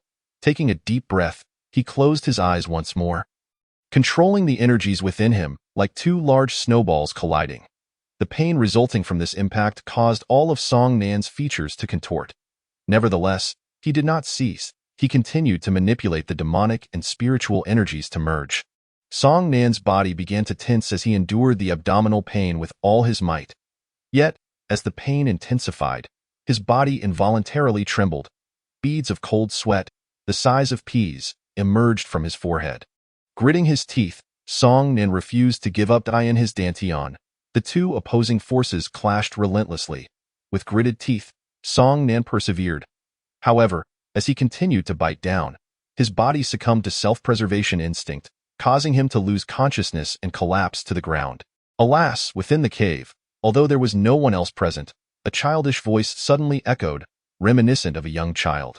Despite his unconscious state, Song Nan's consciousness plunged into a pitch-black expanse.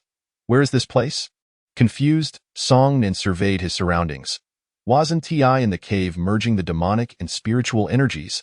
Suddenly, a flash of light appeared, and a chubby child clad in a red belly band, radiating boundless light, materialized in this dark space.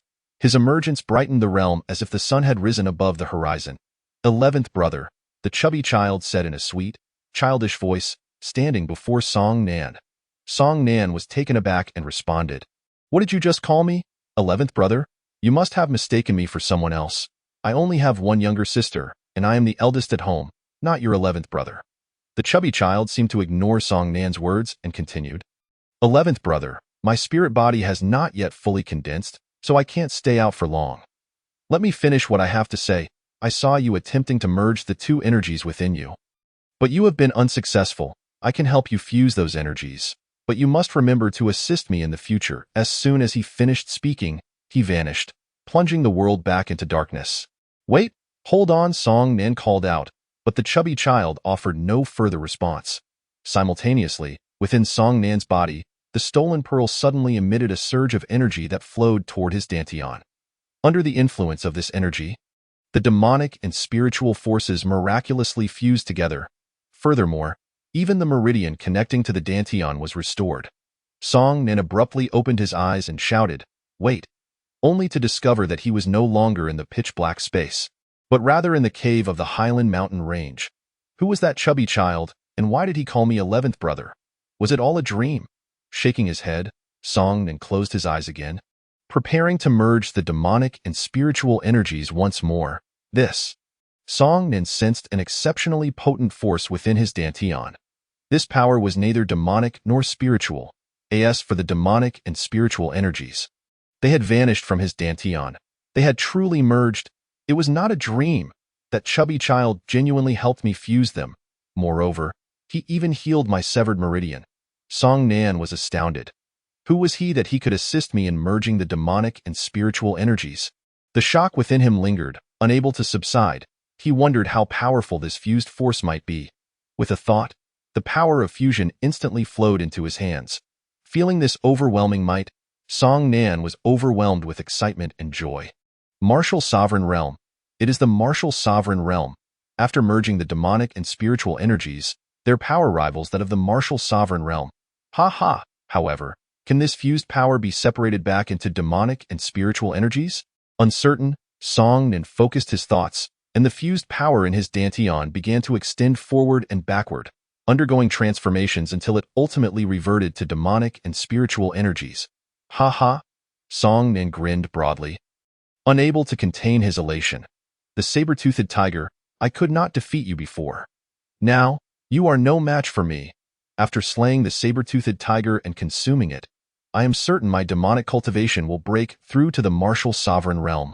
At that time, merging with the spiritual energy will undoubtedly strengthen this fused power. Immediately, Song Nan exited the cave, rushing toward the location of the saber-toothed tiger. Chapter 59. So this is where you are in the Shinmin building.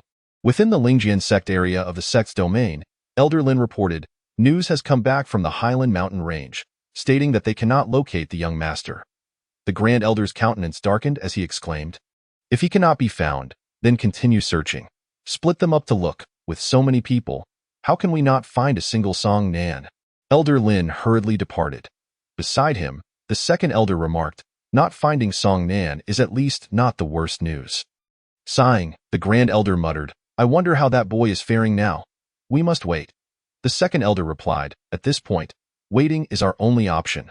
The Grand Elder lamented, I can only hope that the boy has good fortune and does not perish in the Highland Mountain Range. In the Martial Sovereign Realm area of the Highland Mountain Range, a small red bird, no larger than an infant's hand, stealthily hid in a tree, fixated on a nearby lanyu grass. Not far from the lanyu grass, a first-level Martial Sovereign Flame Wolf lay sleeping. With a leap, the small red bird opened its wings, not flapping but gliding down beside the lanyu grass. It opened its tiny beak and released a small flame, instantly incinerating the lanyu grass into liquid. Sensing the sudden burst of flames, the flame wolf snapped its eyes open, turning its head toward the direction of the lanyu grass. Upon seeing this, it sprang to its feet, filled with fury, charging at the small red bird. The small red bird lowered its head and consumed the liquid on the ground, then happily raised its head to see the furious expression of the flame wolf. Immediately flapping its wings and taking flight, the flame wolf, brimming with murderous intent, chased after the small red bird. Meanwhile, in the depths of the innate realm, a specific area of forest belonged to the saber-toothed tiger. It was currently patrolling its territory, reflecting on the human it had encountered previously. It knew that if it consumed that human, it would surely ascend to the Martial Sovereign Realm. Unfortunately, that human had escaped. The saber-toothed tiger was quite displeased, its eyes glinting with malice, harboring an unquenchable rage within. Suddenly, Footsteps echoed nearby, the sound unmistakably human. The saber-toothed tiger swiftly rushed over, on the other side. Song Nin wandered through the territory of the saber-toothed tiger. Awaiting its arrival, before long, Song Nan heard hurried footsteps approaching from a distance. "It's here." A smile spread across Song Nan's face as he halted and gazed ahead. As the saber-toothed tiger dashed toward him. It began to slow down, coming to a stop and fixating its gaze on Song Nan. It recalled that Song Nan possessed an item that posed a considerable threat. However, upon closer inspection, it realized that Song Nan bore no such item. Consequently, it charged at Song Nan, intending to bite him to death. In response, Song Nan also lunged forward, the demonic and spiritual energies within him merging instantaneously. Sword transformation. Azure Lotus. Song Nan Yun summoned the power of fusion, executing the first form of the Azure Lotus sword technique. The sword light transformed into an Azure Lotus, continuously spinning as it soared forward. The saber-toothed tiger had witnessed Song Nan perform this move before, and upon seeing the Azure Lotus once more, it opened its massive jaws and unleashed a fierce roar. The formidable force manifested as sound waves, crashing toward the Azure Lotus in relentless waves. Previously, the Azure Lotus had been shattered by the saber-toothed tiger's roar. However, this time, the tiger's roar felt like a gentle breeze, failing to stir the Azure Lotus even slightly. Observing this, the saber-toothed tiger swiftly raised its left paw, striking down upon the Azure Lotus. Yet, the seemingly delicate lotus, forged from sword light, effortlessly severed the tiger's paw upon contact. The Azure Lotus, reaching the level of a martial sovereign, was far beyond what the saber-toothed tiger could withstand. Roar! The saber-toothed tiger, in pain, collapsed to the ground, howling in distress. The Azure Lotus continued its flight, piercing through every tree in its path, leaving a long trail of azure light. Sensing Song Nin approaching, the saber-toothed tiger hastily rose. Baring its teeth in a fierce display, Song Nin sheathed his autumn water sword. Sword technique? In an instant, Song Nin dashed before the saber-toothed tiger, executing the sword-drawing technique. With a swift draw, the sword light blazed forth. Swoosh! As the blade swept by, the saber-toothed tiger's body was cleaved in two. Gazing at the fallen beast, Song Nin raised his right hand. Absorbing its essence, he then seated himself cross-legged, channeling the 10,000 demon technique to refine the immense spiritual energy transformed from the saber-toothed tiger. As threads of spiritual energy coursed through his meridians and entered his dantian, they transmuted into demonic power. This mass of energy continuously expanded, but upon reaching a critical point, it suddenly contracted, as if being compressed by some unseen force. New streams of spiritual energy flowed in, intensifying the force compressing that mass of demonic power. The energy gradually shrank further, until it condensed into a black crystal the size of an egg. With the purity of the demonic power significantly enhanced in that moment, Song Nan's physique surged with strength, particularly his bones, which transformed into iron-like resilience. At that moment, a tremendous wave of power erupted from his body, akin to a thunderclap resonating through the skies, sweeping outward like a fierce gale. The surrounding trees bent low under its force. The innate beasts in the vicinity, sensing the aura of a martial sovereign, cowered to the ground, trembling in fear. As Song Nan opened his eyes, he realized he had finally stepped into the first tier of the martial sovereign realm. Meanwhile, in other parts of the innate realm of the Black Forest Mountains, the disciples of the four sects searching for Song Nan were startled by the sudden roar, turning their gazes towards its source. "What terrifying power!" Su Junqiao exclaimed, astonished. He had only felt such might from the elders and sect leaders. What beast has broken through to the martial sovereign realm? Typically, disciples from the four sects of the Shinmen Tower would break through their cultivation within the safety of their sect, making it nearly impossible to do so outside. Thus, he speculated that a beast had ascended to the martial sovereign realm. Yang Sijia, trembling with fear, suggested, "Perhaps we should avoid that direction. Song Nan shouldn't be there, right?" Guan Nin nodded in agreement. "It's too dangerous over there." Other disciples of the Su Qing sect shared their hesitations, recognizing that area as one where a beast had likely attained the martial sovereign realm. Venturing there would be akin to courting death. Meanwhile, the disciples of the Lingjian sect, Feilei Valley, and Lingxi sect quickly distanced themselves from that location, searching for Song Nan elsewhere. After all, a martial sovereign beast could unleash powerful skills, and with their innate cultivation, they could hardly breach the defenses of a martial sovereign beast, instilling fear in their hearts. Yet one individual remained, fixated on that direction. This is the aura of the 10,000 demon technique. The powerful and mysterious sorceress sensed something beyond the perception of Su Junqiao and the others amid the fluctuations emanating from Song Nan. Song Nan, so you are there. Having broken through to the martial sovereign realm, you will undoubtedly seek out the beasts of that tier, and then I can control them to eliminate you. The mysterious sorceress immediately dashed towards the territory of the saber-toothed tiger. Chapter 60. A little red bird with a mere thought. Song infused the demonic power and spiritual energy within him, channeling this newfound strength into his hands, feeling its essence. The fusion power allows me to rival the pinnacle of the first tier of the martial sovereign realm. I should be able to contend with any ordinary beast of that level. Resolute in his conviction, Song Nan exited the saber-toothed tiger's territory, venturing deeper into the Black Forest Mountains. The further he ventured, the closer he approached the realm of martial sovereigns, where the beasts were exceedingly perilous. Before long, Song Nan stepped into the martial sovereign territory, as the saber-toothed tiger's domain was located at the deepest part of the innate realm. Cautiously, Song Nan surveyed his surroundings, refusing to let his guard down. Suddenly, he heard the shrill cries of a young boy. "You filthy mutt! I merely took a single withered herb, yet you chased me for so long? I dare you to speak to me that way. I am the ancestor of flame spewing." The childish voice sounded like that of a young child, yet the words spoken belied such innocence. Intrigued, Song Nan approached, only to witness a blazing fire phantom wolf relentlessly pursuing a small red bird. A cacophony of insults erupted from the small red bird. Song Nan was momentarily dumbfounded. A beast capable of human speech must possess immense power. Yet, how could a talking red bird be pursued by a martial sovereign fire phantom wolf, which was only at the first tier of strength?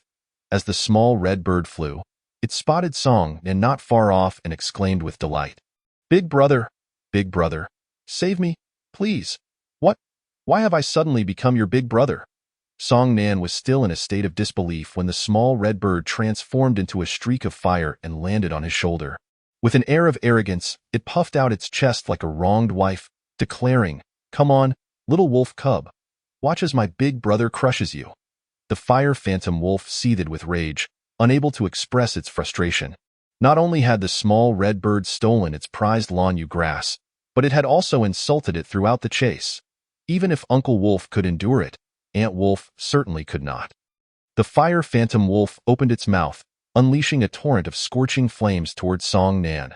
Song Nan swiftly dodged, the flames incinerating several large trees ahead, turning them to ashes. If a human were to be caught in those flames, they would surely perish. The small red bird showed no fear of the fire phantom wolf, egging Song Nan on. "Can you let this little wolf cub burn you, big brother? Is that tolerable?" Ignoring the small red bird perched on his shoulder, Song Nan focused on the fire phantom wolf. For this fire phantom wolf was the very beast that Song Nan could defeat. Eagle Demon Claw, Song Nan charged toward the fire phantom wolf. The small red bird, witnessing this, cried out, "Kill the little wolf cub! Kill the little wolf cub!" Enraged, the fire phantom wolf spat flames once more, this time targeting the small red bird. Song Nan deftly evaded, but the flames continued to pursue him, forcing him to dodge repeatedly as trees around him fell victim to the inferno. As Song Nan reached the fire phantom wolf, he swiped a paw at it. The fire phantom wolf raised its foreleg, countering with a claw of its own. Boom! The clash of claws erupted in a thunderous roar, sending ripples of energy outward, stirring up clouds of dust. The fire phantom wolf unleashed another fiery breath. But Song Nan summoned his demonic power, conjuring a protective barrier of energy around him. This was a capability exclusive to the martial sovereign realm. The flames were repelled by the barrier, dispersing in all directions, the flickering tongues of fire radiating an astonishing heat. Ghostly shadow step, Song Nan retreated, dissipating the barrier before the fire phantom wolf's flames engulfed two illusory afterimages. Realizing this, the fire phantom wolf lunged forward, its massive claws poised to strike Song Nan. Believing the afterimages would absorb the attack, Song Nan merely shifted his body to evade. only to discover that the wolf's claws had swept through the illusion and were now aimed directly at him. Boom! At the critical moment, Song Nan unleashed the Eagle Demon Claw to block the Fire Phantom Wolf strike. However, the wolf's claws ignited with fierce flames, but thanks to the protective layer of demonic power on Song Nan's hand, the flames could not harm him. Seeing this, the Fire Phantom Wolf lowered its head, revealing sharp fangs, and lunged at Song Nan's head. Song Nan swiftly retreated, allowing the wolf's jaws to snap at the afterimage instead. In that instant, Song Nan merged the demonic and spiritual energies within him, executing the sword technique. He charged at the Fire Phantom Wolf, raising his sword to strike with the sword-drawing technique. Yet, the blade was firmly clamped by the wolf's powerful jaws. Song Nan exerted all his strength to pull the sword free, but it was ensnared as if held by a vice. Realizing the futility, Song Nan decisively released the sword hilt, channeling the fusion power into his hands, and unleashed the Eagle Demon Claw. Upon witnessing this, the fiery phantom wolf shook its head vigorously, casting the sword from its mouth like a dart aimed at Song Nan. Simultaneously, it leaped aside. Seizing the opportunity, Song Nan grasped the incoming autumn water sword, altering his technique, transforming the sword into a blooming blue lotus. The blue lotus spun away, but the fiery phantom wolf unleashed a torrent of flames to obstruct the approaching bloom. The flames and the blue lotus were locked in a stalemate. Song Nan executed the sword-flowing body technique, swiftly arriving at the side of the fiery phantom wolf, brandishing his longsword point-one-leaf lotus blossom. The fiery phantom wolf, unable to evade, was pierced by the autumn water sword infused with the power of fusion, the sword's might erupting within its body. The sword light emerged from the opposite side of the fiery phantom wolf, after which it collapsed, lifeless. Brother is indeed formidable, dispatching this little wolf pup in mere moments. At these words, Song Nan turned to the small red bird perched upon his shoulder, saying, "Since you can speak, killing this fiery phantom wolf should have been a trivial task for you. Why were you being chased?" "I was merely taking my dog for a walk," the small red bird retorted indignantly. Song Nan chuckled softly, then stored the carcass of the fiery phantom wolf into his storage pouch. One perilous task completed. Looking at the dense, mysterious forest ahead, he pondered the elusive location of the dragon essence grass. To aimlessly search for a single specimen within the Black Forest Mountains was akin to finding a needle in a haystack, and fraught with danger. "I know where the dragon essence grass is," the small red bird interjected. Surprised, Song Nan gazed at the small red bird. "You do? Of course. There's nothing in this world I am unaware of," the small red bird boasted. Overjoyed, Song Nan eagerly inquired, "Then do you know where the Central Plains are?" "Ah." The small red bird fell silent, hastily shifting the topic. "Well, brother, if you wish to know the location of the dragon essence grass, I can take you there. However, as a condition, I must accompany you from now on." "You still haven't told me where the Central Plains are." Song Nan looked at it with keen interest. Well, I don't know where the Central Plains are either," the small red bird replied awkwardly. Somewhat disheartened, Song Nan asked, "Why do you want to follow me? And why do you call me brother?" "Because you are my brother, so I want to follow you." Chapter 61, Dragon Essence Grass. Song Nan inquired, "Where do you come from?" The small red bird tilted its head, pondering for a long while. "I don't know where I come from. When I woke up, I was already in this mountain range." "Do you remember anything from before?" Song Nan asked again. The small red bird replied, "I don't remember. It's no wonder you couldn't defeat the fiery phantom wolf. It turns out you have amnesia." Song Nan remarked, "But how do you know where the dragon essence grass is?" "Because I passed by there," the small red bird explained. Nodding in understanding, Song Nan said, "Since you wish to accompany me, shall I call you Xiao Hong from now on?" Yes. Let us go find the dragon essence grass." The location of the dragon essence grass lay deeper within the martial sovereign realm. Even though the spirit sword sect had completed 9 perilous tasks, they had been unable to accomplish the task of acquiring the dragon essence grass precisely because they could not locate it. Now that the small red bird knew the whereabouts of the dragon essence grass, Song Nan would not let this opportunity slip by. Together, they ventured deeper into the mountains. As they progressed into the martial sovereign realm's mountain range, the atmosphere grew increasingly oppressive. The small red bird perched on Song Nan's shoulder, guiding his way. They moved steadily, neither too fast nor too slow, occasionally encountering high-level beasts. Song Nan and the small red bird would take refuge in the trees until the danger passed. Eventually, they arrived at the edge of a forest filled with crimson leaves. Ahead lies the territory of the fire-earth lizard, and the dragon essence grass is within, the small red bird informed him. What is the strength of the beasts inside? Song Nan inquired. After some contemplation, the small red bird replied, if I recall correctly, there should be 8 fire-earth lizards within, ranging from the 1st to the 4th level of the martial sovereign realm. Song Nan chuckled wryly. 8? The strongest is still at the 4th level of the martial sovereign realm? I can't possibly defeat them. Don't worry, brother. I know a small path. We can sneak in, the small red bird assured him. After a moment's thought, Song Nan agreed. All right, let's enter and assess the situation before deciding our next course of action. Excitedly, the small red bird exclaimed, Brother, this way. Following its directions, Song Nan stealthily navigated to the right side of the crimson-leaved forest, twisting and turning until they slipped into the territory of the fire-earth lizards. As they drew closer, the temperature rose, and the trees grew increasingly sparse. The view ahead gradually opened up, but Song Nan dared not proceed further. Not far ahead, several fire-earth lizards lay sprawled on the ground, asleep. Their appearance resembled that of lizards, with the singular distinction of having a row of triangular spines along their backs. Next to these fire-earth lizards were several pools of water that bubbled like boiling springs, emitting wisps of steam. Scattered on the desolate ground surrounding the hot springs were a few patches of grass, dragon essence grass. Song Nan's eyes gleamed with fervor as he fixated on the few patches of grass, especially the largest one beside the central hot spring, which bore a prime specimen of dragon essence grass. Yet, those fire-earth lizards posed a formidable challenge. Feeling a headache coming on, Song Nan lowered his voice.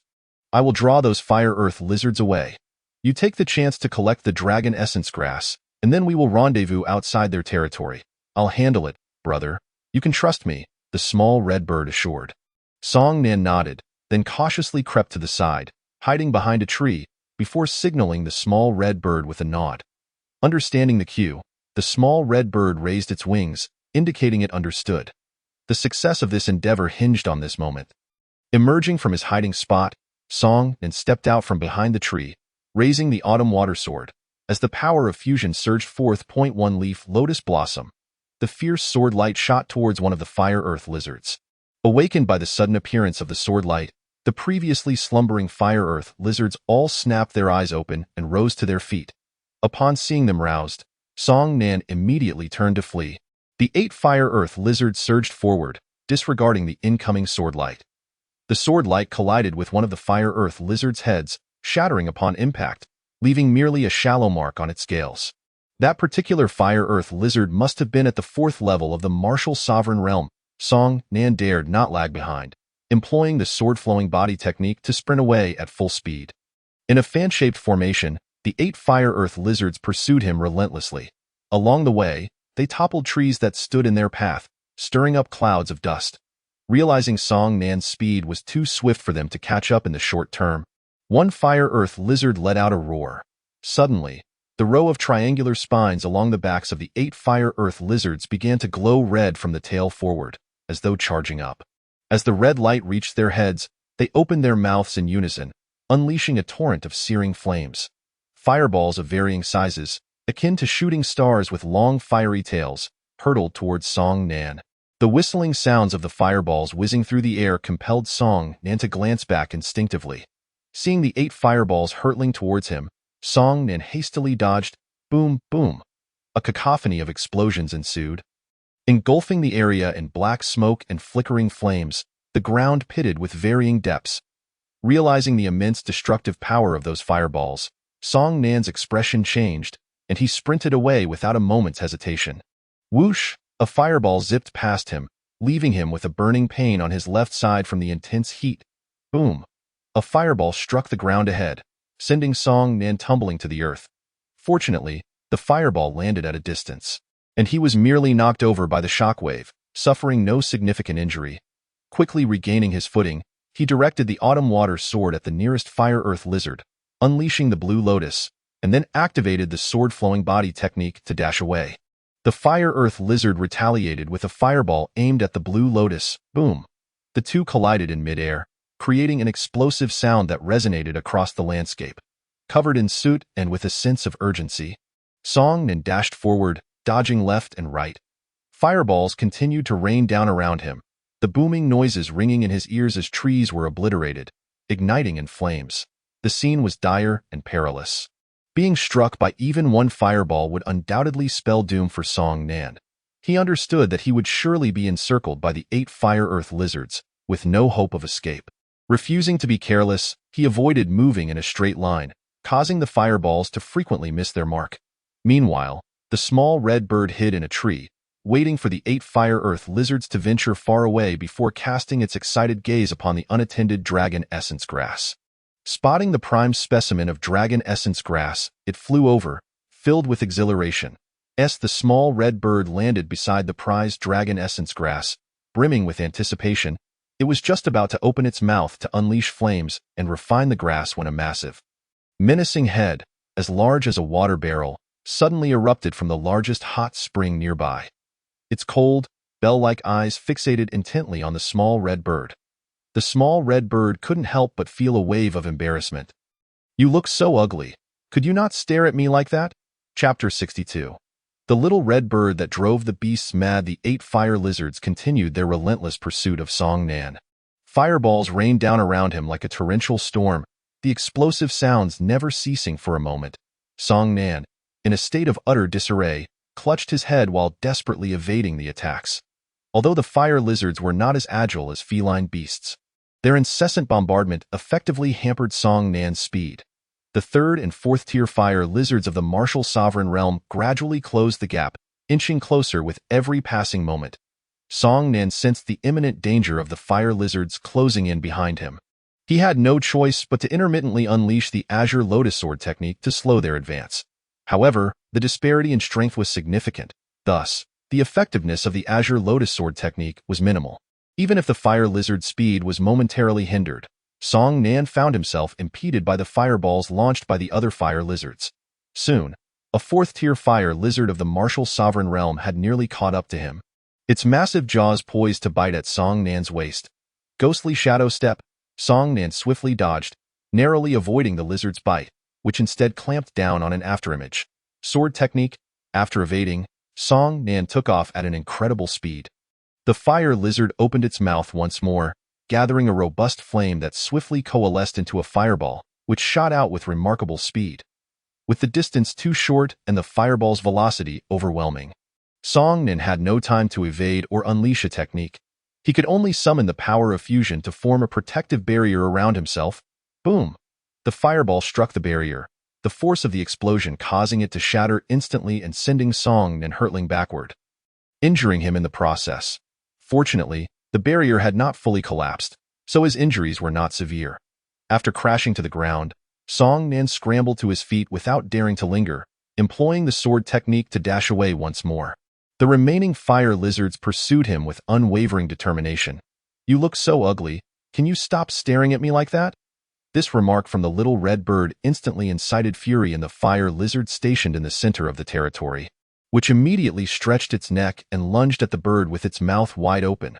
The little red bird transformed into a streak of fire, darting away in the blink of an eye. Pa, how disgusting!" the little red bird exclaimed with disdain. "I don't care if you're a male lizard or a female lizard. At the very least, you should keep your mouth clean. Damn it, it stinks." The fire lizard grew even angrier and unleashed another fireball. The little red bird once again evaded with a flash of red light and quickly soared away. "Stinky lizard, I'm done playing with you." The 6th tier fire lizard of the martial sovereign realm, seething with rage, quickly emerged from the hot spring and chased after the little red bird. Fireballs erupted from its mouth, hurtling towards the bird. The little red bird darted left and right, taunting, "Stinky lizard. Four-legged freak, hideous reptile, you can't hit me, ha, you just can't hit me." This provocation incensed the fire lizard, which spat fireballs in a frenzied attempt to strike the little red bird.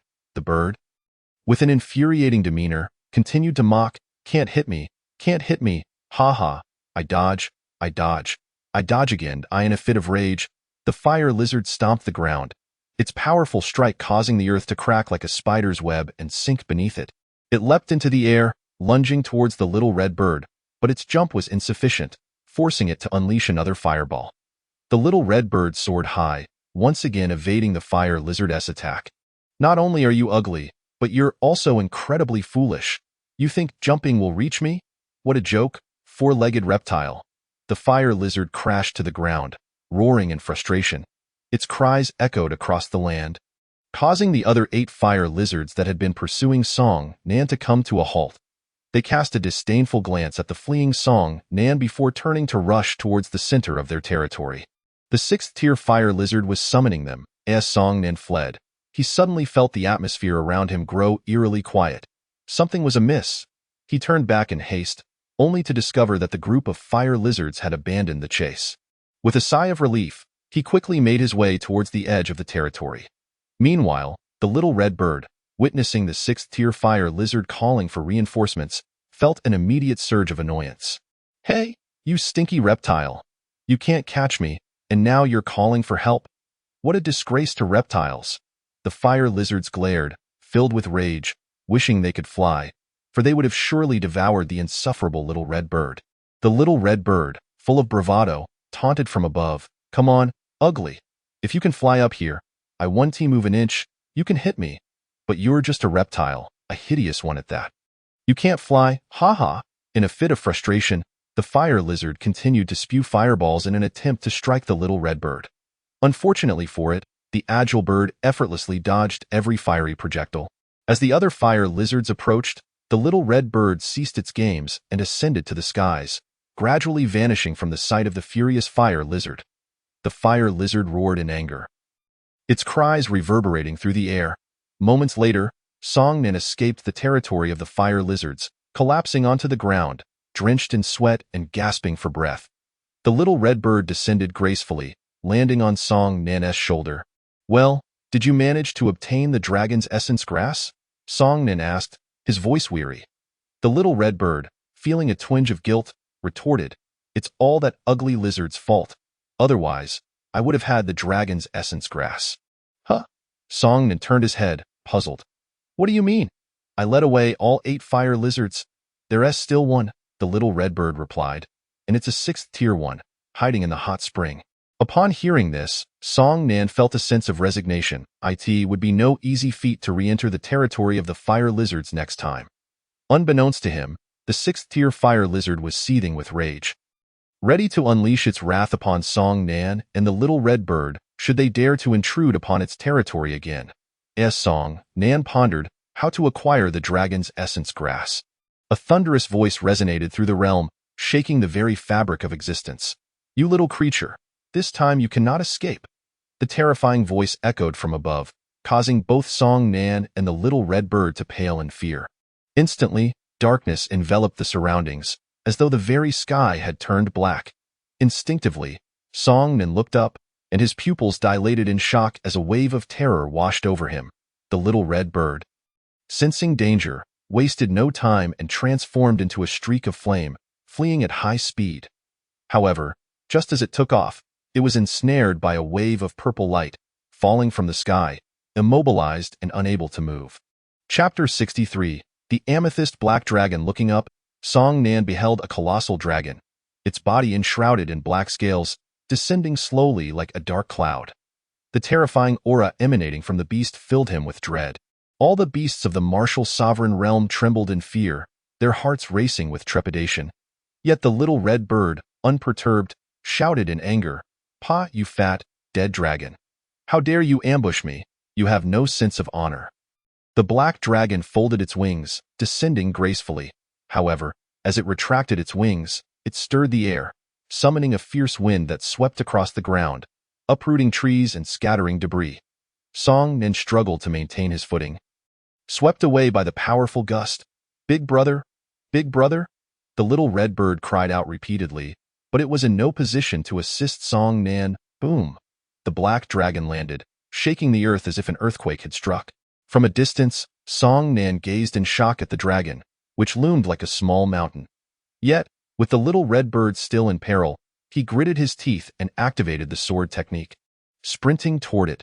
Meanwhile, the various sect members, including Su Jun and others from the Xiantian realm, stood aghast at the sight of the massive black dragon, utterly stunned. The overwhelming aura instilled a profound sense of fear, causing their bodies to tremble uncontrollably. But Song Nan was undeterred. He knew well the risks, yet pressed on towards the dragon's lair. This black dragon was the sovereign of the Black Forest mountain range, the amethyst black dragon. Its body was cloaked in ebony scales, save for a rhomboid amethyst crystal adorning its forehead.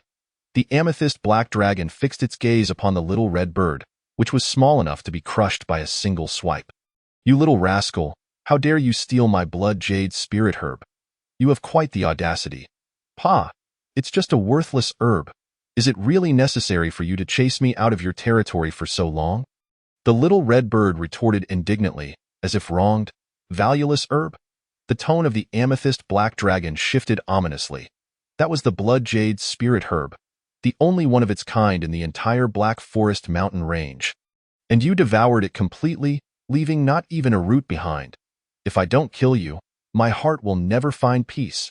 At that moment, one leaf lotus blossom, the verdant blade of light, surged forth with a piercing whistle, striking against the violet radiance enveloping the little red bird. Alas, the purple glow remained utterly unmoved, while the emerald sword light shattered into myriad twinkling stars that cascaded downward.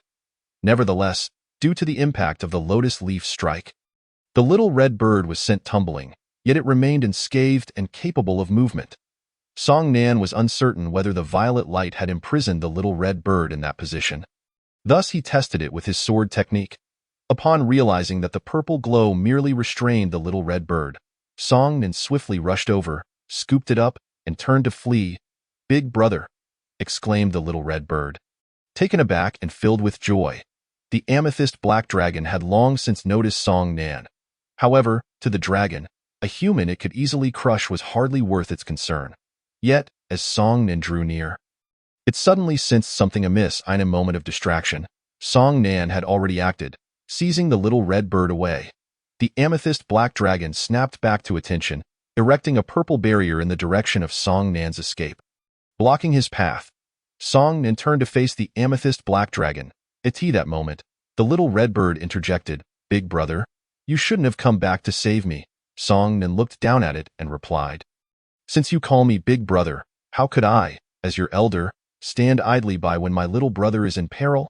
Human!" A thunderous roar erupted, reverberating like thunderclaps. Yet, just as the amethyst black dragon was about to continue, its body began to tremble violently. The purple light binding the little red bird, along with the barrier before Song Nan, vanished simultaneously. Go! Song Nan immediately took off at a rapid pace. The little red bird understood that the amethyst black dragon was after it. So to avoid implicating Song Nan, it swiftly flew in another direction, calling out, "Big brother, you must run. Don't worry about me. Once I shake off the fat dragon, I'll come find you." Unfortunately, at that moment, two beams of purple light surged forth, ensnaring the little red bird once more and enveloping Song Nan, trapping him in place. Simultaneously, the amethyst black dragon whirled around. Previously, no matter how the little red bird taunted it, the dragon remained unperturbed. However, now, it was filled with rage as it opened its mouth, a formidable energy coalescing within. With a whoosh, a terrifying breath of the dragon erupted from its maw, striking a distant thicket where Song Nan stood. Boom!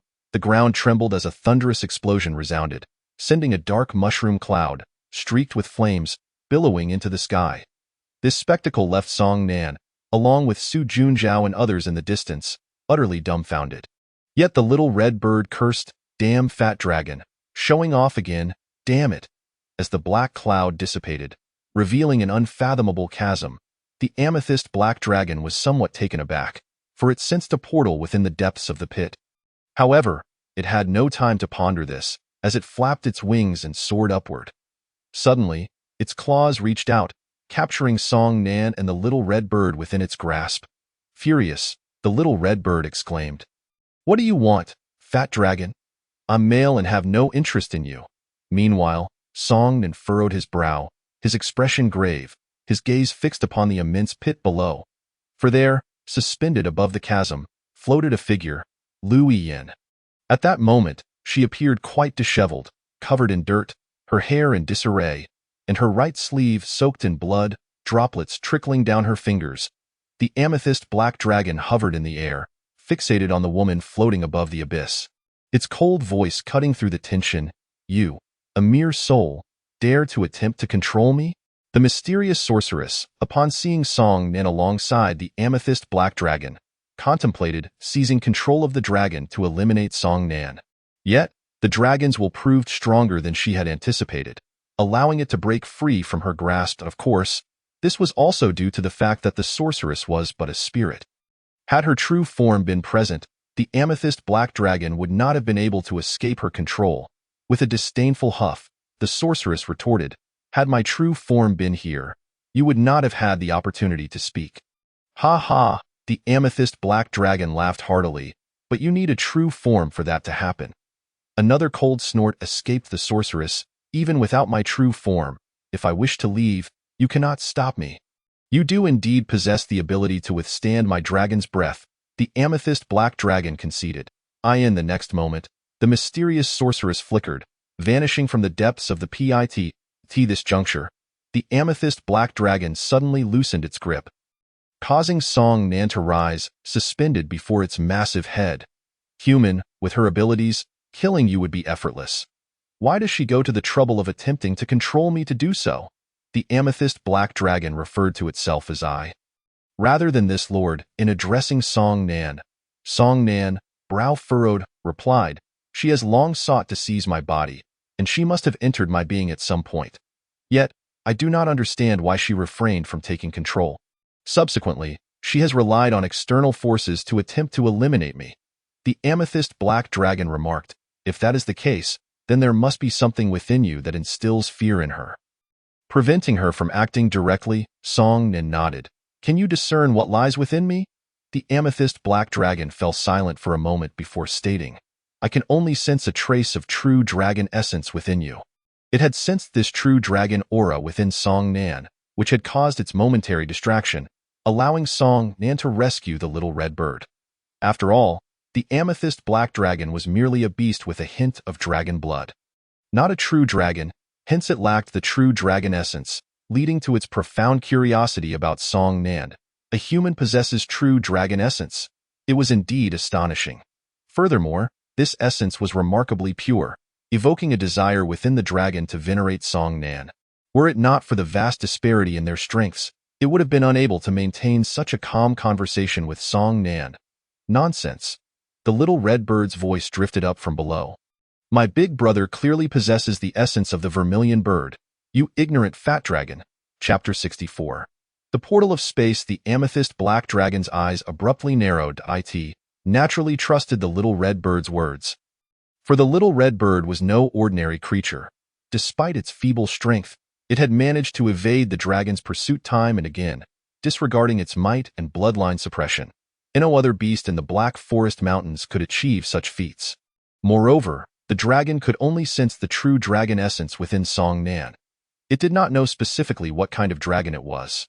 Yet the little red bird's claim of possessing the essence of the vermilion bird clearly placed it above the dragon. Intensifying its curiosity about Song Nan, a seemingly ordinary human could simultaneously harbor both true dragon essence and vermilion bird essence. After all, the vermilion bird was the progenitor of the phoenix. A single drop of vermilion bird blood transformed into the phoenix. This revelation led the amethyst black dragon to understand that the origins of the human before it were undoubtedly extraordinary, igniting a desire within it to forge a bond with Song Nan. Thus, it deliberately lowered its head and bellowed at the little red bird below. "You stole my blood, Jade Lingji, and I have yet to settle the score with you, though you dare to speak so boldly? Do you believe I will crush you right now?" Upon hearing this, Song Nan quickly interjected, "Please, senior, spare me. I, Song Nan, shall bear all the blame for the little red bird's transgressions." The amethyst black dragon's tone softened.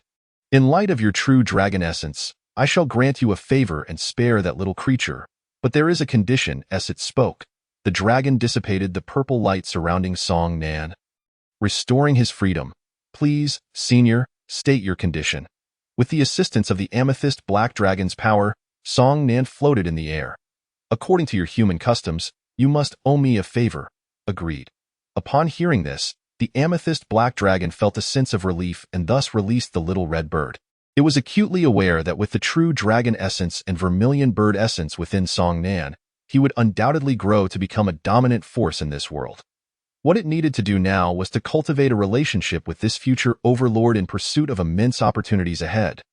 Therefore, after releasing the little red bird, the amethyst black dragon controlled a piece of its black dragon scale to detach and float before Song Nan, stating, "Should you require assistance in the future, you can present this scale when entering the heart of the Black Forest Mountains. No beast shall dare to hinder you." As the sovereign of the Black Forest Mountains, the amethyst black dragon had the confidence to make such a proclamation. Song Nan rejoiced, reaching out to catch the scale, which was several times larger than his palm, stowing it away in his storage pouch. The little red bird flew up, visibly displeased, declaring, "You fat dragon, just wait. Once my strength is restored, I will make you pay." The amethyst black dragon cast a sidelong glance at it. "If I am not mistaken, you must have sustained severe injuries, leading to your amnesia and plummeting cultivation. Therefore, regaining your strength will be no easy feat after all. The medicines capable of healing your internal injuries are likely exceedingly rare, and you will find it difficult to obtain them." It recalled a year prior when a fearsome blaze had descended from the heavens, striking the Black Forest Mountains. It surmised that this blaze was indeed the little red bird before it. The little red bird, brimming with indignation, retorted, "Just you wait. One day, I will recover my strength, and by then, I will roast you, fat dragon, until you're nothing but a mere shadow." The amethyst black dragon completely disregarded the threat posed by the little red bird, for it believed that unless some extraordinary fortune befell it, the little red bird would struggle to regain its former strength in this lifetime. Thus, the amethyst black dragon paid it no heed and instead addressed Song Nan. "I offer you a chance for transformation. Though it is fraught with peril, do you dare to accept?"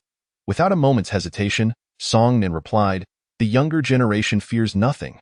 Beneath the deep pit lies a spatial portal, accessible only to those of martial sovereign rank or below. At that time, I will send my kin to venture forth, and you may accompany them. However, the nature of this spatial portal remains uncertain. It could lead to a secret realm, a burial ground, or something entirely different. Regardless, the dangers and benefits within are likely significant, certainly containing remnants left by those of martial king rank.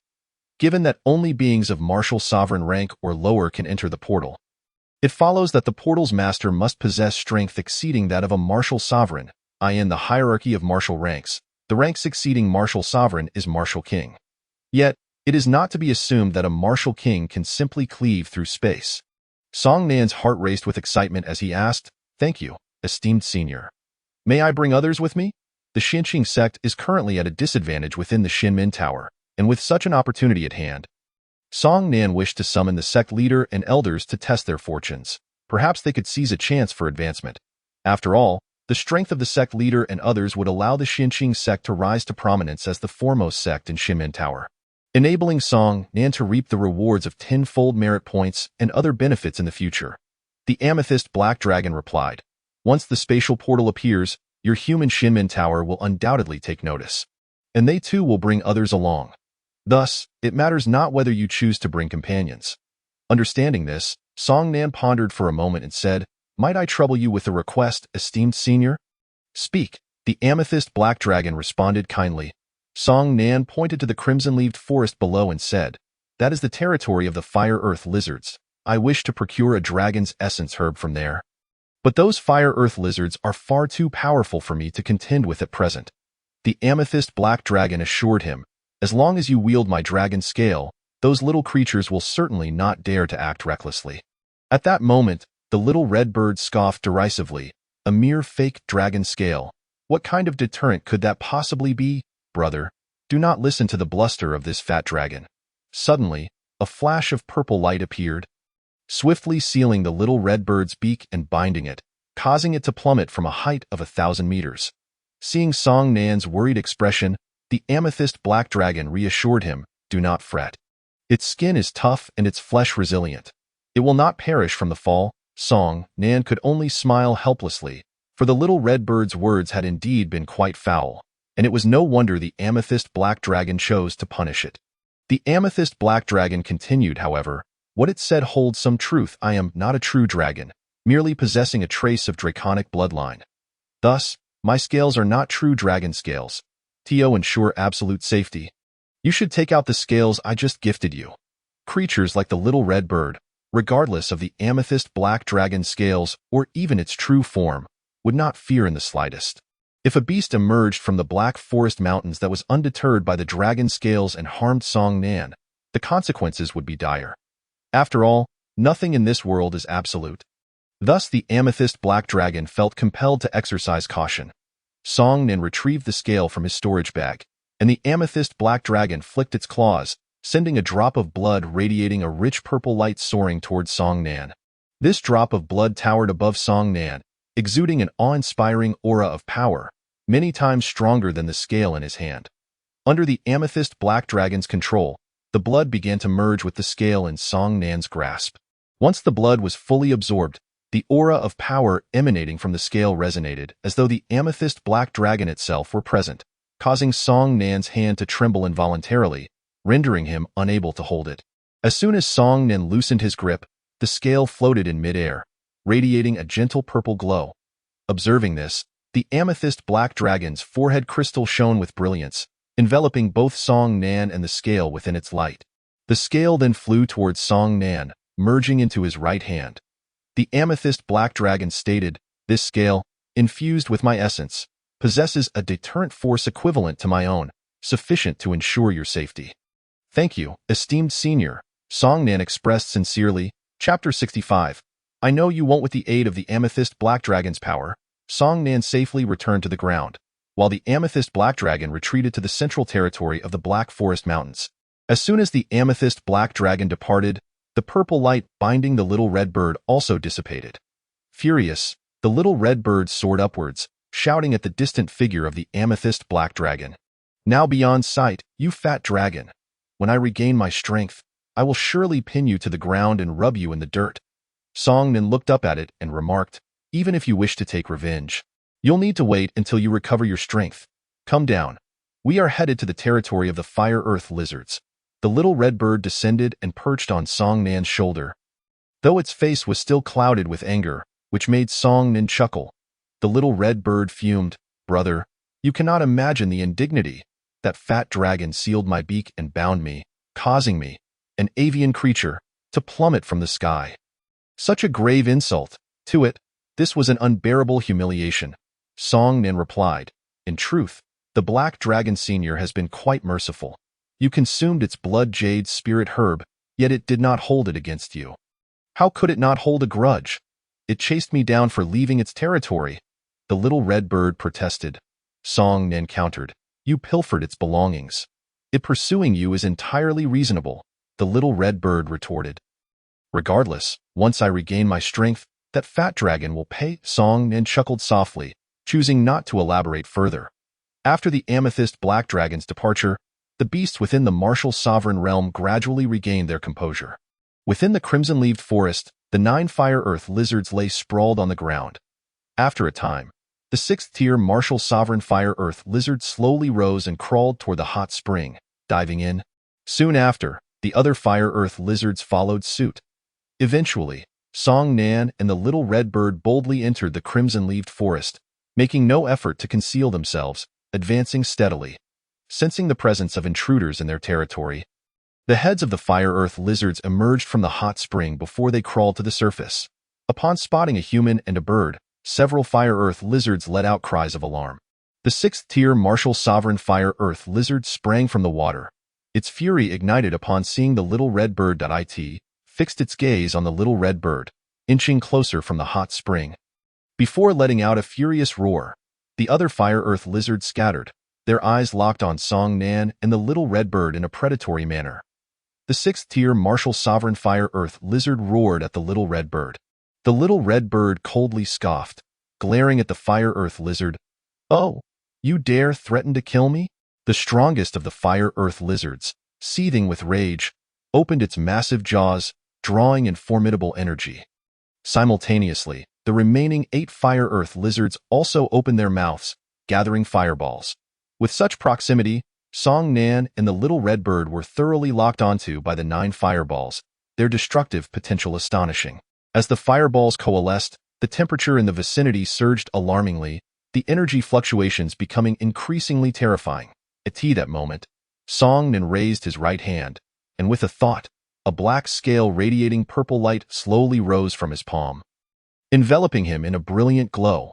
The terrifying power descended upon the surroundings like a mountain, instantly saturating the area. The familiar yet fearsome aura sent shockwaves of terror through the 9 fire-earth lizards, reminding them of the ruler of the Black Forest Mountains, causing them to promptly close their gaping maws, thick flames seeping through their clenched teeth. Before them stood a colossal amethyst black dragon, exuding an aura that filled them with dread, compelling them to prostrate themselves, trembling in fear. Seeing this, Song Nin instinctively drew his autumn water sword, planning to take advantage of their unpreparedness to eliminate them all and devour their essence. However, the little red bird intervened. Brother, in their eyes, you are that fat dragon. If you strike now, the energy you emit will reveal the disparity in power between you and the dragon. Upon hearing this, Song Nin halted, saying, Then I shall simply take their dragon's essence herb, the finest for you. The little red bird instantly transformed into a streak of crimson light and soared into the sky. Although the most formidable fire lizard sensed the presence of the little red bird, it dared not move an inch under the overwhelming pressure of the amethyst black dragon's might. The little red bird arrived at the prized dragon marrow grass, unleashing flames to refine it. Meanwhile, Song Nin stepped aside to pluck a stalk of dragon marrow grass, storing it in his storage pouch. Observing the little red bird absorbing the exquisite dragon marrow grass, Song Nin patiently waited. After the little red bird consumed the prized grass, it remained unsatisfied and began refining other dragon marrow grasses, eager to restore its strength and confront the amethyst black dragon. Unfortunately, its injuries were too severe, rendering these dragon marrow grasses merely a drop in the bucket. Thus, only after it had absorbed all the dragon marrow grasses did Song Nin finally depart from the fire lizard's territory. In a certain grove within the innate realm, a woman lay unconscious. Slowly, she opened her eyes, sat up, and surveyed her surroundings. Damn that amethyst black dragon. Not only did it ruin my good fortune, but it also drained a significant portion of my soul power. How infuriating! After leaving that deep pit, she found herself here, also succumbing to unconsciousness. Suddenly, she pitiably exclaimed, Could you please stop occupying my body? Silence, she retorted angrily. Return to where you belong and cease causing me trouble. The mysterious sorceress's waning soul power allowed Lu Yin's spirit to temporarily seize control of her body.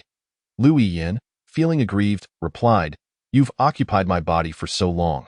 Can't I at least take a breath of fresh air? The mysterious sorceress commanded, Go back. If you don't, I will devour your soul to heal myself. I know you wouldn't, Lu Yin responded, because you previously claimed you didn't want to upset my grandfather. You said you wouldn't kill me, and indeed, you have never harmed me. Return. The mysterious sorceress bellowed in fury. All right, Lu Yin said, a hint of fear evident in her voice, and reluctantly complied. The mysterious sorceress, now controlling Lu Yin's body, stood up and silently moved forward. As she walked, a few individuals approached from ahead. Disciples of the Lingxi sect, I remember you. You are Lu Yin, the granddaughter of the second elder of the Xinqing sect. Correct? So you are Lu Yin. What a pleasure to meet you. Have you been attacked by a monster? You seem to be gravely injured. Do you need our assistance? They approached with no hint of caution. However, the mysterious sorceress regarded them with indifference, emanating the oppressive aura of the Blood Demon Sutra, a technique of supreme mastery. The disciples of Lingxi sect, who practiced only low-tier techniques, were unable to utter a word before their bodies were crushed by the overwhelming pressure. The mysterious sorceress inhaled deeply, drawing in the dense blood energy and the scattered remnants of soul energy around her. She did not even glance at the items they left behind, continuing her search for prey. Chapter 66. The 8-curved copper mirror. The Yunhe Xianmen Tower stood 3 stories tall. The first floor housed the innate realm, the second the martial sect realm, and the third served as the VIP area for receiving practitioners from other regions. Within this third tier lay a special place, the tower's apex, usually off-limits even to disciples of the Spirit Sword sect. For within the tower's peak resided an 8-curved copper mirror, featuring 8 faces aligned with the cardinal directions. At that moment, the mirror facing northwest suddenly illuminated, revealing a spatial portal within a deep pit in the martial sect realm of the Highland Mountain Range. This world contained numerous mini-spaces, and the 8-curve copper mirror could instantaneously sense the sudden emergence of spatial portals within a certain range. The glowing northwest mirror triggered a series of mechanisms beside it, culminating in a deep, resonant rumble that echoed throughout the entire Shinmin Tower. After Song Nan and the little red bird exited the territory of the fire lizard, they headed towards the outskirts of the Highland Mountain Range. As they traversed the martial sect realm, Song Nan no longer exercised the caution he had previously shown. Should they encounter a monster, he would simply display the scales of the amethyst black dragon, causing them to collapse in feared eye. In this manner, he and the little red bird successfully navigated out of the martial sect realm and into the innate realm. Here, the monsters posed even less of a threat to Song Nan, rendering the display of the amethyst black dragon scales unnecessary. As they walked, they encountered 3 individuals. Young Master, Su Juncha, Guan Nan, and Yang Sijia exclaimed in unison, their faces alight with surprise before hastening towards him. What a coincidence! What task do you have here? Do you need my assistance? Song Nan inquired with a smile. No, we were sent by the Elder to find you in the Highland Mountain Range.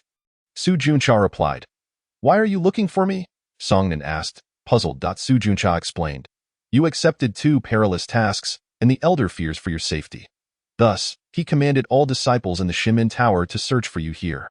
Upon hearing this, Su Juncha exchanged knowing glances with Yang Sijia, who promptly added, the Elder has issued a strict order to bring you back, young master. Will you come with us? Song Nan nodded, saying, all right, let us go back. Young master, Su Juncha, assuming Song Nan might resist returning, instinctively spoke, then suddenly realized, joyfully exclaiming, young master, the other disciples are still searching for you. I'll send a signal to inform them, so they don't continue their search. Song Nan acknowledged. Su Juncha retrieved a palm-sized tube from his pocket, raised it towards the sky, and pulled the cord at the bottom. Whoosh! A brilliant beam of light shot into the air, exploding into a pattern. The other members of the Xinqing sect, upon hearing the sound, looked up to see the image in the sky and understood that Song Nan was returning to the Shinmin Tower, prompting them to begin making their way towards the outskirts of the Highland Mountain Range. Meanwhile, the mysterious sorceress, who had just consumed the blood and souls of disciples from the Spirit Sword sect, glanced up at the sky and saw the pattern as Song Nan returning. Remembering her failure to kill him during her visit to the Highland Mountain Range and the significant depletion of her soul power, her expression darkened with anger. Fortunately, she had consumed the blood and souls of disciples from the Spirit Sword sect, Feilei Valley, Lingxi sect, as well as 2 disciples from the Xinqing sect, and some monster souls, replenishing her depleted soul power and preventing her from feeling as weak as before. Although the number of disciples from the Spirit Sword sect, Feilei Valley, and Lingxi sect sent to the Highland Mountain Range was minimal, they all fell victim to the mysterious sorceress. At this moment, Song Nan and the others stumbled upon the corpses of 2 disciples from Feilei Valley. Their bodies had become desiccated husks, their deathly states horrifying, their life force completely drained. Su Juncha's expression grew grave as he remarked, this manner of death is identical to that of the 3rd elder from the Spirit Sword sect. Their souls have also been devoured. A youthful voice chimed from Song Nan's shoulder.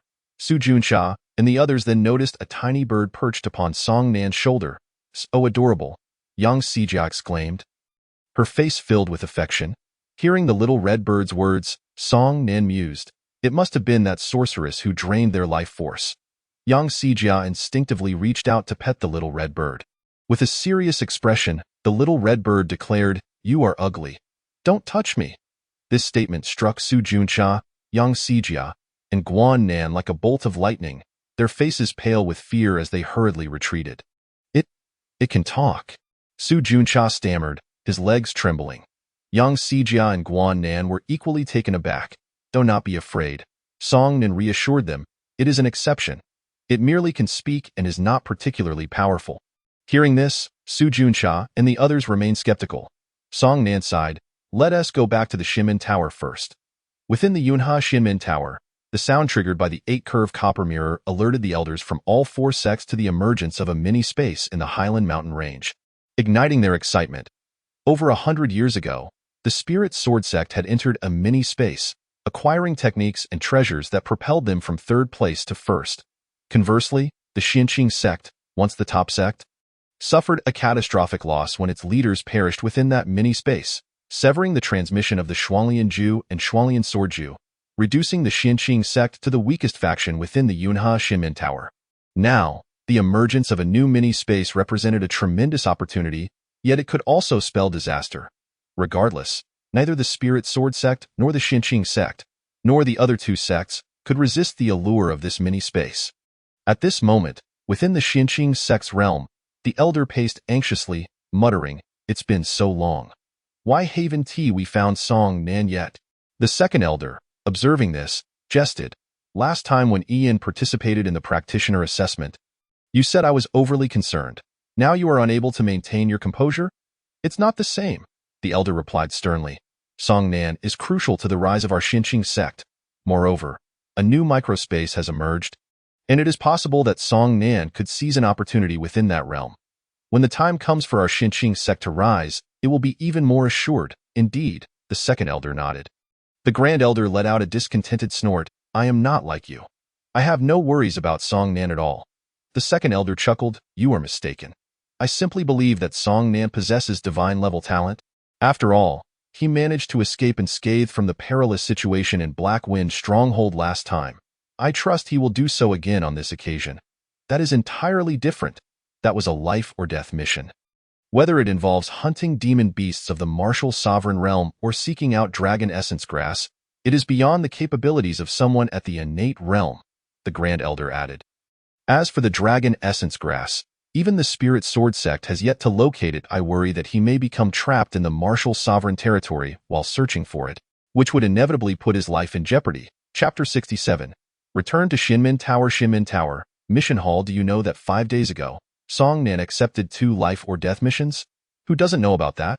One of the missions is for the Dragon Essence Grass. It's truly laughable. Our Spirit Sword sect has been unable to complete that mission to this day, yet Song Nan, an innate realm cultivator, dares to take it on? He must be unaware. Otherwise, he would surely not have had the audacity to accept. What does it matter? Everyone is now aware of this.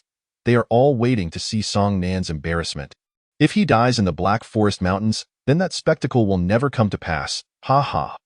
Not just these 2 individuals, but the entirety of the Xinmin Tower's inhabitants do not believe that Song Nan can accomplish those 2 life-or-death missions. After all, such missions are exceedingly difficult. Among the nearly 2,000 disciples across the 4 sects of Xinmin Tower, only the top 6 on the combat ranking possess the cultivation of the martial sovereign realm. 5 of them are disciples of the Spirit Sword sect, ranking as the top 5, with the last being a disciple from the Thunder Valley, ranked 6th. The remaining over 1,000 disciples are predominantly of the innate realm, with only a few at the half-step martial sovereign realm. Yet, the majority of life-or-death missions require the strength of the martial sovereign realm to be completed. This inherently leads the more than 1,000 disciples from the 4 sects to believe that such missions are utterly impossible for those at the innate realm. At that moment, a large crowd entered through the main door of Xinmin Tower, blocking the light that streamed in. Song Nan, a disciple from the Lingxi sect, exclaimed upon spotting Song Nan at the forefront of the group. His shout was akin to a massive stone plunging into a tranquil lake, instantly drawing the attention of those nearby towards the entrance. Upon seeing Song Nan, the crowd was momentarily taken aback. And then a majority erupted into unabashed laughter. The uproar was so loud it seemed it could topple the roof. Their laughter was rife with derision aimed at Song Nan. The disciples of the Xinqing sect, including Su Junxiao, stood silently with their heads bowed, fully aware of the mockery embedded within the laughter of those around them. They felt powerless to counter the ridicule. As Song Nan, Su Junxiao, Guan Nan, and Yang Xijia departed the Black Forest Mountains, they encountered other disciples from the Xinqing sect, along with Lu Yiyan, who had chosen to return alone. At this moment, the other disciples from the 3 sects scoffed at Song Nan, their expressions laced with disdain. "Oh, our Xinmin Tower's most gifted Song Nan has returned in such a pitiful state. Song Nan, weren't you supposed to be extraordinary, accepting 2 life-or-death missions at once? How is it that you've returned without accomplishing a single one? It took you 5 days to make the round trip, and don't even think to tell us that you completed both life-or-death missions in just 3 days in the Black Forest Mountains. Ha ha, 3 days. How could that be possible? Finding the dragon essence grass alone isn't something that can be done in 3 days. Our seniors in the Spirit Sword sect have searched for years without success. Finding the dragon essence grass is indeed challenging, but it is feasible to kill a martial sovereign realm demon beast in 3 days, though. But I forgot. You, Song Nan, are merely at the innate realm. Even if given 30 years, you wouldn't be able to slay a martial sovereign beast with your current strength. This is utterly laughable. You accepted 2 life or death missions yet didn't complete a single one. How can you show your face here, Song Nan? If it were me, I would rather die in the Black Forest Mountains than return in such shame, for my pride is not as thick-skinned as yours. Ha ha! At this juncture, Lu Yian re-entered Xinmen Tower, silently pushing through the crowd without sparing a glance at Song Nan, making her way towards the sect's realm. Song Nan watched her depart in silence. Concurrently, the stewards of each sect hurriedly made their way to their respective sects to report Song Nan's return to the elders. In the Xinqing sect region, Steward Lin flew swiftly like an arrow. Quickly arriving at the chamber of the Grand Elder in his haste, he forgot all formalities and rushed in without knocking. Reporting to the Grand Elder, the young master has returned. Upon hearing this, the Grand Elder beamed with joy. That rascal, he is finally back. You can rest easy now. The second elder remarked with a smile. I told you Song Nan would be fine. You just wouldn't believe it. The Grand Elder ignored the second elder and turned to Steward Lin, asking, how is Song Nan? Is he injured? No, Steward Lin replied. The Grand Elder nodded. Go summon Song Nan. Yes, Steward Lin complied and withdrew. The second elder commented, it's only been 5 days, and Song Nan has returned. It seems he must have realized the might of the martial sovereign realm beasts, prompting his return. The Grand Elder concurred, saying, although he has my protective jade sword, the speed of a martial sovereign beast is not something he at the innate realm can match. If he fails to slay the beast with the jade sword, it would be his demise. Song Nan is not foolish enough to be unaware of this, so his return was entirely expected. The second elder cast a mocking glance at the Grand Elder. Expected, you say? Then why were you so worried? The Grand Elder's face flushed, retorting, is it the same? Meanwhile, the elders of the Spirit Sword sect were also informed of Song Nan's return. One of the middle elders remarked, I never thought Song Nan would survive the Black Forest Mountains. The lad is quite fortunate. Whether he survives or not is inconsequential. The microspace has appeared, and the Xinqing sect will surely allow Song Nan to enter. When the time comes, we can have Tao Bingwei and the others eliminate him, remarked an indifferent elder on the right. The elder on the left countered, that's hard to say. Within the microspace, the Xinqing sect will undoubtedly protect Song Nan. Tao Bingwei and the others may not have the opportunity to kill him. The elder on the right insisted, if there is no opportunity, we shall create one. I am sure the Thunder Valley and Lingxi sect will not allow Song Nan to grow. That is true, the left elder agreed. For once Song Nan matures, the Thunder Valley and Lingxi sect will see their ranks in the Xinmen Tower drop, and they will not willingly relinquish their current standing. The middle elder added, the portal to the microspace has just appeared and is currently unstable. This matter is not urgent. The elders of the Thunder Valley and Lingxi sect were also aware of Song Nan's return and shared a sense of disappointment that he had not perished in the Black Forest Mountains. After all, had Song Nan died there, their sects would have lost a formidable potential rival. Thus, they all understood that Song Nan had likely failed to complete the life or death missions and had been frightened back by the demon beasts of the martial sovereign realm. Otherwise, it was inconceivable that he could return to Xinmen Tower so swiftly after only 5 days. Chapter 68. Hope hearing the scornful remarks from the disciples of the other 3 sects. Su Junxiao, Guan Nan, Yang Xijia, and the other disciples from the Xinqing sect lowered their heads in silence. Their faces burned with anger, their eyes aflame, wishing they could rush over and retaliate against those mocking Song Nan. Yet, they could not act on such impulses. Their clenched fists alternated between loosened and tightened, the clash between their furious instincts and dwindling reason ensuing endlessly, until they ultimately had no choice but to release their fists. Still filled with rage. For the Xinqing sect is the weakest sect in the Xinmen Tower. They cannot bring trouble upon their sect. They have long endured this quiet suffering. Their weakness renders them susceptible to bullying, not from a lack of spirit, but from an inability to change their circumstances. This is a profoundly sorrowful reality, one that can drive a person to madness. Yet, what drives them further into despair is that the disciples of the 3 sects continue their incessant taunts. I heard, Song Nan, that you are still the young master of the Xinqing sect. With someone as foolish as you at the helm, the Xinqing sect will surely meet its demise in no time. What does it matter if you have divine-level talent? You possess nothing but innate realm cultivation, without an ounce of self-awareness, daring to accept life or death missions, and taking on two at once, haha. Having divine-level talent is wasted on someone as foolish as you. Su Junqiao, what benefit do you gain from your unwavering support for that fool Song Nan? In the end, it will undoubtedly lead to your own downfall. To be spoken of in such a manner, Song Nan, your cowardice is truly astounding. You dare not utter a single word? Ha ha! At this moment, just as Lu Yian entered the sect, Song Nan finally turned to face the disciples of the three factions and said, "Who told you that I failed to complete my task? And who informed you that I lack the confidence to undertake a perilous mission?" The disciples of the three factions scoffed at his words. Do you really need to ask? As a practitioner of the innate realm, how could you possibly slay a beast of the martial sovereign realm? Our senior brother Tao Bingwei from Lingjian's sect, along with other senior brothers and sisters, have searched for years without finding the dragon marrow grass, yet you claim to have found it in just 3 days. What a joke. Such an obvious truth is something only you, Song Nan, could misunderstand. At that moment, Lin Jishur, who had rushed out from the sect in search of Song Nan, overheard their conversation and interjected, "It is entirely normal for our young master to be unaware of certain matters upon his recent arrival at Xinmin Tower."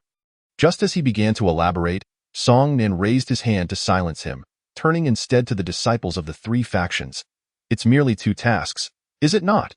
A disciple from Lingjian's sect derisively remarked. "Just 2 tasks? You speak so lightly of it." But before he could continue, Song Nan produced a storage bag from his robe. In an instant, the surrounding disciples from the three factions, including Su Junqiao and others from the Xinqing sect, felt a jolt of astonishment. A singular thought echoed in their minds. Could it be that Song Nan truly accomplished the perilous mission? Then, with a wave of his hand, the corpse of a beast emerged from the storage bag, rapidly enlarging as it landed with a thud. Gasps filled the air as the horrifying aura emanating from the corpse sent the onlookers stumbling back in fear, their faces pale as they fixated on the massive wolf carcass before them. Lin Jishur, witnessing this, exclaimed with fervor, "This is the corpse of the fiery phantom wolf, a beast of the first level of the martial sovereign realm." The disciples of the three factions recognized the fiery phantom wolf and could not contain their astonishment. "Song Nan, did you truly slay a fiery phantom wolf of the martial sovereign realm? How could someone of your innate cultivation possibly achieve such a feat?" Lin Jishur, brimming with excitement, hastened back to the sect to inform the Grand Elder and Second Elder. For Song Nan had indeed completed a mission of the utmost peril. It was the first such accomplishment for the Xinqing sect in many years. Meanwhile, the disciples standing behind Song Nan, including Su Junqiao, stood tall and exhilarated, chanting, "Young Master, Young Master, Young Master." Their shouts resonated with joy, as if releasing the pent-up sorrow that had burdened them for years. The synchronized cheers from Su Junqiao and the others rendered the faces of the three factions' disciples grim. They mockingly retorted, "What is so impressive about that? Indeed, our Lingjian sect has completed 9 perilous missions, something your Xinqing sect could never match, not even you, Song Nan. It is merely a beast of the martial sovereign realm. We, along with Feilei Valley and Lingxi Gate, have long surpassed this task, and your Xinqing sect is the slowest. Moreover, senior brother Tao Bingwei has likely slain countless martial sovereign beasts. Your achievements pale in comparison." Upon hearing this, Song Nan replied, "Who told you that I have completed only 1 task?" His words struck like thunder from the heavens, leaving the crowd in stunned silence, frozen in place like statues. All eyes were fixed upon Song Nan, and not a single soul could utter a word, for they were aware that he had undertaken 2 tasks, aside from hunting the martial sovereign beast. Only the Dragon Marrow Grass mission remained. The Dragon Marrow Grass, a task that had eluded the Lingjian sect, Feilei Valley, and Lingxi Gate for years. Could it be that Song Nan had succeeded? The atmosphere grew eerily quiet, everyone holding their breath, eyes unblinking as they focused on the storage bag in Song Nan's hand. With a flourish, he produced a sprig of spiritual grass, which floated delicately in his grasp, Dragon Marrow Grass. Whether they were disciples of the three factions or of the Xinqing sect, they gasped in unison. their eyes wide with disbelief, breaths quickening in astonishment. Song Nan addressed the disciples of the three factions.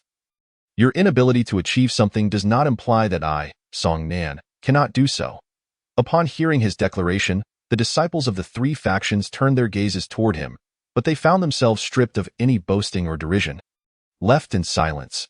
Meanwhile, Su Junchao, Yang Sijia, and the other disciples of the Xianqing sect erupted in jubilant cheers, their spirits soaring. Young Master! Young Master! Young Master! Their ecstatic cries echoed as they directed their fervor towards the disciples of the three factions. For in Songnan, they saw hope, the hope of the Xianqing sect's rise, the hope of no longer being bullied by the other three factions. Chapter 69. Tao Bingwei Lin Jishir. Filled with excitement as if his heart might leap from his chest, dashed back through the door. However, before he could speak, the Grand Elder furrowed his brow and asked, "Why are you alone? Where is Song Nan?" Lin Jishir quickly responded, reporting to the Grand Elder and Second Elder, "The young master has completed a perilous mission, slaying a fiery phantom wolf of the first level of the martial sovereign realm." Both elders stood up abruptly, astonished by the news. After a moment of surprise, the Second Elder joyfully remarked, "This young man has potential." The Grand Elder added, "He must have utilized the protective jade sword I bestowed upon him." However, to defeat a fiery phantom wolf of the martial sovereign realm is indeed a remarkable feat. The Second Elder inquired, "What of the dragon marrow grass? Did he find it?" Feeling a bit awkward, Lin Jishir replied, "I rushed here upon witnessing the young master reveal the beast's corpse, so I am unsure if he found the dragon marrow grass." The Grand Elder stated, "For the Lingjian sect to have searched for so many years without success, and for Song Nan to have killed a fiery phantom wolf after only 3 days in the Black Forest Mountains is already impressive. How could he possibly also find the dragon marrow grass?" The Second Elder chuckled, "I understand this logic, yet I still harbor some hope that the young man might have found the dragon marrow grass, allowing our Xianqing sect to bask in glory." The Grand Elder remarked, "Once he matures, there will be ample opportunities for our Xianqing sect to shine. We should go now to prevent those old codgers from bullying him." The Second Elder nodded. Realizing that the elders from the other three factions would undoubtedly be aware of Song Nan's accomplishment in slaying the fiery phantom wolf, and would likely come to inspect the corpse to ascertain the truth. After all, the elders of other sects were unaware that Song Nan possessed the protective jade sword. In the Lingjian sect area, upon hearing the report from Ouyang Jishir, the three elders were left in utter shock. Has Song Nan truly reached the martial sovereign realm? That seems improbable. Though he possesses divine-level talent, how could he have advanced from the innate realm to the martial sovereign realm in such a short time? If he lacks martial sovereign cultivation, how could he have slain the fiery phantom wolf? We should go see for ourselves. Indeed. Let us go and bring Tao Bingwei along. The three elders of Lingjian sect departed, while the elders from Feilei Valley and Lingxi Gate, equally astonished by Song Nan's accomplishment, also left their sects to ascertain the truth. The elders from the four sects converged at the boundary gate, exchanging congratulations. "Congratulations! Xianqing sect has produced a remarkable talent." The elders from Lingjian sect, Feilei Valley, and Lingxi Gate offered their good wishes to the Grand Elder and Second Elder of the Xianqing sect, who responded graciously. As they exited the boundary gate, they caught sight of Song Nan revealing the dragon marrow grass. In an instant, the elders stood frozen, mouths agape in shock. The dragon marrow grass, a prize that had eluded the Lingjian sect, Feilei Valley, and Lingxi Gate, had been found by none other than Song Nan. Especially the three elders of Lingjian sect wore expressions that darkened like bruises, as if they had been dealt a blow. Following them was a young man with a gloomy countenance, Tao Bingwei, the top disciple of Lingjian sect among nearly 2,000 at Shimin Tower. He had tirelessly searched the martial sovereign realm countless times for the dragon marrow grass, only to return empty-handed each time. Yet today, the sect he looked down upon, Xianqing sect, had found it. Song Nan. He silently recited the name with malevolence, chuckling to himself. The Grand Elder and the Second Elder of the Xianqing sect erupted in hearty laughter. Exhilarated beyond measure, Song Nan produced the dragon soul grass, undoubtedly delivering a slap to the faces of the other three sects, restoring their dignity. The elders of the other three sects, upon hearing their laughter, felt a surge of displeasure but could not express it openly. They were obliged to feign joy despite their chagrin. The Grand Elder and the Second Elder of the Xinqing sect were well aware of their sentiments, which only widened their grins. Their laughter inevitably drew the attention of Song Nan and his companions nearby. Upon seeing their own elders and those from the other three sects arrive, Su Junqiao and the other disciples of the Xinqing sect ceased their cheers, refraining from calling out to their young master. Aside from Song Nan, the surrounding disciples bowed respectfully to the elders. As the second elder of the Xinqing sect approached, he jovially patted Song Nan on the shoulder, exclaiming, "Good lad, well done. You've even found the dragon soul grass." Song Nan smiled sheepishly, attributing his success to luck. Go avoid frequently explaining the presence of the little red bird. He had concealed it within his robe. Upon hearing the second elder's words, the little red bird thought to itself, "What a bunch of ignorant fools. It's merely a single dragon soul grass. What is there to celebrate?" The fourth elder of the Lingjian sect glanced back, receiving a slight nod from Tao Bingwei before stepping forward. Regardless of whether they were disciples of the Lingjian sect, the Xinqing sect, or the other two sects, upon seeing Tao Bingwei, they instinctively took a step back, a response deeply ingrained in their minds. As they all feared him, Tao Bingwei approached Song Nan, calmly stating, "I have searched for the dragon soul grass countless times, yet I have never succeeded. I wonder where you found it?" Song Nan regarded him before replying. "In the territory of the earth-fire lizard." These words, the expressions of all the elders shifted dramatically, for they understood that the territory of the earth-fire lizard was home to beings at the 6th level of the martial master realm. Formidable foes that Song Nan could not possibly contend with. Thus, the disciples of the other three sects dared not venture into the territory of the earth-fire lizard. Tao Bingwei's pupils constricted as he fixed his gaze on Song Nan, saying, "In the territory of the earth-fire lizard, there are a total of 9 ferocious beasts. Song Nan, your ability to procure the dragon soul grass from them suggests that your strength is quite remarkable. Would you dare to spar with me on the arena?" Song Nan scrutinized him for a moment before responding, "May I inquire as to your identity?" "Who am I?" He scoffed coldly, "I am Tao Bingwei, a disciple of the Lingjian sect." Upon hearing this, Song Nan's brow furrowed. Tao Bingwei, the top-ranked powerhouse on the combat leaderboard. Why did he suddenly wish to spar with me? What could his intentions be? After a moment's contemplation, Song Nan replied, "In a spar, I fear you may not be my match." "Ha ha!" Tao Bingwei burst into laughter, though his mirth was laced with fury. How could the esteemed first-ranked combatant be so belittled? The nearby disciples of the Lingjian sect echoed in outrage. "Song Nan, what do you think you are? How dare you claim our senior brother is not your match? I fear that once on the arena, you won't even withstand a single blow from him. With your sort of ability, our senior brother could defeat 5 of you single-handedly." Chapter 70. 2-star Xian practitioner Song Nan wasted no words. Retrieving a jade sword from his storage bag and activating it, the terrifying aura emanating from the jade sword silenced the shouting disciples of the Lingjian sect, causing them to shrink back in fear. Tao Bingwei frowned, initially staring at the jade sword before finally looking up at Song Nan. "The sword technique's fluctuation is that of the 4th level of the martial master realm." Song Nan smiled. "Can you withstand this strike?" Tao Bingwei retorted with a sneer, "That jade sword is sealed with the sword light of your Grand Elder. Isn't it?" As he spoke, he glanced at the Grand Elder of the Xinqing sect. "So, you also used this jade sword to slay the fire wolf, thus enabling you to retrieve the dragon soul grass from the territory of the earth-fire lizard?" In an instant, all eyes, save for the Grand Elder of the Xinqing sect, were fixed on Song Nan, waiting for his response.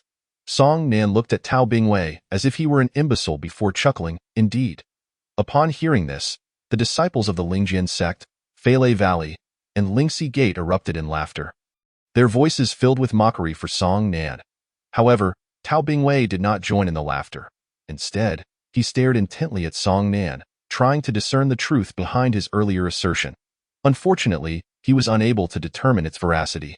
Thus, while extending his hand towards Song Nan, he smiled, "Though you relied on your Grand Elder's power, your ability to defeat the fire wolf and retrieve the dragon soul grass from the territory of the earth-fire lizard still impresses me. As the adage goes, one does not strike a smiling face." Seeing Tao Bingwei approach in such a manner, Song Nan extended his hand in return. Yet, as their hands clasped, Tao Bingwei's spiritual energy suddenly surged forth, prompting an instinctive reaction from Song Nan's body. which in turn activated his own spiritual energy to counter Tao Bingwei's. As Song Nan's spiritual energy erupted, those present immediately recognized that his cultivation was merely at the 6th level of the innate realm. With such a level, not only could he not slay the fire wolf, but he wouldn't even be able to touch it, let alone venture into the territory of the earthfire lizard to retrieve the dragon soul grass. Consequently, the elders of the other 3 sects and Tao Bingwei were convinced that Song Nan had accomplished the 2 perilous tasks solely through that jade sword. Releasing Song Nan's hand, Tao Bingwei sneered. The 6th level of the innate realm? Humph! I could crush you with a single hand. As soon as he finished speaking, he disdainfully turned, retreating behind the elders of the Lingjian sect. Meanwhile, the 3 elders of the Lingjian sect and the other 2 sects, upon realizing Song Nan's cultivation level, wore expressions of ridicule. Although a martial master could indeed seal their powers and lend them to their disciples, none of the 3 sects had employed such a method for their disciples to undertake life-threatening tasks. Thus, they regarded the Grand Elder of the Xinqing sect with contempt. The Grand Elder of the Xinqing sect struggled to maintain an appearance of calm, though internally, he was in turmoil, fully aware that the energy he had bestowed upon Song Nan through the Jade Sword was only usable once. The fact that Song Nan had activated the sword, releasing a trace of its energy, indicated that he had not previously utilized it. Yet, against all odds, Song Nan had slain the fire wolf and returned with the dragon soul grass, all while possessing merely the cultivation of the innate realm. How was this possible? The Grand Elder was genuinely eager to clarify this with Song Nan. Meanwhile, the disciples of the other 3 sects could not contain their ridicule. So it turns out you relied on your Grand Elder's power to slay the fire wolf. How utterly useless. I knew it. With your mere innate realm cultivation, how could you possibly kill the fire wolf? Comparatively, you are simply leagues behind senior brother Tao Bingwei. Those fools were just shouting, "Young master! Young master!" a moment ago. It's hilarious. They don't realize their young master is trash, do they? Ha ha. Hearing these words, Su Junqiao and the other disciples of the Xinqing sect seethed with indignation. The second elder of the Xinqing sect snorted coldly, unleashing the aura of the martial master realm, which immediately silenced the 3 sections. The Grand Elder of the Lingjian sect approached, casually waving his hand to disperse the aura of the second elder, saying, "Brother Liu, was that not excessive?" The second elder of the Xinqing sect's expression shifted as he warily regarded him. Replying, "Your disciples have so humiliated my Xinqing sect. It is utterly disrespectful. I merely issued a warning. Where is the excess?" The Grand Elder of the Lingjian sect countered. Song Nan utilized the power of the Jade Sword to complete 2 perilous tasks. If he has committed such acts, can others not speak of it? Is your Xinqing sect not being overly domineering? Realizing he was in the wrong, the second elder of the Xinqing sect snorted again, falling silent. Meanwhile, Song Nan remained quiet, storing the corpse of the fire wolf and the dragon soul grass in his storage bag.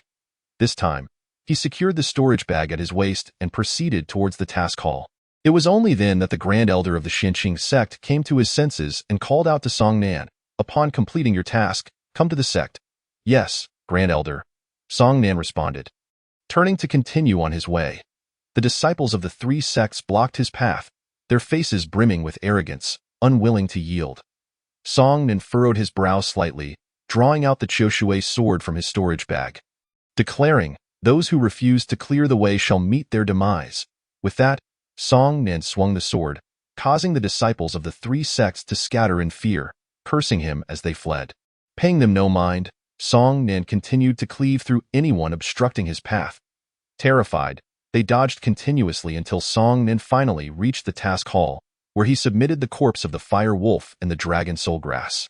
200,000 points. Song Nan was filled with uncontainable joy. After all, he had just completed a perilous task, earning a reward of 100,000 points. Simultaneously, his Xin Jialing underwent a subtle transformation.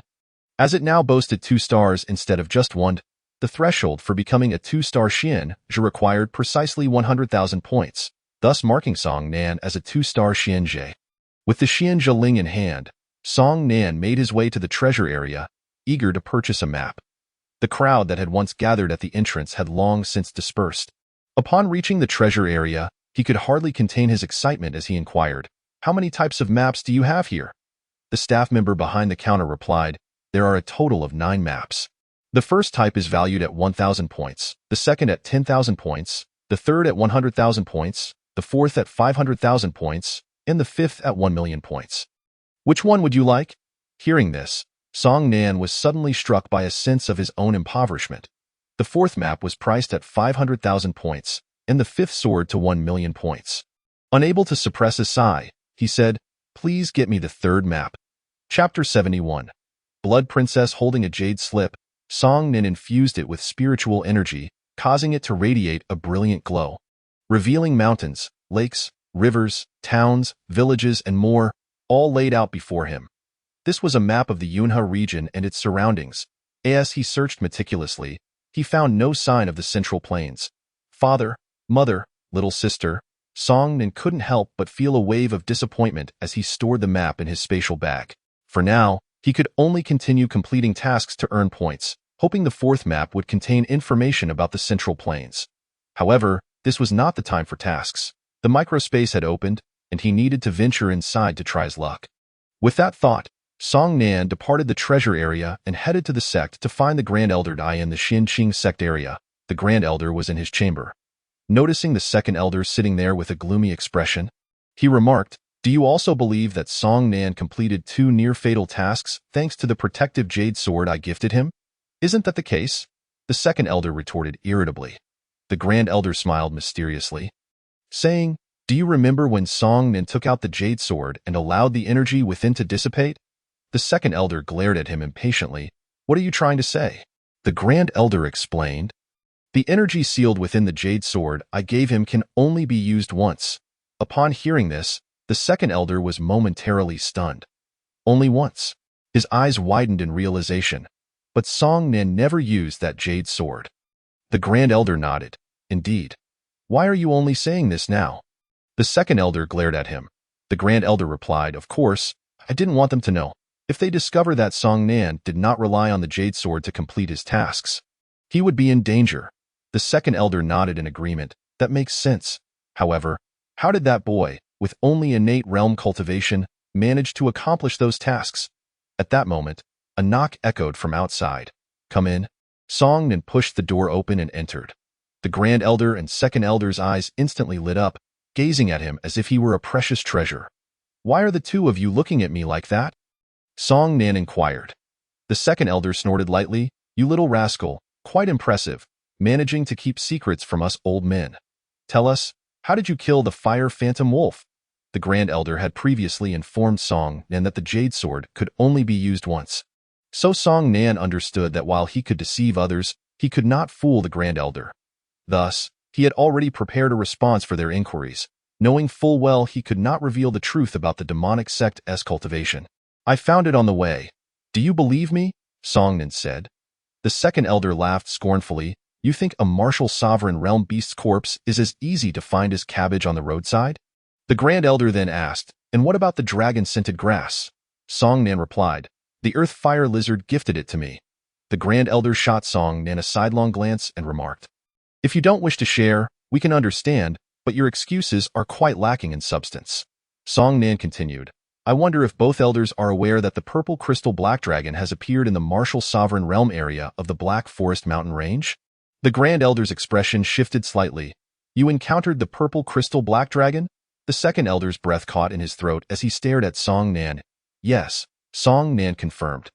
"The fire phantom wolf was killed by the purple crystal black dragon and sent to me. And then it took me to gather the dragon-scented grass." The second elder looked at Song Nan with a stern expression. "Do you think we would believe that?" Song Nan added, "The elder dragon also mentioned the spatial portal and said it would allow its offspring to enter for training." Upon hearing this, the expressions of the Grand Elder and second elder shifted dramatically. The microspace portal was something they could not have known unless the 8 of the Shinmen Tower detected it. Song Nan's mention of the spatial portal lent credibility to his claims because it was impossible for him to know such information on his own. The Grand Elder asked, "The purple crystal black dragon truly wishes its offspring to enter?" "Yes," Song Nan affirmed. The Grand Elder and second elder exchanged a grave glance, both sensing the weight of the matter. This required careful deliberation. After a moment of contemplation, the Grand Elder said, "The sect leader wants you to return to the sect. You can also inform him of the microspace emergence and have him come to the Shinmen Tower." Then I shall take my leave, Song Nan said. The Grand Elder and Second Elder nodded in agreement. As Song Nan exited the room and gazed toward the distant courtyard, his expression grew increasingly cold. It was time to seek answers from that which, only the witch had entered his body. So only she knew what lay within him. Whether it was the aura of a true dragon or that of the vermilion bird, neither possessed the qualities of the stolen pearl. What exactly was inside him? Song Nan approached and inquired about Liu Yin's whereabouts. After a while, he stood outside a door, calming his emotions as he raised his hand to knock. However, the door opened automatically. Upon entering, the door closed behind him. The enigmatic witch emerged from the bedroom, a hint of surprise on her face. I didn't expect you to dare come find me. Song Nan walked over, sat down in a chair, and poured himself a glass of water. Drinking it casually, the mysterious witch scrutinized Song Nan, then smiled slightly, also pouring herself a glass of water and sitting opposite him. She remained silent, pouring herself a drink. Song Nan set down his glass and said, "What are you afraid of?" The mysterious witch was taken aback by his question, covering her mouth as she laughed before responding, "What is there for me to fear?" Gazing into her eyes, Song Nan replied, "If you are not afraid, why do you not dare to take action against me?" The mysterious witch's eyes narrowed, but she soon smiled again, saying, "To kill you would soil my hands, is that so?" Song Nan did not believe her, retorting, "Did you not control the third elder of the Lingjian sect aboard the Lingdu flying boat to attempt to kill me?" The mysterious witch merely smiled faintly. Choosing not to respond, Song Nan pressed on, "What did you see within me that frightened you so?" At this, the mysterious witch finally grasped the reason behind Song Nan's visit and replied, "So you wish to know this?" Song Nan remained silent, waiting for her answer. "What I saw within you is," the mysterious witch suddenly laughed, "guess." Song Nan was at a loss for words. "You won't tell me? Why should I?" the mysterious witch countered. Seeing her unwillingness to divulge, Song Nan posed the question he had long wanted to ask. "Is Liu Yin still alive?" "Of course she is dead," the mysterious witch replied. "Those controlled by my blood princess never survive." At this revelation, Song Nan's expression changed dramatically. If he had not returned to the Lingdu flying boat, the blood princess would not have pursued him, and Liu Yin would not have died. It was his fault. He had caused her death. "You truly are despicable." Filled with rage, Song Nan felt the magic and spiritual energy within him surge together. Bone transformation palm. With a swift motion, Song Nan's right hand struck out, only to be thwarted by an invisible force surrounding the blood princess. The blood princess's eyes widened in surprise. You can actually merge magic and spiritual energy?" Across the realm, there were others who could cultivate both magic and spiritual energy. But only Song Nan had succeeded in merging them. This astonished her. Regaining some semblance of rationality, Song Nan realized he could not kill her in his current state. He took a deep breath, suppressing his fury as he fixed his icy gaze upon the blood princess. "I will avenge Liu Yin and kill you." Chapter 72. Welcoming the young master, the blood princess erupted into laughter. "Avenge her? You will likely never have that chance in this lifetime, for I shall not allow you to live that long." Song Nan shot her a cold glance, choosing not to respond further, and turned to leave. As the blood princess watched his retreating figure, a fierce desire surged within her. "If I can obtain his body, I can merge magic and spiritual energy." This ability consumed the blood princess with longing. As no one else could achieve it, only Song Nan possessed such a gift. As Song Nan walked toward the gate of the realm, his murderous intent and fury remained unquenched. His gaze flickered with determination as he vowed, "Upon returning to the Xinqing sect, I shall kill Lei Gang." Under the arrangement of Deacon Lin, Song Nan embarked on a flying beast towards the Xinqing sect. After a period of travel, the creature descended in the plaza of the Xinqing sect, and Song Nan leaped down from above. He first sought out the sect leader before proceeding to find Lei Gang. After a prolonged period of calming himself, Song Nan had now regained his composure. "I pay my respects to the young master," exclaimed the passing disciples of the Xinqing sect. Bowing deeply upon seeing Song Nan, he offered a slight smile and nodded in acknowledgement. Throughout his journey, everyone he encountered showed him the utmost reverence. "I pay my respects to the young master." Song Nan inquired, "Is the sect leader inside?" "The sect leader is within. Please wait a moment while I announce your arrival," came the reply. "Very well." Moments later, a guard approached swiftly, Leading Song Nan inside, I pay my respects to the sect leader. Song Nan bowed. Please, have a seat. The sect leader gestured toward a nearby chair. Song Nan walked over, seated himself, and asked, "What urgent matter prompts the sect leader to summon me?" The sect leader retrieved a tome from his storage pouch and tossed it gently. It sailed through the air toward Song Nan. Upon receiving the book and glimpsing its cover, his eyes gleamed with excitement. The dual lotus technique. The sect leader explained, "This is not the authentic dual lotus technique, but rather my own interpretation, a fusion of the yellow lotus and green lotus techniques. Unfortunately, it falls far short of the original's formidable power." Song Nan remarked, "It is already remarkable that the sect leader has managed to harmonize the yellow and green lotus techniques." The sect leader chuckled. "Though this version does not reach the mid-grade level of the Earth tier, it is nonetheless of the top tier in the mysterious grade. Take it and cultivate diligently, but do not disseminate it." Rising respectfully, Song Nan replied, "Yes, thank you, sect leader." The sect leader continued, "I have labored for half my life and have yet to restore the former glory of the Xinqing sect. From now on, it rests upon your shoulders. I shall exert myself to the utmost and will not disappoint your profound trust." Song Nan vowed, bowing once more. The sect leader nodded, a look of satisfaction on his face. Song Nan then said, "May I report to the sect leader that the Shinmin Tower has detected a new microspace, which will stabilize its portal within a few days." The sect leader's eyes widened in astonishment. A new microspace. His hands involuntarily clenched into fists. "A fortuitous opportunity," he exclaimed, quickly inquiring, "Is there a cultivation restriction for the portal?" "The highest is the martial sovereign realm," replied Song Nan. "Excellent," the sect leader declared with excitement. "This implies that within the microspace, there may very well be treasures of the martial king realm." After a brief pause, he added, "If there is nothing further, you may take your leave. I must prepare thoroughly for the microspace." "I take my leave." Song Nan bowed, and then placed the dual lotus technique into his storage pouch before turning to depart. It was time to seek out Lei Gang. As Song Nan's eyes narrowed, he made his way toward the law enforcement hall. Upon learning of Song Nan's return, Lei Gang's countenance darkened considerably. When the sect leader had declared Song Nan as the young master, Lei Gang had dispatched individuals to investigate Fei Jiang and others, only to later discover that the three had perished in the Black Wind stronghold. As long as Song Nan remains, I cannot find peace. Now that he holds the esteemed title of young master, equivalent to that of an elder, if he were ever to become the sect leader, my future would be grim indeed. Lei Gang sat there, a cloud of worry etched upon his face. At that moment, a guard hurriedly approached, reporting to the hall master, "The young master requests your presence to welcome him." These words.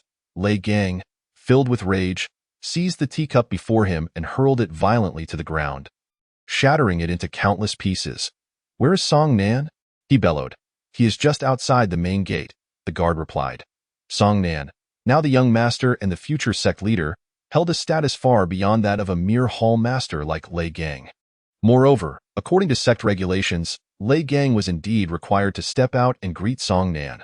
Thus, he suppressed his fury and stepped outside with his and the entrance of the law enforcement hall.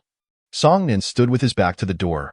As Lei Gang and his companions emerged, Song Nan heard their footsteps yet did not turn to face them. This only served to infuriate Lei Gang further. However, what could he do? Song Nan was the young master. Reluctantly, Lei Gang gritted his teeth and bowed, leading the members of the law enforcement hall in a chorus of "We welcome the young master." Only then did Song Nan turn around, not even casting a glance at Lei Gang, and proceeded directly through the entrance of the law enforcement hall. Lei Gang bent low, his head downcast, his expression fierce. After Song Nan entered the hall, Lei Gang finally raised his head, turning to gaze at Song Nan's retreating figure, his teeth clenched, eyes wide with a fierce murderous intent. Yet he understood that within the Xinqing sect, he could not use sect regulations to eliminate Song Nan. For even if Song Nan were to violate those regulations, it would be the sect leader who would personally adjudicate, not someone of Lei Gang's lowly rank as hall master.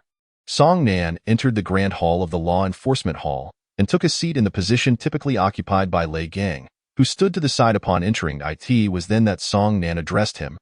"Lei Gang." Lei Gang stepped forward a couple of paces, bowing slightly. "Young master." Song Nan smirked ironically. "Once upon a time, you occupied this position. intending to punish me, yet now, you can only stand beneath me and show me respect. Lei Gang replied, in the past, I was foolish and disrespectful to the young master. I implore you to forgive my transgressions. You are quite adept at bending and yielding, Song Nan remarked. Lei Gang kept his head lowered. Refraining from further commentary, Song Nan continued, I come to you today not for trivial matters, but for one significant purpose, to kill you. Upon hearing this, Lei Gang's expression darkened, and he could no longer contain himself. Raising his head to retort, Song Nan, though you are now the young master, you have no justification to kill me without cause. Rising from his seat, Song Nan challenged, dare you ascend the life and death stage with me and sign a death contract? Ha! Ha ha ha! Lei Gang erupted into boisterous laughter, unrestrained in his mirth. Then, glaring at Song Nan, he gleefully declared, let us meet on the life and death stage. I grant you time to settle your affairs with that. Song Nan exited the law enforcement hall. Shortly after his departure, the third elder rushed over upon receiving word. Father, what brings you here? I heard Song Nan sought you out. Indeed, replied Lei Gang. Do you have confidence in this matter? In response, Lei Gang stated, Song Nan has slain Guang Hui. The life and death stage is my only chance for revenge. Regardless of my certainty, I must take the stage and kill Song Nan. The third elder produced a silver orb from his storage pouch. What is this? Lei Gang inquired, his eyes narrowing in curiosity. The third elder coldly stated, this is the Thunderstorm Pearl, possessing over 10 times the power of the Thunderfire Pearl. It can instantly slay anyone below the Martial Sovereign Realm, and even those at the half-step Martial Sovereign Realm would surely perish. Should you lack assurance, use this pearl to eliminate Song Nan and avenge Huir. Chapter 73. Effortlessly dispersed after leaving the law enforcement hall, Song Nan made his way toward the life and death stage. Along the way, disciples bowed in greeting, to which Song Nan reciprocated with nods of acknowledgement. The life and death stage lay to the west of the Xinqing sect, and as Song Nan proceeded westward, he gradually attracted the attention of several disciples. They began to murmur among themselves. Why is the young master heading west? It seems there is nothing of significance in that direction aside from the life and death stage. Could it be that the young master intends to step onto the life and death stage? Surely, with his status, no one would dare sign a death contract with him. Yet, he is indeed heading toward the life and death stage. Let us follow him and see. The disciples trailed behind Song Nan. And as they approached the life and death stage, they were struck with astonishment and hastened to inform others. Thus, the news of Song Nan's arrival at the life and death stage to prepare for a deadly duel spread rapidly. The steward overseeing the life and death stage was equally surprised upon seeing Song Nan. I pay my respects to the young master. Continue with your duties. Do not mind me, Song Nan replied. Understood. Although the steward acknowledged this, he did not actually step away, instead remaining by Song Nan's side. As the news spread, more and more individuals gathered. Many disciples watched from a distance, not daring to intrude upon Song Nan. Or perhaps they simply did not wish to disturb him. Upon learning of the situation, Tai Ta hastily set aside his tasks and hurried over. He could hardly believe that upon Song Nan's return, he would seek a duel on the life and death stage. Who would dare show Song Nan any disrespect now? Upon reaching the stage, Tai Ta found Song Nan seated with his eyes closed in meditation. He pondered for a moment, but ultimately refrained from interrupting Song Nan. The matter of life and death was of great significance, and he did not wish to interfere with Song Nan's focus. Thus, he quietly observed from the crowd. The onlookers buzzed with speculation about who would face Song Nan in combat.